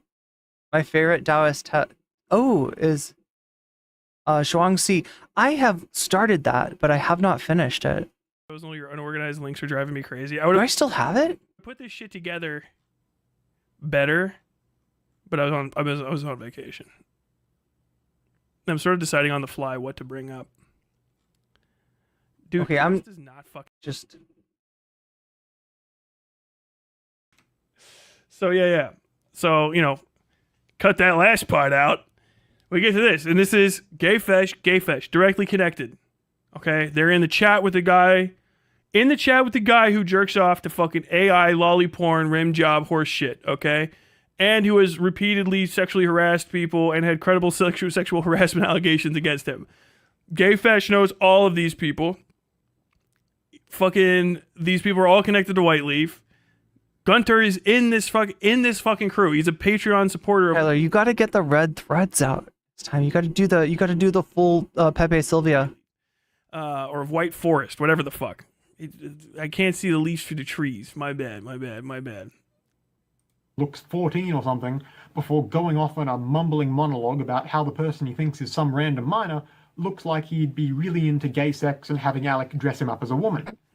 He's smaller than I am even, and that's saying something. How old is I'm a little scared. How old is this guy? He looks underage. There's his Twitter. He looks like he's like 14. I'm honestly scared to insult him any further. But he's in an adult space, so I'm gonna treat him like an adult. Like, what are you like? You dudes in private when nobody and you don't tell anybody about it. Okay, that hairstyle already says everything I need to know, my dude. Okay, you take it up the ass like when nobody's looking, and you deny it at every point when nobody even brought it up. You're like, what do you mean in the ass? And they're like, I asked you what you wanted for dinner. Okay, well, just so it's clear, I did not get in the ass. Like that's the look that you Cheers, my dude. If this guy love ya, who no already homo, looks like he would fit makeup very well, makeup and a dress. I'm serious. Like he would look good with makeup and a dress. Not kidding. Maybe you should try it. You know? Yeah, that's definitely. NCC sees all and knows all. That's what they're scared of, I guess. I don't know. This is the whole thing, though. I'm a nice person. Like, I don't want to fuck. I've never had any desire to fuck people's shit up. I've only been put in this position because I am honest to a fault, and that seems to be the worst sin. Like I said before, you know, the rules of content creation. You know, you don't release people's personal information. You don't release people's names. You don't. You know, you don't, what else did I say? Oh my God, I said them earlier, right? But yeah, the real one is that you don't criticize anybody with more clout than you. You're supposed to you're supposed to bow down and kiss their ring. And I don't do that. I don't play that game, right? That's why I got on people's bad sides in the first place. But I think it says more about them, and I think it says more about this space than it does about me. I am proud to be, honest. And it's been a challenge, but it's worth it. And in the end, right, all the people that, you know, I was supposed to chase clout from, like, they've all fucked themselves over. They've all done themselves in. They've all exposed themselves. And I have no enemies, right? I have no impediments. I don't, it's been okay. It's been okay. It's scary. It's scary though. Like, I feel like a lot of people would have just left content creation and be like, oh my God, I got too many enemies, right? You know, I got Dylan and all of his fucking clout network coming after me. I got everybody that wants to be on the hippie. Dylan, like, incorporates both the Vaush and the Destiny network. That was why people were like, oh my God, I can't believe you said something about Dylan. I'm like, yeah, if he's going to use his platform to let transphobes just go off with gish gallops, I'm going to fucking say something, right? And if he comes on my stream to talk about platforming and he doesn't know shit about what he's talking about, then I'm sorry, he doesn't get to, like, I'm not gonna, like, be like, I'm not gonna pretend that he's the emperor has clothes when he doesn't. Dylan's fucking cringe, all right? I don't have a grudge. I don't want to stay involved in this. I don't want to, but you know, that's the truth. I told the truth, and I paid a great price for it. But in the end, it didn't fucking matter, because none of the people that thought less of me for telling the truth ended up mattering. The sort of React stream dunking content a progressive who's really concerned about optics should do, isn't it? Let me know the fucking exact moment Card stops being fucking right. You know what I mean? And here's the thing, it's like I wouldn't even 100% go the distance to say that fucking Gunt fucking Papa Gunt Alec Gunter is like a dyed-in-the-wool nonce. Here's the issue. The fucking pedo radiation from Vaush's community and Demon...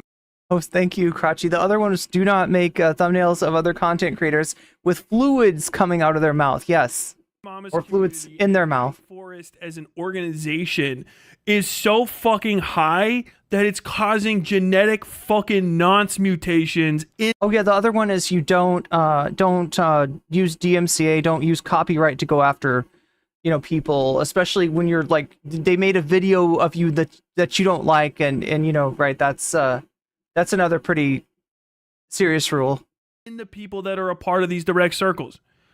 Even me being a fucking former Vaush watcher, I've said this a few times, like, I like reverse looking back at it, I feel way too, like, I feel weird about how ridiculously comfortable even I was saying, like, oh, you know, it's all fucking jokes and shit. Like, but the jokes were endless. And then once you like get the fucking 2020 hindsight and you look back from like, oh man, this guy is kind of fucking asshole. Maybe I'll do some retrospective. You're like, his biggest contribution to the dialectic is Coconut Island, where an imminent threat of sexual assault. I always found that weird about Coconut Island. Yeah, it's the main point of how the argument works, to the point where he used it with the non, like, okay, you have to suck my dick for coconuts, where the non, like, forced sexual transaction, he tried to use a different version of it where you don't have that, and it lacked the oomph, because he starts from first principles of sexual assault, if I do it, maybe, is probably good. You know? And so you have all of these people, down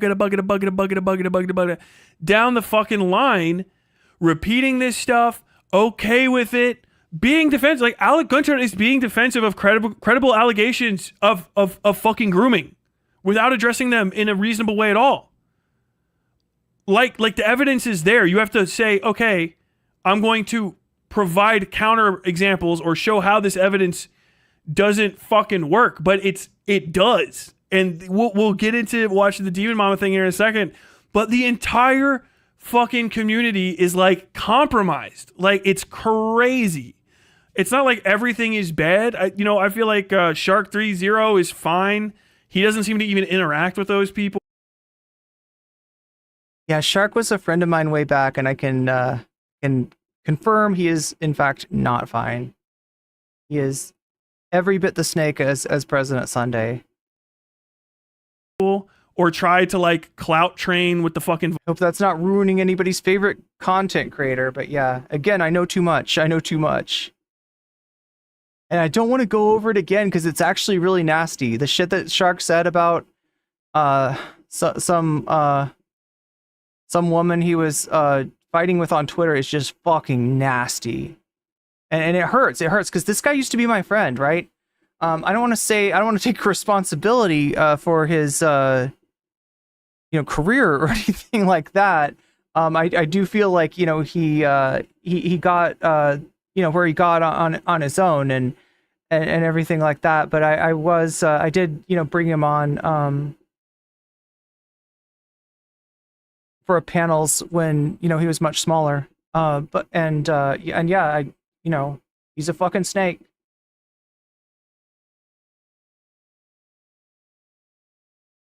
Where's this Lauren Chen stand up? I gotta find it. Oh, he seems like divested, but if you had built your entire system off of using the white leaf shit a while ago, it's a pain in the ass to get off. I'm finding that out from Xander Hall. I don't know the guy personally, but talking to his mods, apparently it's very fucking difficult for especially non-tech savvy streamers to move from it's in my white leaf, which is why this is true. White leaf has used itself to threaten people before into silence, specifically Rose Wrist. And apparently, and we'll get into it, Vaush bad video coming out eventually. Other shit down the line. We'll get into that. And Dylan Burns is fine. Dylan Burns is on fucking Ukraine shit, barely even talking to these people. I don't think he's highly concerned about fucking separating himself from it. I think all of these people should. I won't say it's like, oh, fuck, you like absolutely threw your entire fucking chat. No comment. Fucking streaming setup in the dirt for fucking to please Tyler. If the thing works, it works. Mostly White Leaf is just reappropriated Destiny. It's DGG tech. You know what I mean? So it's the tech. If you're just using that, it's fine. Being deeply connected with community, being in... Oh my god, he doesn't know how it works. You get the fucking tech, you get the website because you are deeply connected. You get the fucking website by being on the inside. You get the fucking tech by not pissing them off, by not doing anything that is inconvenient for them. Right? That is how that works, right? That is how Vaush uses that shit to control people. They become dependent on it. 50 to 30% of their income relies on it. And then when the opportunity comes up to in a manifesto about Keffels or Xander Hall to release the information about Keffels or whatever, you don't do it because they've got you by the freaking balls. That's how that shit fucking works. No, like even if the person you're talking about is actually nice, is actually good, right? They are compromised. Vaush has leverage on them. Yeah, I mean that's just too. Again, chat. I know too much. Somebody has got. Let me type in Lauren Chen and see if I can find it here. Search that up. Oh my god, there's a lot in my streaming. There's a lot in my in my stream suggestions about Lauren Chen. Stand up? Stand dash up? Somebody said they'd sent, they'd put some...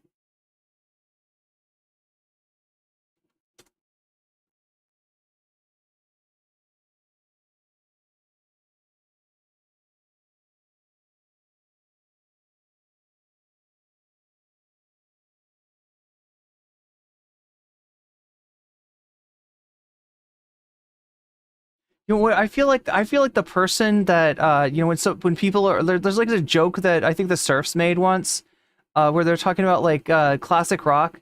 They're like, hey, let's listen to some classic rock. That'd be great. You know, we're gonna get the you know, how about some Led Zeppelin? Oh, you don't know about Led Zeppelin? No, what's up with Led Zeppelin? Well, they sexually assaulted a groupie. Oh, okay.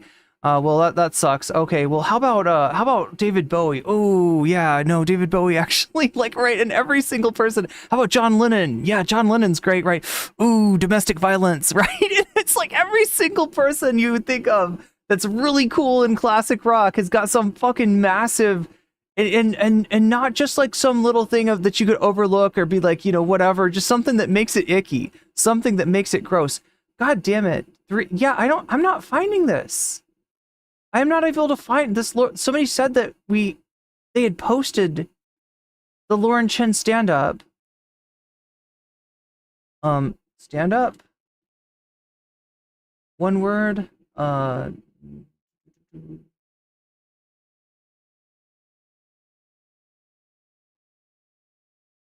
can't find this.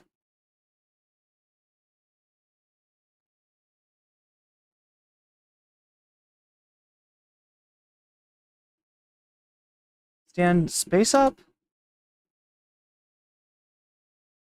Joe Rogan. Yeah, no, I can't find it. Is direct orbit, being defensive of Demon Mama, trying to. But that's what I feel like. That's what I feel like whenever anybody brings up other streamers. They're like, oh yeah, so and so, they're really cool, right? And I'm like, oh god. I mean, I don't want to be the one to tell you. I don't want to be the one to tell you that your fave is fucking problematic, but. Without directly addressing it was fucking weird.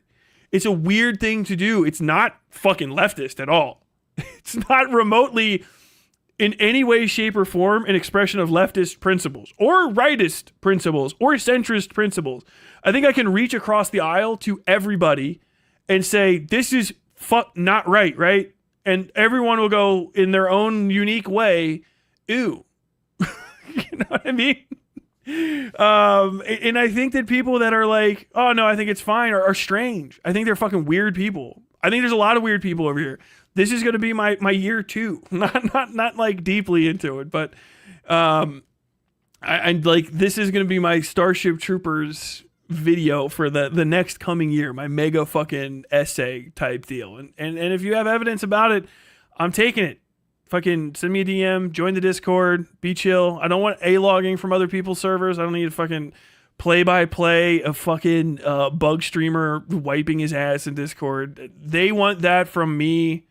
Basically, it's a harassment thing to just constantly tell you that you're being surveilled. It's like the I'm not touching you of the internet to try to like weird you out and get you to like. Oh no, Douglas Lane and Haas Infrared?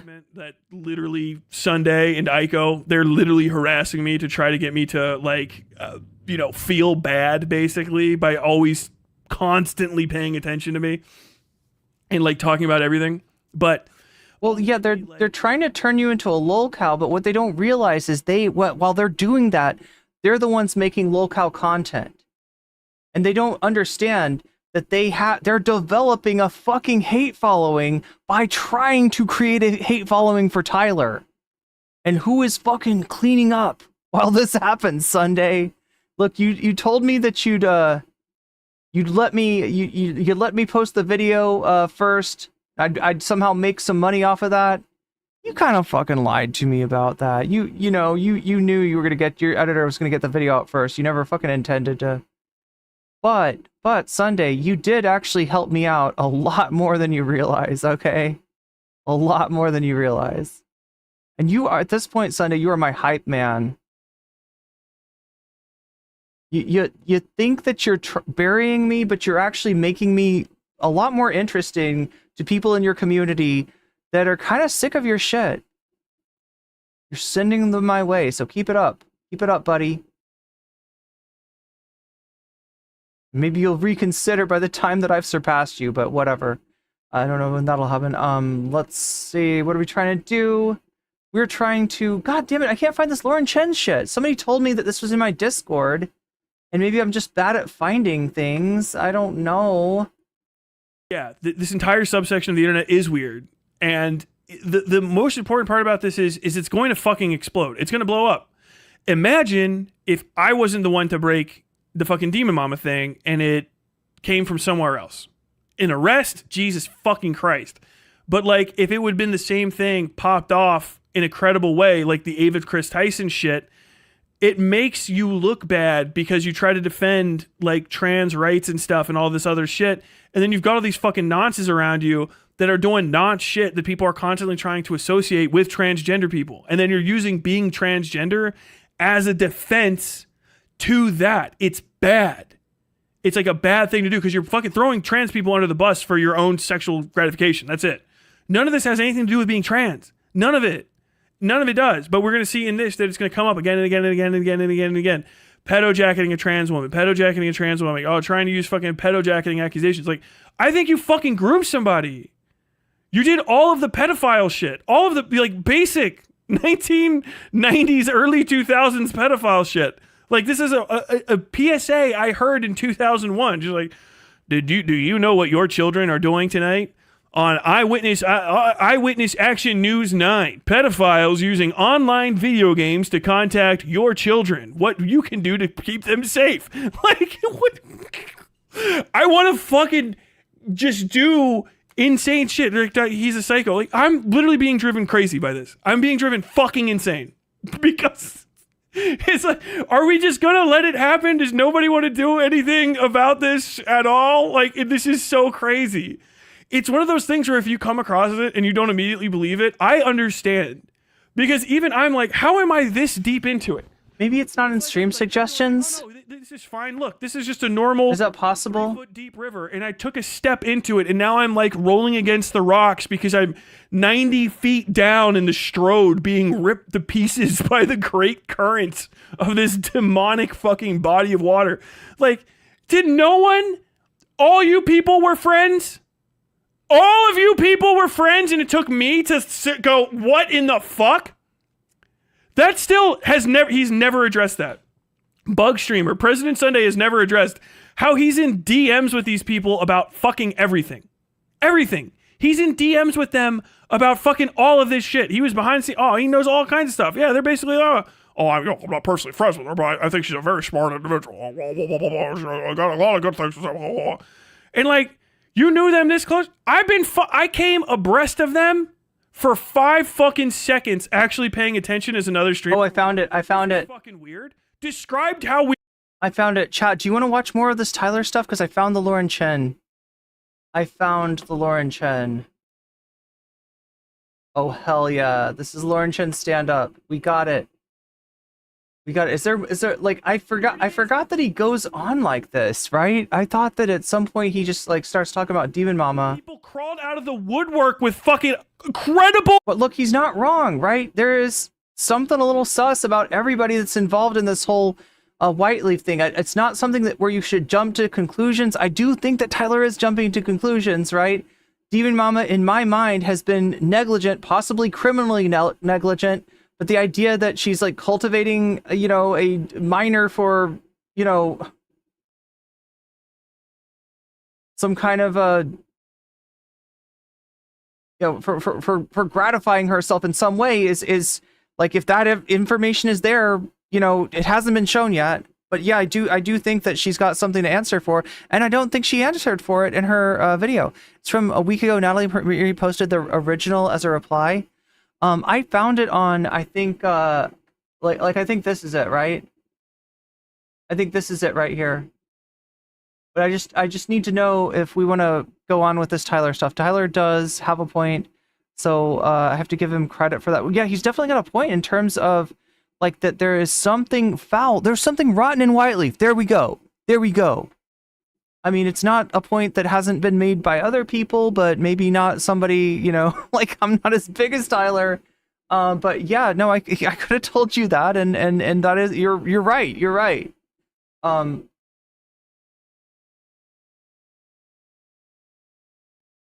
I do feel like maybe he's got Ava Chris Tyson on the brain a little too much, right? His pattern recognition is maybe picking up the wrong patterns, but there's fucked up shit there. The worst part of the moment is that Glooby turned 18. His relationship with DM fell apart. That's horrible and weird. Harassment allegations. They didn't feel safe sharing because all of the people in these individuals' immediate orbits will act. Well, like I said, I mean, the information, the proof could be there somewhere, right? Like I just haven't seen it, right? That the stuff that show that she's negligent, yes, even criminally negligent, is definitely. No more Tyler, says Simone. You can also just skip to where he pulls up. Oh, pulls up the Demon Mama video. Yeah, I mean that's the part that I'm not as interested in. I think he's onto something with Whiteleaf. I'm encouraged by the fact that he's going to do like a video essay on that. I think you know, that's something that needs to be looked into and actively try to harass, deplatform, and get people unemployed. Fucking the Demon Mama and fucking Doe included, trying to get people fucking disbarred, trying to get people's. Geez, are we defending Riley Gross Rochong? Yeah, this is getting worse. Anyway, chat, let's take a look at this. Took a turn for the worst right there. I don't know if that's the tree you want to bark up. Anyway. We got Lauren Chen here doing stand-up, trying to do stand-up, doing some kind of... Maybe after this chat, we're going to wish that Lauren Chen would stand down. Okay, that was a bad joke. That was a terrible joke. You ready for this?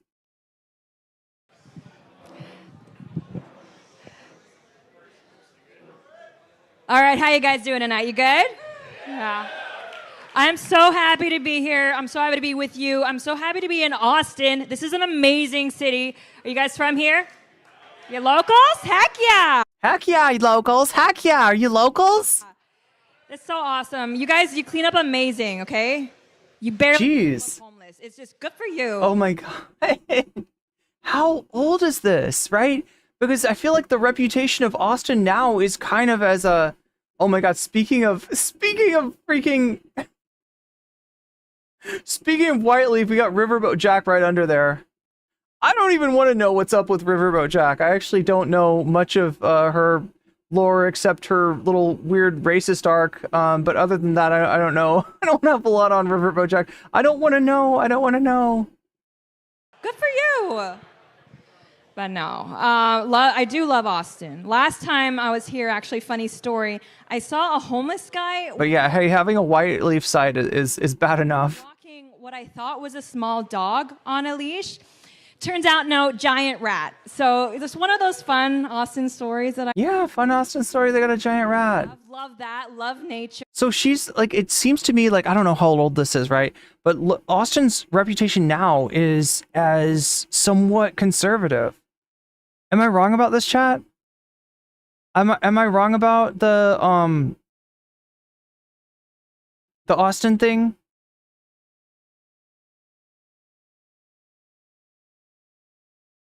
No, I just remember people bringing me a Riverboat Jack video that I was like, oh yeah, Riverboat Jack, I like her. And then watching it and just being so disgusted that I had to turn it off, right? I was just like, no, she did not just say that. It was so bad. This morning, was eating on a patio with my toddler. Throughout our meal, had 3 different homeless people come yell at us, which is like... But yeah, this is the kind of shit that people would say about like Portland, right?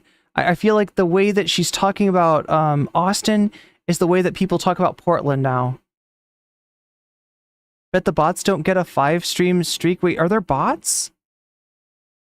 Basically the Austin version of dinner and a movie. It's, you know, entertainment as you eat. It's good stuff. But no, it is really sad seeing all these homeless people. And what did Riverboat Jack do? That's a Whiteleaf site. Just so you know, that's, you know, so you can do your own, like, you know, you can draw your own conclusions, right?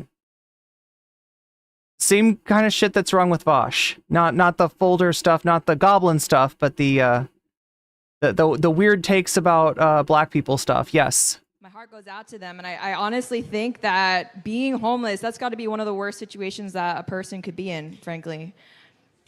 Austin is so liberal. Everybody hates each other. Streamer style. What's up, Astro Torley?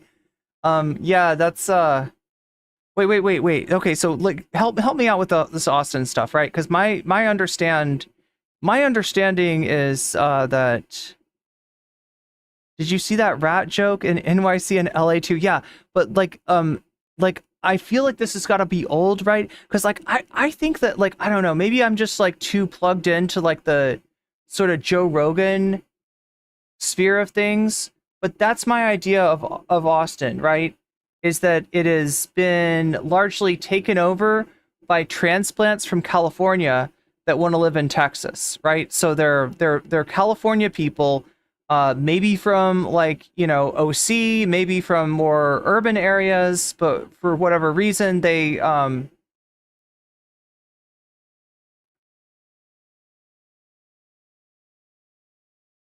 for whatever reason they've they didn't like California, right? They're too conservative for California, so they come to Austin. You know, obviously, like the comedy people in Austin are just, you know, kind of Rogan. Like Rogan's got that club down there, right? And they'll literally, yeah, she's another white leafer. Anyway, I don't want to get into it because, like I said, Riverboat Jack is somebody that I used to like as well, until somebody made me react to one of her videos, and I just was like, it felt bad. It felt bad.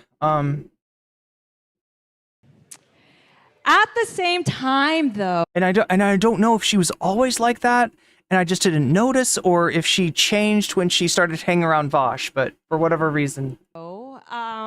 Not popular to say this, as bad as it is, I'm sure, to be a homeless person, also not great to be around homeless people, right? And now, am I saying we are the victims here? No. But it's not nothing, right? It's not nothing. Like, I don't want to be the person. Wait, this is, what the fuck kind of comedy is this? This is like, you know, homeless people, though. Being around homeless people. I mean, jeez. Who can't afford dinner. Obviously not. But I also don't want to be the person who gets mugged to pay for dinner, and I feel like that's fair. I feel like that's fair. But, no, I just, the problem I think is that. Wait, what's her deal? I don't want to pay for dinner, but I don't want to be the person. Oh my god, I tried to press here, let's try to listen to. I feel like that's fair. But no, I just, the problem I think is that over the past few years, people have decided that the worst thing you could do is be offensive, is to be insensitive. And if you don't think this is a problem, we have American cities now where people are so afraid of even being perceived as being offensive that they would literally rather live with human feces on the street than tell a homeless person to take a hide and crap in the woods. Like, that is the level that we have reached, which is insane, and it's insane. Haven't seen that here yet in Austin, thankfully, but it's real. It's real. The feces in the street, it's not just a meme, it's actually happening. Hey, that's her joke. That's a joke. Did you know the homeless people poop in the street? Ew, poopy. I don't know if you poopy in the street. Seattle, but it's actually a thing there. When I was in Seattle, I was there maybe 2 hours. Yo, you know what?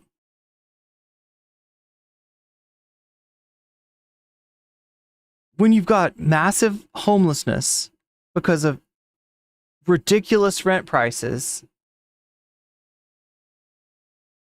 combined with downtown stores not offering public bathrooms, and if they do, it is like, you know, to customers only. Like, you got to go in there and buy a coffee, or else you don't get to poop, right?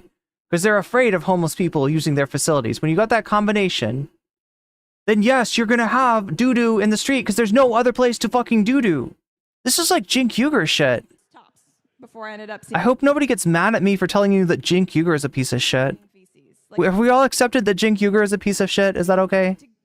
Loudest silence ever from the crowd. Do you think, are they like, yikes, do you think?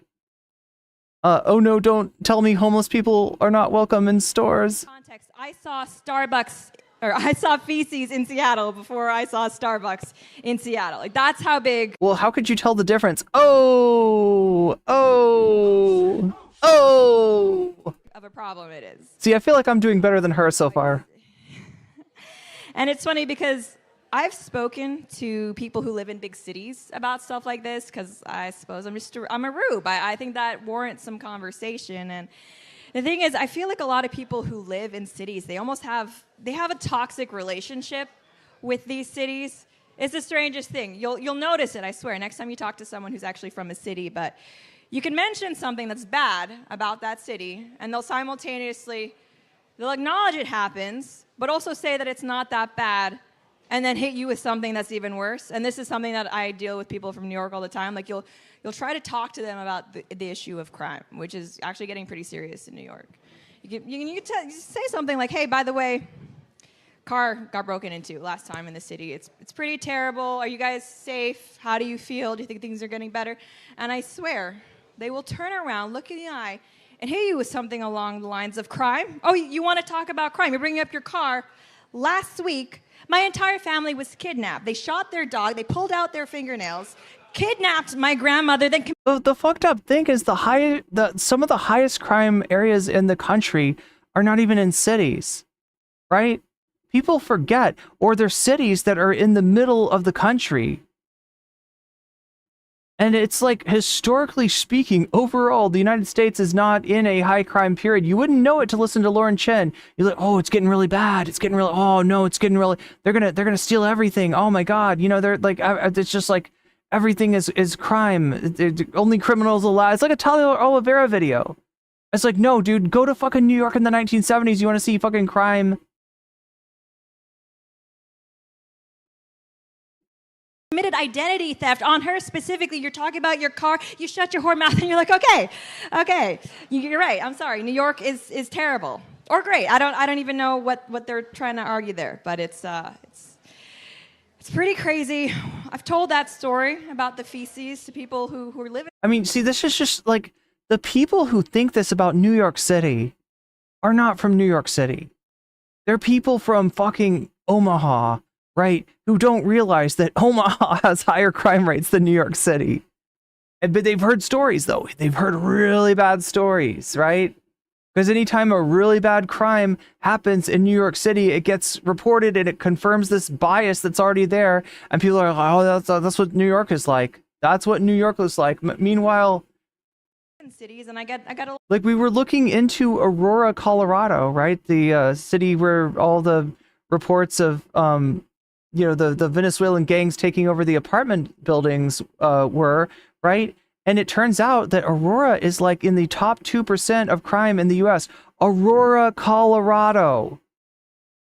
Not New York City, not San Francisco, not Seattle, not Portland, right? Not Washington, D.C., not Chicago, not any of these other cities that right-wingers are always talking about. Motherfucking Aurora, suburb of I believe, Denver, right? Is what we're talking about. A lot of dismissive attitudes. I get a lot of, well, that's life. Could Anna Kasparian, if this is stand-up comedy, I feel like Anna Kasparian could just take her TYT shtick on tour, and she could do, if this is stand-up, if the standard of stand-up is this low, I feel like just bring out Anna Kasparian next time. Like, literally anybody, it's all stand-up. It's all, you're comedians. In a city. Even though nobody laughs. It's not. Izzy Sanchez says, as a New Yorker, you are absolutely right. Normal. Thank you. And the thing is, I agree. She does not seem to have gotten a single laugh. You are correct. I agree. Everywhere has pros and cons. That's fair. But I feel like not having crap in the street, that's a pretty low bar. And for reference, I don't know if I want to turn it up. What's happening in here. I want to turn it up because like, if she's getting laughs, I don't want to take that away from her, right? There are definitely shitty people in Austin, right? Especially if you go to a Joe Rogan comedy club. Right now, but it's basically. Ooh, wait, what are we talking about? It's a failed state at this point. Very little government, if any. Yeah, if it's Haiti, you failed as a state. You suck. Nothing to do with the United States. Nothing to do with that. Nothing to do with the fact that people elect a fucking president and the United States takes the president out and replaces the president with the person that we'd rather have as president. Because it's not about what the Haitian people want. It's what the American corporations want. Actually, reports of roving cannibal gangs eating people in the streets, and it's crazy. I was seeing this. Can anybody tell me how? Oh, September 5th. Wait, this isn't. Wait, but I want to know when this comedy fest happened. Lauren Chen Minds Fest. Let me look this up. About it, reading articles. And it's the darndest thing. In none of those reports, none of those videos, none of those articles covering the cannibal gangs, did I hear anything about feces in the streets. So it's almost, I mean, I feel like if the cannibal warlords can find a bathroom, so can the homeless guy. I don't think that's too much to ask. And it's kind of wild. You could actually have a Haitian gang member, you know, he's chilling, he's grilling up some torso. You put him in San Francisco, he's looking around the homeless encampment, he sees feces on the street, he goes... Okay, April 27th, but I'm not finding what year. What year are we talking about? Let's see. All right, Lauren Chen posted this April 19th of 2020. Yeah. This is this year, 2027. Okay, so it's not that long ago, which... I'm surprised she's complaining. Oh, Jimmy Dore was at this shit. Jimmy Dore. Oh, I forgot about this. Jimmy Dore used to be a stand-up comedian. Did you know this, chat? Jimmy Dore, before he was on the Young Turks, he was a stand-up comedian. You people live like animals, and he just gets the hell out of there because he's not used to that level of degeneracy. We could do better. I'm just saying. No laughs. I'm not hearing the laughs. We could do better, but and this should be a friendly audience. Like, this looks like a let me see, like the Minds Fest. Let's featuring live podcast. I don't know. I don't recognize these other people. Here, let me show you. This is what I'm looking at, chat. This is the Minds Fest. Anybody recognize anybody? I see Jimmy Dore. Is that what's his fuck? Oh my god, I can't remember his name. No, I don't. I literally do not remember any of the. Wait, is that fucking Angela Nagel? Wait, is it? Why does it say who's there? Like who is at Minds Fest? All right, I'm gonna like look and see if I can figure out like. No, it is sad, and I feel like we need to be working toward a solution to this. And I think there are good people out there who are trying to make things better. They're trying to improve things, but I think the problem is we're too scattered. Too many different people, too many cooks in the kitchen. We need to regroup our efforts, come together, one program, all our resources in it, just like solve the homeless problem once and for all. A final solution, if you will. But But that would solve things. But that's not what I'm saying we should do. But it would be really funny if we did, but I'm not saying we should do that. Aww. But no, I don't know if you guys know this, but I grew up in Asia. Yo, wait. Destiny scheduled to speak there. Destiny was scheduled. I don't know if he actually, like, I don't see him on. Wait, he's not on this thing, is he? Yeah, I don't see Destiny. So, wait, no, is that him? Chat, is that him right there? Is that Destiny? Is that streamer Destiny? Did Destiny do this thing too? God damn, this is so fucking cringe. And it's crazy. We, like in Asian cities, we don't have the level of homelessness that you guys have here. It turns out when you start working at 5, Alex Stein. 18, you have a pretty good nest egg. Wait, was Alex Stein there? So you're quite comfortable. No. They don't pay those kids, so that's not how that works. Yeah. Well, it sounds bad, but just from an American perspective, think of it as getting paid in experience, right? Just like a little fleet of interns who are making all your clothes. So it's fine. And actually, corporate America, if you guys are paying attention, I know there's a lot of controversy stateside about things like maternity leave. People don't want to pay it. Turns out, if your workers are all prepubescent, you can just sidestep that conversation entirely. So, follow me for more business tips. But there's a lot of things in America that we don't have in Asia. One of them things really different, probably the most noticeable, is the amount of diversity that you have in America compared to Asia. I know there are probably people out there thinking, like, what are you saying? Asia's super diverse, it's full of Asians. Well, despite Despite what marketing Okay, let's see who we got. We got Jimmy Dore, Sam Tripoli, Libby Emmons, Ian Crossland, Moonlord. What is Destiny? Alex Stein. Yeah. This is a bunch of chuds and Destiny. agencies may think, diverse doesn't just mean no white people. Actually, it means diversity. And America has a lot of diversity for better or worse. Like, the first time I actually lived in America, it was when I was going to college, and that's when I realized how much of a melting pot it actually is here. And, Okay, what do we got? Stephen, Destiny Bonnell, Hannah Claire Brimlow, Sean Fitzgerald. Wait, who's Sean Fitzgerald? That name sounds familiar. Lauren Chen, Libby Emmons, Ashley St. Clair, Joe Allen, Victor Oshana, Vincent Oshana, Benny, the beat guy from Patrick Bad David. This is the biggest fucking gathering of cringe lords that I have ever fucking seen, including Destiny, the cringiest motherfucker out there. Jimmy Dore competing for the cringiest motherfucker. Ian Moonlord actually refreshing compared to the rest of them. It looks like Angela Nagel, but I think maybe it's not.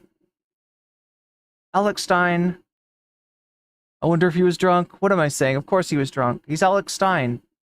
He's like President Sunday, only drunk more often. Oh my god, this shit is so wow. I was surrounded by people, different races who didn't look like me, and it's for better or worse, because simultaneously I ended up experiencing something that I never would, and it kind of shocked me that I experienced racism firsthand. Turns out I'm not a fan of Mexicans, which was, news to me. Isn't Destiny a chud? Yeah, but he doesn't consider himself, like, he hates them now, like, right? So he was doing, like, how do I explain Destiny? All right, so way back in the day, way back in the day, he started doing political content, and he was doing debates, and he would debate Nick Fuentes and Lauren Southern and just, like, all these chuds. He debated John Tron, who people didn't really think of as a chud, but it turns out John Tron's got some really weird, like, right-wing views that just, like, happen to correspond with, like, actual fascism.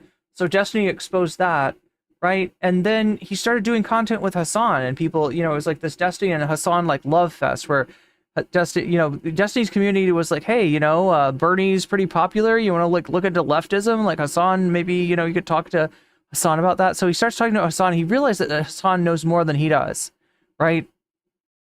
And at some point he started doing, like, content about Hassan and just, like, sort of using Hassan. He's doing, like, the Ethan Klein thing where, they do the frenemies thing and then frenemies to enemies, right?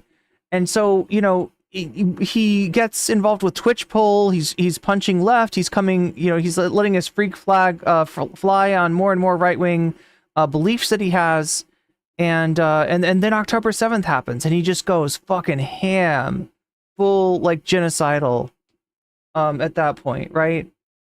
And I don't know, did some chuds see him as a fellow traveler? Maybe. I don't know. I'm not a chud, so I can't tell you for sure. But then at some point he pivots away from doing dunking on Palestinian type content, I think after his Israel trip, and starts doing more, getting ready for the election, doing more dunking on Trump, dunking on Jan 6ers and Jan 6 apologists, and then Trump gets shot, and he starts saying shit like, well, if you were in my audience and you happened to be there, I wouldn't feel bad if you got if you got, like, turned into Swiss cheese by the shooter, right? Like, basically,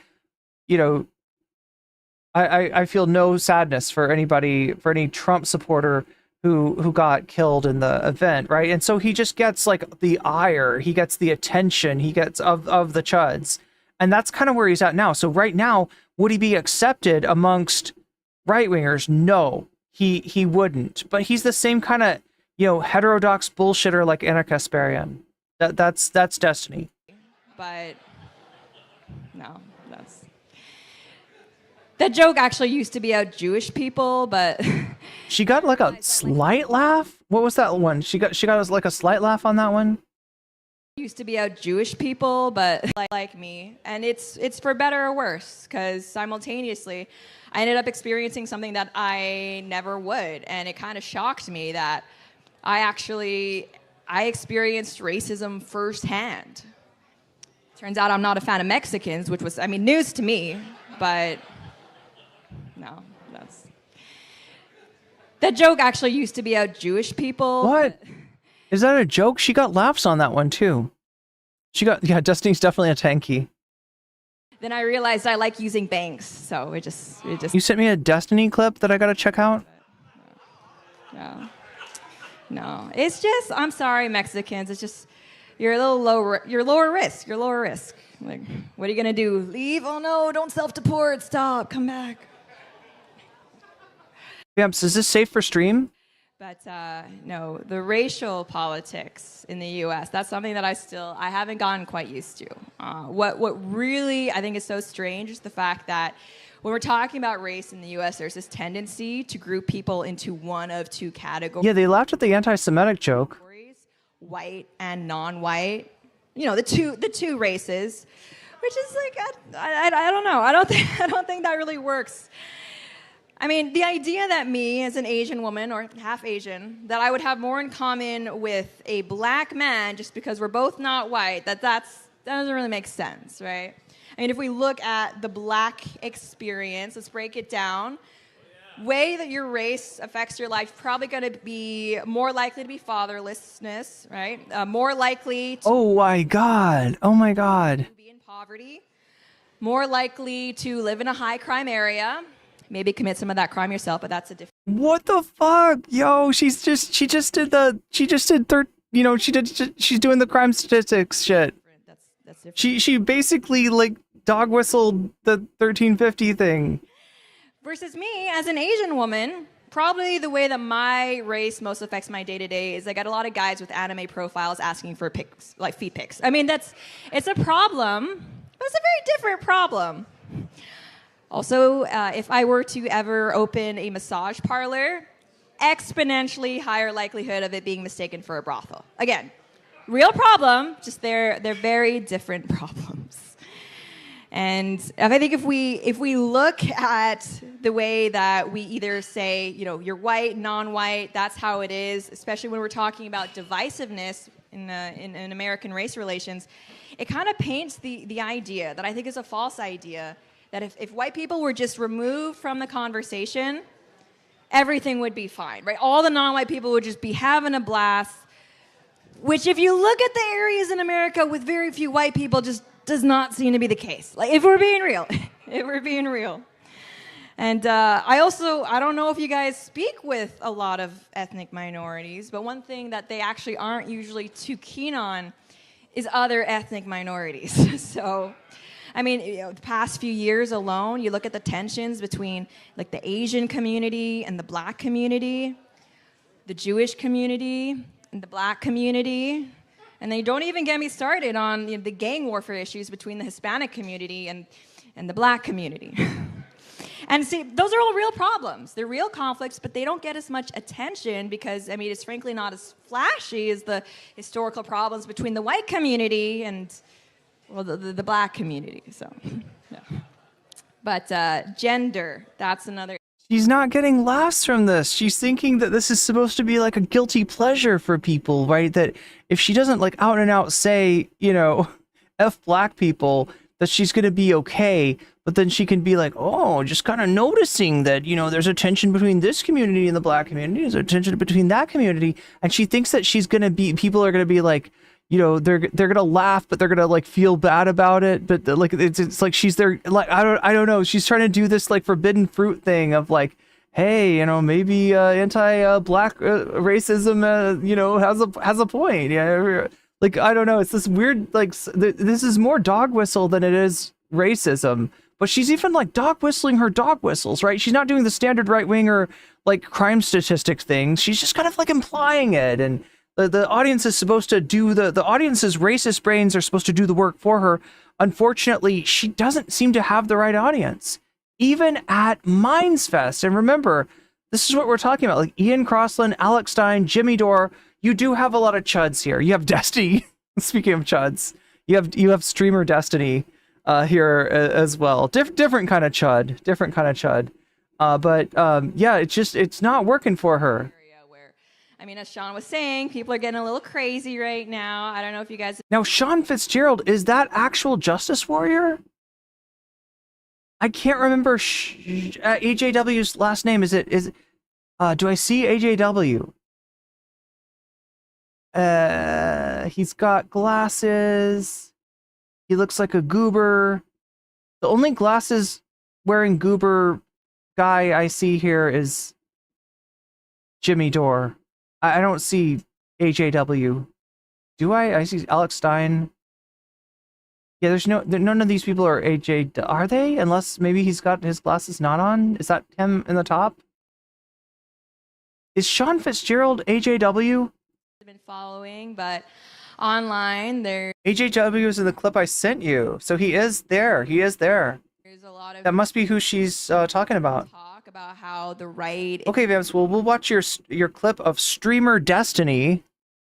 Streamer Destiny. Look, give Destiny some credit. At least he hates AJW. Good job on you. Good job, Destiny. Is alienating women because of sexist comments, and I know there's probably the tendency to just dismiss that. Oh, it's just noise, but it's true. It's true. Like if you're online, you go to social media. Okay, she's so boring that I think I'll split her up with things like actual misogynistic comments. You might even see arguments about why women shouldn't vote, shouldn't be in the work. I'll split her up with a little bit of place. Maybe you see stuff about posts tearing women down, insulting them based on the way they look, slut shaming. Never mind the fact that AI is being used to create deepfake porn. What? And I mean, that's just what I'm posting. Never mind the weirdos out there. It's bad. It's bad. Oh, the joke is that that you post deepfake porn? What? And, I know I've spoken to a lot of right-wing guys who kind of incredulous about it. They'll ask, like, really, everything that's going on in the country, in left-wing cities, we have women being actually punched in the face in New York. Women's spaces basically don't exist anymore because of the trans... Because of trans people. You can't have any women's spaces because of the trans people. There's always these trans people everywhere. I got a question for Destiny. Destiny, do you... For streamer Destiny. Yes. Destiny, do you still believe in open marriages after your wife left you? I'm not talking to you. After your wife left you. You're an actual loser. You are an actual loser. After your wife left you, do you still believe in open marriages? Alex, you can't afford me. Yeah, what? Because you're rich? You can't afford me. No, you can't afford me. No, because you're a broke fucking loser. You cannot afford any... You forgot alcoholic. No, we shouldn't be making fun of people because of their alcoholism, all right? Calling out your wife. Yet, your wife bangs other guys. Like, why do you get mad at me? You try to ban me from events. You try to get me blackballed from stuff. Yet, you're the one whose wife is cheating on you. All right. Dude, you're a cuckold. You're a cuckold. You're a cuckold. Cry, yes, you're cry. I love it. I love it how fucking mad you are. Yes, be mad. Be mad. You're so fucking mad. Why did you ever harass a woman upstairs or some shit? It's the only way you'll ever get near one. You're such a fucking loser. Get the fuck away from me. What are you even doing up here? Yes, you're a fucking loser. You're a loser. You're like, why are you talking to them? Hey, bro, I know that you're hungry for my cock. I know you're so hungry for this clout. You wish you could have a fraction of my clout. Oh, look, there's so many women up there you can go and harass. Go do it. Go do it. Go do it. Don't smile at me like a creepy fucking Chucky doll, bro. Go upstairs. I'm a pimp on a blimp while your girlfriend's getting blacked every night. It's like a worse version of... Wonderful party they've thrown here. Alex Jones in every conceivable way. Your wife left you. Yes, I heard you say the same shit for 4 years. Get a new script. Get a new script. Hey, yeah, you have all that money and your wife still leaves you. And that's fine. There's plenty of other fish in the sea, buddy. I know, because you're gay. Look at all these people have up here. sex with one of your Thank you. boyfriends. Yes, I will. Yeah, absolutely. We love it, guys. Is that what you Let's want from me? Is that what you're here to beg for? No, I'm just saying. If you want to be, just be honest. We're in Austin. They're accepting people here. You know I'm trying to be nice. You know I'm trying to be nice. No, you're hungry for attention. You're hungry for... I'm not trying to blackball you from anything. If anything, you're getting blue-balled right now. Get the fuck off the stage, you fucking loser. What are you... My mind went there right before he said that. Yeah. I know, yeah, you can keep screaming the same thing. He's an actual cuckold. I feel like if they keep on writing this Destiny as a cuck meme, that it's like gonna lose its power, right? That's just like the only thing that right wingers have on this guy. So, on that note, and they can't even make it like it's a left wing thing anymore because there's Sneeko. There's Sneeko, right? Issue. Never mind things that affect everybody, like inflation. But you're really Okay. Well, that was wild. Did he get banned? Do you think? I love the pimp on a blimp. What is the pimp on a blimp from? I've never heard that before. I always forget he exists, but I'm so glad he does. Yeah, I mean, he is one of God's own mutants. Too weird to live, but too rare to die. telling me women are still going to vote Democrat. They're going to vote against Republicans out of spite because of mean comments. And it's like, well, have you met a woman? Like, I mean, unfortunately. But no, the transport issue, that is something that it only seems to be getting worse. And, you know, the thing with that is we really have no one else to... Yeah, he's a high-power... there he goes, one of God's own prototypes, a high-powered mutant. Some kind never even considered for mass production. Too weird to live and too rare to die. But ourselves, ladies, we can't really pin that on men in general. There's never been a man that's ever sat down and said, all right, guys, here are my opinions about the policies governing women's sports. Like, that's not happened. So it's us. Calling it Minds Fest has become an ironic joke. It feels like the kind of festival that happens when zombies come and they eat everyone's brains. Zico's kind of soy now too. Wait, they call him they call him soy because he's Haitian? We're doing that. And again, the problem... The right-wingers don't like him because of that? ...is that we're too afraid of being offensive. The first time man ever showed up in a skirt asking to play on a sports team, we should have told him... He said he's a pimp on a blimp, but during the hippy-dippy kick or keep or something, someone called him a creep in a Jeep. It is just chef's kiss gold. It is indeed. It is indeed. A GTFO, but we didn't because we didn't want to be bad feminists. But I mean, tough love for us ladies. I'm going to give us some advice, some words of wisdom that I usually reserve. I'm going to give us some advice. Yeah, that makes sense. We could have said no, okay? We could have said no, but we didn't. And so we made our bed and we got a lie in it. Actually, there's a lot of people who say that men and women's sports are going to be the death of women's sports. I disagree. I actually think if enough males start competing, people will start watching. So that's, you know, that'll be actually fun. But an example of that, I don't know if you guys watch female basketball. No, but Caitlin Clark. So she's someone who's been making the news a lot. Yeah, I don't watch basketball played by women because, again, we don't need to go over this. No one does. But she was someone who... You're gonna bitch about lesbians? Is that what you're gonna do? For months and months, and I just kind of automatically assumed that she was trans. And it's not good. No, but it's not because she looks like a man or anything like that. She's a beautiful giantess. But the thing is, 9 times out of 10, if we're actually talking about a female athlete, period, let alone how good they are at their sport, it's because they're a dude. It's because they're a dude. So I get good job, Caitlin Clark. There's one person laughing. There's like one. She got one. Is that like is that her significant other out there? I guess disproving the stereotype that female athletes can't be good, but no, it's not. It's not a good long. Yeah, when in doubt, blow on the mic. You know, do the. I can't do it. It doesn't work. It doesn't work. Maybe it's because of my mic. Oh, it's because she's got a yeah. I've got a baffle. That's why it doesn't. Term plan for us, and actually, trans women, so males, they're really interesting because usually there is this stereotype, and it's kind of true if you ask me, that progressive men tend to be effeminate. I mean, I'm not trying to be offensive, but like they tend to be a little less masculine, a little more feminine. I don't know. Have you met some of the right-wing femboys lately? Have you met some of the the Nazi like that's not always true. It's not like you can have effeminate men that are in no way left wing. I've met them. I've dealt with them on Twitter. But I feel like it's this weird paradox. The more likely they are to identify as a woman, the more masculine these progressive men are. Like, if you're a progressive... Yeah, Simric says, Lauren Chen, name one trans athlete who's won a major title. Progressive man, I'm sorry, but odds are I could probably beat you up unless you identify as a woman. In which case, odds are you are some Arnold Schwarzenegger from the 80s looking motherfucker. Like, I'm sorry, but that's real. That's a real thing.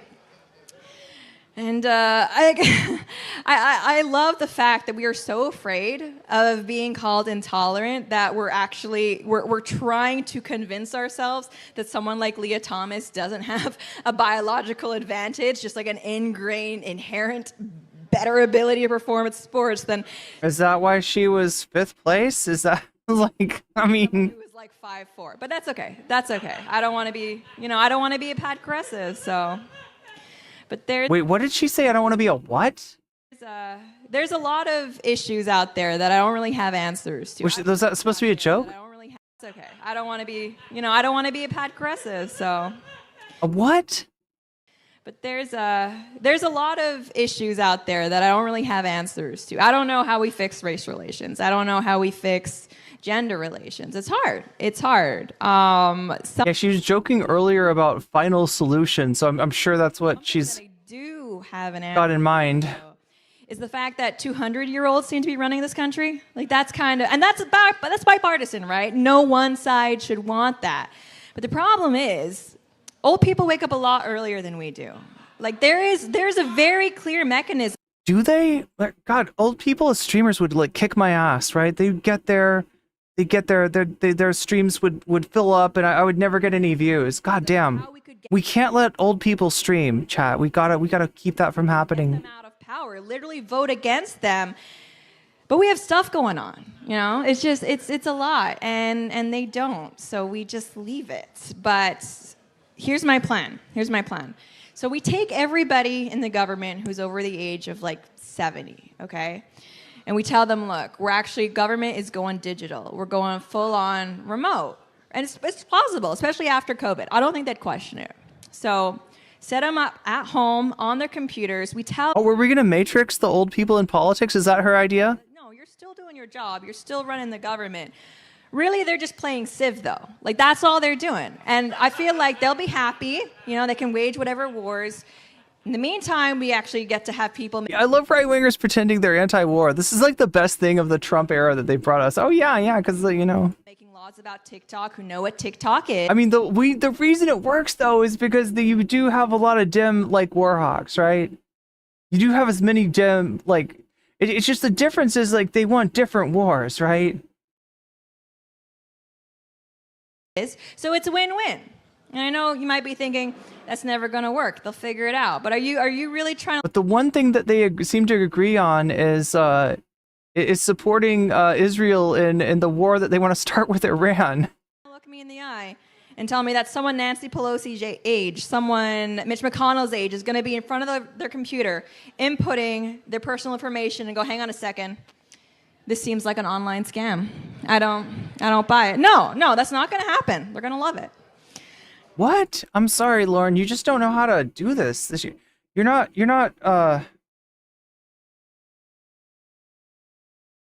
built for this. But actually, the most depressing She plays Civ. part of that plan is the fact that they probably would not be able mentally to figure out how to play Civ. Yeah, this is comedy, apparently. So that's who's running our government. Yeah. What made her think I should try stand-up? Good stuff. Well, you guys, that's all the time. I think it's a YouTuber thing, right? You do YouTube, you write your scripts, you write some jokes, and you're like, you know what I'm doing? It's kind of like stand-up. Yeah, I'm doing the same thing. I bet I could do stand-up. Yeah, what's that? The difference is that you just do your script in front of a live audience, and you fuck the stool. She's got a stool there. She's looking at it. Is she gonna follow Joe Rogan's lead there and have her way with that thing. That stool is there, right? They're ready for stool fuckers. Time I have for today. You guys have been awesome. Thank you. Nope, she just used it to put her cell phone down on. But don't worry, chat. She had AI porn on that thing, apparently. So she was doing something. She was doing something sexual. We got 100 likes. Yay. Like, naturally. Organically, even. Oh my god. Okay, so whoever told me that this was just like... I mean, look. It's bad. She's not funny. But as far as content, it's alright. It's alright.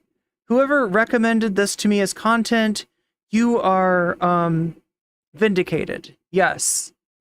You were vindicated. Other people in chat had their doubts. They were like, it's not going to be funny. I watched Dead Domain try to react to it. I watched so-and-so try to react to it. And it didn't work out, right? But it worked out okay for us. I feel like that was a decent clip. I feel okay with that clip, right? Unlike Lauren Chen, I feel like I got some laughs. I don't know, chat. You tell me. Did we get some laughs tonight?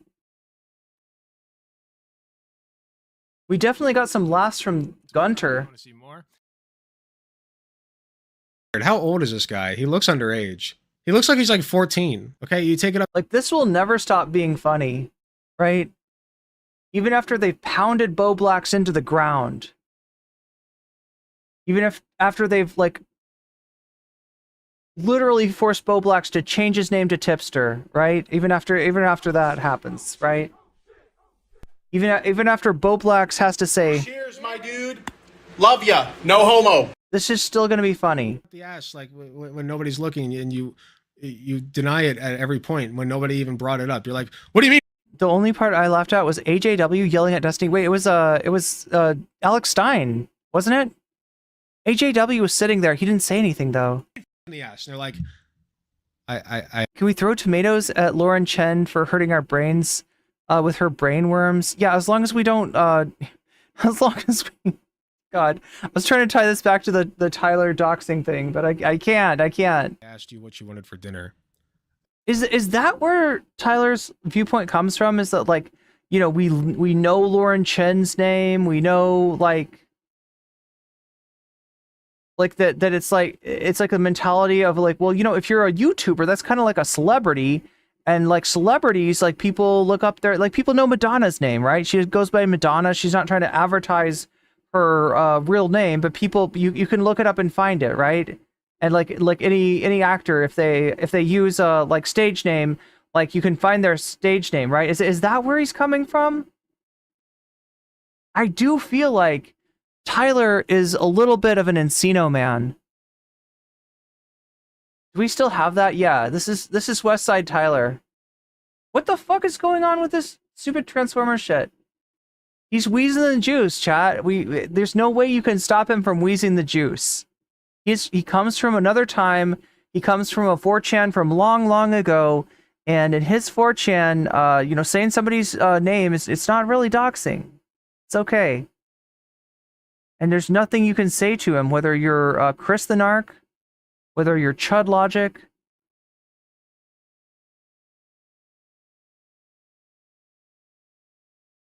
I'm trying to remember who else he mentioned.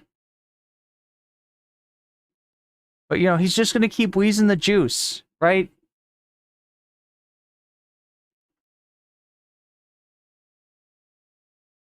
In the end, he's one of God's own prototypes. A high-powered mutant of some kind, never even considered for mass production. Too weird to live, and too rare to die. Stay gold, Westside Tyler. Stay gold. Westside. That's right. That's right. That's right. All right. Well, we got through it. You know, I was gonna give you the Sunday. I was gonna give you the Sun Tent. We're gonna have to wait for some other night on the Sun Tent. Do I even have the Sun Tent? Yeah, I think it's here. No, wait, what? Yeah, 10 hours. Okay. Yeah, he changed it to a South Park reference. He changed his stream he always changes his stream title, but I get it. Let's Fighting Love, because he's... Oh no, Sunday, you're not beating the allegations, though. Look, Tyler's saying that you're thirst hating him, right? I tend to see way too much evidence of that. Way too much evidence of that. But yeah, changing, you know, after calling Tyler the Brokeback Mountain, after saying many times that he looks like your dad, even his haircut, he went to the barber, he went to your dad's barber just to get a haircut to look more like your dad, just to tease you. Sunday is basically...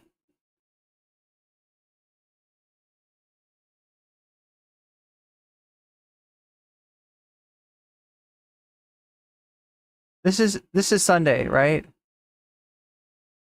Nothing at all. Nothing at all. Stupid sexy Flanders.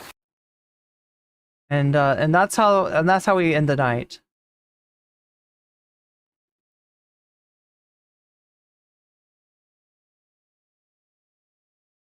Still, what does this all mean for Bo Black's legacy? That's my only question. Stupid, sexy Tyler is basically what Sunday is saying at this point.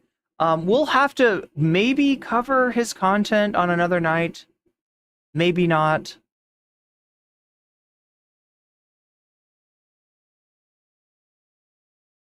Can we get some Sunday content? We have been a good chat. Do you really want the sun tent? One in chat if you want the sun tent.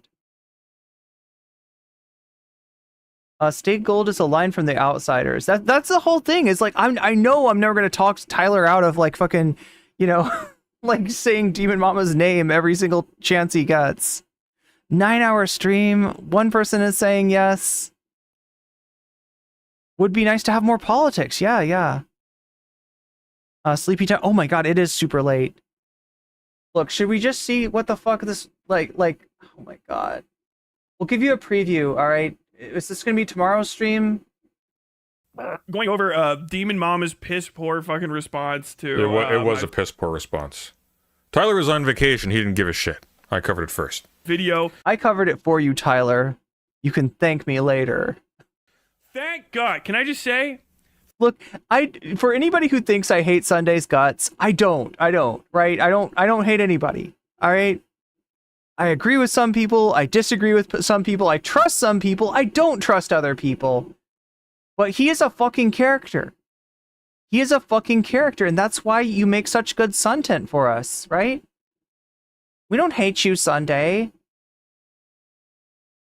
Thank God. Demon Mama's immediate circle are... We don't trust you, but we don't hate you. Fucking morons. I mean, not really. I stand by my reporting on that 100%. Like, I mean, yes. We enjoy you. Editor, by the way, this is the thumb. This is it. This is the thumb. Okay, that's it. It's a pretty good thumb. Wait, is that me now? Am I supposed to do his thumbnails? I got this weird YouTube comment from Sunday saying that he wants me to do his thumbnails from now on. What's that about? That's it. Sweaty boy. Gab with the 100 Ron. You know what works with dark rum? Really dark, spicy drama. Actually, what really works with dark rum is Jamaican ginger beer. Give me one moment. He said that Tyler made him straight. I mean, yeah, I mean, that's a good reason to stop thirst posting about him. That's a good person. That's a good reason to stop thirst posting. Oh no, why did you do that? I'm so scared, chat. I ended up, we watched one of Sunday's videos where he gets up from his chair and his literal ass is fucking hanging out of his pants. And it was after I was making fun of him for showing his whole ass by doing a theory stream covering ANCAPs and like with the, you know, this is the anarchist viewpoint that I believe in. And it's an article written by two ANCAPs, right? And just no, like, putting that forward to his audience of like, hey, now just, you know, these, just so you know, these aren't like anarchists. These aren't like actual anarchists. These are anarcho-capitalists. And, but I think in terms of methodological anarchism, which is not about anarchist ideology or anything like that, you know, and it actually applies to, you know, it's their viewpoint that they want to apply to, like, you know, all kinds of different sciences. You know, this is the context I'm giving, right? You know, we're just like sitting there reading about Murray Rothbard with no note of like, you know, by the way, so you know, some anarcho-capitalists will call themselves anarchists in an effort to kind of sort of blend in. Hello, fellow anarchities, I guess. And then they're like, Murray Rothbard, though. Murray, you know what the real, like, driver of, the real hierarchy killer is the free market, right? That's what's really going to do it. But yeah, that was ass level midnight. I could try to join his Discord again. I think he's finally fixed the link. Does he want to talk to me? I think he just wants thumbnails out of me. I think he wants thumbnails and no conversation. I think that's what Sunday wants from me, right?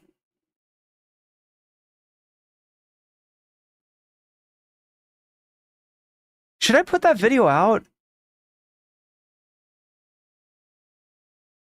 Oh, trust though. I trust. I'll definitely like blur the butt crack. I'm surprised that he probably needs an editor, doesn't he? Look, I'm not trying to give Sunday's editor any shit, all right?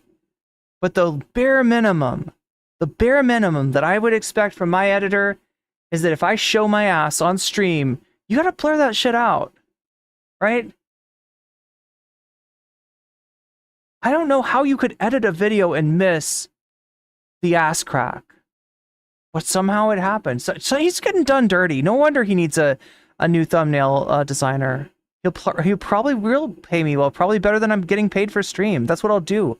I'll just be Sunday's thumbnail designer, Sunday's thumbnail designer, something like that. That's what I'll be the thumbnail artiste.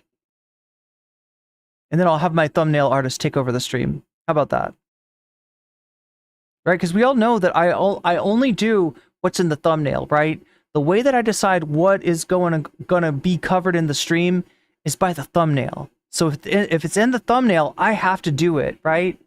And that night, Sunday's ass was like embedded in the thumbnail as one of those images that if you stare for too long, it comes out as 3D. You know what I'm talking about? The magic eye? It was like a magic eye of Sunday's ass. What was embedded in the thumbnail, and I just didn't see it. I didn't realize that we were going to be covering fucking dude literally showing his ass. And figuratively showing his ass, right?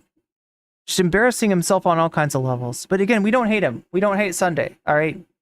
We appreciate Sunday as the unique person that he is.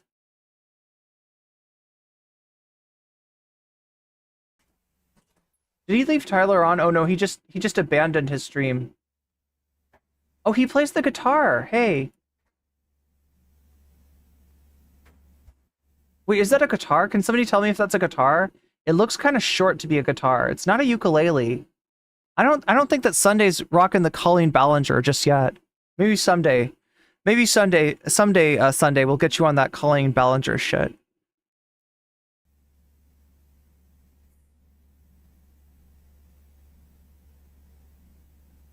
What would Sunday get canceled for, though?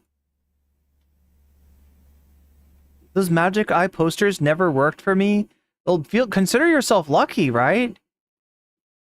Consider yourself lucky.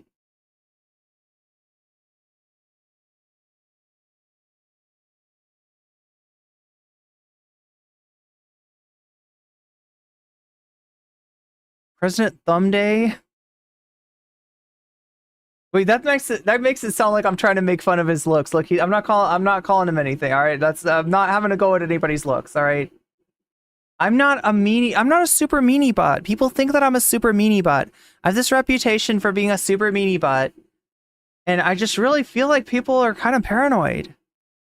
Right? For people that have skeletons in their closet, things that they want to hide, right? I might be an easy person to project their personal insecurities upon, but I promise you, I'm not that scary. I'm not that scary.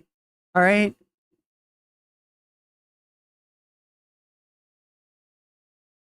I'm actually nice. Sunday will get canceled for everything. A butt crack is a good reason to be canceled. A meanie butt. Well, Sunday's butt is out. Well, I mean, God. See, I feel bad for him about that, though. I legit do. I legit do. Like, it's not like, haha, I have embarrassed you. It's like, oh, God, really? Really? You project a strong woman vibe, very frightening for some people. A case of the Mondays. Well, anyway, I gotta get to bed before I have a case of the being late for stream on Tuesdays. I'm gonna stream again tomorrow. I don't know what we're gonna be covering. Apparently there is this Let's Fighting Love. Lisa is a blogger. Not to put you on the spot, but would you recommend this content? Lisa, I would cut that part out. I would cut that part out of the. If it ever became a video, it would be all about Sunday failing to warn his chat about the the kind of anarchists that he's presenting, and 0% about his wardrobe malfunction. Let's just call it. It was a little wardrobe malfunction. It happens to the best of us. But would you recommend this? This VOD, this Let's Fighting Love, I don't know what it's called when he started out. He always changes his title, but is this recommended? Is this good content here? Is this quality stuff? I'm trying to decide what to cover tomorrow, chat. We do have a lot. Let me give you a little preview, okay? Before I go to bed. Wick. The toothy one himself, right? Was on CuteBot to debate right-wingers. And surprise, surprise, he did better than you would imagine. CuteBot's got a really interesting debate system. I actually prefer it to the Hippy Dippy. I think that Dylan needs to watch CuteBot and take note. Take note from the master. CuteBot, people don't realize this CuteBot is actually the best politics streamer there is. CuteBot's the one that exposed Infrared Haas for not knowing how many holes a woman has. She's exposing Wick for actually being a pretty good debater. Surprise, surprise. So we got Wick on CuteBot. We've got Jimmy Dore on Piers Morgan. We got Francesca Fiorini eating a cat also on Piers Morgan. We have Elon Musk destroying Twitter. And we have Bill Maher versus Henry Winkler. Now, I'm not promising you all that content, because again, chat, I am trying very hard to do... You don't recommend this one. Lisa says this one's not that good. So are you saying that if we've already watched the Thai tent, that we don't need to watch the Sun tent too? It's like just more of the same, I'm guessing.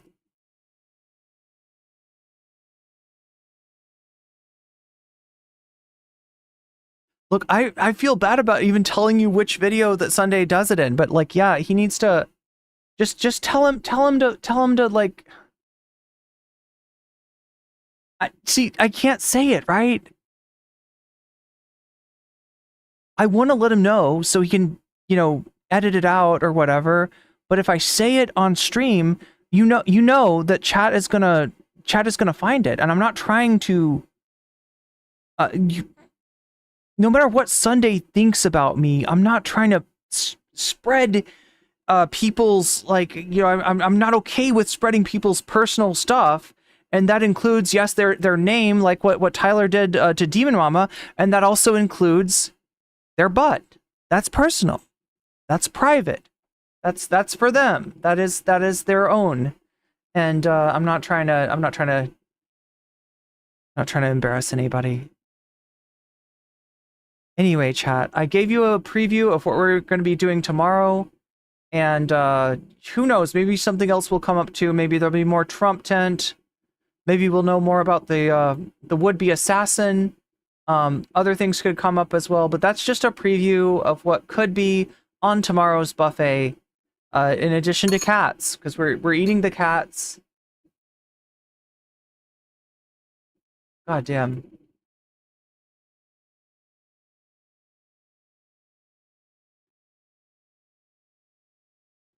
Poor Boblax. Chat, is Boblax going to be okay?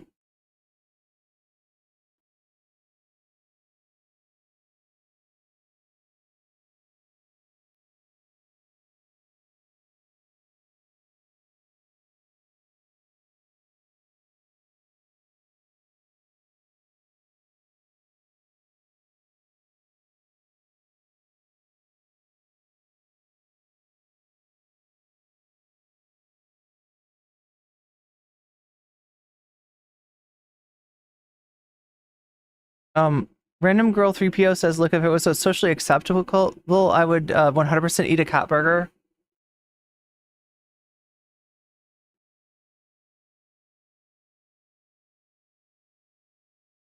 Is Bobby gonna be okay? I haven't seen any coverage on me in the past 24 hours to clear my head a bit.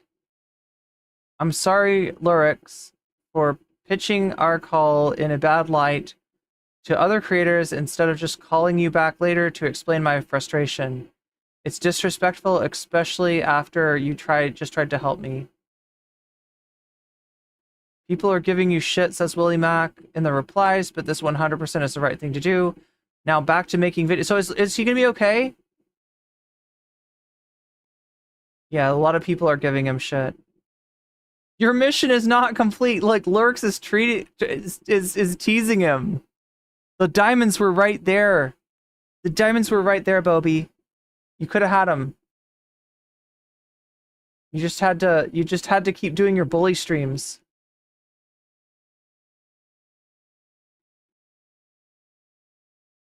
Go on Nick's stream. I do not recommend that.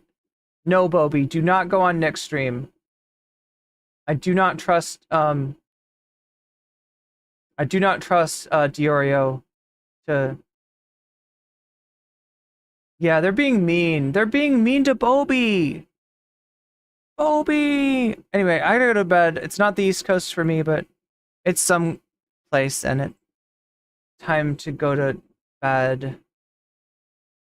Good night, everybody. Good night, bots on Twitch. I'm not gonna buy cheap viewers from you, sorry.